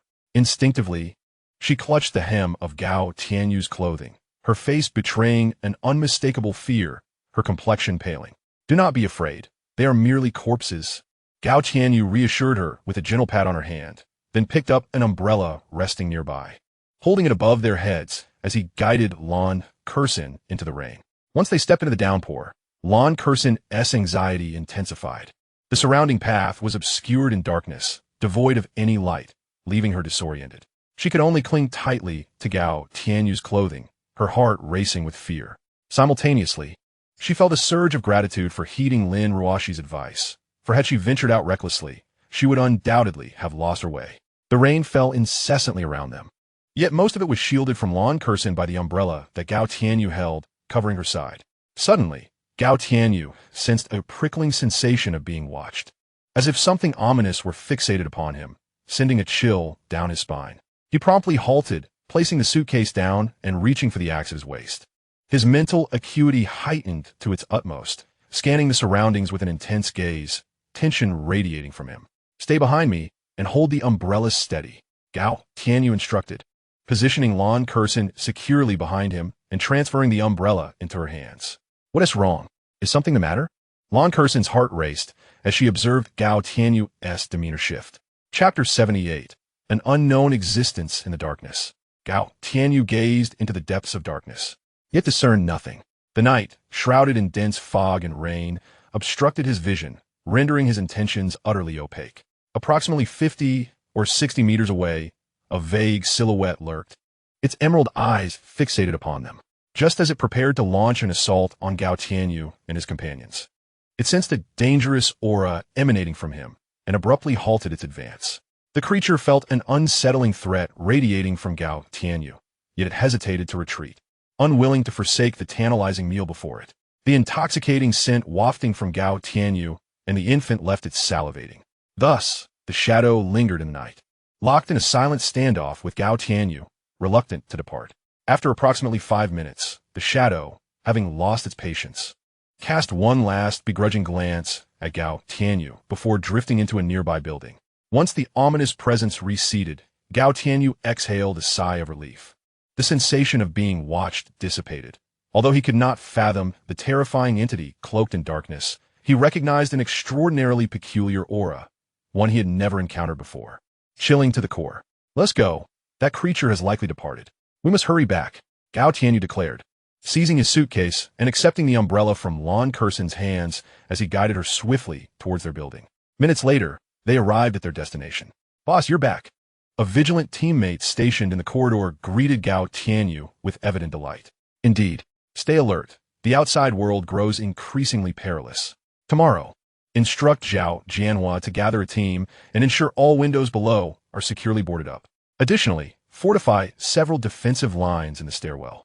The current level of protection is insufficient, Gao Tianyu commanded. The recent outing had instilled within him a profound sense of impending danger. The zombies were evidently growing stronger, and it seemed that some terrifying creature lurked within the shadows, an enigma yet to be unraveled. Understood. The two subordinates responded promptly, acknowledging his orders. With his directives given, Gao Tianyu resumed his ascent, dragging his suitcase while accompanying Lon Curson upstairs. Upon reaching the 8th floor, he noticed her pace noticeably slow, her breaths becoming increasingly labored. I'm tired. Allow me to carry you up. There's still 20 more floors to go, he offered. I can manage, she protested. Before she could finish, Gao Tianyu encircled her waist with one arm and her legs with the other, lifting her effortlessly while still clutching the suitcase with his free hand. The combined weight of a person and a suitcase posed no challenge for him, and he continued his ascent with unimpeded speed. Lon Curson cradled her daughter in one arm, while wrapping the other around Gao Tianyu's neck. Leaning against his chest, her cheeks tinted with a delicate flush, feeling somewhat out of her element. However, upon sensing the powerful rhythm of his heartbeat, a wave of security washed over her, filling her with an exquisite sense of tranquility. Ascending over 20 flights while carrying both a person and a suitcase, Gao Tianyu maintained his composure, his breathing unchanged in the slightest. Knock, knock. I'm back. Quickly. Open the door. Gao Tianyu rapped on the door, calling out to those inside.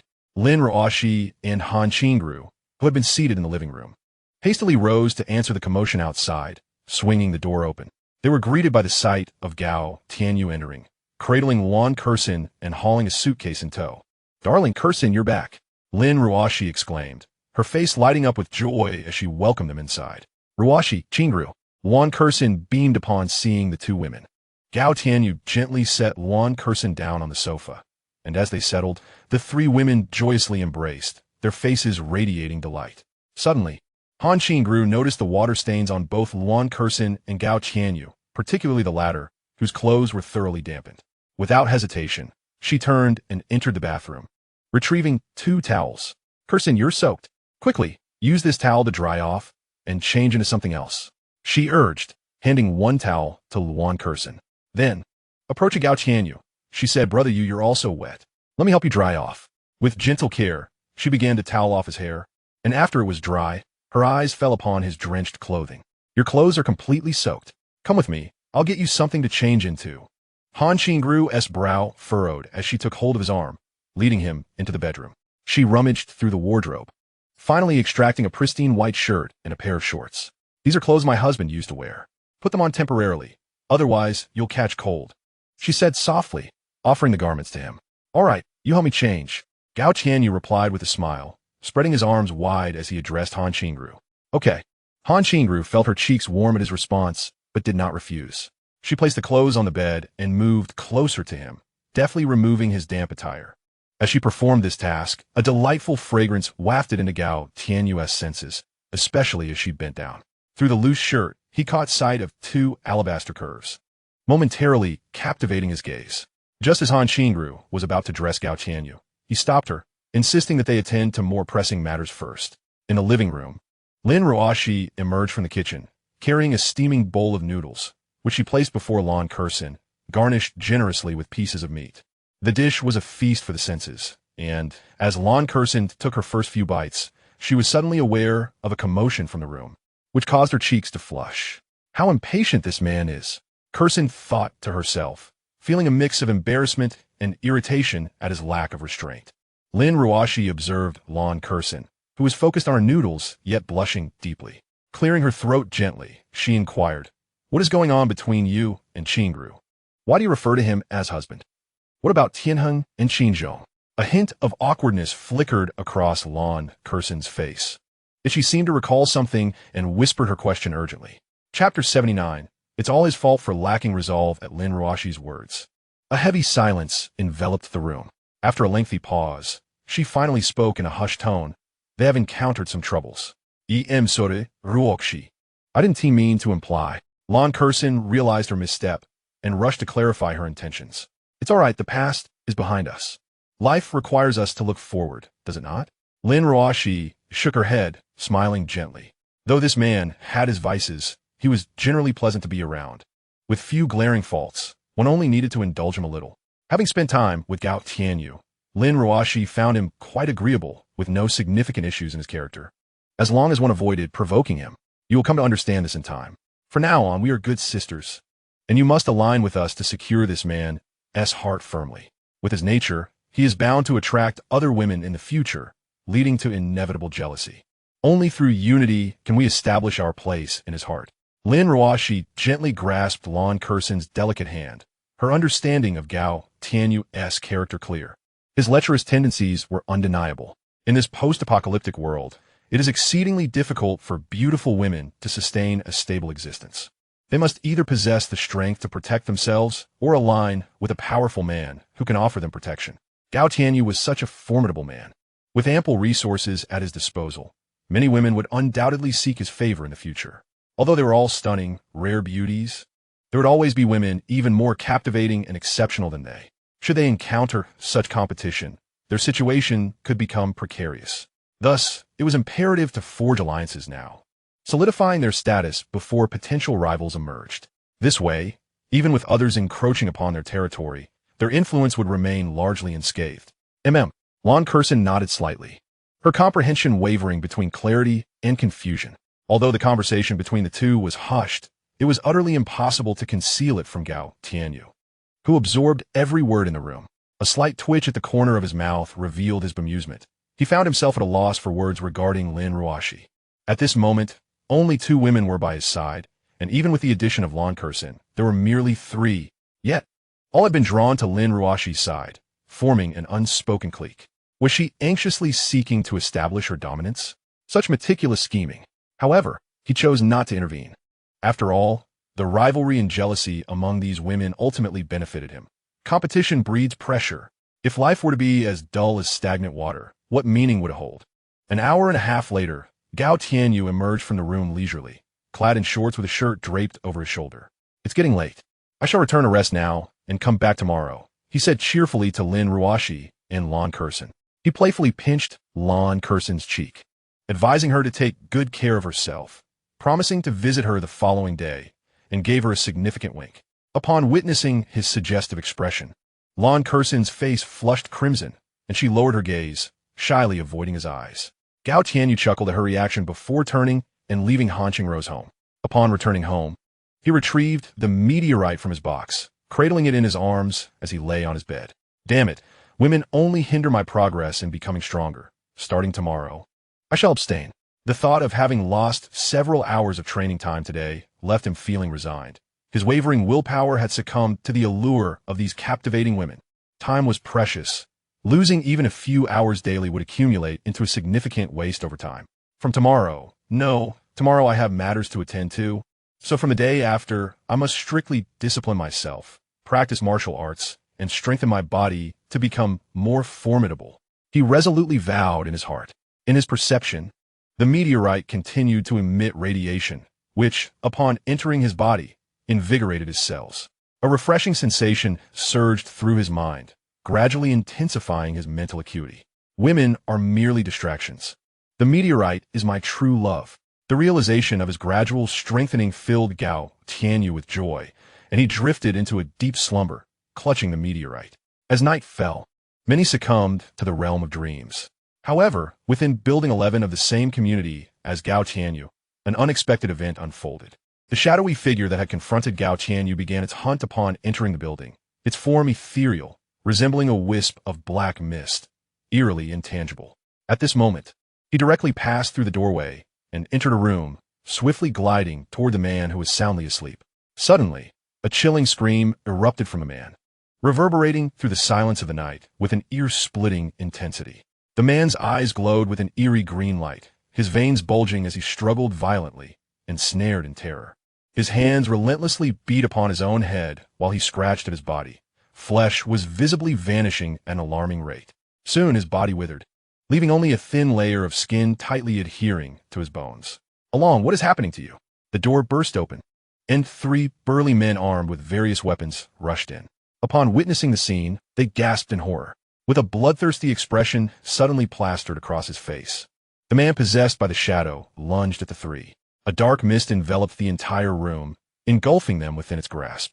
What followed were 3 more agonizing screams, echoing from the room, each cry resonating with profound despair and suffering.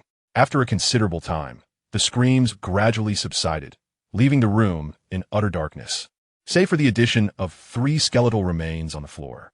The residents of Building 11 were roused from their slumber by the horrifying cries, a sense of unease creeping into their hearts, fear casting a shadow over their minds. Chapter 80. What is in one's mouth is truly one's own. Morning arrived with Gao Tianyu, Lin Ruoxi, Han Qingru, and Lon Curson gathered around the dining table, indulging in breakfast. The table was laden with an abundance of food, including various canned meats, cured meats, pickles, and pastries. Gao Tianyu consumed his meal with remarkable speed, his substantial appetite devouring much of the food laid before him. Lon Curson was taken aback by his voraciousness, having never witnessed anyone eat in such a manner. What's wrong? Why are you staring at me? Gao Tianyu, sensing her gaze, turned to her with a hint of confusion. And nothing. Caught under his scrutiny, Lon Curson quickly lowered her head, a hint of awkwardness coloring her cheeks. Eat more, you're too thin. Your figure lacks fullness. It could be a bit uncomfortable to hold. Gao Tianyu cheerfully offered her a generous piece of fatty meat. Among the three, Lon Curson was the lightest and thinnest, her physique evidently lacking stamina and strength. Upon hearing Gao Tianyu's words, Lon Curson's head drooped further, a blush spreading across her delicate face as she dared not meet his gaze again. Upon encountering the sight of Lon Curson, Gao Tianyu couldn't help but raise an eyebrow. This girl was far too easily embarrassed, appearing delicate and vulnerable, making her seem quite susceptible to manipulation. You rascal husband, the moment you arrive, you start picking on Curson. If you find her too slender, why not refrain from holding her? Lin Ruashi immediately defended her friend upon witnessing Gao Tianyu's teasing. It's not that I think she is too thin. I merely concern myself with her health. I want her to eat more. If she were as voluptuous as you, would I need to advise her specifically? Gao Tianyu lifted Lin Ruashi onto his lap, exclaiming, among the three of you, your physique is the most pleasing, all soft and supple, akin to holding cotton ball, so delightful. You rascal husband, stop your wandering hands. I'm still dining. How can I eat like this? Lin Ruashi pouted in mild discontent, though she made no effort to resist, leaning comfortably against Gao Tianyu. Continue your meal. I'm not disturbing you, Gao Tianyu retorted, grinning as he merely held Lin Ruashi, his hands remaining respectful and still. But you're making it inconvenient for me to eat. Qingru and Curson will laugh at me. Lin Ruashi shot a glance at Gao Tianyu. In that case, during lunch, I shall hold Qingru, and in the afternoon, Curson. This way, no one will feel slighted. And they won't tease you. Gao Tianyu suggested after a moment of contemplation, believing it a viable solution. Curson, you truly ought to eat more. You appear considerably thinner than before. Han Qingru added, offering a piece of meat to Lon Curson, whose petite and delicate frame had lost considerable weight due to her frugal eating habits since the onset of the apocalypse. Now that food was relatively abundant, it was imperative for her to replenish her strength. Thank you, Qingru. Lon Curson responded, touched, casting a grateful glance toward Han Qingru. A warm breakfast unfolded amidst playful banter. Eventually finished. Afterward, the three women busied themselves with the dishes, while Gao Tianyu lounged lazily on the sofa. Once Lin Ruashi and the others completed their task, they all settled onto the couch. Lon Curson, meanwhile, held her daughter, entertaining and playing with the little girl. Yuga, didn't you bring back some formula from the supermarket? Xiner can't solely depend on milk. When will you fetch some? Han Qingru glanced at Lon Curson, seemingly inspired, and addressed Gao Tianyu. Although milk is nutritious, it certainly doesn't compare to the benefits of formula. It's unwise for a child to rely solely on milk. These matters are trifling. I shall send a message shortly, instructing them to bring a few cans. Gao Tianyu nodded slightly. The infant formula contains a wealth of protein and is highly nutritious. Even when fatigued from training, he indulges in it to replenish his energy. He then retrieved his phone and dispatched a message to his subordinates below. Before long, several cans of formula were delivered and placed in the hands of Lon Curson. Thank you, brother you. Lan Kesin et Galim. Her face radiating a sweet smile as she expressed her gratitude to Gao Tianyu. Such gratitude lacks sincerity. It would be better to offer something more tangible. Gao Tianyu chuckled, his gaze fixating on Lon Curson's rosy lips, then playfully gestured to his own. The implication was unmistakable. He desired a kiss from her as a token of thanks. Lon Curson, not one to be easily fooled, promptly grasped Gao Tianyu's intent. She set the cans down on the table and, feeling bashful, approached him. Lowering her head, she gently brushed her lips against his, akin to a dragonfly skimming the water's surface. Having completed this act, Lon Curson instinctively turned to leave, but Gao Tianyu halted her, taking her delicate hand and drawing her closer, lifting her to sit upon his lap. This too lacks sincerity. Allow me to request my own reward. As your gesture is quite perfunctory, Gao Tianyu grasped Lon Curson's chin, turning her face towards him with a serious expression, before leaning down to claim his reward. Moments latte. He carried Lon Curson into Han Qingru's private chamber. 2 hours later, Gao Tianyu emerged, strides unrepentant, clad in a short-sleeved shirt, his demeanor exuding delight. Finally, you've come out, you rascal. Were you so impatient? Curson has only just arrived and hasn't yet acclimated. You might frighten her, Lin Ruashi remarked, her irritation evident as she shot him a disapproving glance, and muttered under her breath. What do you understand? Only what is consumed is truly one's own. Gao Tianyu shrugged. He had no intention of waiting for the other party to adjust before taking action. The reason he refrained from pursuing Lan Kursen the previous day was her evident weakness, pallor, and fatigue, making it inconvenient for him to proceed. Now, however, with her apparent recovery, he was unwilling to delay any further. Chapter 81. Push-ups. Lin Ruoshi. It appears you and Qingru have been rather negligent of late. It has been quite some time since I've seen you both engage in exercise. In this apocalyptic world, how can one thrive without a robust physique? Now, let us get moving, Gao Tianyu admonished, delivering a playful slap to Lin Ruoshi's pert backside, his dissatisfaction evident. These two women were not accustomed to hardship, and their commitment to training was lackluster, resulting in only limited progress in their strength. After the meteorite's arrival on the blue star, the very atmosphere seemed to be imbued with a peculiar energy, one that could enhance human physiques and bestow extraordinary abilities. In such an environment, every inhabitant of the blue star experienced a notable increase in their physical prowess, with strength amplifying significantly.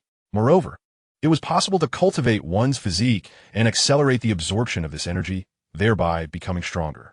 However, Lin Ruoshi and Han Qingru, apart from a brief period of coerced training, exhibited a reluctance to engage in physical activity, displaying a rather indolent demeanor. My dear, exercising is simply too arduous. We truly cannot endure this hardship. Perhaps we should forgo it? Besides, with you here to protect us, what do we have to fear? Upon hearing Gao Tianyu's words, Lin Ruoshi immediately donned a pouting expression and clung to his hand in a playful manner. Enough of your nonsense. You must train, and your feigned innocence is of no use. Let me remind you that my strength continues to grow exponentially. Each day, I feel a marked improvement. Should you fail to keep pace with me, there is a risk of being left behind. Gao Tianyu's demeanor shifted to one of sternness as he addressed the two women. Moreover, this world is undergoing inexplicable changes. Even the zombies are becoming formidable. If you remain as feeble as you are, you will become a liability when danger arises. Regardless, you both must begin your training. And Ruoshi, did you not claim to be a black belt in Taekwondo? Now, you and Qingru should demonstrate your push-ups to see if your stamina has improved. Ignoring Lin Ruoshi's playful antics, Gao Tianyu's serious tone commanded attention. Upon hearing his words, Lin Ruoshi and Han Qingru were jolted into awareness. Under Gao Tianyu's protection, they had scarcely encountered any peril. Their lives had remained relatively unchanged, with electricity restored and food supplies ample, leading to a sense of complacency. In such a comfortable environment, their reluctance to exert themselves was understandable. Very well, we shall train. But why do you scold us? And why not let me practice Taekwondo instead of doing push-ups? What connection does Taekwondo have with push-ups? Lin Ruoshi questioned, her expression one of confusion. Gao Tianyu replied, there is indeed a connection. All martial arts and combat techniques are merely skills. True power is the unchanging essence. As the saying goes, a single force can break myriad techniques. Those with greater strength will always have the upper hand. Now, hurry both of you, and commence your training while I supervise. Under Gao Tianyu's insistence, the two stunning women found themselves on the ground, dutifully performing push-ups. He stood by, counting their repetitions, and without hesitation, he would deliver a sharp slap to correct any improper form. It must be said, watching the two beauties engage in push-ups was quite a delightful sight. After they completed their set, Gao Tianyu pulled them up to practice combat techniques. Meanwhile, he stood by, guiding them with each move, offering advice and instruction. Given his current speed, strength, and reflexes, the two were no match for him. He effortlessly outclassed them. Before long, the two women were drenched in sweat, their t-shirts clinging to their bodies, accentuating their alluring figures, making them appear exceptionally enticing. All right, take a moment to rest. After your break, we shall resume practice. Do not let your guard down. I must return to my own training as well. Gao Tianyu embraced both women, planting a gentle kiss on each of their cheeks, and softly said, do not allow yourselves to become complacent. The apocalypse is far from over. It has merely begun. Great changes lie ahead. Without strength, one can easily become prey. You must grow stronger too.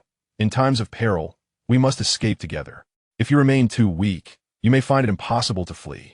I could never bear to abandon two such exquisite beauties. With warmth filling their hearts at his words, Lin Ruoshi and Han Qingru leaned against Gao Tianyu, reassured by his concern for their well-being, knowing he did not view them as mere playthings. After comforting the two women, Gao Tianyu returned to his room to commence his training. In addition to practicing Baji Quan to enhance his combat skills, he frequently employed his mental energy to practice object manipulation and flying knives, honing his psychic abilities. He also began to devise various applications for his mental prowess, such as psychic shockwaves and mental needle strikes, attacks that could bypass physical barriers and directly affect the soul, rendering them nearly impossible to defend against.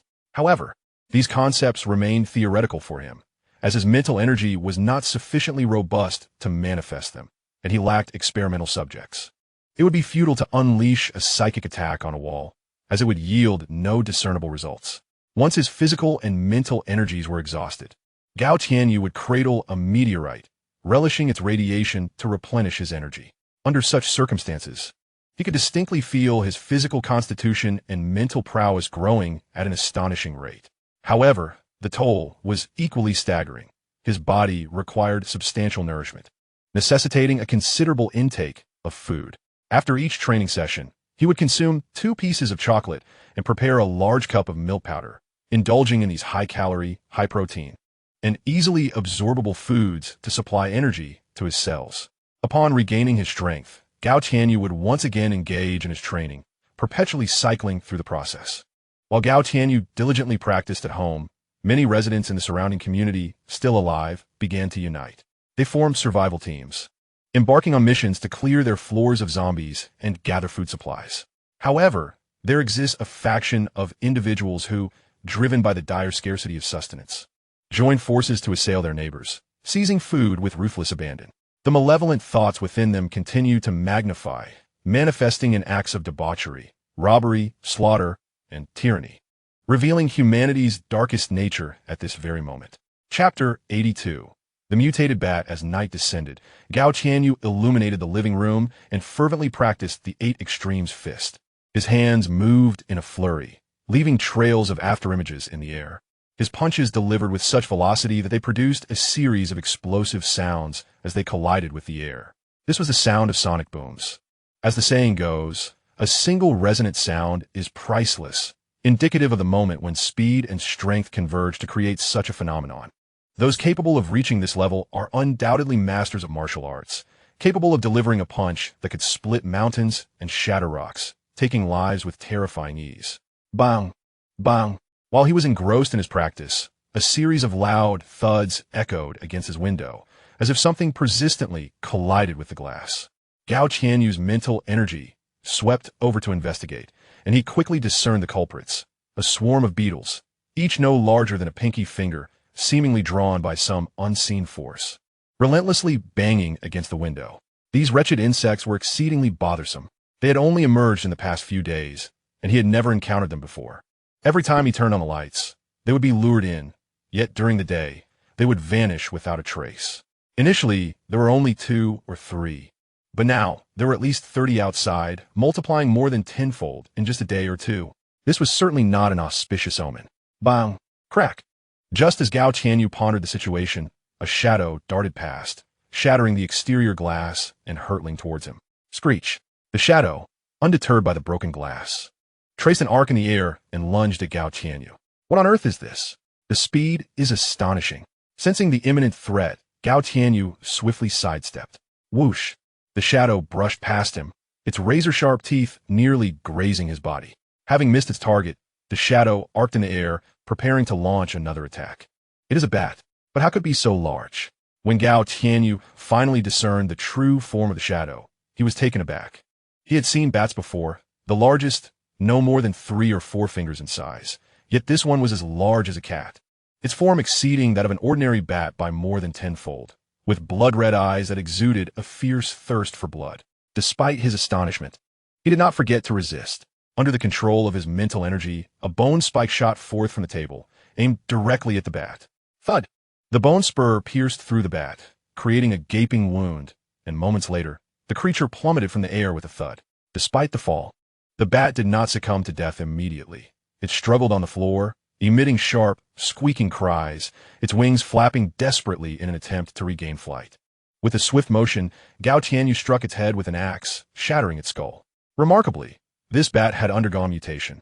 Its speed was such that a mere human would have perished instantly. Observing the lifeless body, Gao Tianyu furrowed his brow. These mutated creatures were excessively bloodthirsty and violent, prone to attacking humans, which boded ill. If the numbers remained low, one could manage, but should they multiply into the hundreds or thousands, it would pose a grave threat. He himself might become a victim. Suddenly, the windows shattered, and the beetles that had been lingering outside surged into the living room, colliding with the electric light and creating a cacophony of noise. Frustration welled within him. After a brief period of stability, chaos had once again erupted, and he felt a throbbing headache. He discarded the bat's corpse out the window, then seized the meteorite from the table and carried it into the bedroom, subsequently extinguishing the light in the living room.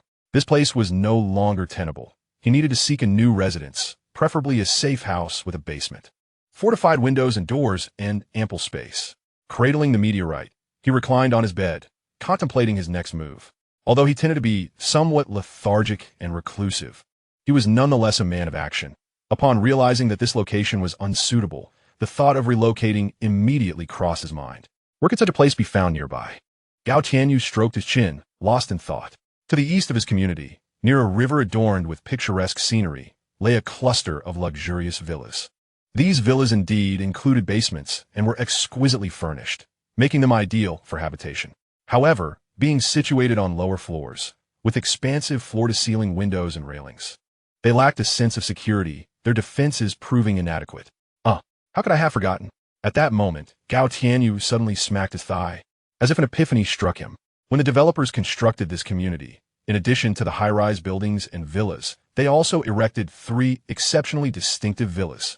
Nestled halfway up the hill, each was encircled by tall walls, occupying a vast area and rising 4 stories high, featuring not only a garage but also 2 levels of basement, all luxuriously appointed. These 3 villas were known as the Supreme No. 3 Villas, constructed with the finest materials. The windows were made of tempered shatterproof glass, the doors were fortified against theft, and the walls were over a meter thick, remarkably sturdy. Moreover, it boasts an indoor swimming pool, a quaint cinema, KTV rooms, a fitness center, and an arcade among other delightful amenities. It is rumored that these 3 villas were sold for astronomical sums, each fetching no less than $1.5 billion, now occupied by 3 enigmatic tycoons. He had previously gazed at the majestic exterior of these villas from afar, and indeed they exuded opulence, nestled in a remarkably advantageous and secure location. That's the place. I shall visit it, and, should it meet my expectations, relocate there by tomorrow. With a specific goal in mind, Gao Tianyu immediately resolved to take action. Such luxurious villas surely possess a myriad of security measures, particularly backup generators and alternative energy sources, ensuring minimal disruption even in the event of a power outage. Furthermore, the vastness of these villas can comfortably accommodate hundreds of residents, with ample rooms and various facilities, including security rooms and servant quarters. Once he moves in, he can undoubtedly transform it into a veritable fortress. Of course, this is merely his current contemplation. Whether to actualize it remains to be seen after he assesses the situation. Chapter 83. The Supreme Villa. In the early morning, after enjoying breakfast, Gao Tianyu equipped himself, grasped his rifle, and plunged into the thick fog, driving his truck towards the villa district. This time, he ventured alone, as the group would find it cumbersome to navigate through the mist. Their presence would not significantly aid his mission. He was merely here for reconnaissance, not to transport belongings or engage in combat. Thus one was sufficient. Gao Tianyu's vehicle sped into the villa area, immediately revealing a disheartening sight. The roads were littered with wandering zombies, obscured in the fog, their forms indistinct, while the vicinity was strewn with corpses, both undead and human. Some villa windows had been shattered, glass scattered across the ground, with traces of blood lingering upon them. Additionally, several villa doors stood ajar, their interiors in disarray, seemingly ransacked. Yet, Gao Tianyu paid them no heed, pressing the accelerator and driving past the villa district onto a main road, heading towards the Supreme Villa No. 3. Within one villa, 2 tall, alabaster-skinned beauties clad in pajamas sat in the living room. Fei, when do you think help will arrive? Our food supplies are dwindling, and outside, zombies are prowling, while others are attempting to break in. If not for the security mesh you installed on the first floor and the tempered glass, they would likely have breached our sanctuary. Bai Inua peered through the balcony at the dense white fog, her brow furrowed in concern. In recent days, their doors have remained tightly shut, and no trace of zombies can be seen within the courtyard. However, outside the gates, zombies wander aimlessly, occasionally passing by, leaving them utterly unable to escape.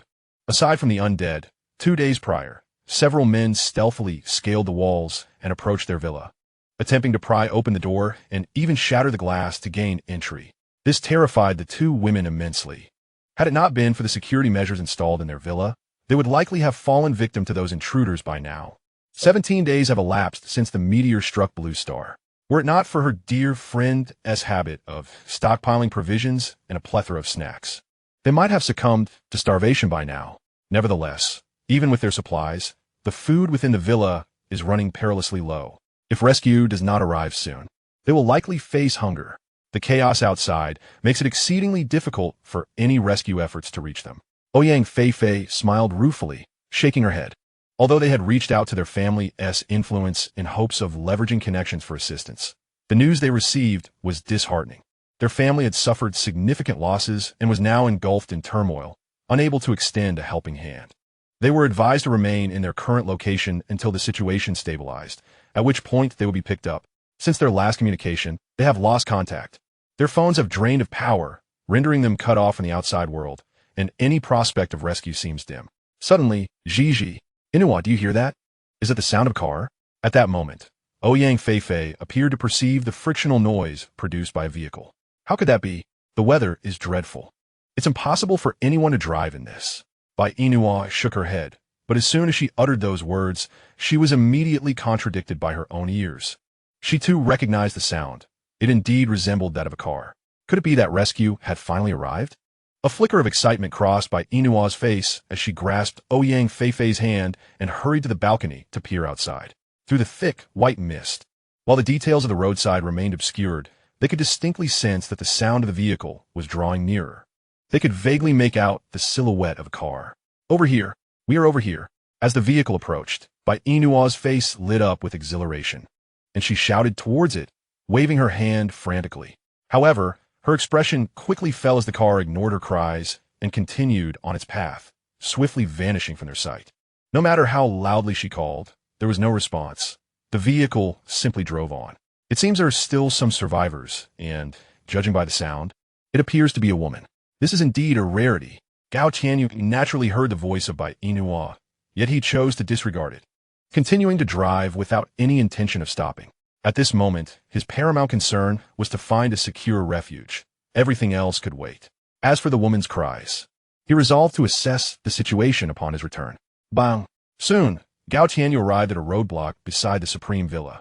Unlike the barriers of other villa districts, this was an automatic recognition gate, preventing other vehicles from accessing the Supreme Villa. However, Gao Tianyu paid it no heed and drove straight through. Before long, he found himself before an opulent villa, coming to a halt in front of a grand iron gate. The walls of this villa towered at least 5 to 6 meters high, adorned with electric fencing and topped with barbed wire, creating an exceptionally formidable defense. Just moments after his vehicle stopped, a series of police sirens blared from the entrance. In his perception, 4 figures swiftly approached the gate, vigilantly observing him. There are indeed living individuals here, and their vigilance is quite intense. Observing their reaction, Gao Tianyu felt a mix of surprise and understanding. Among the 3 supreme villas, the residents were either affluent or aristocratic, thus necessitating robust security measures. The bodyguards were likely retired special forces, possessing remarkable skills. Unless they had all succumbed to the zombie virus, it was improbable for these elites to be entirely eradicated, making their survival unsurprising. Who are you? What brings you here? A commanding voice emanated from within, as the 4 individuals maintained a wary stance, weapons drawn. Brothers, no need to be alarmed. I merely wish to take a look. Gao Tianyu stepped out of his vehicle and approached the gate, addressing the 4 within. Let us have a conversation. I harbor no ill intentions, only a desire to exchange information. He gestured towards them through the mist. Chapter 84. Starry Villa, who are you? What is your purpose here? The 4 vigilant bodyguards at the entrance of the Supreme Villa furrowed their brows upon hearing Gao Tianyu's voice and slowly approached the gate, scrutinizing him. My surname is Gao. I am here in search of a new dwelling, hoping to ascertain if anyone resides in these 3 Supreme Villas. If not, I intended to move in, but it seems you are still here. Gao Tianyu gazed at the 4 men, a sense of disappointment creeping in as he sighed. These 4 individuals were undoubtedly formidable. Their muscular physiques and agility indicated extensive training. Furthermore, the leader bore a handgun at his waist, quite a ruthless display. It seems the wealthy can procure such items. Indeed, poverty has constrained my imagination, for with wealth, even such contraband becomes accessible. Upon hearing Gao Tianyu's words, Zhang Zhun fell into a prolonged silence.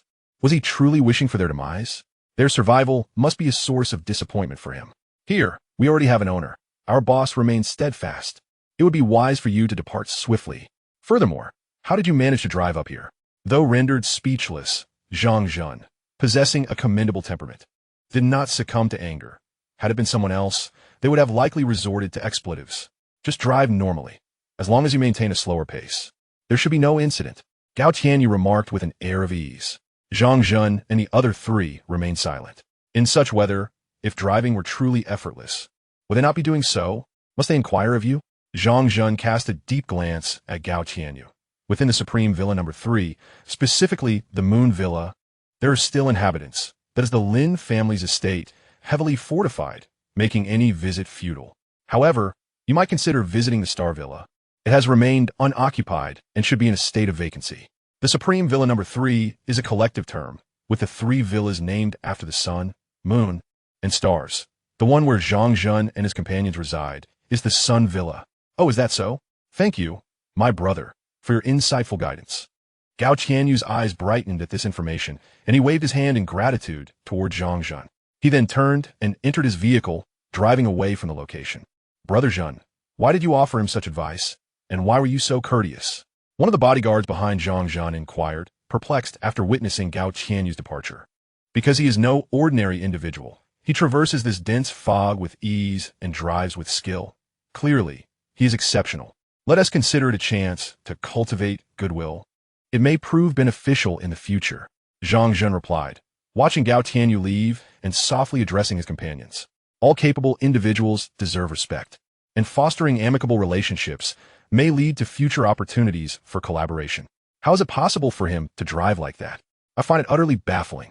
Another bodyguard furrowed his brow, deep in contemplation, yet could not fathom the reasoning. Who knows? Perhaps he has awakened some extraordinary ability, much like our boss. Zhang Zhun chuckled lightly, not dwelling too deeply on matter. The world appears to be undergoing a significant transformation. Even supernatural powers have emerged. What remains impossible? Even witnessing someone defy gravity without wings would no longer seem surprising. After leaving the entrance of the Sun Villa, Gao Tianyu proceeded directly to the front of the Star Villa, as indicated by Zhang Zhun. The gates remained securely locked, yet there were no bodyguards present. It seemed Zhang Zhun's claims held truth. The owner of this villa appeared not to reside here, lacking a key card and unwilling to damage the gate. He opted to scale it, entering the villa directly. He continued along the path leading to the grand entrance, walking for nearly 10 minutes before finally catching sight of the villa's silhouette. Was this villa not excessively spacious? The life of the affluent truly appeared to be unpretentious. Even their abode was this vast. Witnessing this scene, Gao Tianyu couldn't help but exclaim, lamenting that even if the impoverished toiled their entire lives, they would likely still be unable to afford even a single restroom in such a villa. Oh, the malevolence of capitalism. The villa's entrance was a thick, fortified door, opulent and robust, firmly shut, creating a barrier between the villa and the outside world. Such a formidable door seemed impervious to even a small car. One could only imagine the sense of security it provided to those within. Observing this sturdy entrance, Gao Tianyu nodded in satisfaction before retrieving a piece of iron wire from his pocket. Though the security door was custom-made and connected to a network, providing substantial protection, it was not insurmountable for him. Inserting the wire into the keyhole, he employed his mental prowess to manipulate it and, with a few deft maneuvers, successfully unlocked the grand door. Upon entering, he was immediately entranced by the opulent decor. The floor adorned with 1 meter by 1 meter golden marble, a lavish crystal chandelier hanging from the ceiling, and exquisite oil paintings gracing the walls, all showcasing the extravagance of the interior design. In the center of the hall stood an extraordinarily luxurious crystal fish tank, home to various precious goldfish, equipped with an automatic feeder to nourish them at intervals. The central area also featured an exceptionally lavish sofa, while even the refrigerator was a custom luxury model, impressively large. As Gao Tianyu explored the villa, he discovered that it boasted over 100 rooms, each uniquely styled. Every floor contained a kitchen area, each designed with 3 distinct themes, radiating opulence. The 2 underground levels house a series of fitness centers, game rooms, and a family cinema, akin to a small amusement park. Additionally, there was an indoor, temperature-controlled swimming pool, a sauna, and a storage room, among other amenities. After a thorough tour, he nodded in deep satisfaction. The villa's design was truly remarkable, and he was exceedingly pleased. Even the storage room held an array of provisions, an abundance of fine wine, and he stumbled upon numerous gold bars and antiques. Furthermore, the owner had collected an assortment of cold weapons, including tang swords, ancient armor, horse statues, halberds, silver spears, sabers, and shields, creating a veritable miniature exhibition of ancient weaponry. The life of the wealthy appeared to be extraordinarily enjoyable, evoking a tinge of envy within him. However, from this day forth, this villa would be his, and he could finally partake in the lifestyle of the affluent, a thought that filled his heart with delight. Chapter 85. 2 great stars in this grand villa. Accommodating only 4 or 5 individuals seems rather insufficient. It appears that additional personnel will be necessary. Moreover, the upkeep of this expansive residence poses challenges. Thus, hiring a few housekeepers for cleaning is essential. Finally, enlisting some chefs would render the arrangements even more splendid. As Gao Tianyu meandered through the villa, he contemplated the arrangements for his impending relocation. He envisioned inviting Han Qingru and her companions to reside here as well, while also considering the employment of maids to maintain the cleanliness, lest the atmosphere become too desolate. Upon surveying the multitude of rooms, he realized that his lovers were still too few, merely 3, which was decidedly inadequate for someone of his stature. It was imperative to seek additional romantic partners to ensure that the villa's chambers were filled, thus fostering a lively ambience. However, his standards had become somewhat discerning. He found himself disinterested in the ordinary, recognizing that filling the villa with lovers would prove a daunting endeavor. Simultaneously, the villa necessitated a cadre of bodyguards. He could hardly expect his women to patrol the premises. Therefore, he intended to summon his subordinates to keep watch around the villa as a precautionary measure. Fortunately, the villa's architect had anticipated this need, constructing a security booth at the entrance and erecting 2 smaller villas nearby to accommodate the servants and bodyguards. Altogether, these facilities could house over 100 individuals, perfectly suitable for relocating his subordinates and their families. The central, most opulent villa would naturally serve as the residence for himself and his lovers. Shortly thereafter, Gao Tianyu discovered a backup power room, equipped with a generator and an unfamiliar battery storing a substantial amount of electricity.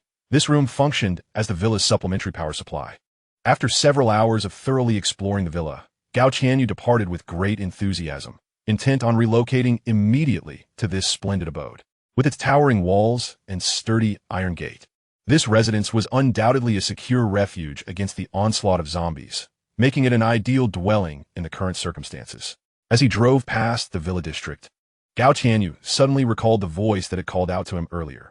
Compelled by an inexplicable urge, he halted before the entrance of that very villa. Inside, Sun Yinhua and Ouyang Feifei were preoccupied with their meal when they suddenly heard the sound of a vehicle outside. It seemed to have stopped right below them, igniting a flicker of excitement. They hurried to the balcony to peer down, but through the din of the engine, all they could discern was a shadowy figure, certainly a car. Yet details remained elusive. Knock, knock. Soon, they heard a series of knocks at the door. Is anyone there? If not, I shall enter. A voice resonated from below, echoing in their ears. Who could it be? Might it be someone come to rescue them? Upon hearing the sounds from outside, Sun Yinhua immediately grew anxious and turned to Ouyang Feifei for answers. Uncertain of the identity of the individuals outside, they hesitated to respond. We should first ascertain who they are before acting. There is no need to rush to open the door. Ouyang Feifei shook her head, as their phones had run out of battery and they had lost contact with their families, making it imperative to exercise caution.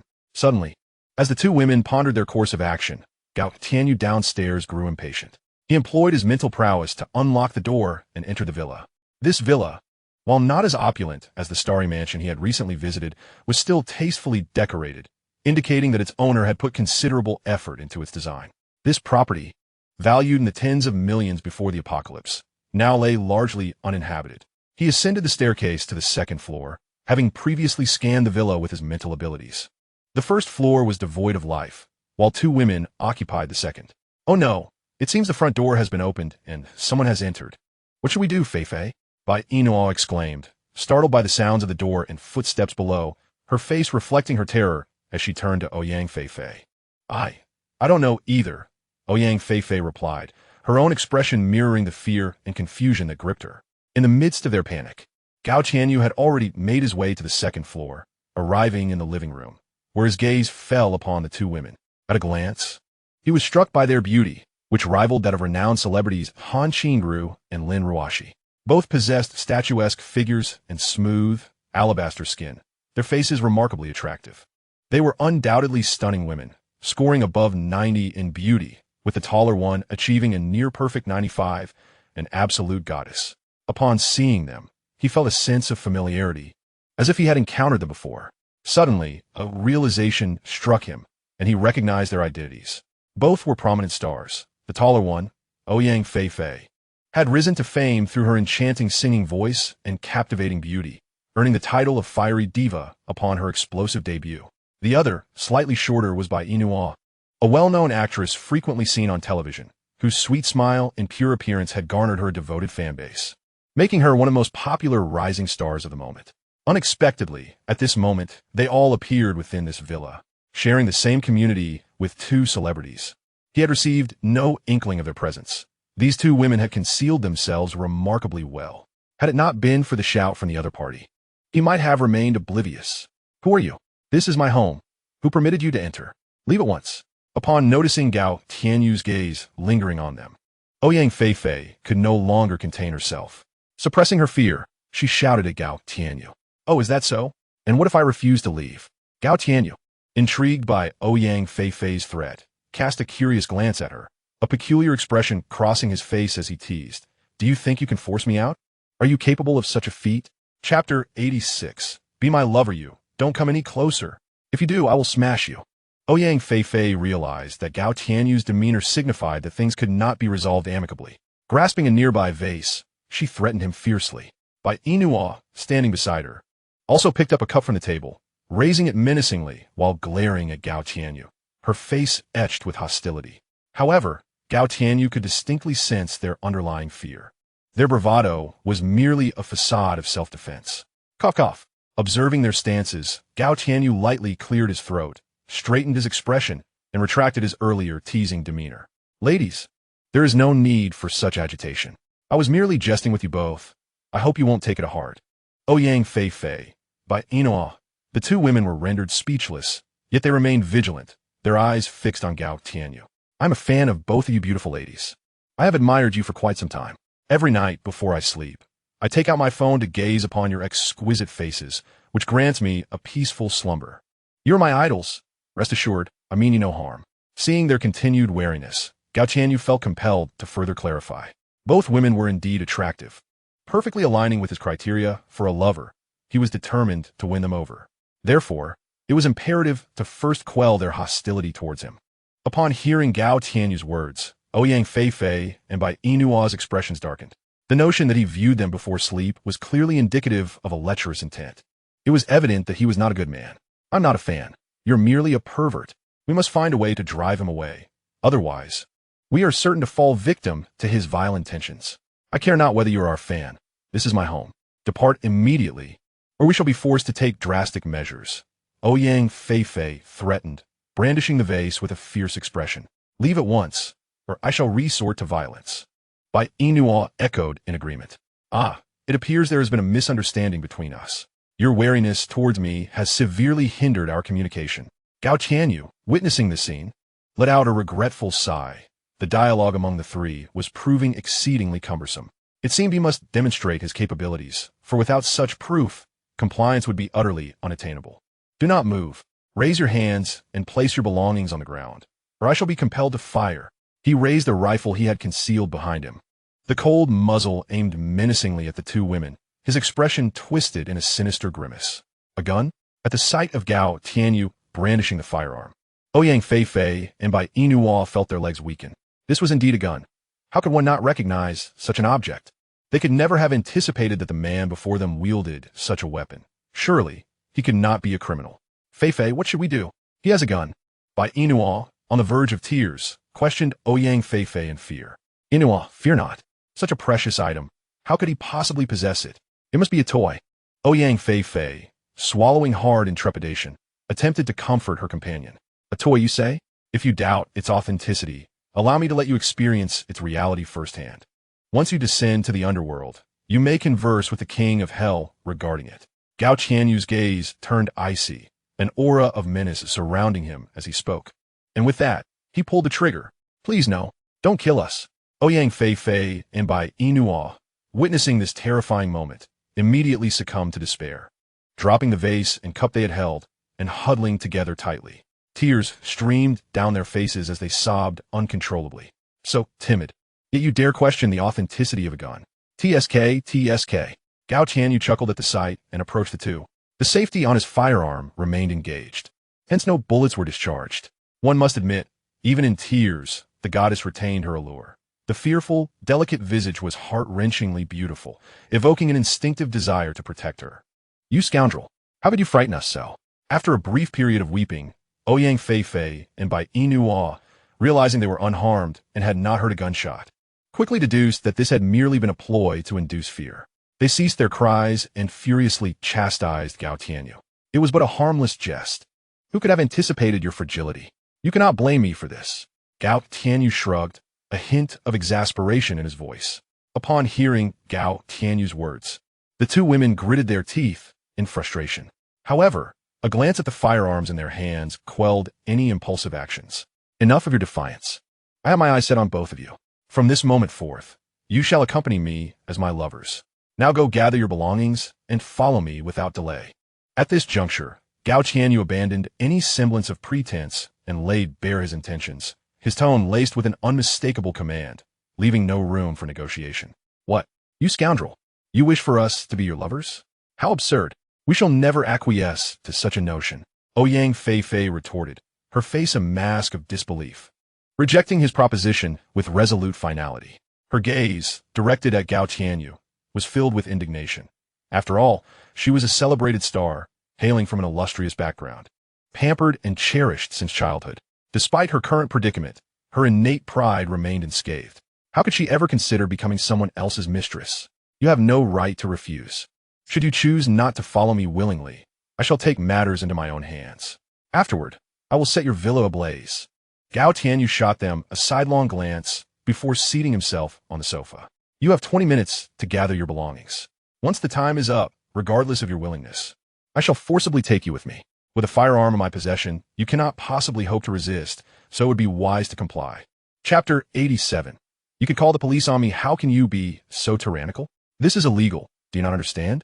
Bai Inua exclaimed, her face turning pale with fury as she waved her small fists, her innocent visage now marred by anger.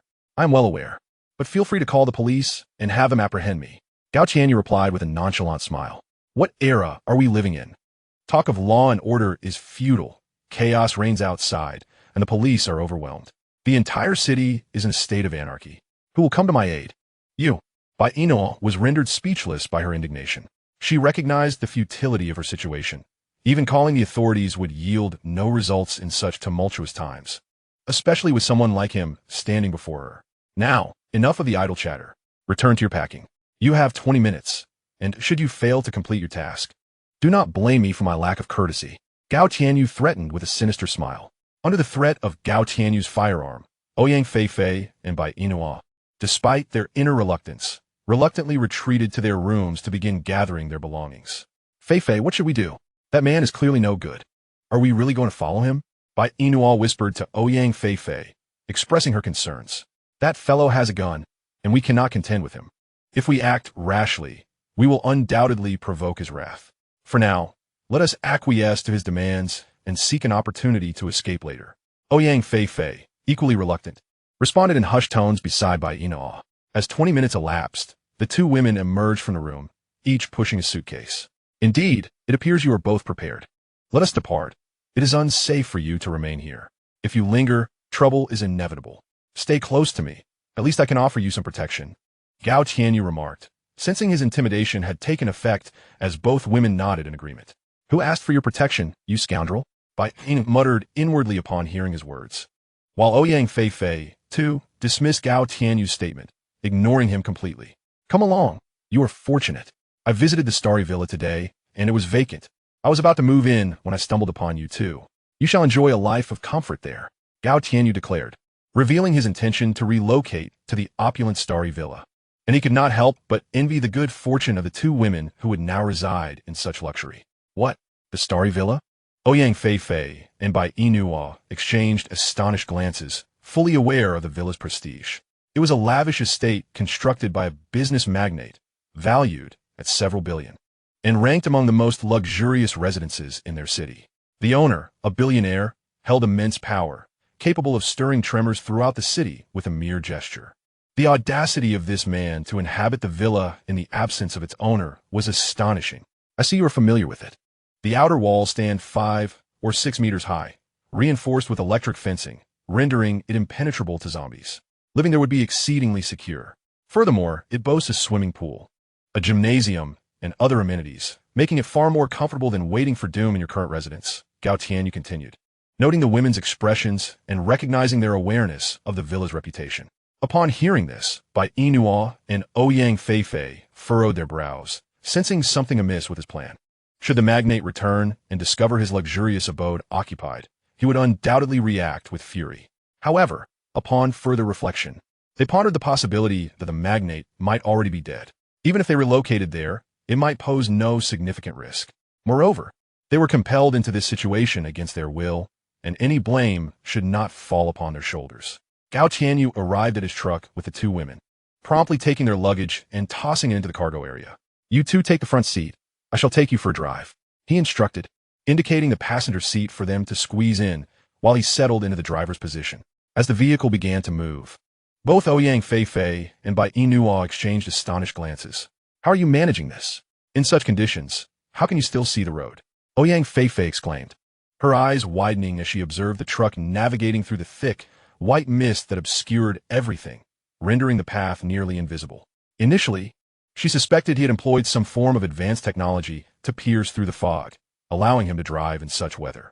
However, after a short while, she realized he wasn't relying on any high-tech devices, yet still maintained clarity of vision, leaving her perplexed. This is my secret. All you need to know is that this fog cannot hinder my sight, Gao Tianyu replied cryptically, keeping his mental prowess concealed as his trump card, choosing to maintain the element of surprise for future adversaries. Despite the truck's leisurely pace, they soon arrived at the floor where Gao Tianyu resided. We've arrived. Let us disembark, he announced, opening the door for Ouyang Feifei and Bai Inua. Boss, you're back. Zhang Ziheo, who had been vigilantly waiting at the entrance, immediately swung open the door to greet them the moment they stepped out. Indeed, Gao Tianyu nodded slightly. Who are these two? Wow, Ouyang Feifei and Bai Inua. How did this happen? The two goddesses are here in our community? Zhang Ziheo stammered in disbelief upon recognizing the renowned figures. Their immense popularity, frequently showcased on television and social media, combined with their stunning beauty and remarkable poise, had established them as icons in the hearts of countless men. Even Zhang Ziheo himself was an admirer, fervently following their updates online. The unexpected encounter with them in person left him exhilarated. Oh, I drove to the villa area and fortuitously encountered them. When I saw they were in danger, I rescued them and brought them back. It was merely a coincidence. I never anticipated they would be in our neighborhood, Gao Tianyu explained, patting Zhang Ziheo on the shoulder with a smile. What is the matter, Ziheo? Are you perhaps a fan of theirs? You seem quite thrilled to see them. Indeed, my esteemed friend, I am an ardent admirer of the divine goddesses Feifei and Inua. I have consistently followed their Weibo accounts, and I find myself enchanted by every song sung by the goddess Feifei, while I have diligently watched every drama performed by the goddess Inua. Zhang Ziheo nodded, his expression tinged with excitement as he implored, could you possibly arrange for the two goddesses to grant me their autographs? How futile. In this apocalyptic world, you still chase after stars.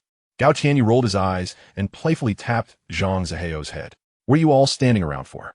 Did you not hear my brother's request for your signatures? Provide him with one. With that, Gao Tianyu cast a glance at Ouyang Feifei and Bai Inua, his tone somewhat irritable. We did not bring any pens. We cannot sign. Bai Inua replied softly, glancing at the armed individuals before her, fear creeping in. Oh no, we've stumbled into a den of thieves. It seems we cannot escape now. Oh, it's quite all right, Goddess Inua. If we cannot obtain your signature this time, we can certainly hope for another opportunity. Zhang Ziheo, feeling embarrassed, scratched his head upon hearing this. They had indeed forgotten their pens, making it impossible to sign. Very well, we shall discuss it another time. Gather everyone shortly. I have matters to address. With that, he turned to Ouyang Fei and Bai Inua, saying, let us proceed upstairs. As they began to ascend the staircase, Bai Inua and Ouyang Fei soon found themselves breathless. Must we climb several more floors? We simply cannot manage any longer. After reaching the 14th floor, the two women, panting heavily and drenched in sweat, lamented. We are not even halfway. I reside on the 30th floor. What? This is impossible. I cannot continue. It is far too high. Bai Inua halted in dismay, her face contorted in exhaustion as she leaned against the wall, gasping for breath. Let us rest for a moment. This is too taxing. Ouyang Fei, too, leaned against the wall, struggling for air, beads of sweat cascading down her fair visage, rendering her quite alluring. This is quite troublesome. Your endurance is exceedingly poor. If we were to engage in a battle, I dare say you would be reduced to tears in an instant.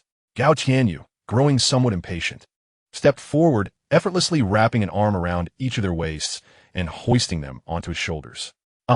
The suddenness of Gao Tianyu's action startled both Ouyang Fei and Bai Inua, prompting them to cry out in alarm. Put us down. This is unacceptable. The two women began to pat his back frantically. Do not move. We are on the staircase. If I were to lose my grip, you would certainly meet the floor face first, and then you would have no one to blame but yourselves for any disfigurement. Seeing their struggles, Gao Tianyu raised his voice, issuing a stern warning. Upon hearing his admonition, the two women promptly fell silent, refraining from further movement, fearful of the potential consequences. The two women each weighed around 100 pounds, totaling just over 200. However, for Gao Tianyu, lifting them felt almost effortless. His strength was formidable beyond measure. He had no means to quantify it, yet he was certain he possessed several thousand pounds of power, capable of sending an adult flying dozens of meters with a single punch, shattering bones in the process. He effortlessly carried both women up to the 30th floor, displaying an ease that belied any fatigue. With a firm knock on the security door, he announced his presence. Who is it? Came a voice from within, unmistakably Lin Ruashi's. It's me. I'm back. Open the door. Upon recognizing Gao Tianyu's voice, Lin Ruashi, who had previously been of assistance, quickly opened the door, her face lighting up with joy. Darling, you're back. Who are these two? Seeing Gao Tianyu return with two women in tow, Lin Ruashi's expression shifted to one of bewilderment. I picked them up on the way. They seemed quite charming, so I thought I might bring them back as concubines, he replied with a playful glimmer in his eye. You? Not at all. You forced us.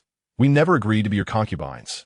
Bai Inua retorted, her annoyance palpable as she clenched her small fists and lightly tapped Gao Tianyu's back, expressing her discontent. Ignoring their protests, Gao Tianyu gently placed the two women onto the sofa. It's Ouyang Fei and Bai Inua. Brother, you actually brought them back. Did they used to live in our neighborhood? Han Qingru emerged from her room, witnessing the scene unfold. Yes, it was a fortunate discovery. So I decided to bring them along. Gao Tianyu nodded slightly. What? These two are Ouyang Fei and Bai Inua. Lin Ruashi, having just closed the door, was taken aback and turned to look. Soon, she was struck by their stunning faces and tall, graceful figures. Both were undeniably more beautiful than she, with only Han Qingru able to match their allure. As renowned stars, their celebrity status significantly heightened their appeal to men, which stirred a sense of unease within Lin Ruashi, making her fear for her own standing. In that moment, her gaze towards the two women shifted to one of scrutiny. Meanwhile, Lan Kursin emerged with her daughter. Her curiosity piqued as she observed Ouyang Fei and Bai Inua, having never encountered celebrities up close before. Under the watchful eyes of the group, Ouyang Fei and Bai Inua felt a sense of discomfort wash over them. Greetings to both of you, my dear sisters. I am Lin Ruashi. I have long cherished your melodious songs and the dramas you have graced with your performances. It is indeed a delightful surprise to encounter you in person. Lin Ruashi, with a radiant smile, greeted Ouyang Fei and Bai Inua, her demeanor exuding grace and poise, reminiscent of a refined lady of the court. Chapter 89. Once you have consumed my offerings, you are mine. With these words, Lin Ruashi swiftly bridged the gap between herself and the two ladies.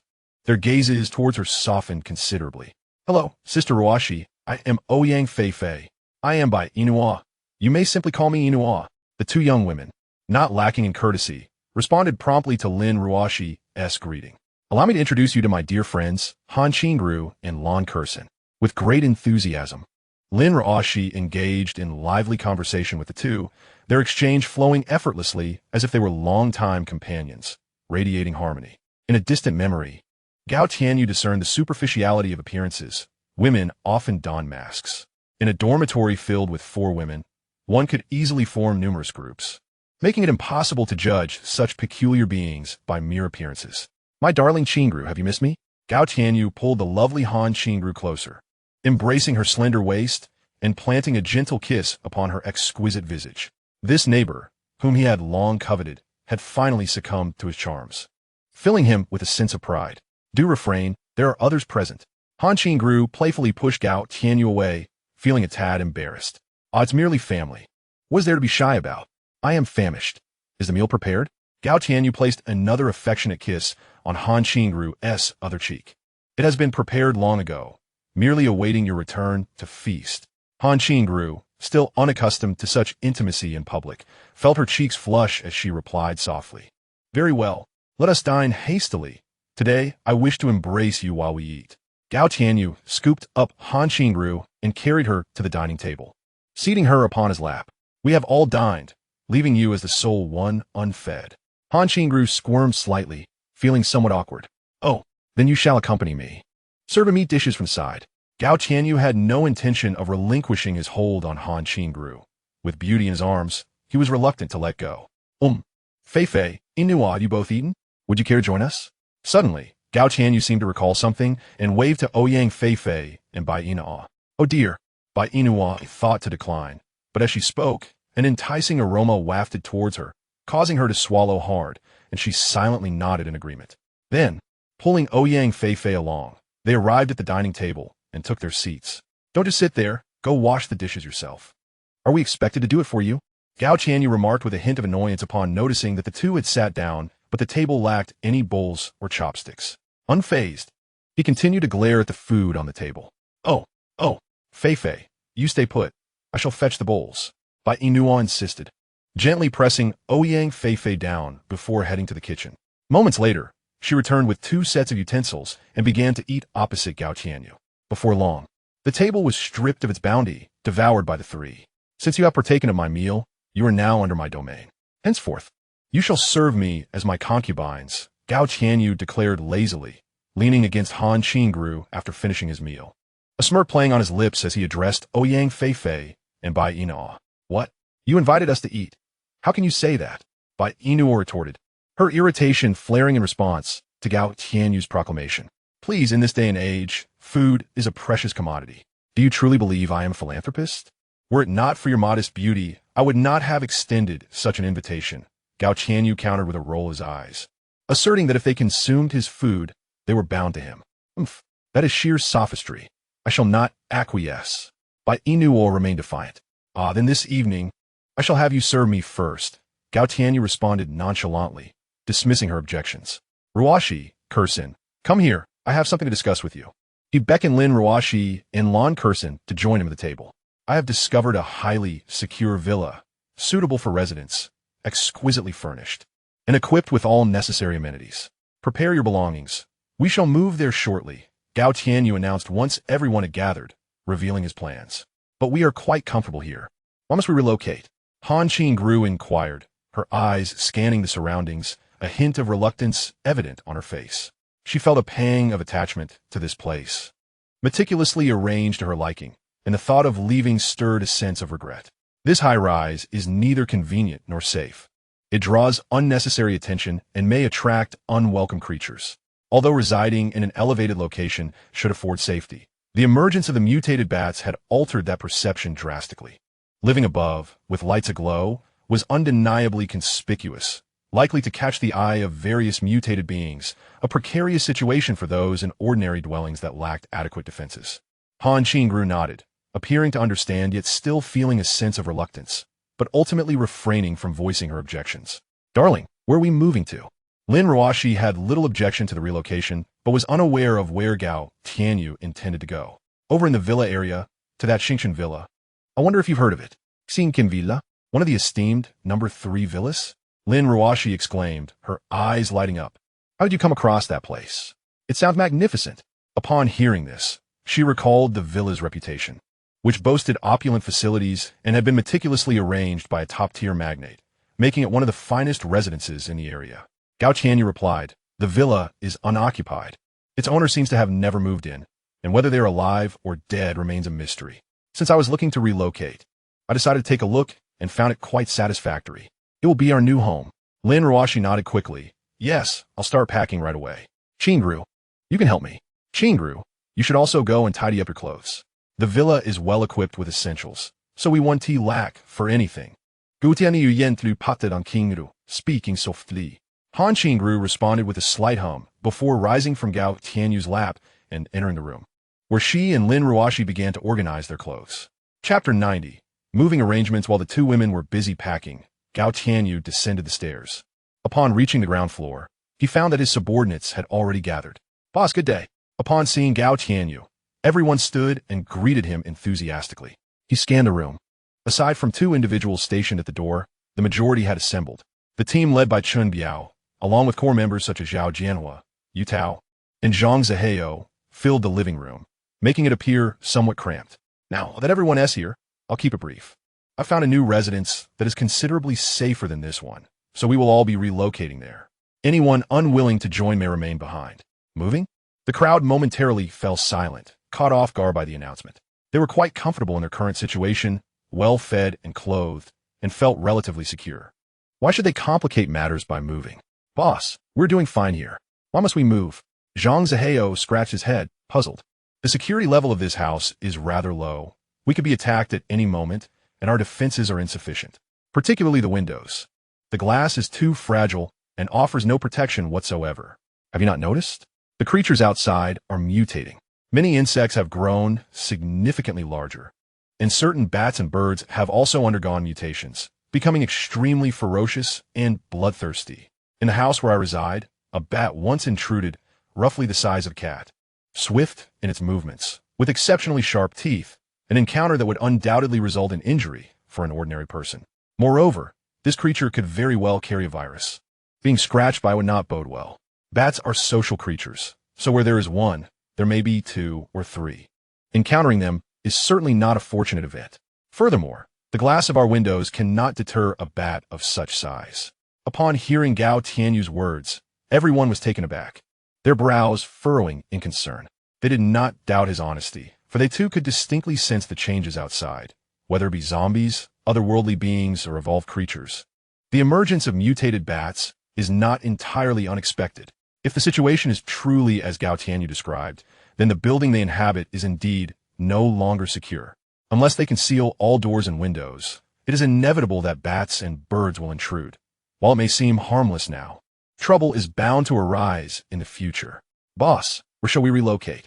Zhao Jianhua inquired, his demeanor stable and contemplative, prioritizing the living environment and space. As it stands, the defensive capabilities of that location are sufficient to confront the current circumstances, but if conditions worsen, its safety becomes uncertain.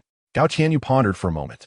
The Starlight Villa currently boasts commendable defenses, adequate to face the majority of scenarios. Even its glass and doors are of blast-resistant quality, sufficient for now. However, it is neither a safe house nor a national-level shelter, rendering it a residence that is somewhat lacking, yet still superior to many alternatives. This level of defense is more than adequate against the present zombies and otherworldly beings, but in the future, these malevolent entities may evolve further, leaving him uncertain. For the time being, it suffices to address the current situation, and they must proceed step by step, revisiting their plans as necessary. Zhao Jianhua nodded thoughtfully. Given the current circumstances, aside from a few official colossal shelters, where could one guarantee absolute safety? To secure food, clothing, and an undisturbed place to reside is already commendable. "Boss, when shall we move?" Yu Tao inquired, adjusting his dark eyeglass frames thoughtfully. "I will relocate today and spend the night there. As for you all, gather your belongings today, and I shall come to fetch you tomorrow. Additionally, the supplies and food on the upper floors will require your effort to transport them to the first floor. I will return tomorrow to move everything else." Gao Tianyu deliberated briefly before speaking. These supplies are crucial for their survival, and he must ensure they are transported without fail. However, the current cargo capacity of his medium-sized truck is utterly insufficient. To transport all these items, he would need to make at least a dozen round trips. which is exceedingly cumbersome. Tomorrow, he must venture out again in search of a heavy-duty truck, as its cargo capacity far surpasses that of the medium-sized vehicle. A single journey with a heavy-duty truck would be equivalent to 3 trips with a medium-sized truck. This would undoubtedly save a significant amount of time and effort. Rest assured, boss, we shall take care of this. Zhao Jianhua nodded in affirmation to Gao Tianyu. Following this, Gao Tianyu conferred with everyone about the specific details of the move, delegating tasks accordingly. Once everything was settled, he selected a few robust subordinates to accompany him upstairs, intending to enlist their help in transporting the belongings. Since moving requires assistance, it would be unreasonable for him, as the leader, to undertake all the labor alone. Is everything packed? Gao Tianyu inquired upon his return, glancing at the few suitcases positioned in the living room. Almost done. There are just a few pieces of clothing left to organize. Once that's completed, we can depart. Han Qingrou's voice floated from the room in response. Following the sound, Gao Tianyu entered to find Han Qingrou sorting through her clothes in the wardrobe. This was her home, and consequently, her wardrobe was brimming with a plethora of trendy garments. Many of the clothes appeared brand new, clearly worn only a handful of times. If all were to be removed, it would likely require 5 or 6 suitcases to contain them all. At that moment, Han Qingrou was sifting through the abundance of clothing, selecting her favorites, yet she hesitated given the overwhelming choices. Among the garments, a striking white wedding dress hung prominently in the wardrobe, standing out like a crane among chickens. Upon seeing the wedding dress, Gao Tianyu's mind conjured the image of the wedding photo displayed in the living room. In that photograph, Han Qingrou wore the very same dress, resembling a celestial beauty with a radiant smile, enchanting and stunning. Chapter 91. The wedding dress come. Let me assist you in selecting. My taste is impeccable, and anything I approve will undoubtedly be exquisite. Gao Tianyu approached the wardrobe with a grin, enthusiastically pointing out a pink dress and a cerulean one, both quite appealing. He continued to rummage through the wardrobe, presenting a series of garments to Han Qingrou. Her cheeks flushed slightly as she observed the clothing he had selected. These pieces were relatively revealing and accentuated the figure beautifully. It must be said that Gao Tianyu's gaze is quite discerning. The garments he has chosen are those that Han Qingrou seldom wishes to wear, yet they possess an undeniable allure when adorned. Furthermore, the final piece is a must. It will undoubtedly look exquisite on you, and I am certain that I shall adore it. Gao Tianyu then retrieved the immaculate white wedding dress from the wardrobe, holding it up before Han Qingrou for her to see. Upon witnessing the wedding dress being presented, Han Qingrou felt a wave of unease wash over her, and upon hearing Gao Tianyu's words, her face flushed a deep crimson. This wedding dress was purchased for her marriage to Qin Zhong and had been preserved in the wardrobe as a cherished memento. She never anticipated that this moment would find it in the clutches of Gao Tianyu, whose intentions she could only suspect were dubious. This simply would not do. It was not to be used. Han Qingrou promptly took the wedding dress from him, shaking her head resolutely as she spoke. It is indeed to be used. Your appearance in a wedding dress would be nothing short of beautiful, and I long to see it. When the time permits, do wear it for me. Gao Tianyu remarked as he wrapped an arm around Han Qingrou's slender waist, leaning in close to her ear, inhaling the fragrant essence she exuded, and whispered softly. The moment Han Qingrou heard his words, her face reddened even further, and she lowered her gaze. Nevertheless, she obediently placed the wedding dress into her suitcase, simultaneously opening a drawer to retrieve a small package, which she added to her belongings. Gao Tianyu's heart soared at this sight. Han Qingrou's willingness to don the wedding dress signified that he had made a significant impression on her, that he held a place in her heart, and this delighted him immensely. Dearest, would you like to see me in my wedding dress? I have preserved the very gown for my wedding day. If you wish to see it, I can certainly wear it for you. At that moment, Lin Ruoshi approached Gao Tianyu, wrapping her arms around his neck, her lips brushing against his ear as she breathed softly, her tone laced with seduction. Really? That would be splendid. Let's retrieve it shortly. You must have looked stunning in your wedding dress. Gao Tianyu's eyes sparkled with excitement at her words. Lin Ruoshi's figure was undeniably striking, a veritable embodiment of allure, rivaled only by the fiery goddess Ouyang Feifei. Yet, as he had yet to attain Ouyang Feifei, Lin Ruoshi's form remained unrivaled in his eyes. Noticing Gao Tianyu's enthusiastic demeanor, Lin Ruoshi rolled her eyes, recognizing the man's ulterior motives. However, to elevate her standing in his esteem, she was more than willing to indulge his peculiar whim. Without further ado, Lin Ruoxi led Gao Tianyu downstairs to her residence, where she began to gather her clothing. During this time, she also included several of her frequently worn outfits. As Gao Tianyu stood by, he watched Lin Ruoxi pack her belongings, his gaze illuminating as it wandered through the room. Eventually, it settled upon the wedding photograph perched atop the bedside table. In the picture, Lin Ruoxi donned a wedding gown, exuding an enchanting beauty, while beside her stood her husband, Zhao Tianheng, radiating a charming and vibrant aura. Yet at that moment, the two were separated by an insurmountable chasm, evoking a profound sense of melancholy. Brother Tianheng, though we are strangers, we have shared the burden of arms. I promise to take good care of Ruoxi. Gao Tianyu vowed silently as he gazed at Zhao Tianheng's image. Darling, I am ready, we can leave now. After a while, Lin Ruoxi placed all the clothes she intended to pack into a suitcase and turned to Gao Tianyu. Very well, let us depart. Gao Tianyu nodded slightly. Suddenly, as if struck by an idea, he approached the bed and retrieved the wedding photograph. Lin Ruoxi watched his actions with a hint of confusion. What do you need that photo for? Once a life has departed, it cannot return. Perhaps we shall never have the chance to return here again. I shall take it back as a memento. Gao Tianyu sighed, speaking softly. Lin Ruoxi regarded him with surprise, falling into a contemplative silence. Yet she refrained from voicing her thoughts, allowing him to keep it. Gao Tianyu placed the suitcase and the wedding photograph in the corridor before ascending the stairs. After all, these items needed to be brought down. Have you finished organizing your things? If you have, I will have someone move them. He inquired of Han Qingru as he reached the top. Given that Lan Kursin had few belongings, there was no need for extensive sorting. Meanwhile, Ouyang Fei and Bai Inua's luggage had been left on the truck below, leaving only Han Qingru's items to attend to. It's all organized, just these items. The rest do not require moving. Han Qingru nodded slightly, gesturing toward the pile on the floor. Good to hear. Now that everything is in order, Gao Tianyu acknowledged. Seemingly struck by another thought, he entered Han Qingru's bedroom. He retrieved her wedding photo as well, placing it among the collected items. If Lin Ruoxi's photo was taken, how could Han Qingru's be overlooked? All items are now organized. Please move these belongings to the truck below.